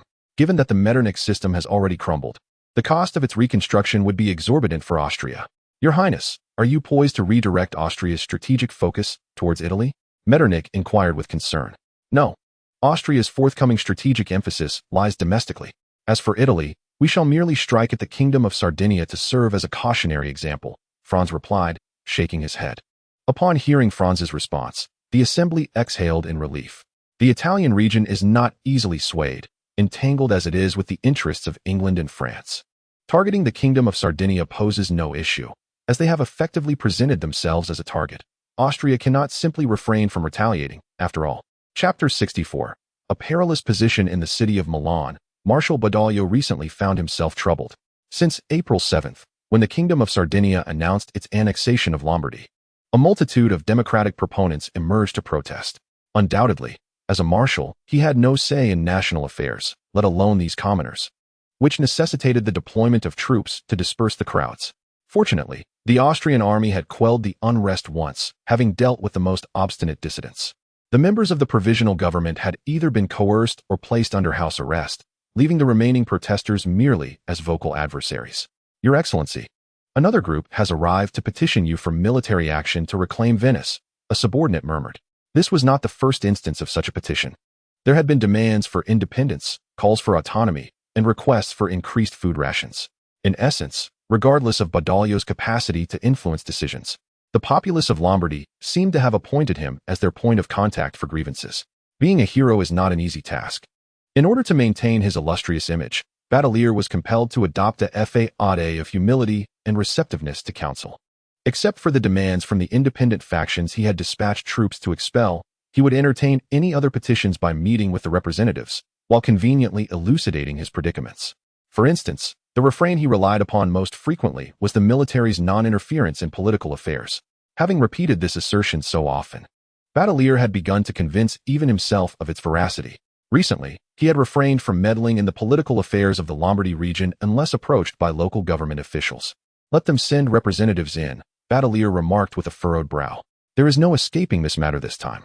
The deployment of troops to the Venetian region was not solely a political issue, but predominantly a military one. The command of the frontline forces of the Kingdom of Sardinia now fell under his purview, making this a fortuitous turn of events. Soon, two students were ushered into the room, intensifying Badoglio's frown. Nothing was more exasperating than the fervent enthusiasm of youth. Esteemed Marshal, I am Rim, and this is Thompson. It is a pleasure to meet you. The two boys, brimming with excitement, elicited a courteous response from Badoglio. I am equally pleased to meet you. May I first see your petition? Oh, certainly. Rim replied eagerly, handing over the petition. Badoglio swiftly skimmed through it. It was a fervent appeal, filled with impassioned content and adorned with a multitude of signatures, nearly moving him to tears. I shall accept this petition and will convey it to the king post-haste. However, I cannot disclose the timing of any offensive against Venice, as that is classified military information. We are currently preparing for military action, as you are aware. The previous undertakings were marred by insufficient preparation, resulting in hardship for all.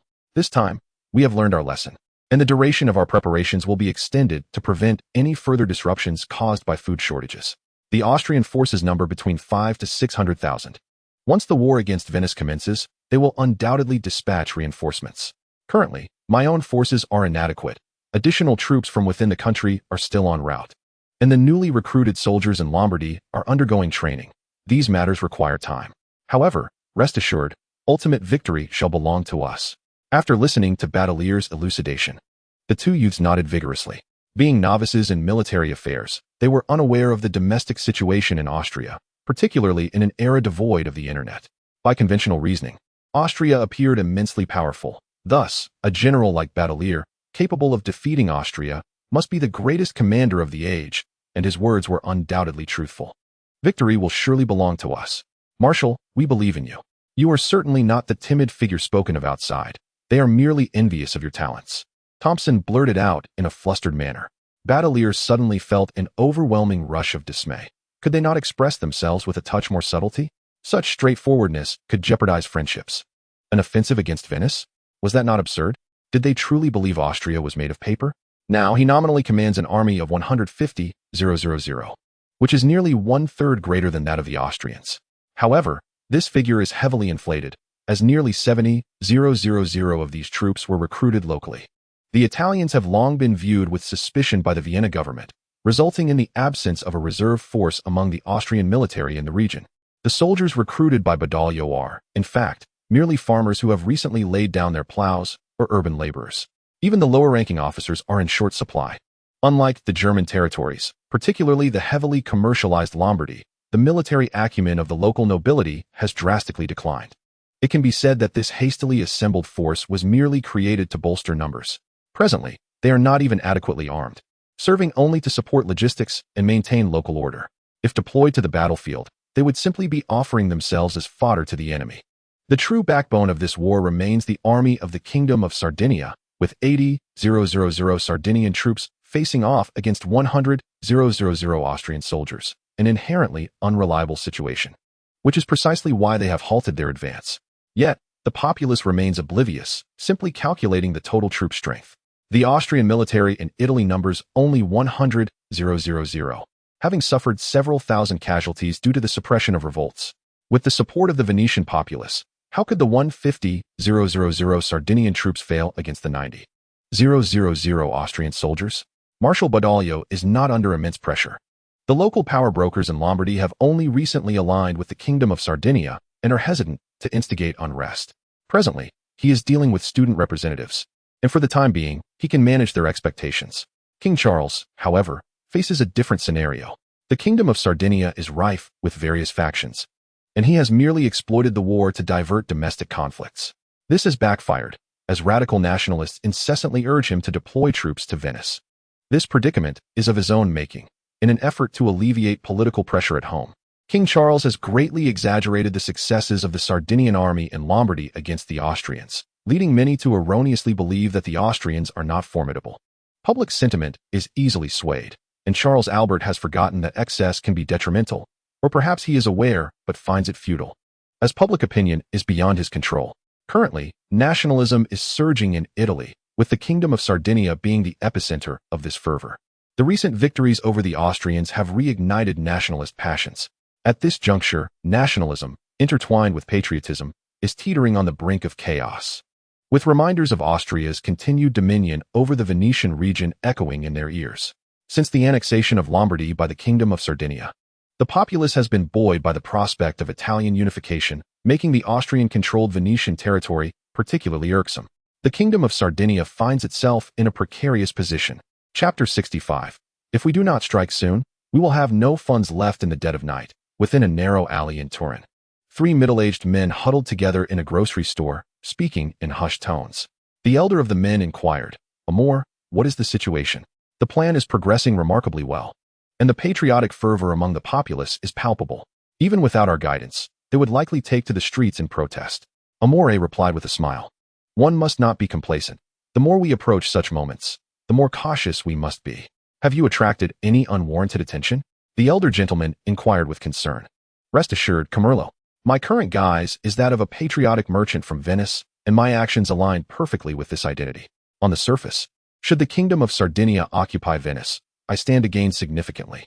In this context, harboring animosity towards Austria is imperative and will not raise suspicion," Amore elucidated. "Capitalists, driven by their interests, have long advocated for the assault on Venice. Amore is merely exhibiting a touch more enthusiasm, which is inconsequential. Well, it's good that there are no issues. In our line of work, the utmost priority is to remain vigilant and fulfill our assigned tasks without succumbing to greed. Cecilio, to what stage has your task progressed?" The middle-aged man, codenamed Camerlo, continued to inquire. "Not particularly smoothly.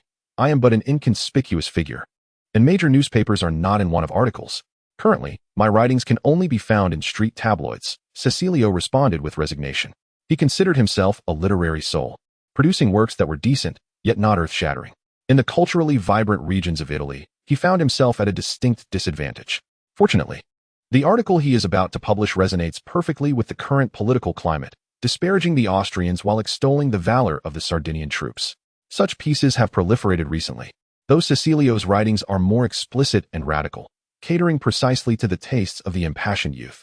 Do not rush, take your time. The nationalism of the Kingdom of Sardinia exceeds our expectations.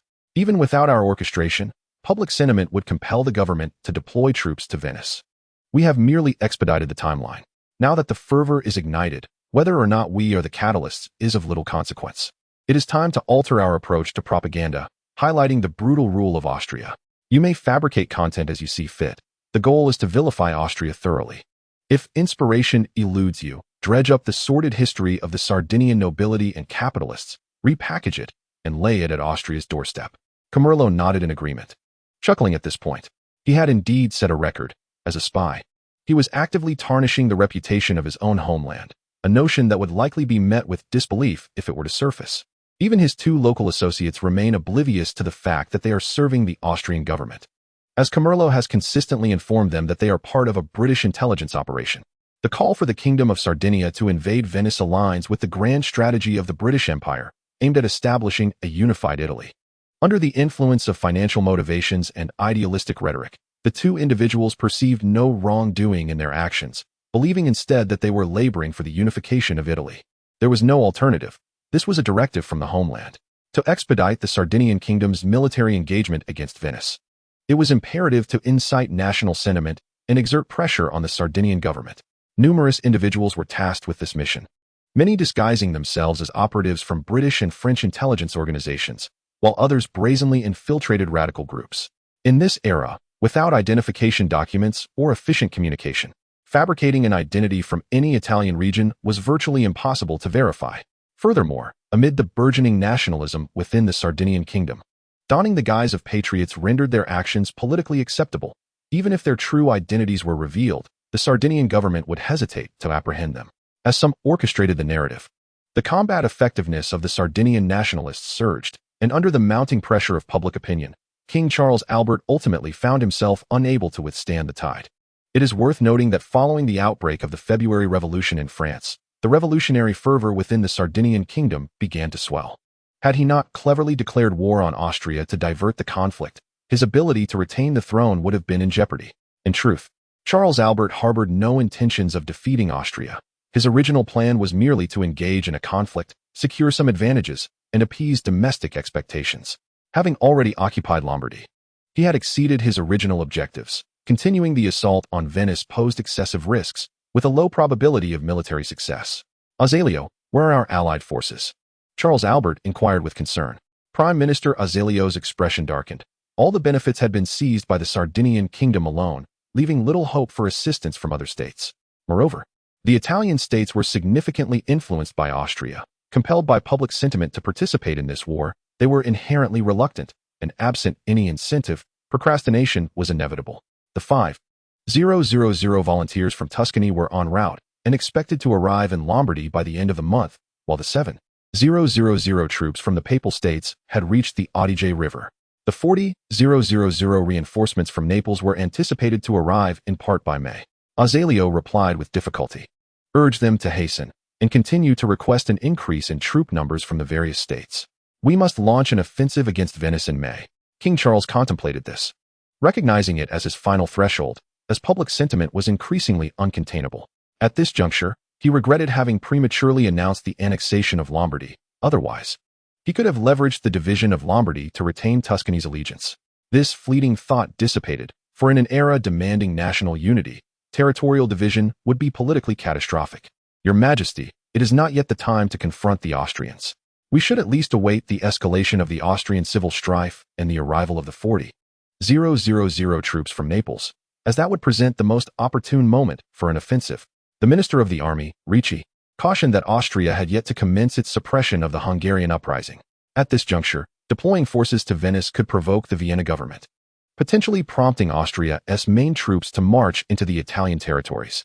Charles Albert, with a sense of resignation, articulated that while this was indeed the case from a military perspective, politically, we could no longer afford to delay. Additionally, the financial implications were considerable. The expenses incurred from occupying Lombardy had far exceeded our expectations. Chapter 66. Embarking is easy. Disembarking is difficult. The lack of funds presents a rather awkward predicament. The Kingdom of Sardinia, situated in the northwestern part of Italy, is regarded as one of the most prosperous states in the region. However, this does not alter the fundamental reality of Sardinia's impoverishment. Its territory spans merely 70,000 square kilometers, with a population of around 5 to 6 million, lacking significant resources and with an industry that is just beginning to develop. Nevertheless, their ambition remains undeterred, as they have persistently strived for the unification of Italy. This unyielding aspiration has inadvertently exacerbated Sardinia's financial plight. Achieving Italian unity naturally necessitates a show of strength, which has led to increased military expenditures for the Kingdom of Sardinia, perpetuating a state of fiscal deficit. It was not until 1852, with the arrival of the legendary Prime Minister Cavour, that reforms to the fiscal system were implemented, augmenting national revenues through a series of measures including investments in railways, port development, and the advancement of industrial and commercial sectors, thereby alleviating the financial crisis. Prime Minister Azeglio, with a furrowed brow, concurred, stating, "Your Majesty is correct. We are indeed out of funds. This war has arrived with alarming suddenness, and we have not adequately prepared. The occupation of Lombardy had drained vast resources, significantly surpassing our budget, with expenditures currently exceeding 28 million lire. 1 lire equals 45 grams of silver. Due to the war, tax revenues from Lombardy are no longer to be expected this year, and the latter half of the year will continue to witness a state of net expenditure. Furthermore, the French unexpectedly halted their promised arms assistance, compelling us to extract funds from our limited war budget to procure weaponry, with this alone requiring an additional outlay of over 17 million lire. Cumulatively, these two expenditures have consumed nearly 45% of our war budget, while we still maintain an army of nearly 200,000, necessitating a daily expenditure of at least 1 million lire. If this situation persists, we shall face bankruptcy within 2 months." Upon hearing the Prime Minister's explanation, Minister Ricci's initial reaction was disbelief, as he promptly inquired, "Your Excellency, how could we possibly incur such expenses? According to our plans, this 100 million lire should suffice to sustain our operations for half a year." "Lord Ricci, are you suggesting that I am embezzling funds?" Prime Minister Azeglio retorted, incensed. "Embezzling? In this era, how many officials are free from such accusations?" Ricci mused, recognizing the unspoken truth that it would be prudent not to expose this widely acknowledged secret, lest it tarnish everyone's reputation. Ricci hastily clarified, "No, Your Excellency. I did not intend to question your integrity. I merely expressed curiosity regarding these expenditures." Upon listening to Ricci's response, Azeglio's expression softened slightly as he calmly explained, "Let me provide you with a rough accounting of how these funds have been allocated. In the Lombardy region, we expended 65 million lire to secure the support of the liberals, 1053. 65 million lire to address the food crisis, 36. 57 million lire to aid war refugees, and 386. 23 million lire to establish administrative structures. Due to the incessant revolutions across Europe, the prices of arms and equipment in the international market have surged by 37%. You are aware that representatives from your Ministry of the Army have also been involved in this matter, so there's no need to inquire further. According to our prior plans, we had no intention of recruiting an additional 70,000 troops in the Lombardy region. Thus, the increased expenditure is only natural." After hearing the Prime Minister's explanation, Ricci found himself at a loss for words. There was little recourse, as the army lacked confidence in confronting the Austrians. To enhance their chances of success, they resorted to the most straightforward approach, expanding the military forces. Prior to the Industrial Revolution, the mobilization capabilities of an agrarian society were limited, preventing universal participation in warfare. The Kingdom of Sardinia had managed to mobilize over 100,000 individuals, reaching the brink of its capacity. At this juncture, the enthusiasm among the Lombard populace to enlist was fervent, and it would be unreasonable to turn away such promising recruits. Ricci, however, could no longer afford to dwell on these concerns. As the Minister of the Army, he had to advocate for the military's interests and strive to mitigate the risks of failure. "Your Excellency, the British are supportive of this war. Cannot we secure another loan from them?" Azeglio furrowed his brow and replied with a wry smile, "Loans from the British are not easily obtained. To secure the 3 million loan, we paid a considerable price. Now that the war has commenced, seeking further loans may come with more stringent conditions. £1 equals 25 lire. There was little choice. This was a well-known British tactic, luring one aboard with a loan, only to impose difficult terms once they were ensnared. What of the French? Did they not desire us to expel the Austrians from Italy? Surely they should make some gesture now? Ricci persisted. Charles Albert scoffed in response. "Humph. The French are a bunch of unreliable scoundrels. Even the promised military aid has vanished. Do you think we can rely on them now?" The conversation shifted, as the group's attention waned. Initially, French assistance was forthcoming, but upon learning of the Kingdom of Sardinia's intentions to annex Lombardy, the arrangement fell apart. According to French demands, Lombardy must establish itself as an independent nation, a condition they could not accept. Independence may be easily declared, but the path to reunification is fraught with difficulty. If the current opportunity is missed, will the Kingdom of Sardinia ever have another chance to absorb Lombardy? Ricci pondered and remarked, "Your Majesty, given the current circumstances, the defense of the Venice region is entrusted to the renowned Austrian General Radetzky, a cunning strategist who has learned from past missteps and will not fall for the same trap twice. If the Austrian army merely intends to defend their cities without engaging us in a decisive battle, it is impossible for us to conclude this war within 2 months. Should the Austrians refuse to bring hostilities to an end, even if we were to capture Venice, the conflict would persist, necessitating further financial strategies for warfare. This is a clear ultimatum. They wish to terminate the war, yet such a decision cannot rest solely with them. Unless the forces of the Kingdom of Sardinia can march all the way to Vienna and compel the Austrian government to surrender, such an outcome is evidently unattainable. All parties involved are rational politicians. Notwithstanding any confidence in the Sardinian army, no one truly believes that this is feasible.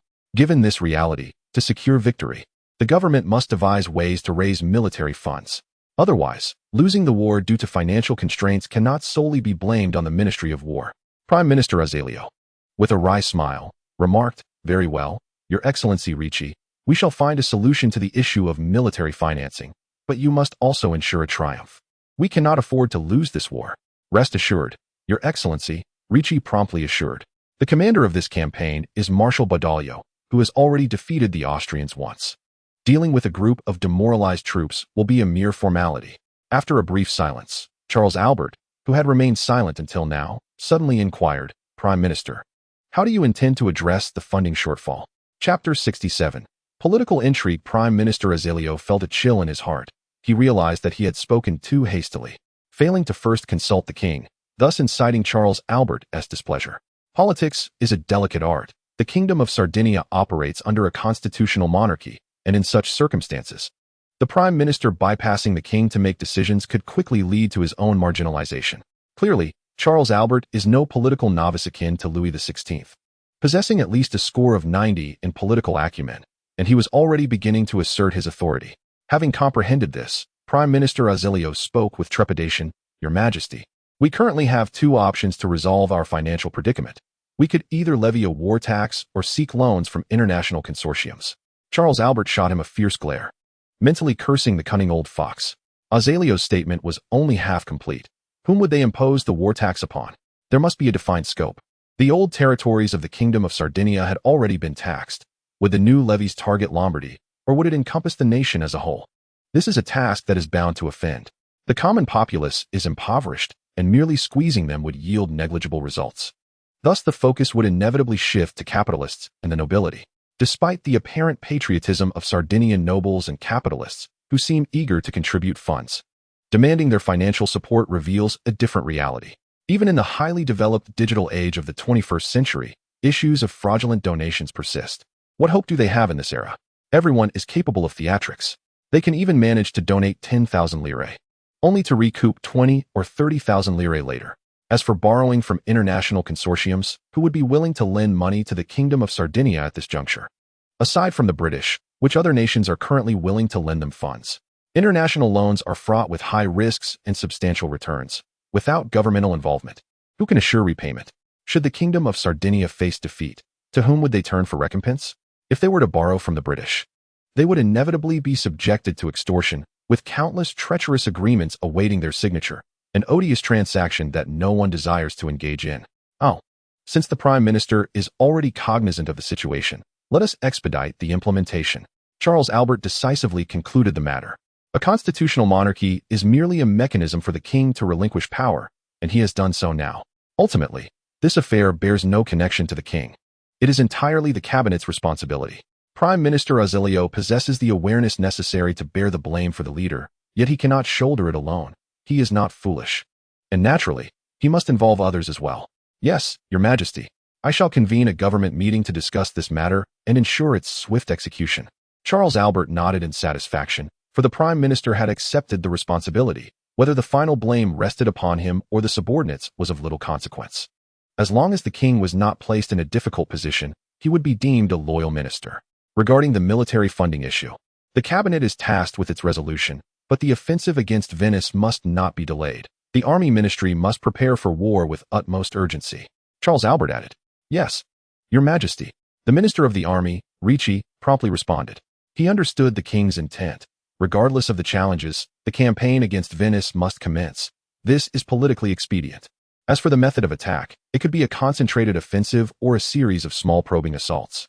It is imperative to demonstrate the Kingdom of Sardinia's resolve to the outside world.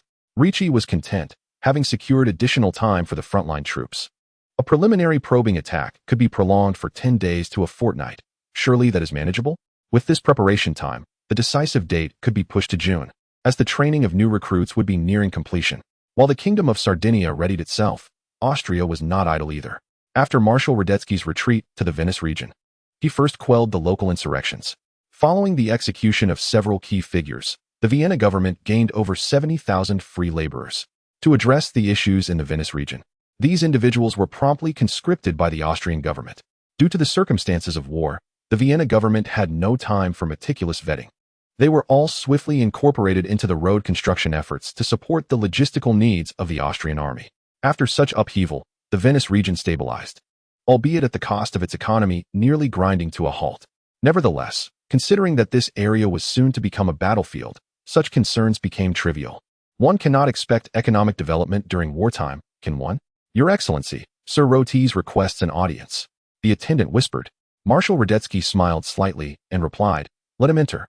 Rostov bestowed a noble salute upon Radetzky and respectfully remarked, "Your Excellency, it is a great honor for Rostovhold to meet you." According to custom, one would typically address titles at such a moment. However, Radetzky preferred to be called Marshal over any title, and thus Rostov complied. "I too am curious, Mr. Robert. What brings you here today?" Marshal Radetzky inquired with a jovial smile. Rostov replied, "Your Excellency, I am here representing the Venetian Commercial Association. You are aware that this rebellion has involved." Before he could finish, Marshal Radetzky forcefully interrupted, "Mr. Rostov, the rebels shall not be granted clemency. If you intend to plead for them, there is no need to proceed." Most of the captured leaders had already been executed, and those who had yet to be apprehended could only hope for leniency if they surrendered. Feeling the imposing aura of Radetzky's displeasure, cold sweat broke out on Rostov's forehead.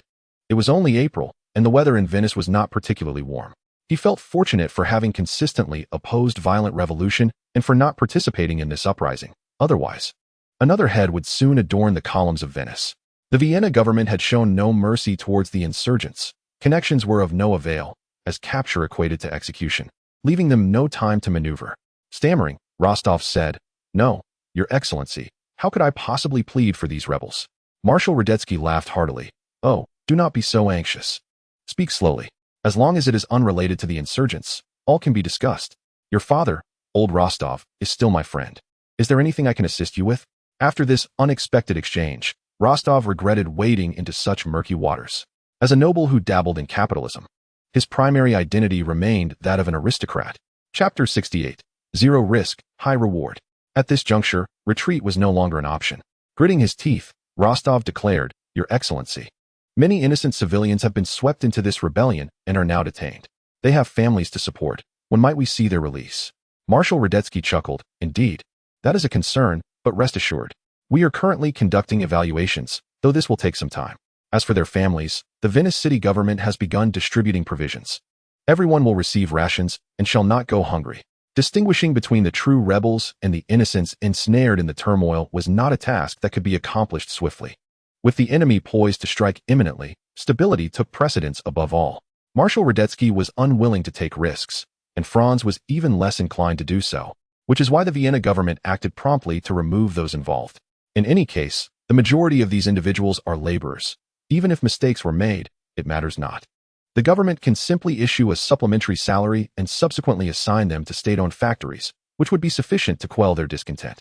A gentle nudge can redirect their animosity towards the disruptive factions, for if it were not for those who dragged them into this predicament, such a debacle would not have ensued. The government, in its righteousness, would have erred yet compensated them, while also providing employment. Regardless of the conditions in state-run factories, they are undoubtedly more benevolent than those imposed by capitalists. Without comparison, one cannot perceive injury. Human beings are inherently pragmatic, especially those ordinary souls who daily grapple with the basic necessities of life. Naturally, they will align themselves with whomever offers a more favorable existence. This notion has been substantiated. The serfs who initially instigated the revolution in the Veneto region have now transformed into staunch supporters of the Habsburg dynasty. Marshal Radetzky's ability to easily subdue the Venetian rebels stems from the defection of these serfs. By assisting the government forces in quelling the insurrection, they are promised land. Who could refuse such an offer? The lofty rhetoric of the revolutionaries, while grandiloquent, has failed to consider the interests of the lower classes in its concrete proposals. Be it independence or republic, it does not satiate their hunger. Under Franz's fervent insistence, The Austrian military has rigorously executed the suppression of the insurgents and the land redistribution policy, beyond merely distributing land. The government has thoughtfully repurposed the tools and grain of the rebellious nobles for allocation. The rural areas of Venice are now stable, and the remaining nobles who narrowly escaped calamity must tread carefully, lest they become entangled with the insurgents. The serfs have been forcibly liberated, and these newly freed peasants are keenly observing their former masters, hoping they too will join the revolt, thereby enabling them to claim their land. This elucidates why the beleaguered nobles did not rise in protest following the Austrian government's ruthless crackdown. They are, quite simply, terrified. There is little recourse. The Austrian territories in Italy have long been unstable, and within the Austrian Empire, they are hardly esteemed. Political suppression is severe, leaving them with scant influence. As Radetzky's forces have nearly turned Venice into a river of blood, the Viennese government has remained unresponsive, delivering a profound lesson with the bayonet, instilling a clear understanding of who wields authority. In just over a month, nearly 70% of the nobility in the Venice region has been stripped of their titles, and close to 80% of the capitalists have been dispossessed. Those who remain are either in flight or have already met a grim fate. For the surviving capitalists, this is an unparalleled opportunity. With so many competitors vanquished, it would be foolish not to seize market share, regardless of who governs Venice. The capitalists are still required to pay taxes. As long as they refrain from insurrection, they are unlikely to face repercussions. The Austrian government has acted with ferocity, not due to the recklessness of a few who thought themselves invincible, believing that providing funding and arms to the revolutionaries was inconsequential. Well, in truth, these matters are not insurmountable. One merely needs to exercise caution and avoid the scrutiny of the Austrian government. It is regrettable that some individuals have been excessively audacious. Why emulate the French, engaging in extravagant soirees as if to distance themselves from revolutionary elements? Now, with the Austrian government conducting purges, there is an abundance of witnesses. Those who have survived are undoubtedly the astute ones. Observing the connections between the Rothis family and Marshal Radetzky, the capitalists, eager to expedite production and seize market opportunities, have promptly nominated him as their representative for negotiations. Upon hearing Marshal Radetzky's words, Rothis sensed impending trouble, yet he remained resolute in his appeal. Your Excellency, since the outbreak of rebellion in the Veneto region, the local economy has suffered devastating blows. If production cannot be swiftly reinstated, we may face significant challenges regarding this year's tax revenues. Marshal Radetzky regarded him with a knowing smile and replied unhurriedly, Rothis, is this not self-evident? The war has wreaked havoc upon the local economy, and I have already reported to the Vienna government, requesting a waiver for this year's taxes. Do you truly believe that by releasing these individuals, you can ensure that this year's tax revenues from the Veneto region will not diminish? Rothis hesitated before responding. That is not something I can promise. He was acutely aware that if the Veneto region's tax revenues could reach 1/5 of previous years, it would be a stroke of divine favor. What, then, of the remaining deficit? Surely, they could not be expected to cover it. After all, they were not the 13 Hongs, engaged in a tax farming enterprise. Marshal Radetzky, with persuasive intent, continued, I comprehend your intentions. Our war with the Kingdom of Sardinia is imminent. And to ensure stability in the Veneto region, these individuals cannot return until the review process is complete. I understand your desire to expand production and seize market share. There is no need for haste. Once we have triumphed over the Kingdom of Sardinia, your rewards will be even greater. The capitalists of Lombardy have aligned themselves with Sardinia, and as the vanquished, they shall have no claim to existence. I believe you can fill the void they leave behind. This was a blatant insinuation. Should they support Austria in securing victory, the primary commercial hub of northern Italy would shift to Venice. Rothis, struggling to maintain his composure, inquired, Your Excellency, what price must we pay? Quite simply, you must incite the Kingdom of Sardinia to mobilize its forces towards Venice prematurely. Marshal Radetzky replied with calm assurance. Rothis' spirits soared. This was an investment of minimal cost with high returns and no risk. He found it impossible to refuse. Should it fail, the worst outcome would be a slight expenditure on promotional efforts. Should it succeed, their enterprises could potentially double or even multiply several times over. Chapter 69. The pragmatist in this era, the primary industries of Italy have consolidated in the northern regions, divided into the Turin-Genoa industrial zone and the Milan-Venice industrial zone due to political and geographical factors. Undoubtedly, the industrial revolution in the Italian region is still in its nascent stages, primarily dominated by traditional handicrafts, albeit with the incorporation of numerous mechanical tools. The capitalists of Venice and those from the Kingdom of Sardinia engage in both collaboration and competition, with many entrepreneurs operating in both locales, rendering their relationship rather intricate. Once the conditions proposed by Marshal Radetzky circulated through the Venetian region, the capitalists responded en masse. As for whom he truly supported, that remains ambiguous. Nevertheless, this is of little consequence. After all, it is a calculated conspiracy. Even the most vehemently anti-Austrian capitalists recognize the necessity for the Kingdom of Sardinia to dispatch troops to Venice without delay. Each day that the war persists inflicts immeasurable losses upon them, including the native capitalists of Sardinia, as national mobilization similarly hinders their profit-making endeavors. Turin has grown increasingly lively, with Venetian capitalists joining the propaganda campaign, seemingly becoming the proverbial last straw that broke the camel's back. Observing the throngs of demonstrators, Charles Albert felt compelled to order an early military offensive. To this end, he dispatched the last available 40,000 troops, while the Sardinian army alone numbers 190,000. When combined with the forces of their allies, their total military strength theoretically approaches 250,000. The reason for the theoretical designation is that, aside from the Sardinian troops, the armies of the remaining states are largely inactive. Notably, the troops from Naples, stationed farthest away, halted in the Papal States due to a significant number of soldiers succumbing to heat exhaustion. Only God knows how they managed to suffer from heat stroke in the spring. In any event, the promised 40,000 troops from Naples will not arrive in time for this conflict. However, for the sake of Italy's swift unification, they have nonetheless sent a few hundred valiant soldiers to fight despite their ailments. Regardless of how absurd this rationale may seem, one thing is certain: the Neapolitan army will not be coming. Franz does not attribute this to the efforts of the foreign ministry. A glance at the lineage of King Ferdinand II of Naples suffices to clarify the matter. He is the son of Clementina, daughter of Franz I of the Two Sicilies and Leopold II, Holy Roman Emperor. The Kingdom of Sicily and Naples united to form the Kingdom of the Two Sicilies, with Naples in the dominant position. In simpler terms, he is a protégé of the Habsburg family in the Italian region, although Austria's international standing has diminished. This is insufficient to incite rebellion. A glance at the map reveals that Naples is isolated by the Papal States. Even if they were to expel Austria from Italy, they would gain no substantial benefits. Every Italian state harbors ambitions for the unification of the region, and at this juncture, providing assistance to the enemy is not a prudent choice. Even if Austria occupies Venice and Lombardy, it would align more closely with their interests than if the Kingdom of Sardinia were to seize those territories. History has undergone a transformation, as Austria's military presence in the Venetian region has strengthened, and now the Kingdom of Sardinia has commenced the implementation of the art of demonic dissolution. This is a battle for national fortune. By May, the mobilized reserves of Austria, after more than a month of acclimatization, have begun to exhibit combat readiness. Franz, maintaining a stoic demeanor, discreetly augmented forces in Hungary, with the specter of war looming ever closer. In Vienna, Franz again reflected on the merits of Nicholas I as a commendable ally. The Russian Foreign Ministry had declared that 300,000 Russian troops were poised for action, ready to assist Austria and Prussia in quelling revolutionary fervor. The robust support from the Tsarist government has cast a significant shadow across Europe, delivering a staggering blow to both the Austrian and Prussian revolutionaries.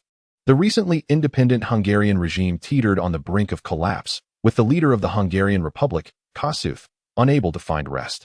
Haunted by the fear of a betrayal from the Russians, Metternich, brimming with enthusiasm, remarked, "Your Highness, the French have wavered. They have ceased all assistance to the Kingdom of Sardinia, and we are now deliberating the division of its territories."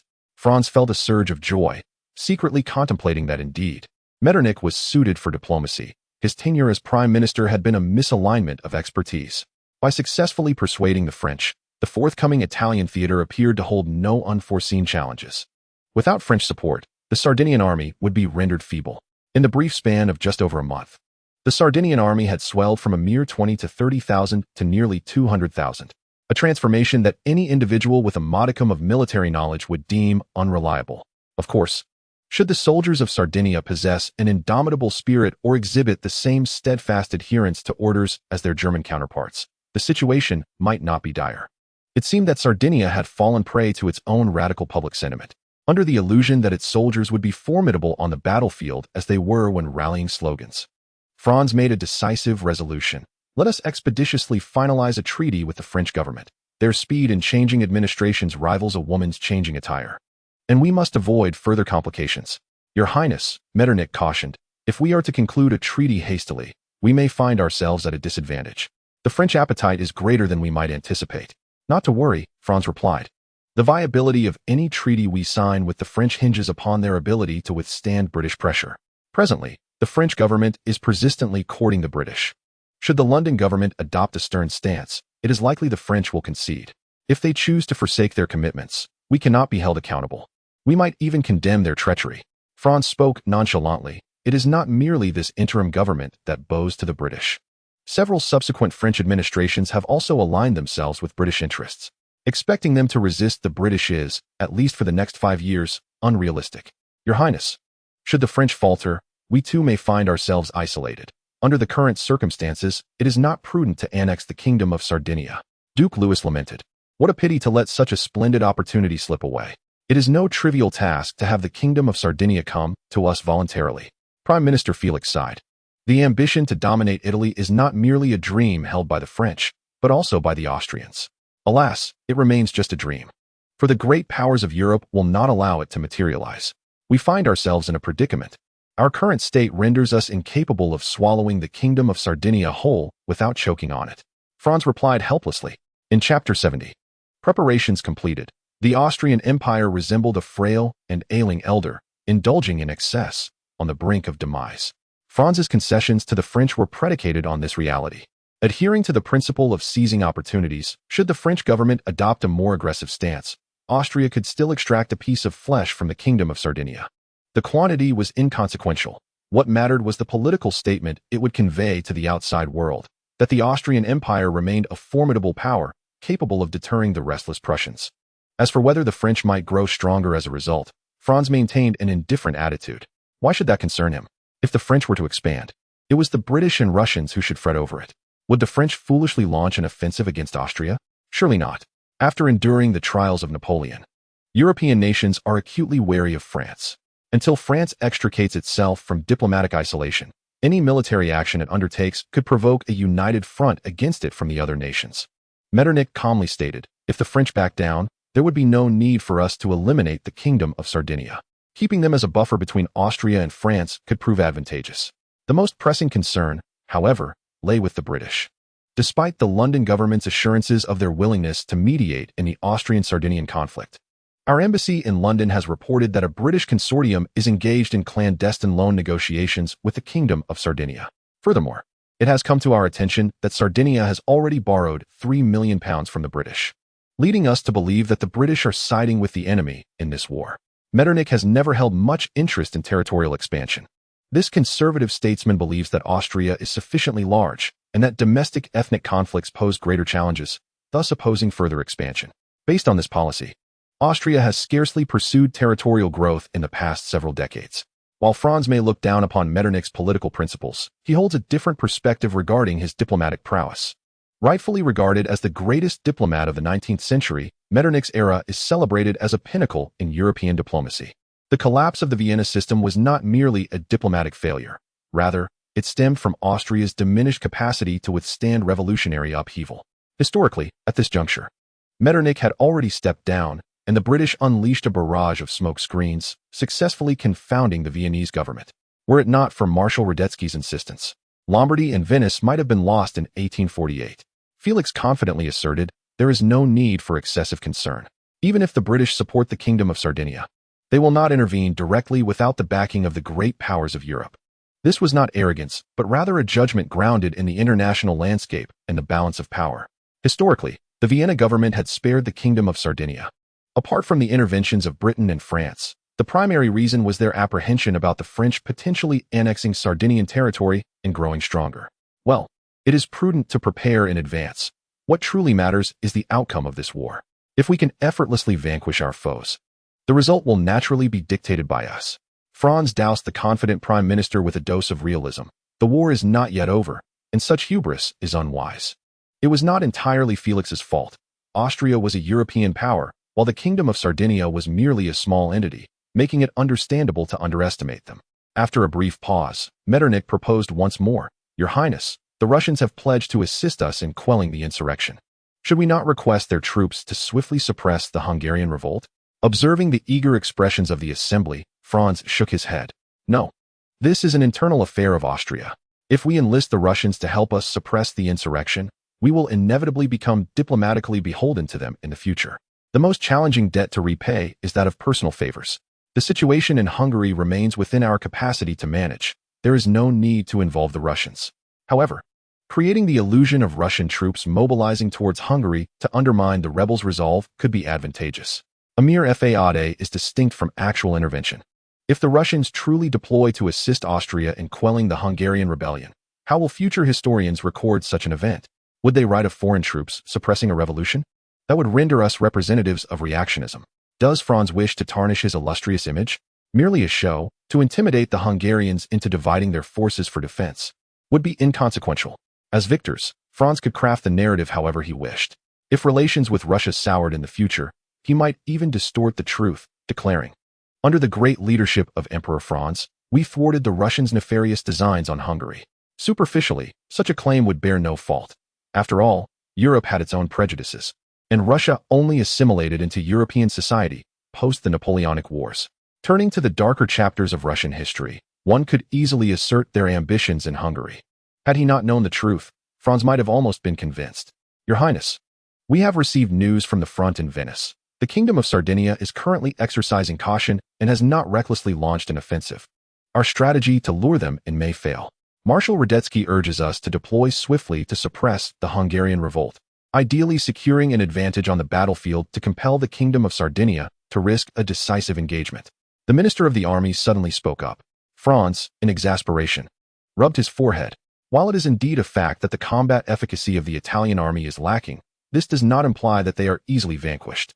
At least the current Kingdom of Sardinia is not so easily dealt with. Even the incompetent Marshal Badoglio understands the importance of a steady approach.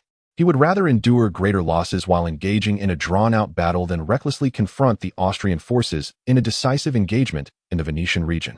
The pocket formation meticulously arranged by Marshal Radetzky has effectively deterred the enemy's main forces from advancing. Should we engage now, it may be possible to defeat the enemy, but inflicting a significant blow or annihilating their forces is utterly unattainable. Franz had originally intended to suppress the Hungarian rebellion after vanquishing the Kingdom of Sardinia, but it is now evidently unfeasible. The only option left is to strike at the Hungarians first, compelling the Kingdom of Sardinia to commit to a decisive battle. The principle of mutual dependence is well understood. Should Austria quash the internal insurrection, the Kingdom of Sardinia would have no chance of survival. We must expedite our preparations. Once we are ready, we shall immediately move to suppress the Hungarian rebellion. How much longer does the Prime Minister require? Franz inquired, perplexed. Your Highness, the strategic supplies are nearly prepared, and troop deployments are fundamentally complete. Only a few newly established central provinces require additional time for integration. By next Saturday, May 5th, we shall be poised to launch an offensive, Felix replied thoughtfully. Chapter 71. Reform under the veil of deception. Croatia following Kossuth's declaration of Hungarian independence. Many Croatian nobles found themselves in a state of hesitation regarding whether to join the Hungarian Republic or remain within the Austrian Empire. However, reality soon compelled them to make a decision, as the Hungarian provisional government excluded Croatians from positions of power, inciting discontent among the local aristocracy. The majority of land in Croatia was controlled by the prominent Hungarian nobles, who looked down upon the Croatian populace, further isolating the local lesser nobles from their Hungarian counterparts. This situation provided an opportunity for the Vienna government.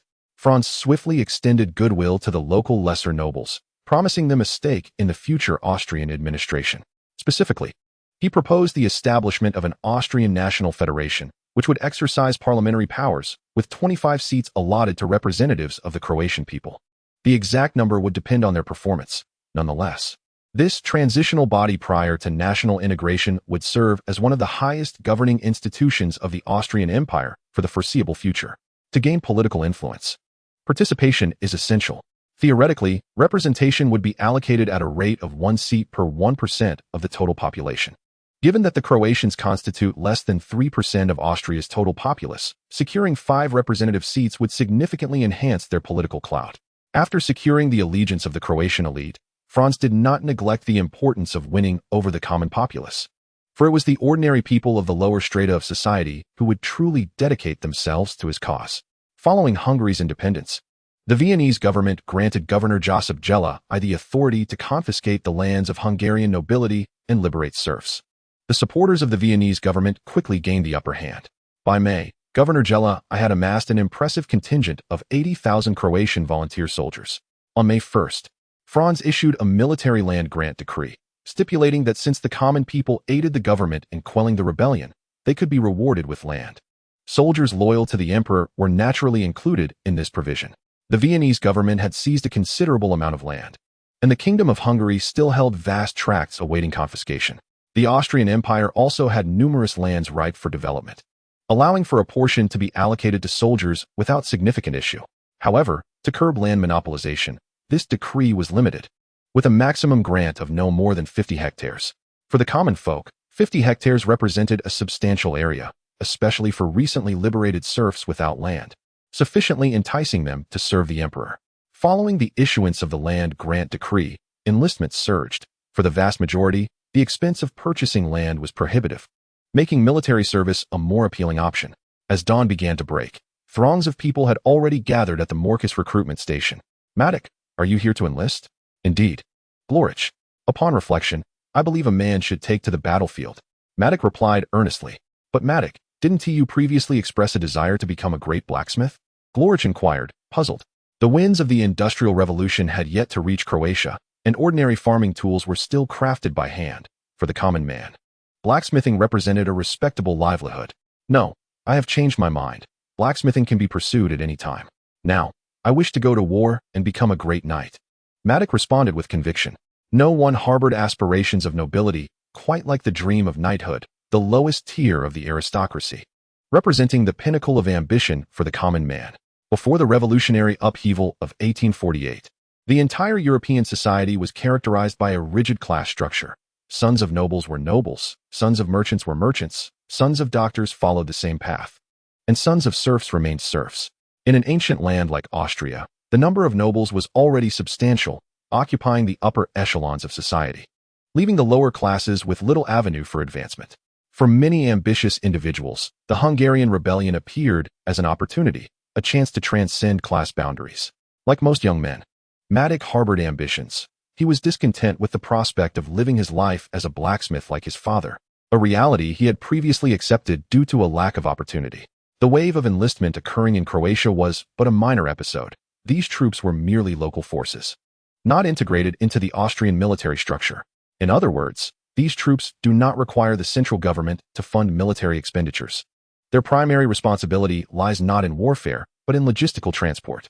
Governor Josip Jela I has clearly either failed to elucidate this or has intentionally chosen not to clarify it.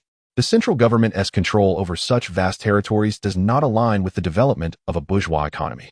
To nurture a domestic market, it is essential that the majority of farmers possess financial resources, as land remains their principal source of income. Austria did not undergo a thorough land revolution, and the nobility continues to retain substantial landholdings. Consequently, Franz cannot distribute land freely. Thus, the only option is to allocate land to those loyal to the emperor. The criteria for such loyalty are quite straightforward. Those willing to fight for the emperor are the true loyalists. A mere visit to the battlefield, regardless of merit, suffices for them to claim a share of the imperial favor. The lands they would otherwise need to purchase can instead be granted as rewards. The specific standards for this process are still under formulation, but those who acquire land will soon escape the clutches of abject poverty. With newfound wealth, consumption will naturally ensue, fostering a burgeoning market. Following a prosperous market, industry will inevitably benefit, leading to increased government revenue, while the initial investment costs will gradually be recouped, establishing a virtuous economic cycle. This war to suppress rebellion has now transformed into a tool for Franz to reform Austrian society. Under the guise of war, Austria's social framework is being subtly reshaped. Croatia serves merely as a microcosm of the broader societal transformations occurring within Austria. Similar scenes are unfolding in Slovenia, Transylvania, and Bohemia. It can be asserted that the Hungarian rebellion, just emerging, has inflicted the most significant losses upon the great Hungarian nobility, whom Franz has readily betrayed. Innocent men suffer for their possessions. Regardless of their involvement in this uprising, merely holding substantial land is a grave sin. particularly as they remain poised for profit within Vienna and the Hungarian Republic. Greed leads to ruin. In their pursuit of greater gains, Franz has decisively seized their lands.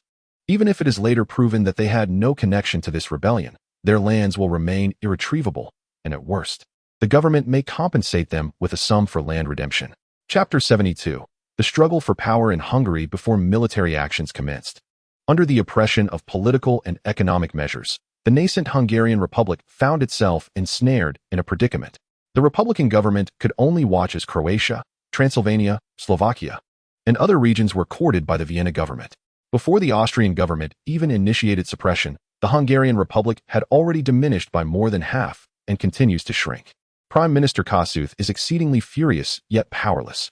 The reality has shown that bloodless revolutions are inherently incomplete. The newly formed Hungarian Republic is now fraught with internal discord, rendering it incapable of adopting a firm stance against local governance. In a fervent address, Kossuth proclaimed, "Ladies and gentlemen, do you still harbor illusions about the Austrians? It is time to awaken. The Austrian government will not easily grant us our independence. In the brief span of a mere fortnight, our great Hungary has lost nearly 6/10 of its territory. If this continues, it will not be long before Budapest changes hands once more." We have all felt the Austrian government's stance towards the revolutionaries. From Vienna to Italy, from Prague to Galicia, the enemy has unsheathed its sword and is engaged in widespread slaughter. Do you believe that Hungary will be an exception? Should the revolution falter, we who are engaged in this struggle will either become homeless exiles or headless ghosts under the enemy's dominion. Oh God, how terrifying this is. I shudder to envision the devastation such a fate would bring upon Hungary. The expressions among the crowd varied. Some were stirred, others panicked, and a few were dismissive. A noble representative suddenly interjected, "Mr. Kossuth, we all comprehend these grand principles. Let us speak of something tangible. We are acutely aware of the Austrian threat. But what use is that? Can we resolve our predicament through mere rhetoric? Undoubtedly, the implementation capabilities of the Hungarian Republic are its Achilles heel. All republican states exhibit a common trait, incessant bickering. However, Finland may serve as an exception. After a presidential term concludes, the populace often grows apathetic towards elections. Were it not for constitutional constraints, the presidency could effectively become a lifelong position. Presently, Hungary has not yet attained such heights. The public's awareness remains insufficient, and the Republican government has been fraught with contradictions since its inception. Even now, numerous individuals oppose severing ties with Austria, and despite the looming conflict, the crown of the Habsburgs remains intact. The Revolutionary Party led by Kossuth possesses no governing experience. Upon assuming power, myriad problems arose, and the chaotic political agenda has significantly exacerbated the situation. From the perspective of the Hungarian nation, he stands as a formidable guardian of national interests. Conversely, from the viewpoint of Hungary's ethnic minorities, he emerges as an oppressor. Under the influence of extreme nationalism, the Hungarian Revolution has positioned itself in opposition to domestic minorities, while the Austrian government has assumed the role of protector of those minorities. Tragically, the Hungarian identity of this era is exceedingly narrow. Aside from the several 100,000 nobles, capitalists, and middle class, the vast numbers of serfs, workers, and the impoverished have been marginalized. Regardless of how one may embellish it, the Hungarian Republican government has failed to consider the interests of the lower classes, with the pressing issue of serfdom remaining unresolved. The decrees of the Republic are treated as mere waste paper by the nobles and capitalists, while the feeble Republican government stands powerless. Kossuth excels in oratory, inspiring his audience. Yet when confronted with concrete issues, the troubles become formidable. From a critic to a policymaker, he has yet to fully embrace his new role. Furrowing his brow, Kossuth resolutely stated, "Duke Leopold, our paramount concern now is to organize the army to suppress those insurrectionists. We cannot allow this situation to deteriorate further. For the Hungarian Republic, these local governments siding with Austria are indeed betraying us. Unfortunately, they do not perceive it this way. The vast majority believe that the Hungarian Republic itself is the traitor, and that the Austrian emperor they pledge allegiance to is the legitimate authority." Duke Leopold scoffed, "If that is the case, why doesn't the government deploy troops sooner? Had they acted promptly, we would not be in this dire predicament. As a member of the aristocracy, they have suffered greatly. The Viennese government has confiscated vast tracts of their lands. Behind the scenes, they have communicated with the Viennese authorities. However, under Franz's leadership, the cabinet has expressed profound dissatisfaction with their actions during this Hungarian uprising and directly rejected their requests for protection of their properties. Without their fiefdoms, What distinguishes the great nobles from the lesser ones? Their influence over the state is fundamentally anchored in their vast lands. A prominent noble might possess tens of thousands, even millions of hectares, along with a substantial number of serfs. Should they choose, they could effortlessly muster armies of thousands, if not tens of thousands. This is the foundation of their authority. Naturally, Duke Leopold harbors discontent towards Kossuth's government. Had it not been for this revolution, they would still be perched atop their lofty positions, rather than facing the imminent threat of downfall. Kossuth, however, has his own allies. At this juncture, Minister of War Lister interjected, "Your Grace, you must understand that military preparation requires time. We must also consider the influence of the Austrian government. Undertaking military action without proper preparation could provoke a military strike from Austria, and in such a surprise situation, victory would be exceedingly difficult to achieve." His explanation was met with skepticism by many. The so-called military preparations still lingered on paper, and the revolutionaries harbored distrust towards the aristocracy. After the establishment of the Hungarian Republic, Kossuth appointed a considerable number of civilian generals. Not every civilian leader was overlooked in terms of talent. However, the majority were indeed lacking in capability, their military acumen significantly inferior to that of noble officers. This situation could not be resolved in the short term, as military leadership requires nurturing from an early age. In Europe, only the great nobles possess comprehensive systems for cultivating military talent. Thus, prior to the 20th century, the continent's renowned generals were predominantly from the aristocracy. Under the Viennese system, Europe had enjoyed decades of peace, and in the absence of real combat, even those civilian leaders with exceptional potential found little opportunity for growth. Historically, due to a lack of generals, the Hungarian Republic eventually turned to seasoned Polish commanders, which further estranged the Hungarian aristocracy from the republican government. Even now, the Republic of Hungary refrains from military action, primarily due to concerns about provoking the Austrian government and the revolutionaries' distrust of the aristocracy. In Chapter 73, titled Hungary in Financial Distress, Leopold scoffed, inquiring, "Is that so? Then what is the purpose of summoning us here today? Merely to listen to yet another speech?" I concede that Mr. Kossuth's earlier address was quite remarkable. However, such speeches have become tiresome. Perhaps we could explore a different approach? Kossuth's expression darkened ominously. He could not openly express his prior apprehensions regarding their reliability, fearing they might betray him at any moment. Now that the Austrian government had confiscated their lands, they were all in the same precarious situation. It was understood among them that these matters should remain unspoken. If they were to shatter the fragile facade, how could they coexist? One should not be deceived by the apparent devastation suffered by the aristocracy, mistaking them for fallen tigers now preyed upon by dogs. In truth, their power remained formidable. "Your Grace, that is enough," exclaimed Kossuth. "Austria has already drawn its sword. What we need now is unity. If you wish to assign blame, I am willing to resign. To all present, who among you believes they possess the capability to lead the Republic of Hungary out of this predicament? I would gladly relinquish the presidency to someone more competent." In a fit of anger, Kossuth threatened to resign. The faces of those present turned ashen. Being the president of the Republic of Hungary at this juncture was no enviable position, and Leopold had little interest in it. It was common knowledge that the presidency was a perilous role. Historically, once the Austrian government opted for military suppression, the Hungarian government ceased to function, paving the way for the revolutionaries, led by Kossuth, to seize power.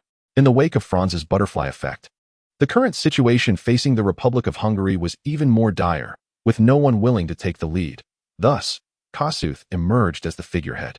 Due to his dwindling popularity, Kossuth's standing within the government was precarious, and many aristocrats regarded him with disdain. This childish display of petulance, however, was not without its own form of resistance. Regardless of Kossuth's flaws or the naivety of his political ideals, he remained a cornerstone of the Hungarian nation. Sensing the unfavorable tide, another noble representative, Marquis Archie, rose to redirect the conversation. "Let us not dwell on the past. Our immediate concern is to devise a strategy for the current situation. We must decide whether to fight or to negotiate." Undoubtedly, the revolutionaries led by Kossuth were proponents of war, comprised largely of idealistic youth and university students, while the feeble aristocrats and capitalists leaned towards peace. Kossuth, his countenance grim, declared, "Is there truly any need for deliberation? The Vienna government is actively dismantling Hungary. Even if we could reach an agreement with Austria, Hungary would retain less than 35% of its territory and fewer than 40% of its population. In such a Hungary, if we were to remain within Austria, we would scarcely be able to maintain our current standing. Shall we simply stand by and witness the daily exploitation by the Austrians? Kossuth realized his earlier naivety. Due to the opposition of the nobility, he failed to address the agrarian issues, and because of the resistance from emerging capitalists, he neglected the national question. Indeed, the deplorable national policies of the Hungarian Republic stemmed from the fears of the burgeoning bourgeoisie regarding competition. Although currently neither the Croats, Romanians, nor Slovaks possess the strength to rival us, once they are granted equal political rights, the competitive dynamics will inevitably arise. The Hungarian Republic is too diminutive to accommodate such rivalry, compelling them to suppress their adversaries preemptively. This has been corroborated by the experience within the Austrian Empire, where political supremacy has allowed the Germans to dominate nearly the entire industrial landscape. Hungarian capitalists have survived solely through customs duties and local protectionism. Now that it is their turn to assume control, they are bound to emulate these practices, for no capitalist can resist such temptation. And they may even exceed their predecessors in excess. Driven by self-interest, extreme nationalism has emerged as the prevailing ideology in Hungary, inciting considerable discontent among the other ethnic minorities. Following the olive branch extended by the Viennese government, these minorities swiftly changed allegiances.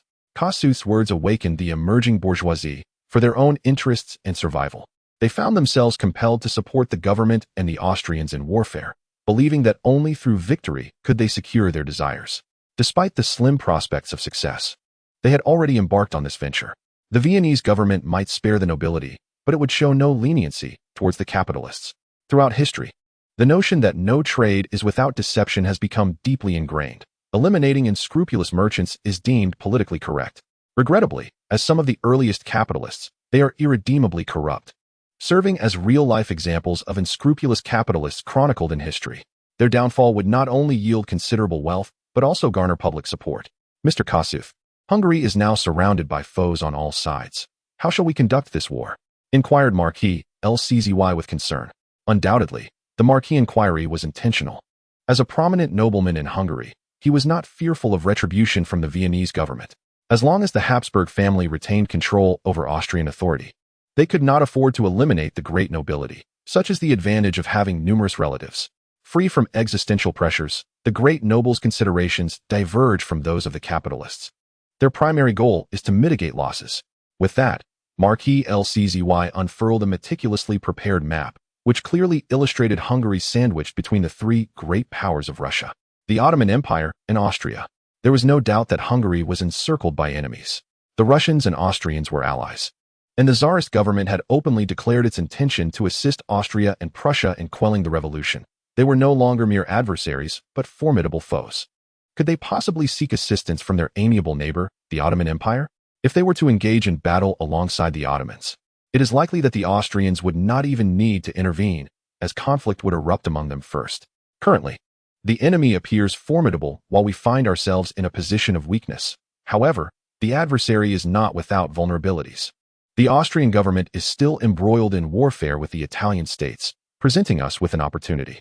Kossuth articulated what he deemed a reasonable proposal. Indeed, theoretically, this represents an opportunity, a straightforward military strategy of defeating them one by one. However, Duke Leopold shook his head and sighed, stating, Mr. Kossuth, from a military standpoint, this lacks feasibility for success. The enemy is not foolish and will not afford us the luxury of time to dismantle them piecemeal. Kossuth responded with a smile, Your Excellency, as long as we muster sufficient forces to hold at bay the enemy approaching from other directions, we shall prevail. Austria is both powerful and fragile. A single victory would set off a chain reaction, reigniting the fervor of revolution.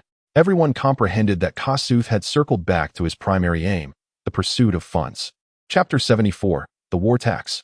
To amass a sufficient military force, are there alternatives beyond mere expansion? To expand the military, one must inevitably secure financing. Since its inception, the finances of the Hungarian Republic have teetered on the brink of bankruptcy. The fledgling government is utterly devoid of fiscal acumen. The taxes they struggle to collect are squandered before they can even warm them in their hands. Kossuth bears direct responsibility for this predicament. One might argue that the nascent Hungarian Republican government has surpassed Austria in terms of corruption and embezzlement. This situation mirrors that of the Republican government following the Shanghai Revolution, where, in the absence of the old order and before the establishment of a new one, officials in elevated positions became increasingly unrestrained without checks. Mr. Kossuth, The government has already levied war taxes twice this year, reminded Marquis Lacci. Hungarian taxation has historically remained independent of Austria during the era of aristocratic control. A myriad of chaotic taxes burden the populace. Initially, one might have hoped that independence would usher in a better life.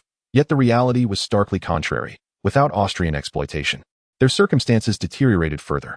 The nascent Republican government conferred greater authority upon local entities, as they seemed to believe that any government elected was inherently virtuous. However, reality often diverges from ideals. Contemporary Hungary has adopted practices from America, wherein not only the central government possesses the right to levy taxes, but local governments do as well. In essence, the number of tax-collecting entities has increased without any constraints, allowing officials to amass wealth opportunistically, while certain community governments have instituted a plethora of arbitrary taxes. Of course, these nonsensical taxes are exempt for the aristocrats and capitalists, leaving the ordinary populace to bear the brunt of the burden. However, the war tax is an exception. Both the nobility and capitalists are compelled to contribute. While the payment is one matter, the frequency with which it is collected is truly unacceptable. How long has it been since the establishment of the Hungarian Republic? Even if we consider the preparatory period, it has scarcely been 3 months. In such a brief span, 2 war taxes have already been levied, and now a third is imminent, even before the enemy has made their advance, rendering life increasingly unbearable. Unlike capitalists, who can find ways to evade taxation, nobles primarily derive their wealth from land, which is overt and cannot be concealed easily. Evading taxes is no simple task for them. Indeed, Your Excellency, yet the circumstances are beyond our control. According to the intelligence we have gathered, Austria can mobilize as many as 400,000 troops against us, while our National Guard barely numbers 300,000. Moreover, the Austrians are seasoned regulars, whereas our forces consist merely of workers who have just laid down their hammers or farmers who have abandoned their hoes, relying solely on fervent patriotism. The disparity between our sides is insurmountable. Without an equivalent number of troops, we stand no chance of victory in this war. Kossuth argued vehemently. In truth, the condition of the Hungarian National Guard is even worse than he portrayed, for the ordinary soldiers lack the fervor he speaks of. In fact, the numbers do not even reach 300,000. The National Guard is merely a makeshift assembly, lacking rigorous oversight, and the funds left after endless deductions are insufficient to sustain such a large force. However, it is of little consequence, where there are policies from above. There are countermeasures below. In this regard, capitalists possess the most experience. Influenced by their surroundings, bourgeois officers quickly devised a strategy to substitute one for another. Besides recruiting a few individuals to maintain appearances, the rest would be mere facades. Should an inspection occur, they could hastily gather individuals to fill the ranks. After all, everyone involved has benefited, and no one dares to expose the truth. Among all the troops in Hungary, the only truly combat-effective force is the student army. They are the genuine revolutionaries, striving for national independence. The rest, including Kossuth, no longer embody the pure spirit of revolutionaries. Mr. Kossuth, I believe it is imperative for the government to disclose its financial expenditures. The Republican government has only recently been established, yet you have already expended what would typically cover a year's budget for the Hungarian government. If the government's expenses continue at this rate, perhaps we need not wait for the Austrians to strike. You might very well bring about the demise of the new government yourselves. Duke Leopold issued a grave warning. This is indeed an awkward issue, and Kossuth's countenance darkened ominously. Everyone is aware of the large financial outlay of the new government, which he has often justified under the pretext of war. Yet war has not yet commenced, and expenses are already so high. What will happen if hostilities truly begin? International loans? Do not be naive. No consortium dares to lend to them, which would imply lending without repayment. Austria, being a major power, would not recognize treaties signed by these insurrectionists. Apart from that, the only option left is to impose taxes, which is hardly an effective solution. It fails to address the underlying issues, and no amount of money can fill this bottomless pit. The government could make its financial expenditures transparent for public scrutiny. However, given the current fiscal difficulties, we require a sum of money to navigate through this crisis. This time, the government will not acquire the funds without cost. Instead, we will issue bonds for public subscription, offering an interest rate of 7%, with a preliminary issuance of 200 million shields, including 1169 grams of silver. Should the bonds fail to sell, we will have no choice but to levy the war tax once more. Kossuth opted for compromise, as he still needs the support of these individuals. Without the cooperation of the nobility, any attempt at taxation would be futile, rendering concessions a pragmatic approach. Observing the resolute stance of the noble representatives present, he even transformed the war tax into war bonds, preferring to bear the burden of high interest rather than provoke their sensitive nerves. From its inception, the Hungarian Republic has represented the interests of the emerging bourgeoisie, swiftly enacting a series of decrees conducive to their economic development, including the abolition of various onerous taxes that hinder progress. These reform measures garnered the support of capitalists but simultaneously escalated the government's financial pressures, as the development of a bourgeois economy is not an overnight endeavor. Lacking governance experience, Kossuth's administration received suggestions to issue currency in Hungary's name. After tasting the benefits of currency issuance, the Republic began printing banknotes in a desperate attempt to escape the fiscal crisis. Reality dealt a harsh lesson to Kossuth. Without sufficient reserves, relying solely on governmental credibility for currency issuance inevitably resulted in worthless paper. Following the failure of currency issuance, the fiscal crisis of the Hungarian Republic erupted, leading inexorably down the path of increased taxation. Chapter 75. War must serve politics. Kossuth was not an economist, and the upper echelons of the Republican government similarly lacked economic acumen. They had not contemplated the implications of 200 million shields for Hungary. They were unaware, and it seemed the assembled individuals shared this ignorance. The representative of the banking consortium, Howell, posed a pointed question. Mr. Kossuth, do you understand what 200 million shields signifies? This query left Kossuth momentarily speechless. He had anticipated that the grandees and capitalists would haggle, but he did not foresee such a question being raised. In terms of currency valuation, one shield equated to approximately 1,169 grams of silver, making 200 million shields equivalent to 76 million taels of silver. In this era, silver had not yet depreciated, translating to over 20 million pounds sterling, with a gold-silver ratio of around 1:10. In 1847, Austria's fiscal revenue was merely 15.5 billion shields, excluding Hungary, while Britain's financial income amounted to just over 50 million pounds. Before the revolution, Hungary's fiscal revenue was fortunate to reach 100 million shields. However, after the establishment of the Republican government, it had already expended a wealth of 100 million shields. The funds in question primarily stem from the fire sale of vast state-owned assets, supplemented by taxes levied by the government. This issue had previously gone unaddressed, as everyone involved was a vested interest, eagerly accepting the opportunity to acquire assets at bargain prices. No one would refuse the money presented to them. Ignorance of the matter is inconsequential, for the foremost trait of a politician is a thick skin, if one desires to maintain a semblance of dignity. One should refrain from pursuing a political career, particularly in a republic.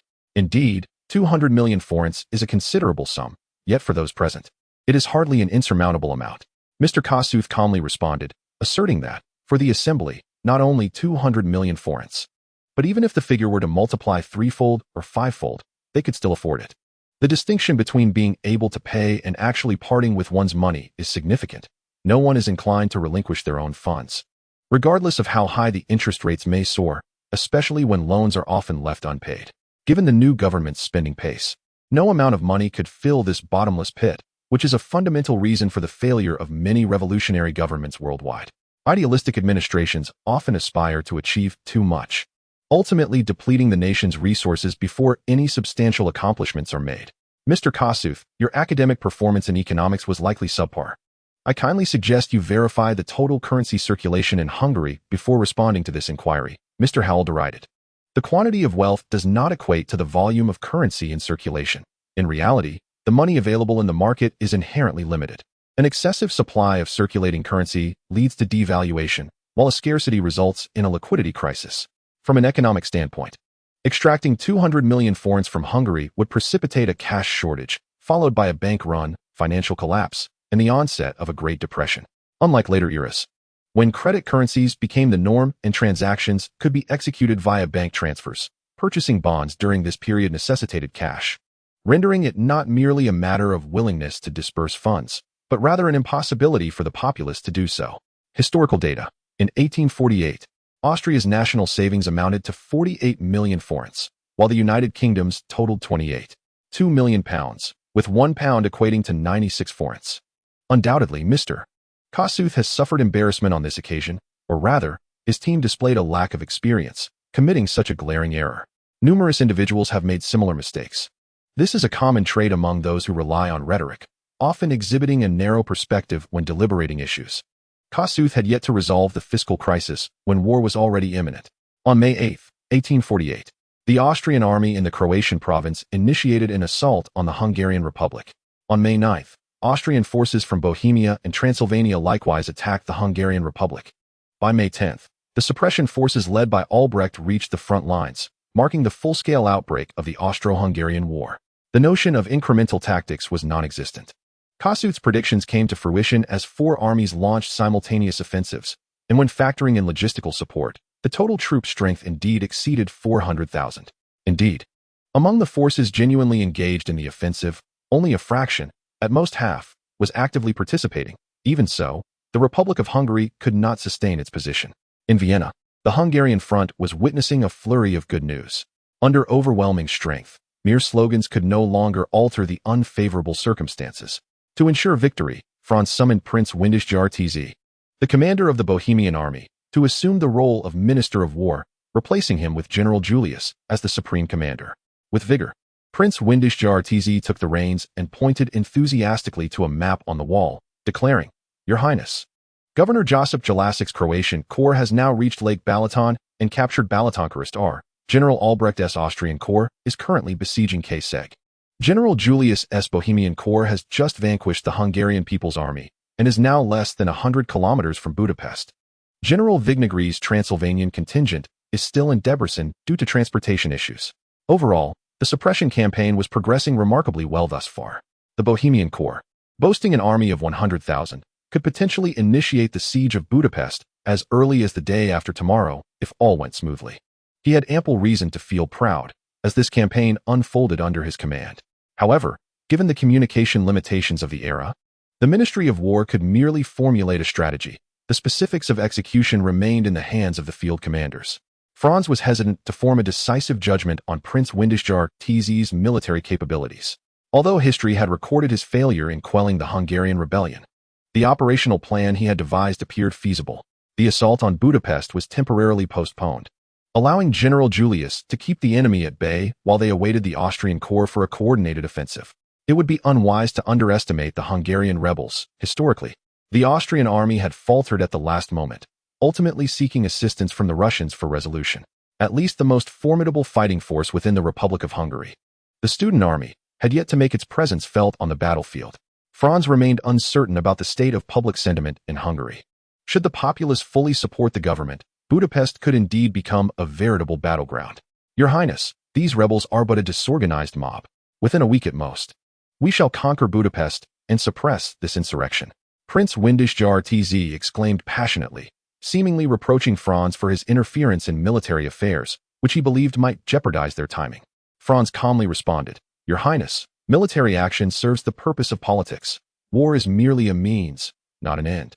Chapter 76. Desperate measures in crisis. The notion that war must serve political ends was the most plausible excuse Franz could conjure. After all, he could not openly express his fears of history repeating itself, of the Hungarians suddenly rallying to push back the Bohemian corps. It is hard to believe. Yet the Bohemian Legion boasts an army of 100,000. Even if we consider a conservative estimate, that amounts to 50,000 regular troops. How many Hungarian soldiers are currently stationed in Budapest? While the Hungarian Republic possesses a considerable number of nominal military forces, the actual troops that Kossuth can mobilize are exceedingly limited. Local governments have established national self-defense forces, many of which remain under strength. Kossuth's government has gathered some of the demoralized soldiers from the front lines, bringing the nominal total military strength in Budapest to a staggering 80,000. However, with an average of 2 or 3 men per firearm and a complete lack of morale, what combat effectiveness can such a force truly muster?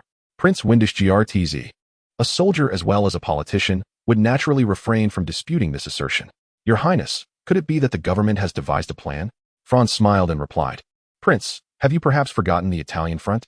Windisch-Jarczy nodded, acknowledging that while he did not view the Kingdom of Sardinia as a significant threat, he would not decline an easier path to victory in the war. With the Austrian forces fully mobilized, the Hungarian Republic finds itself in a precarious situation. If the Kingdom of Sardinia fails to advance on Venice, it may soon face not merely 100,000 Austrian troops, but potentially 200,000 or 300,000. Such numbers cannot be sustained indefinitely. Suppressing the Hungarian rebellion constitutes a domestic operation, and the Habsburg family has not incited the wrath of the populace. A solid base of public support is essential to sustain a conflict of this magnitude. Order the troops at the front to advance steadily, step by step, without giving the enemy any opportunity. Franz added, the territory of the Kingdom of Hungary is substantial, encompassing over 300,000 square kilometers, more than 3 times the size of the future Hungarian Republic. At this juncture, 2/3 of the territory has already aligned with the Austrian government, indicating the political effectiveness of the Viennese government's earlier maneuvers. The nearest Bohemian troops are merely a few dozen kilometers away, while the farthest, from Transylvania, are no more than 300 kilometers from Budapest. Since the outbreak of war, the Hungarian government has been gripped by anxiety, with many individuals harboring regrets. Austria's response has far exceeded their expectations. Typically, one would expect the initial deployment of police to apprehend dissidents, followed by the dispatch of thousands of soldiers to quell unrest, and subsequent reinforcement in the wake of failure. In short, the Hungarian Republic has sought to replicate Austria's scenarios, achieving victories that compel the Austrian government to recognize their independence. Akin to Kossuth's admiration for the American War of Independence. There may be setbacks and failures along the way, yet ultimate victory will surely belong to the Hungarian Republic. The pinnacle of deceit lies in convincing even oneself of the falsehood. While they may not be deceivers, they have indeed woven such a dream. Without this dream, they would not have come this far. Regrettably, the director initially grasped the wrong script. What was meant to be a novice dungeon for experience enhancement abruptly transformed into a hellish quest, demanding a formidable confrontation despite their being at level 0. In Budapest, under duress, Kossuth found himself compelled to seek assistance from his greatest political adversary, Count Széchenyi, a prominent figure among the Hungarian aristocracy and one of the nation's most esteemed reformers. Széchenyi enjoyed a lofty reputation domestically. Unlike Kossuth, who ascended through oratory, Széchenyi was a pragmatist, having made remarkable contributions across education, transportation, culture, politics, and economics, earning him the title of Hungary's greatest man. It became evident that, in terms of influence, pragmatists could not rival those who wielded the power of rhetoric, which ultimately led to the establishment of the Hungarian Republic. This was largely due to Széchenyi's loyalty to the emperor and his opposition to any violent revolution. Politically, Széchenyi advocated for a gradual and cautious approach to economic, political, and social reforms to avert unforeseen consequences.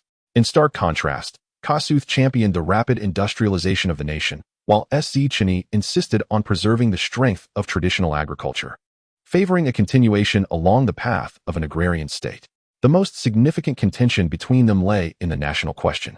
Széchenyi perceived Hungary as a multi-ethnic nation, where divisions of language, culture, and religion rendered the promotion of nationalism perilous. He believed that Hungary required a methodical progression in economic, social, and cultural realms, opposing excessive radicalism and nationalism. History has demonstrated that Kossuth's nationalist agenda proved unfeasible, as the Viennese government easily fragmented Hungary from within. In a state of desperation, Kossuth was forced to appeal to his former political rival for aid.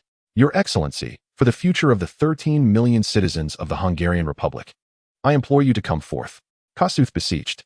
Széchenyi shook his head and, after a pause, replied, Your Hungarian Republic does not possess 13 million citizens. It may not even have 500,000. The remainder are subjects of His Majesty Ferdinand. The invisible slap of reality struck hard, as Széchenyi explicitly identified the true cause of the Hungarian Republic's predicament. Due to the government's radical national policies, the minorities within the Hungarian Republic chose to remain loyal to the emperor. The Republican government failed to address land issues, prompting the farmers to pledge their allegiance to the emperor. It neglected the interests of the working class, leading them to do the same. Ultimately, only capitalists and nobles remained, and undoubtedly, a significant portion of them remained loyal to the emperor, with few genuinely identifying with the Hungarian Republic. Your Excellency, the Hungarian Republic has already been established, and the Austrian army is poised to strike. Can you truly stand by and watch Hungary perish? Kossuth questioned, his face flushed with indignation. Széchenyi responded calmly, Mr. Kossuth, refrain from such futile discourse. I began my military career at the age of 17, having participated in the wars against Napoleon, and served in the army for 18 years before retiring. In matters of military affairs, I possess a greater understanding than you. From a strategic perspective, I perceive no possibility of victory. Pray, enlighten me on what actions I might undertake at this juncture. Of course, If your intention is to relinquish independence and engage in negotiations with the Vienna government, that would be an entirely different matter. Kossuth's expression was ominously dark. Although he inwardly acknowledged Istvin's assertions, he could not openly concede them. As the head of the Hungarian Republic, he had no choice but to persist resolutely, for to seek peace would signify the demise of his political existence. Chapter 77. The liberator of Hungary, the accompanying Hungarian patriotic poet and one of the leaders of this revolution, Sten Dorpet Fi, could no longer contain himself. Your Excellency, will you simply stand idly by and witness the demise of Hungary? Even if the odds of success are slim, one cannot remain inactive. For the sake of God, you must take action for this nation at this critical moment. Istvin shook his head with a rueful smile, saying, I only regret not having deterred you. Had I been more resolute from the outset, perhaps we would not find ourselves in such a predicament. Indeed, I must act, but not by entering the government.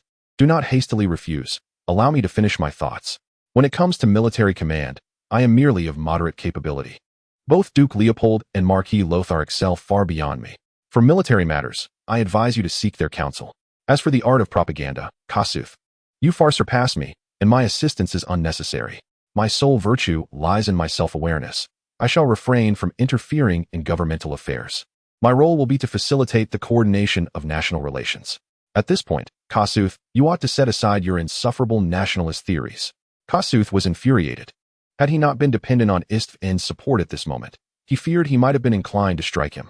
This individual was insufferably annoying, not only concocting misguided ideas, but also incessantly exposing others' vulnerabilities. Given a choice, Kossuth would prefer to eschew nationalism. However, his supporters would not permit such a course. The capitalists demand cheap labor, and the majority, excluded from the corridors of power, serve as this inexpensive workforce. Indeed, Kossuth's nationalism does not merely marginalize minority groups. It excludes all lower-class citizens.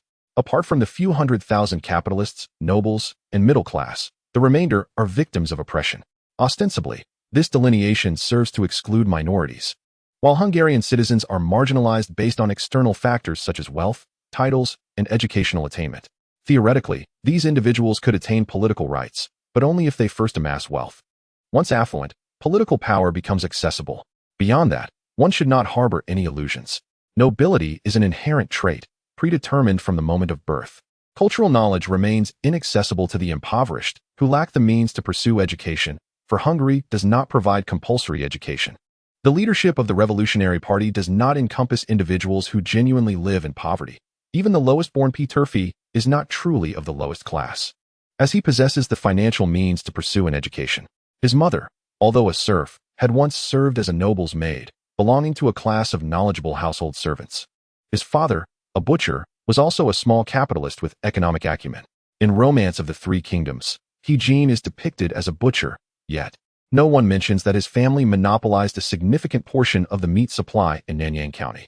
One's position inevitably influences their stance. While they may empathize with the plight of the lower classes, their class standing dictates that they cannot sacrifice their own interests for the sake of the common folk. Istvin, a grand noble, naturally sought assistance from Duke Leopold and Marquis Lothar, both of whom hail from the same noble lineage, regarding military matters. However, from Kossuth's perspective, this was tantamount to courting disaster. In such dire circumstances, how could one guarantee that these nobles would not turn against him? Even if the Viennese government encroached upon their fiefs, there remained a possibility for compromise between the two parties, albeit merely a matter of price. Nobles inherently gravitate towards monarchies, a class allegiance that is immutable.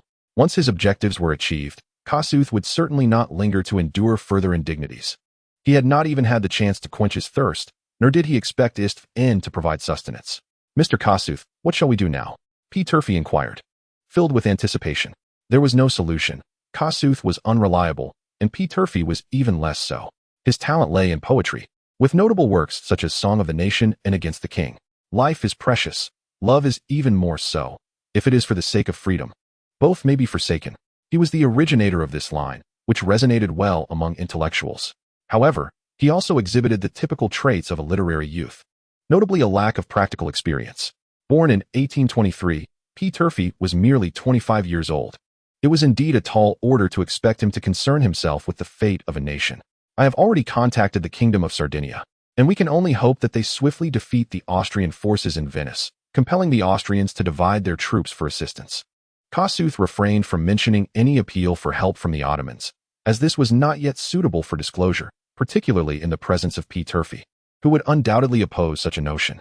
Upon receiving orders from Vienna, Julius found himself in a state of confusion. Budapest loomed nearby.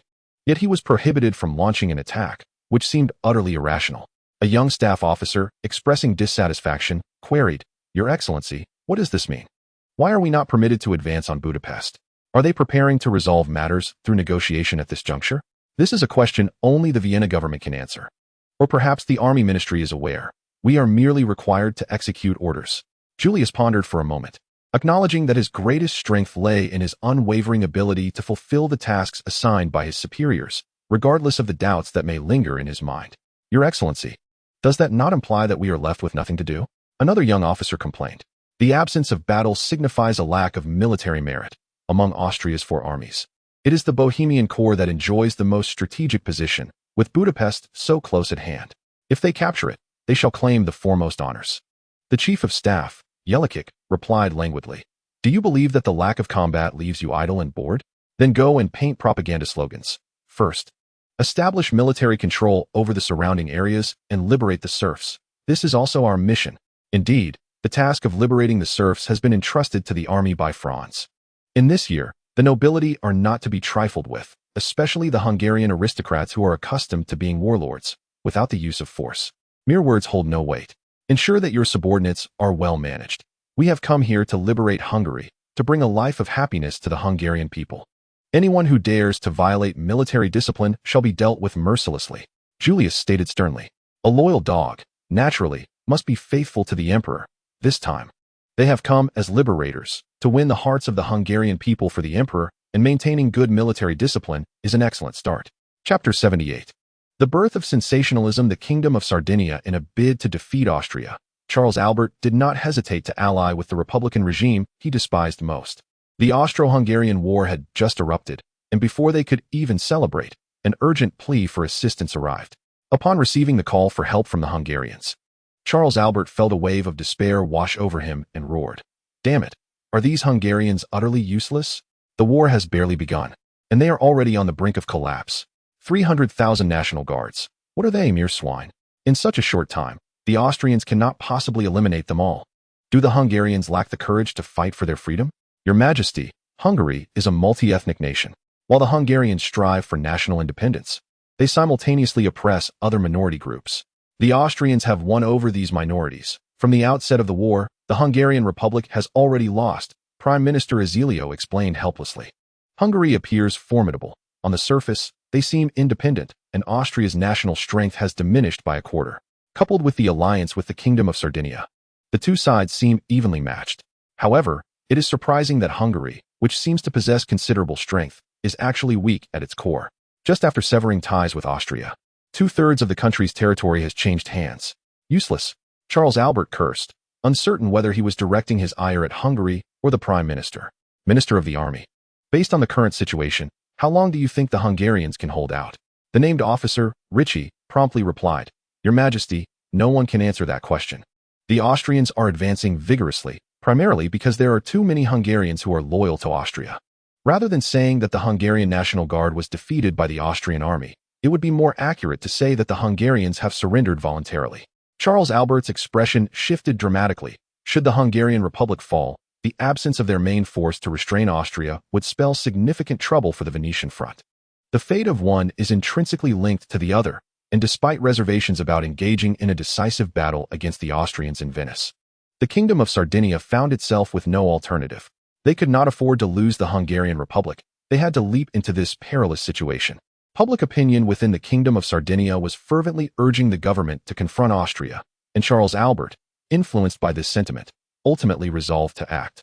He commanded Marshal Radetzky to accelerate preparations, insisting that they must seize Venice at all costs before the downfall of the Hungarian Republic. Frankfurt, the commercial capital of Germany, became increasingly lively with the arrival of delegates from various regions, and discussions about the upcoming assembly filled the streets and alleys. Although the legitimacy of the Frankfurt Conference remained questionable, enthusiasm among the populace was unwavering. The debate between Greater Germany and Lesser Germany was a central theme, with neither side able to sway the other, yet all were still keenly engaged. Thus far, aside from Prussia's open support for the conference, only a handful of free cities and small principalities had endorsed it.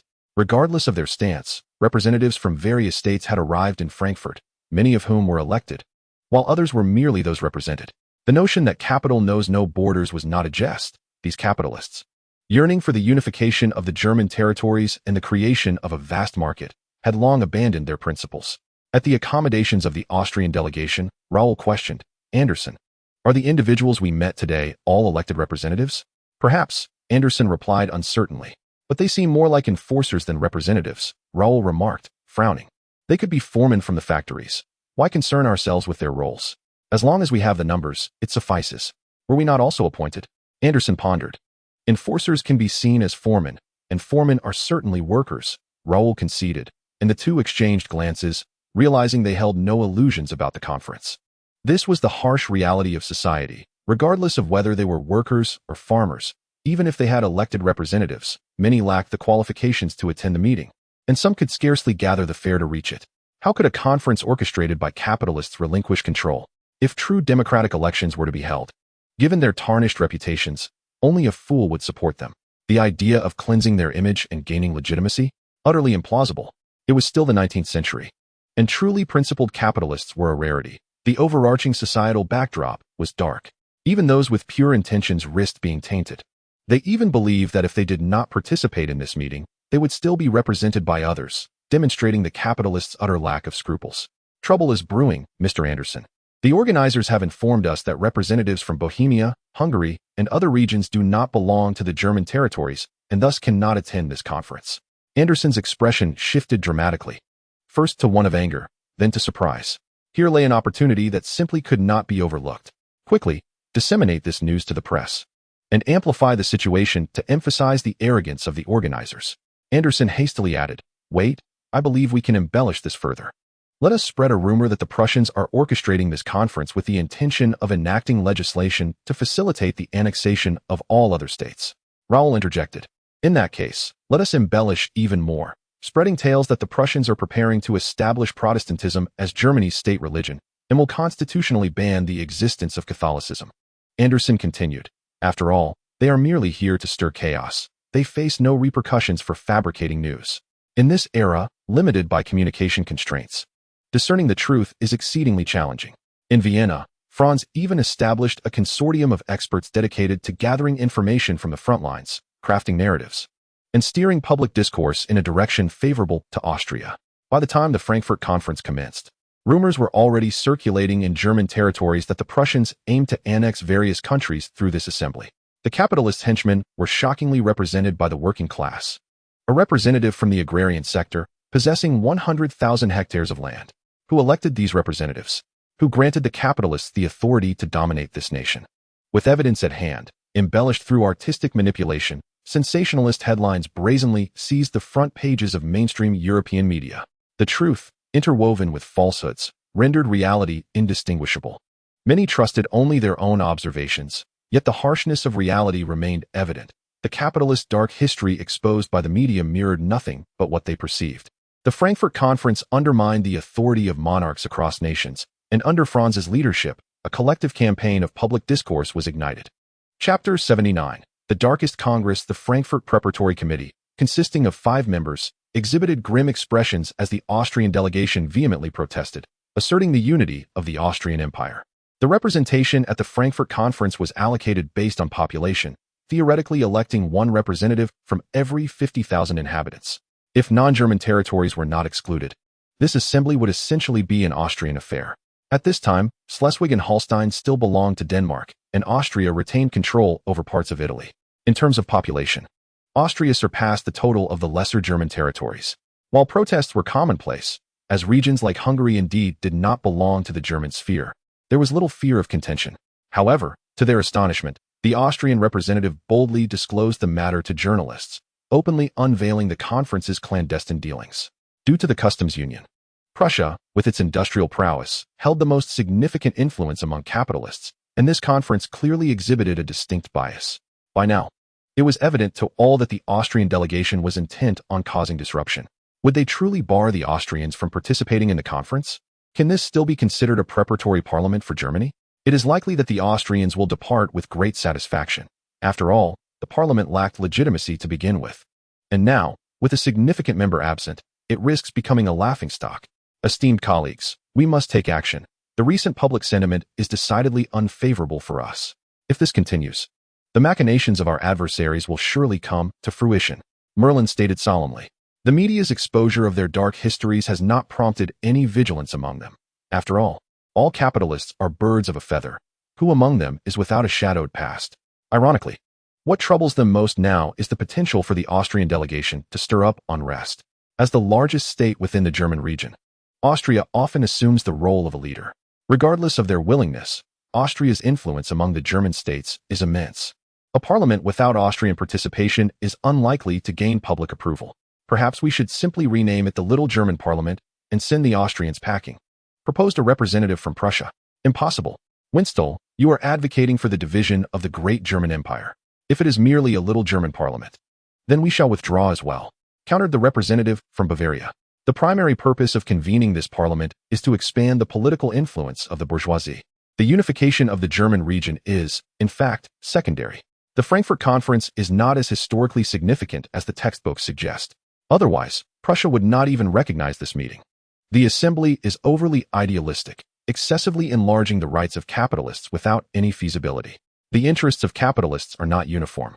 Those from different regions and industries often have divergent interests. Establishing a Little German Empire aligns with the interests of capitalists in northern Germany, allowing them to avoid competition from their Austrian counterparts. However, for many capitalists in southern Germany, particularly in the Kingdom of Bavaria, the local economy is closely tied to Austria. A separation would spell disaster for them. Due to the protests from the Austrian delegation, the assembly has yet to commence, and thus there is no possibility of resolving issues through voting. Should we lose the support of the representatives from southern Germany, this meeting would be rendered moot. Bourgeoisie inherently possess a tendency toward compromise. After a week of disputes, a consensus was reached, allowing representatives from Bohemia and Hungary to attend the meeting, albeit with restricted numbers. A cap was directly imposed on the number of representatives per state, with no state permitted to exceed 200 delegates. Only Austria and Prussia have that many. Without a doubt, further disputes will arise regarding the status of Austria and Prussia. As the foremost state in Germany, Austria must possess an equivalent standing. Led by Anderson, the Austrian delegation has come to instigate matters. How could they possibly relent? They firmly demand that Austria be allocated the most representative seats. Austria currently boasts the largest population. And in this era devoid of professional statistics, who can ascertain the precise number of Germans residing in the Austrian territories? Naturally, the Prussians, who aspired to attain equal standing with Austria, were unwilling to acquiesce, especially considering that this assembly was orchestrated by Prussian interest groups with the intent to marginalize Austria. The Prussian-Austrian delegation engaged in a protracted tug-of-war, which swiftly escalated into a regional conflict between North and South Germany, ensnaring all representatives in its web. This contention persisted until June, with the Austrian delegation gradually finding itself at a disadvantage. However, this was of little consequence, as the Frankfurt Assembly, rife with scandals, had devolved into a mere farce. The Vienna Daily described this gathering as a banquet of capitalists, accompanied by an illustration depicting a group of rotund capitalists wielding knives and forks, mercilessly slaughtering a cow. The New Rheinische Gazette published an article by Engels, vehemently denouncing the Frankfurt Assembly, which had been derided as a conference solely for the distribution of capitalist interests. The Munich Post even produced a series of reports on the Frankfurt Assembly, meticulously detailing the backgrounds of all attending legislators, with a clear emphasis on their sordid histories. Ultimately, this assembly was labeled the dirtiest parliament in history, an appellation that could not be redeemed, as all participating representatives were tainted. This included scholars, civil servants, and social figures, all of whom were implicated, with electoral fraud standing out as the most egregious scandal. For instance, one representative was elected with 30,000 votes, while fewer than 100 individuals participated in the voting. In another instance, a region had only one candidate, resulting in a default election with full acclaim. In summary, this was a case of electoral deception. The election transpired in less than a week, and in many locales, there was scarcely enough time to relay information, rendering the results utterly unacceptable. Academics and experts banded together to vociferously critique this election from a technical perspective, noting that newspapers announced the election's location one day, only for the voting to commence the very next day. There was simply no time. Countless surveys revealed that 90% of Germans were oblivious to the occurrence of this election, and 99% had not participated. At this juncture, there was no further need for Franz to intervene, as the representatives attending the assembly had been thoroughly vilified. Many succumbed to public pressure and voluntarily withdrew from the gathering. The assembly endured until July, but due to shifting political dynamics and mounting internal and external strife, this spontaneously organized bourgeois conference ultimately crumbled. Chapter 80: The Winds of Change. Following the triumph of the bourgeois revolution, the situation in Europe did not improve. Rather, it worsened. The newly empowered capitalists, having barely secured their positions, revealed their avaricious nature. The newly established bourgeois government not only failed to fulfill its prior promises, but exacerbated the exploitation of the lower classes. Where there is oppression, there is resistance. Thus, the labor and peasant movements began to flourish. Before the withdrawal of Marshal Radetzky, Lombardy had already experienced the confiscation of a substantial amount of grain. Following the occupation of the region by the Kingdom of Sardinia, Milan faced a severe food shortage and resorted to borrowing grain from the local populace to address the crisis. The understanding was that debts would be repaid, making future borrowing feasible. Unfortunately, it seemed that the Kingdom of Sardinia had forgotten about this arrangement, resulting in widespread discontent among the citizens. This situation was exacerbated when, in a bid to raise funds for the war, the kingdom initiated a war tax. After layers of bureaucratic inflation, the tax burden had far exceeded the capacity of the lower classes. On April 21, 1848, the impoverished farmers of Brianza revolted against the exorbitant taxes, and the insurrection swiftly spread to Salerno, Calabria, and other regions. The insurgents seized noble estates, appropriated granaries, distributed food to the common people, and burned promissory notes and documents, with some even redistributing land. The actions of the peasant rebels instilled fear in the bourgeoisie and nobility. The Lombard government responded immediately by deploying troops for violent suppression, and this spontaneously organized uprising of the peasant class was quashed within a week. The peasant revolt was merely a precursor. Following the Sardinian occupation of Milan, prices began to soar uncontrollably. For instance, the price of bread skyrocketed by 74% from March to early May. Capitalists seized this opportunity to profit from the national calamity, leaving the lower classes in dire straits, which deeply disillusioned many who had supported the Kingdom of Sardinia. On April 25th, under the auspices of a workers' mutual aid society, over 5,000 workers took to the streets of Milan to petition the temporary government appointed by the kingdom, demanding the stabilization of prices and the protection of workers' rights. During this era, there were no comprehensive labor protection laws. The best available was the Austrian Labor Protection Act and its supplementary provisions. The literacy rate among Milan's workers was low, and political considerations were largely beyond their reach. Worker representatives transcribed portions of the Austrian Labor Protection Act and added clauses they deemed just, subsequently submitting the petition. In a bid to curry favor with local capitalists and nobles, who were well represented in the temporary government, this regime swiftly exploited the situation, arresting worker representatives on charges of espionage and deploying troops to suppress the demonstrators. On April 28th, a strike erupted in Milan, with tens of thousands of workers protesting for their rights. The temporary government ordered the National Self-Defense Forces to fire upon the crowds, disrupting social order, resulting in the death of over 300 individuals and the arrest of more than 500. A climate of white terror enveloped Milan, and under the repression of the bourgeois liberal government, the workers' movement in Milan faced a significant downturn. The suppression of labor and peasant movements was not confined to the Kingdom of Sardinia. The bourgeois liberal governments in the southern Italian states similarly quelled such uprisings. In Naples, the National Guard executed striking workers from a printing house. In Rome, the National Guard massacred the populace demanding bread outside a bakery. In Palermo, the National Guard wielded their blades against comrades of the January Revolution. The regressive actions of the bourgeois government provided robust support for the resurgence of feudal forces. Regardless of their proclamations regarding the superiority of capitalism over feudalism, the common people discerned that the capitalist regime was even more detestable than the feudal nobility. The monarchist aristocracy seized this opportunity to launch a counteroffensive, most prominently represented by the counter-revolutionary faction led by Franz, which had suppressed a significant portion of the revolution within Austria. In Italy, Pope Pius IX, fearing that the unification of Italy would jeopardize his throne and concerned about the potential loss of Catholic support in a war with Austria, found himself in a precarious position. Through the efforts of the Austrian Foreign Ministry, on April 29, 1848, Pius IX issued a declaration, signaling the onset of a counterattack. On May 15th, King Ferdinand II of Naples demanded that the legislators pledge allegiance to the constitution, facing opposition from bourgeois representatives. That evening, Ferdinand II mobilized troops into the city, brandishing threats against the bourgeois parliament. In the Kingdom of Prussia, the Junker nobility, unwilling to accept defeat, plotted their retaliation, while King Frederick William III continued to engage in a faade of cooperation with the bourgeois government. France, as the epicenter of the European Revolution, naturally became a hub of activity.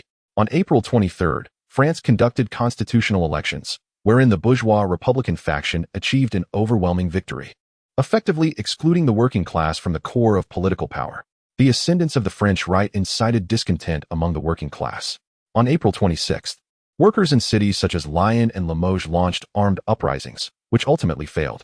Worker leader Blanqui issued a statement condemning the government for betraying the revolution and declared an unwavering commitment to continue the revolutionary struggle. Class antagonisms had escalated to become the primary conflict in France, with the working class and the bourgeoisie diverging on their paths. Simultaneously, royalist factions were not idle, subtly extending their influence within the military. Had it not been for the royalists in France being divided into three factions, mutually restraining one another, the bourgeoisie would have been entirely sidelined. In Vienna, as Franz perused the amassed intelligence, he exhaled with relief. History had not undergone a significant transformation, and his butterfly effect had yet to fully alter the world. An uprising erupted in the Lombardy region, indicating that the Sardinian kingdom had established a local support base equivalent to that of Austria, alleviating concerns of being embroiled in a people's war. "General, the enemy has emerged," Marshal Radetzky was informed. "Well, since the enemy has arrived, there is no need for concealment.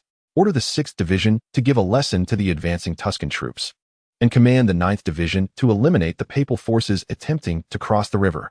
Marshal Radetzky coldly commanded the Sardinian forces to advance into Venice, a task fraught with difficulty, as he harbored no illusions about defeating the enemy through cunning. "Your Excellency, I have heard that King Charles Albert intends to personally oversee the front lines. If he intervenes, our fortunes may change," suggested Edmund. "That will not be necessary. We shall array our forces and engage the enemy in a decisive battle in the Mantua region." "They have no alternative," replied Marshal Radetzky with composure. "In Venice, the Sardinian kingdom's logistical expenses will be double ours. One can only imagine the volume of supplies they must transport daily to sustain their front." Chapter 81. The Battle of Venice. The essence of war lies in finances and provisions, and given the Sardinian kingdom's resources, it cannot sustain prolonged conflict. John Bull's loans are not easily obtained, and considering the current state of Sardinia, securing further loans is nearly impossible. The Hungarian Republic stands on the precipice of disaster. If we allow the Austrian Civil War to conclude while the conflict in Venice persists, the consequences will be dire. At the Sardinian High Command in Venice, Badoglio was fervently gesturing as he directed the troops. Regardless of the actual combat capabilities, the Sardinian forces boasted an overwhelming numerical advantage. Austria could muster fewer than 100,000 troops for the Venetian front, whereas Badoglio commanded a formidable army of 200,000. Even accounting for forces diverted by the Lombard rebellion, he still had a robust contingent of 160,000. "Marshal, we have received word from home. The Vienna government has dispatched 50,000 reinforcements to Venice, ordering us to capture the city before the enemy reinforcements arrive." The intelligence officer's report startled Badoglio, prompting him to inquire urgently, when will the enemy reinforcements reach Venice? The Vienna government has drawn 50,000 troops from the Austrian corps, currently en route from Cape Polna, expected to arrive within no more than half a month, but as soon as 10 days. Upon hearing this, Badoglio scrutinized the map intently. The offensive on Venice was originally intended to compel the Austrian forces to divert and alleviate pressure on the Hungarian Republic. However, this strategy relied upon the successful capture of Venice by the Sardinian kingdom, with both sides still embroiled in fierce combat. The potential arrival of an additional 50,000 Austrian troops could severely jeopardize their efforts. Should the Hungarian Republic be saved, then the Venetian front would be rendered ineffective. Strategically speaking, Badoglio harbored little faith in the Hungarian Republic. Even with the absence of 50,000 Austrian troops, the war's outcome would remain unchanged. Without hesitation, he resolutely commanded, "Our time is limited. Instruct the troops to prepare.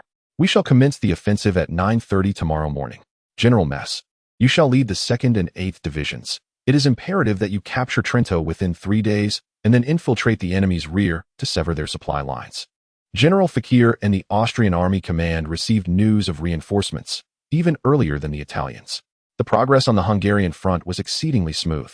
The Bohemian Corps had crossed the Danube and surrounded Budapest, while the Croatian Corps was less than 100 kilometers away. At this juncture, the significance of the Austrian Corps had diminished, necessitating fewer troops, prompting Franz to naturally opt for reinforcements to the Venetian front. Marshal Radetzky's anxious heart had finally eased. Without reinforcements, relying solely on his current forces to engage the enemy would yield a victory devoid of any substantial gains. Marshal, should we alter our military deployment and await the arrival of reinforcements before confronting the enemy? Proposed General Victor. Radetzky shook his head, stating, no need. The frontline troops have likely already engaged in combat. It is too late to change our military disposition. I have ordered the reinforcements to abandon their supplies and hasten their march. Under normal circumstances, they will still arrive in time for this battle. Undoubtedly, the Kingdom of Sardinia had miscalculated, failing to anticipate that the Austrian reinforcements would march lightly equipped. This was the advantage of fighting on home soil. When necessary, troops could advance with only light weaponry, while provisions could be supplied by local governments along the route, and ammunition could be replenished in Venice. A pivotal moment in the Austrian War had emerged, now hinging upon time. If Baderio could defeat the Austrian forces before the arrival of reinforcements, the Kingdom of Sardinia would temporarily gain a military advantage, potentially allowing for a dignified conclusion to the conflict. Conversely, should Marshal Radetzky achieve victory, the Sardinian kingdom would need to prepare for a defense of its homeland. On May 9, 1848, the Battle of Venice erupted, with the unfortunate Tuscan army being the first to suffer, as they were the quickest to retreat. It is noteworthy that Grand Duke Leopold II of Tuscany was also propped up by Austria and had no desire to engage in warfare against them. He was compelled by public opinion to deploy his forces. Leopold II possessed competent political acumen, adeptly utilizing others to his advantage, as evidenced by his ability to entice nationalists into the expeditionary force. However, not all possessed such self-awareness. For instance, Mr. Marr, the Tuscan nationalist leader, fancied himself a military genius, assuming the role of commander, and was intent on leveraging this war for political capital. Chief, with the fish caught so swiftly, might there be a problem? Inquired Chief of Staff Veslov, uncertain. A problem? According to intelligence, this enemy is acting alone, with the nearest other enemy forces 30 kilometers away. By the time their reinforcements arrive, the battle will have already concluded. Surely, this mere 5,000 enemy troops cannot withstand our 6th Division for even a day. Analyzed 6th Division Commander Morcus. Yet, the enemy's actions seem exceedingly foolish. With such a small force, they dare to venture deep alone. Do they believe themselves to be Napoleon? Chief of Staff Vyslov furrowed his brow and remarked, why concern ourselves with so many details? Our mission is simply to eliminate this emerging enemy force. Regardless of their schemes, we shall first devour the bait. This enemy, comprised of troops from 4 different states, was rife with internal discord. It was entirely possible that this Tuscan army had been betrayed. Mork speculated. After pondering this, Vyslov, finding no fault in the assessment, responded, very well, let us strike first. However, dispatch additional scouts. We must be wary of any reinforcements. As time ticked away, with Morks issuing the command, the sounds of gunfire erupted, heralding the commencement of the Battle of Venice. The sudden enemy onslaught bewildered the Tuscan army, which was in a state of march. Maherald, an exceptional orator and potentially a talented writer, was certainly no military strategist. He held the decaying Tuscan aristocratic officers in contempt. All the officers in this expeditionary force were personally appointed by him, the majority being patriotic youths, fueled by fervor. They grew impatient with their comrades' sluggish pace and hastened ahead, inadvertently finding themselves at the forefront. Thanks to prior propaganda, they viewed the Austrian Empire as decadent and its military as feeble. The Sardinian kingdom's effortless conquest of Lombardy further solidified this belief. Thus, when confronted with the enemy, their initial reaction was not panic, but rather astonishment, swiftly followed by a resolute counterattack, with the young officers leading the charge. Chapter 82.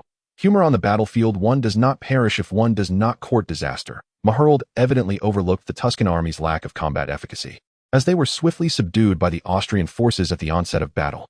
Advance, you scoundrels, rise and attack. Maherald bellowed in fury.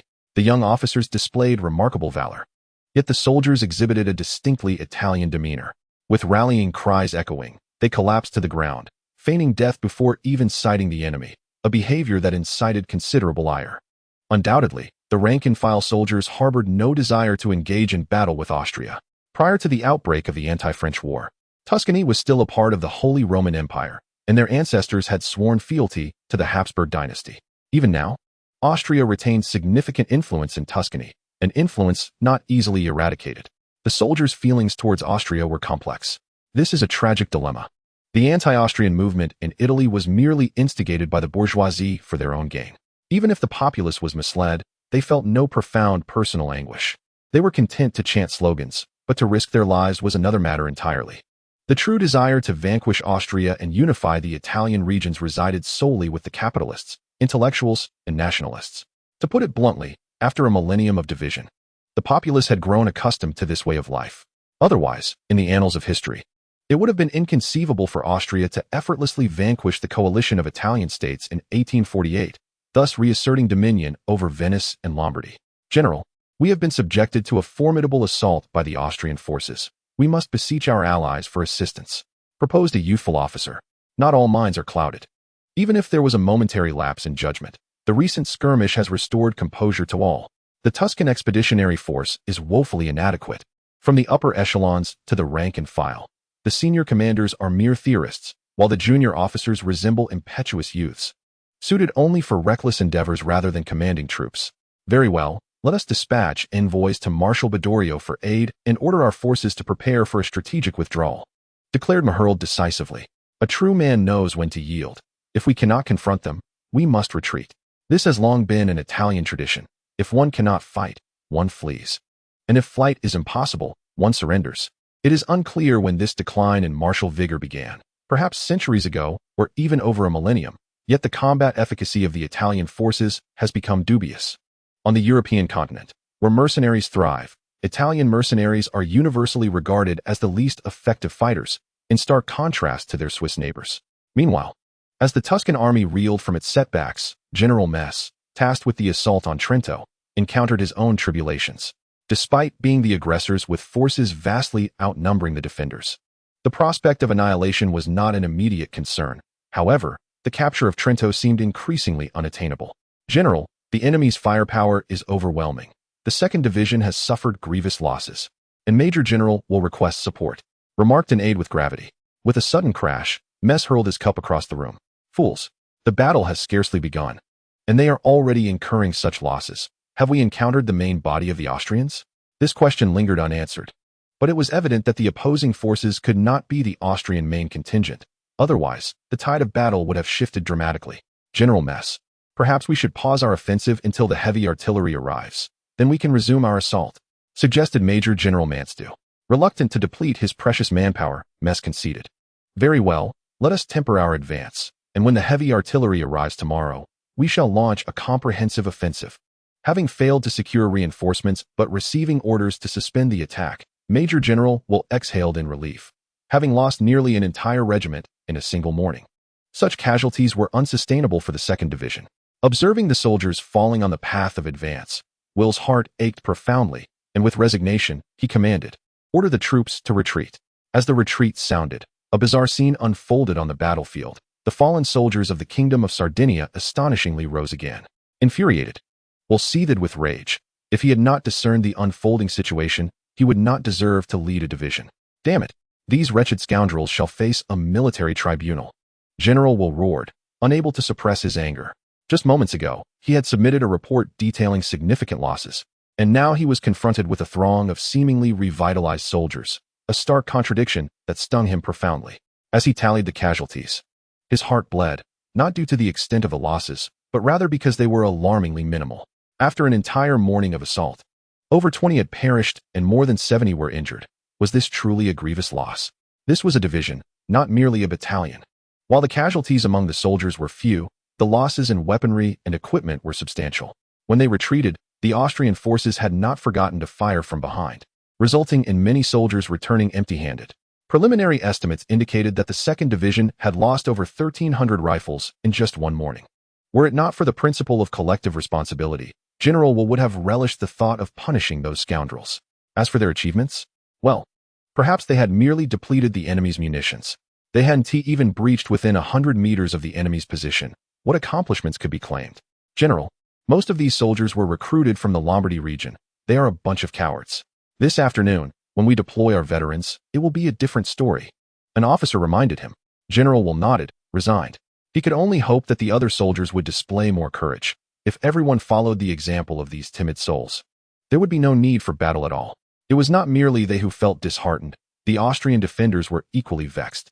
Colonel Grigio, tasked with holding the first line of defense, was initially elated to see the enemy falling one after another, convinced that his men had become sharpshooters. However, by midday, the tide shifted dramatically as the slain enemies rose once more, leaving him furious and pale. He had been on the brink of submitting commendation reports, ready to claim victory, and was grateful he had not done so.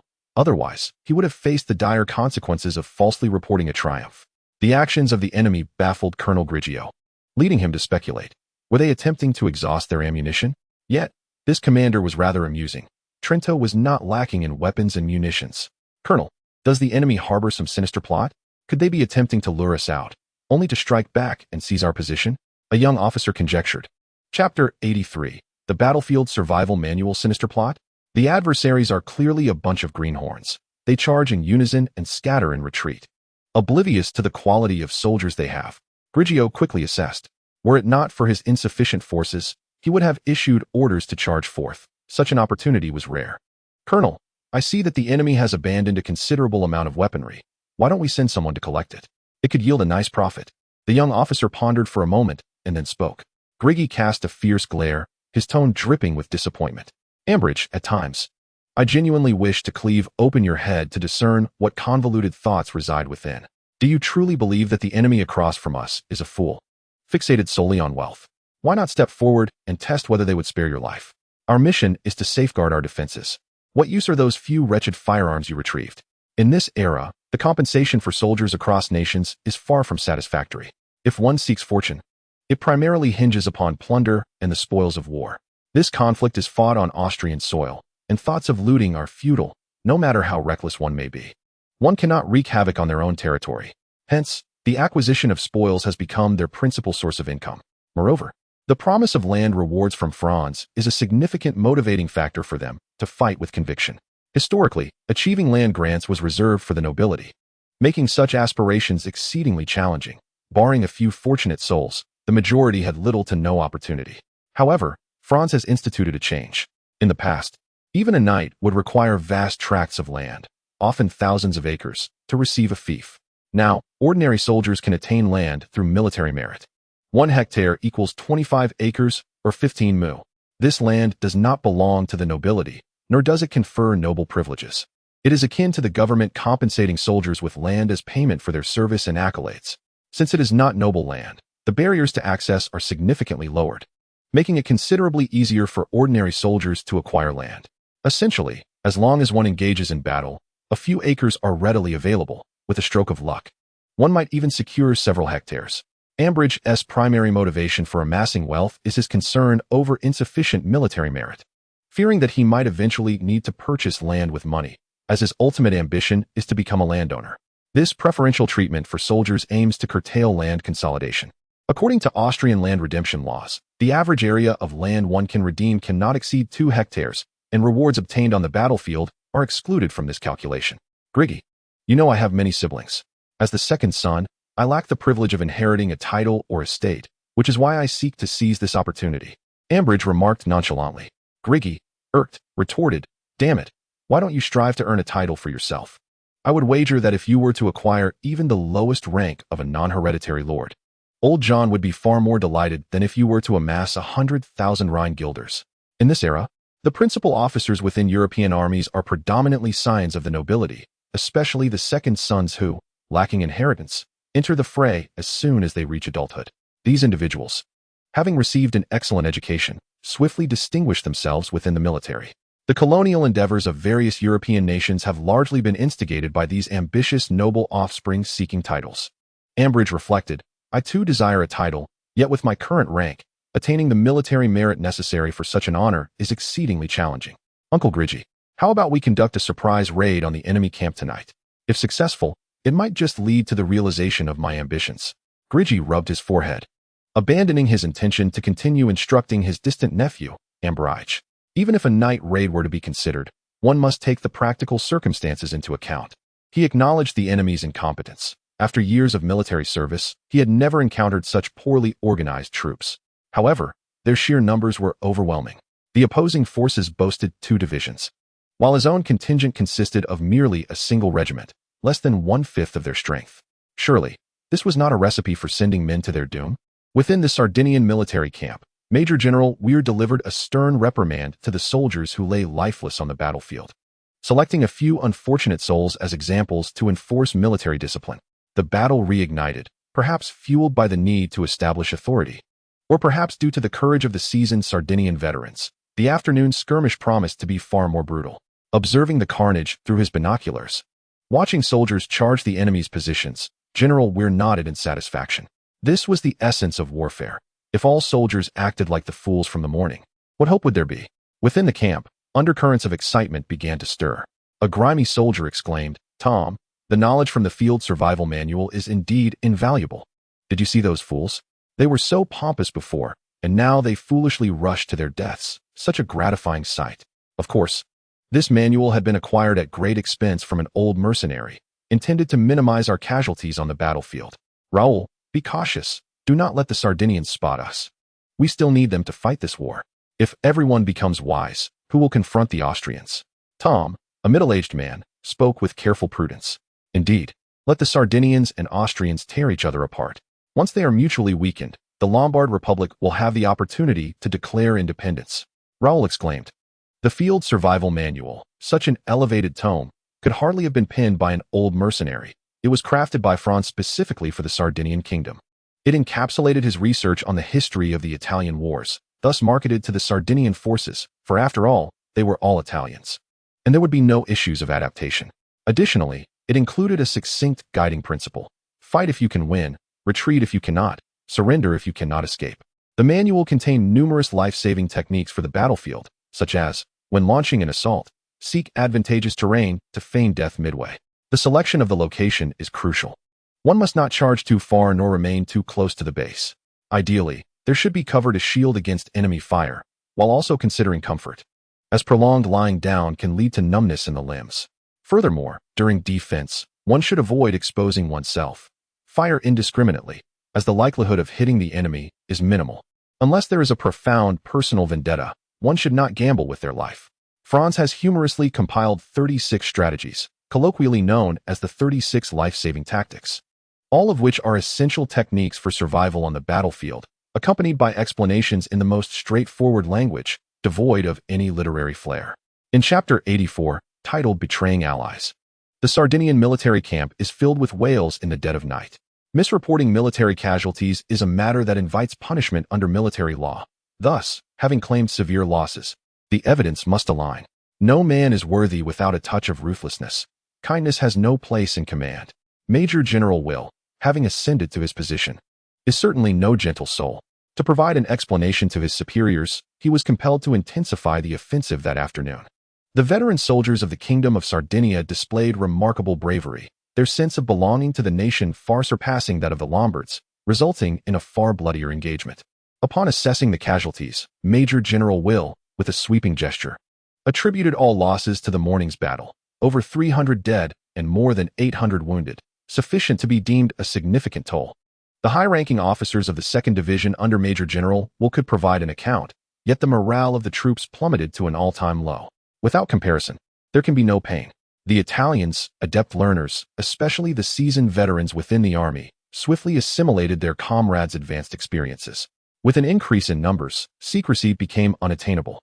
The Field Survival Handbook rapidly disseminated throughout the Sardinian army. Perhaps due to an excessively commercial atmosphere, these soldiers readily embraced this battlefield survival manual. Even the peculiar theories concocted by Franz garnered widespread acceptance. It became unclear when the voice arose within the Sardinian army, urging soldiers not to sacrifice for the capitalists. After years of Italian fragmentation, the common populace had forgotten their identity as Italians, identifying instead as Sardinians, Genoese, or Lombards. What benefit was there in unification? It appeared that the capitalists reaped the greatest rewards, with a unified Italy providing them with a broader market for exploitation, while the soldiers who bled and sacrificed for this unification gained nothing in return. The nationalism of the Kingdom of Sardinia awakened, giving rise to a plethora of disordered thoughts. Italians are known for their contemplative nature, The more they pondered, the more they began to consider their own interests. Unbeknownst to them, the Sardinian army underwent a transformation, as valor and prowess began to drift away from them. This reflects a traditional Italian phenomenon, often referred to as a fleeting enthusiasm, once confronted with bloodshed and sacrifice. Their fervor is extinguished. The Field Survival Handbook merely provided them with a rationale to convince themselves. At the command headquarters of the Sardinian military in Venice, Marshal Battleario remained unaware that his troops were undergoing a magnificent transformation. Presently, he was preoccupied with a plea for assistance from the Tuscan forces. He held a high regard for the proactive stance of the Tuscan army, recognizing that such zealots were essential cannon fodder in the war against Austria. As reports from the front indicated that the Tuscan army was under attack from the main Austrian forces and sought our assistance, he pondered what course of action to take. A middle-aged officer furrowed his brow and remarked, "Your Excellency, the Tuscan forces are approximately 30 kilometers from us. Considering the time taken to dispatch a message, the battle must have commenced half a day ago. If we were to mobilize our troops immediately, it would take at least a full day to reach the battlefield. Whether we can arrive in time is questionable. Moreover, this disrupts our military strategy, complicating subsequent engagements. It is evident that he harbors no intention of aiding the Tuscans. Allies are merely tools for betrayal, are they not? Furthermore, when has the Kingdom of Sardinia ever truly been an ally of Tuscany? As long as Sardinia seeks to unify the Italian territories, confrontation with the Grand Duchy of Tuscany is inevitable. Seeking their assistance now only serves to bolster the enemy. Jackson, this seems rather unwise. Should we fail to assist the Tuscans, it would lead to severe diplomatic repercussions. The Papal States and Naples would surely sympathize with their plight. We would find ourselves waging this war alone. Another middle-aged officer opposed. Consantos, this war is fundamentally our own. These allies are unreliable. While the Kingdom of Naples has indeed committed 40,000 troops, where are they? Have they sent even a single regiment as an advance force? The Tuscans are certainly displaying enthusiasm, yet we all understand that their commander is an arrogant fool, devoid of even basic military knowledge. What can we expect from such incompetent allies but chaos? As for the brigade from the Papal States, we are all aware that they number no more than 7,000, dawdling along without any intention of engaging in battle. Jackson's middle-aged officer retorted. Marshal Battleario nodded, acknowledging the reality that military reliance on allies is futile. Austria's influence over the Italian states is far too substantial. Even if they leverage public opinion to compel nations to send troops, the contributions remain lackluster. Now, with the recent upheaval in Italy, the conservatives in the Papal States and Naples are pursuing a restoration, and at any moment, these allies might withdraw. You all make valid points. Let us send word to the Tuscans to hold their ground and await our reinforcements. We shall dispatch aid as swiftly as possible. Undoubtedly, Marshal Battleario was betraying his comrades. When exactly would reinforcements be sent? If there were a genuine intention to assist the Tuscans, troops should have been deployed post-haste rather than allowing for delays. On the front lines, General Maherd, commander of the Tuscan forces, was no longer the embodiment of vigor. He trudged alongside his soldiers, engaged in a strategic retreat.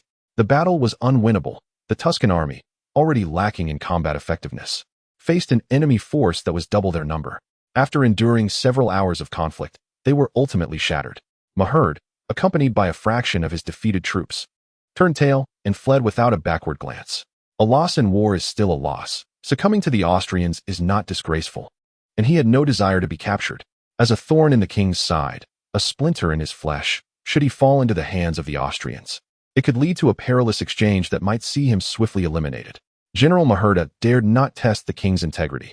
General Maherda, Marshal Badorio has instructed us to hold our ground and await reinforcements. They will dispatch troops at the earliest opportunity, exclaimed a young officer with excitement. Have the Sardinian forces already mobilized in response to our call for aid? Maherda inquired with concern. Not yet. They convened for an hour-long military conference before stating they would send troops as soon as possible. They may have set out by now, the young officer replied uncertainly. Maherda's expression shifted dramatically as realization dawned upon him.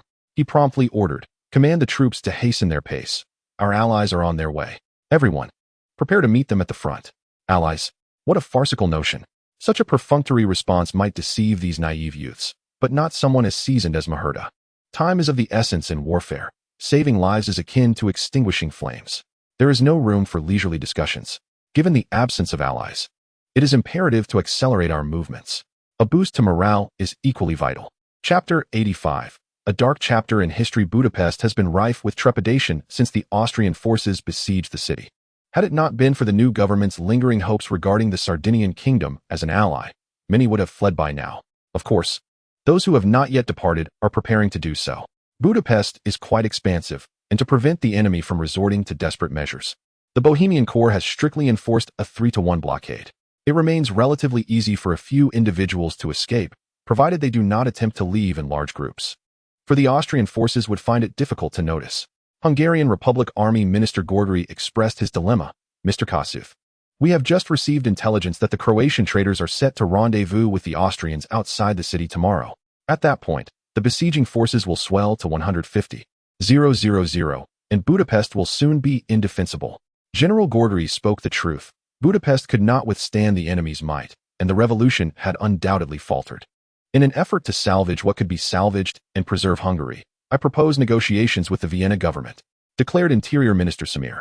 As military defeats mounted, reactionary forces within Hungary began to rise. The bourgeois aristocrats, led by Samir, along with the military's conciliatory faction, headed by Gorgori, sought to negotiate with the Austrian government to protect their own interests. For Kossuth, this was undeniably catastrophic news. Long before the Bohemian Corps laid siege, he had advocated for a proactive strike while the enemy was still unsteady. Alas, he faced opposition from the military. Now, while the enemy outside engages in land redistribution and the liberation of serfs with great fervor, the Austrian forces have garnered the support of the local populace. Conversely, the Hungarian Republic has become the target of local animosity. In the eyes of ordinary citizens, the distant emperor in Vienna is their true protector, while the Hungarian government in Budapest serves merely as a tool for the oppression of nobles and capitalists. Minister P. Turfy swiftly objected, stating, "No. Engaging in peace talks with Austria at this juncture would lead to the fragmentation of Hungary. The Vienna government is scheming to divide our nation, and soon we would be left with only a single province. Even that province would lack autonomy. With the Vienna government holding the upper hand, how could they possibly entertain compromise? In truth, the revolutionaries themselves would not be averse to negotiating with the Vienna government. But the disparity in terms between the two parties is simply too vast. The Austrian government, led by Franz, intends to partition Hungary into 5 provinces: Croatia, Slavonia, Vojvodina, Transylvania, and Hungary itself. This is no longer a secret. Croatia and Transylvania have already established their independence, while the provincial governments of Slavonia and Vojvodina are in the preparatory stages. Should this plan succeed, the Kingdom of Hungary would become a relic of history. Given ethnic relations, any future aspirations for independence would be confined to the remaining Hungarian province, a task rendered exponentially more difficult. S.H. Mir retorted, "Mr. P. Turfy, the harsh reality is that we stand no chance of winning this war. If we do not negotiate with the Austrian government, the outcome will likely be even more dire, leading to the erasure of Hungary from history. Throughout the annals of time, countless nations have vanished. Surely you do not wish to witness the extinction of the Hungarian people?" Kossuth passionately proclaimed, "The magnificent Hungarian nation shall not perish. History will attest that the machinations of our foes are in vain. As long as we persevere, victory shall be ours. To secure our triumph in this war, I have invited the illustrious Polish general, Henryk Dębinski. I firmly believe we can achieve victory." S.H. Mir's countenance darkened, and he remained silent. Though he resented Kossuth's propensity for grandiloquent speeches, he recognized that the revolutionaries were currently in power and had no intention of confronting them directly. At this critical juncture in the war, the fate of the nation could not be swayed by individual strength. Their audacity in establishing the Hungarian Republic stemmed from a time when Hungary was unified and the Austrian Empire was on the brink of collapse, with Vienna's reform measures encroaching upon their interests. Who could have foreseen that mere moments after gaining independence, stability would return to Austria, while Hungary would fracture under the political onslaught of the Vienna government? The balance of power had shifted dramatically. No one is a fool, aside from the revolutionaries. The rest are contemplating their escape routes. The Vienna government has shown no mercy towards the insurgents, and those with families and livelihoods are reluctant to risk everything. What the powerful think is of little concern to the common folk of Budapest. They are preoccupied with the struggle for daily sustenance. Ever since the Austrian army besieged the city, the supply lines between Budapest and the outside world have been severed. Hungary is a major grain-producing region in Europe, with farmlands surrounding Budapest, ensuring an abundance of food within the city. Unfortunately, the soaring prices render such provisions inaccessible. Do not engage in grand discussions with capitalists, for there are many who prioritize wealth over life. In this perilous moment, their thoughts are not on weathering the storm together, but rather on exploiting the chaos for personal gain. Take, for instance, the most inexpensive black bread, which has surged by 58% since the revolution's onset. The price of coal for cooking has doubled. To conserve fuel, numerous families have been compelled to share cooking duties. Nevertheless, the relentless rise in prices continues to render them beleaguered. Even more distressing is the fact that the Hungarian Republican government has introduced republican currency and restoration vouchers, thereby plundering the wealth of the populace. Since the establishment of the Hungarian Republic, the citizens of Budapest have scarcely enjoyed a moment of respite. How can notions of nationhood, freedom, or ethnicity compete with the pressing need for daily sustenance? On April 18, 1848, Budapest erupted in a workers' movement, as starving workers and impoverished citizens took to the streets, demanding that the government quell inflation, impose severe penalties on unscrupulous merchants who inflate prices, enact the labor protection law, and address unemployment. Naturally, the Hungarian Republican government, as the representative of the bourgeoisie, disregarded their pleas, and the Kossuth government swiftly resorted to brutal repression. On April 23, 1848, the Austrian decree abolishing serfdom reached Hungary, prompting the beleaguered serfs of Clarish to revolt. The insurgents stormed the manors, killed overseers, and divided the land. The uprising rapidly spread along the banks of the Danube, instilling fear in the Hungarian nobility, who turned their gaze toward Vienna and Budapest in search of assistance. Undoubtedly, the Austrian government, intent on suppressing the Hungarian nobility, declined under the pretext of being unable to intervene. To garner the support of the aristocrats, the Kossuth government once more positioned itself against the people. After quelling the agrarian and labor movements, the Hungarian Republican government secured the backing of capitalists and nobles, while simultaneously severing its ties with the lower classes. Three Rivers Reflections. I heard that I was to write reflections on the Three Rivers event. However, last year I had forgotten, resulting in my being at the bottom of the rankings, seemingly setting a record for embarrassment. Historically, I have become a source of shame. This is indeed a delicate subject. This year, I am determined not to forget. Should I continue to languish at the bottom, it would be a tremendous disgrace. And the next time the editorial team may hesitate to include me. The jest ends here. I extend my gratitude to the editors of Yuan for their support. From the martial arts leader who introduced me to this profession, to the current editor, Miss Yue, who has provided immense assistance. Otherwise, there would be yet another idle author at Chidian. Time has swiftly passed, and I find myself aging. I am grateful for the support of my readers, especially those who have followed me since the path of Mediterranean supremacy. This journey has not been easy. At the inception of this book, I never anticipated the presence of so many long-time readers, which took me by surprise, leading me to believe that my new book had exploded in popularity. In truth, I had merely overthought, and soon things returned to normal.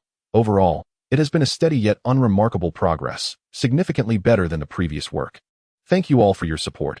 I shall endeavor to continue my efforts. Chapter 86. Preparing to slaughter the sheep. The strategy of the mind takes precedence, while the siege follows. This principle is well understood by many, yet few are capable of actualizing it. Julius has performed commendably this time. It is likely that no one can now associate him with the butcher general. The emancipation of serfs and the redistribution of land serve as potent instruments for winning the hearts of the people. Even though these lands still require the farmers to pay for their redemption, Julius has nonetheless garnered a wave of popular support. Once the local populace learned that cooperating with the government forces to suppress the rebellion would grant them land at no cost, the farmers near Budapest spontaneously transformed into volunteers. The Kossuth government, with its limited capacity for execution, could not contain the flow of information despite their attempts to maintain silence. Once the news of land distribution reached the city, many hearts began to shift. The nobility seethed with rage, capitalists trembled, while the working class glimpsed a new hope. Given that the Austrian government's promises to the farmers had been fulfilled, it seemed plausible that protective legislation for the working class might also be realized. In this context, Franz's intelligence organization sprang into action. As the Hungarian Republic appeared on the verge of sinking, many were unwilling to accompany them to their doom. The great nobles, despite their anger towards the Austrian government's actions, were now compelled to acquiesce, as their vast estates were too precious to jeopardize. With the cooperation of these local power brokers, the intelligence organization operated with remarkable efficacy, while the inexperienced Kossuth government remained utterly oblivious, perhaps due to the devastation wrought by the secret police. The revolutionary factions dismantled these organizations upon seizing power. The law and order in Budapest now relied upon the domestic self-defense forces. which had morphed into the enforcers for the capitalists and aristocrats. If this continues, it is conceivable that in 3 to 5 months, the Austrian government could liberate Budapest without shedding a drop of blood. Your Highness, the Croatian Legion has successfully joined forces with the Bohemian Legion in Budapest. The Hungarian War must come to an end. Prolonging this situation would be extremely detrimental to us. Prince Windisch Gr.tz stated solemnly. He did not exaggerate. The insurgents were a disorganized rabble, having hastily risen without any proper training. Such an adversary could be easily managed by regular troops. But if they were allowed more time to train, they would become a formidable challenge. Historically, the Hungarian Revolution consumed considerable resources from Austria, requiring Russian assistance to quell, primarily because they had been afforded ample preparation time. Very well, then let us initiate the offensive. Instruct the officers to maintain strict military discipline. I do not wish to clean up their mess. Franz declared with grave seriousness. Yes, Your Highness, replied Prince Windisch Gr.tz. Prime Minister, how prepared are we for the aftermath? Once the Hungarian Revolution is suppressed, how does the government intend to govern the Hungarian region? Franz inquired with concern, to which Prime Minister Felix replied confidently, Your Highness, considering Hungary's unique circumstances, our cabinet is prepared to further divide the Hungarian province into 3, delineated by the Tisza and Danube rivers. The divisions will be as follows. The province of Western Hungary, west of the Danube, with its capital in PCS, the province of Central Hungary, east of the Danube and west of the Tisza, with its capital in Miskolc, and the province of Eastern Hungary, east of the Tisza, with its capital in Debrecen, along with the already separated provinces of Croatia, Transylvania, Slavonia, and Vojvodina. The Kingdom of Hungary will be partitioned into 7 entities. The post-war Hungarian settlements will also be divided into 3, and the government will invest substantial funds in local education to assist the populace in assimilating swiftly into the Austrian familial structure. Franz nodded in satisfaction.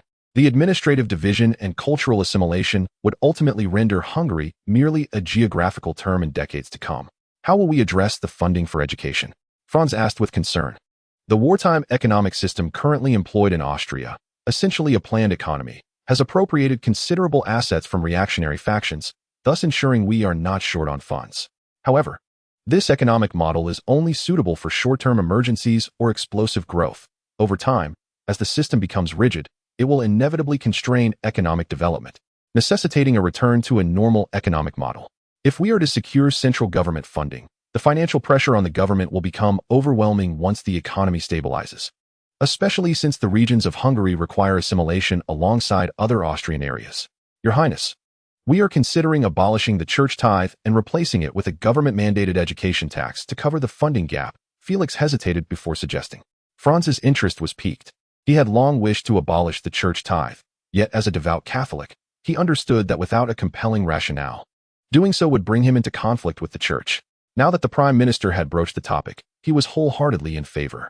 If the church had objections, they could address them with the cabinet. After all, it was their proposal, Franz thought with a hint of mischief. The era was no longer the Middle Ages, and the Pope had been driven into exile by revolutionaries in Naples. The church could not contend with the government. Of course, they could still tarnish an individual's reputation if they so desired. Is the funding sufficient? Franz asked anxiously, given that substantial educational funding will be required nationwide. Can the tithe alone suffice?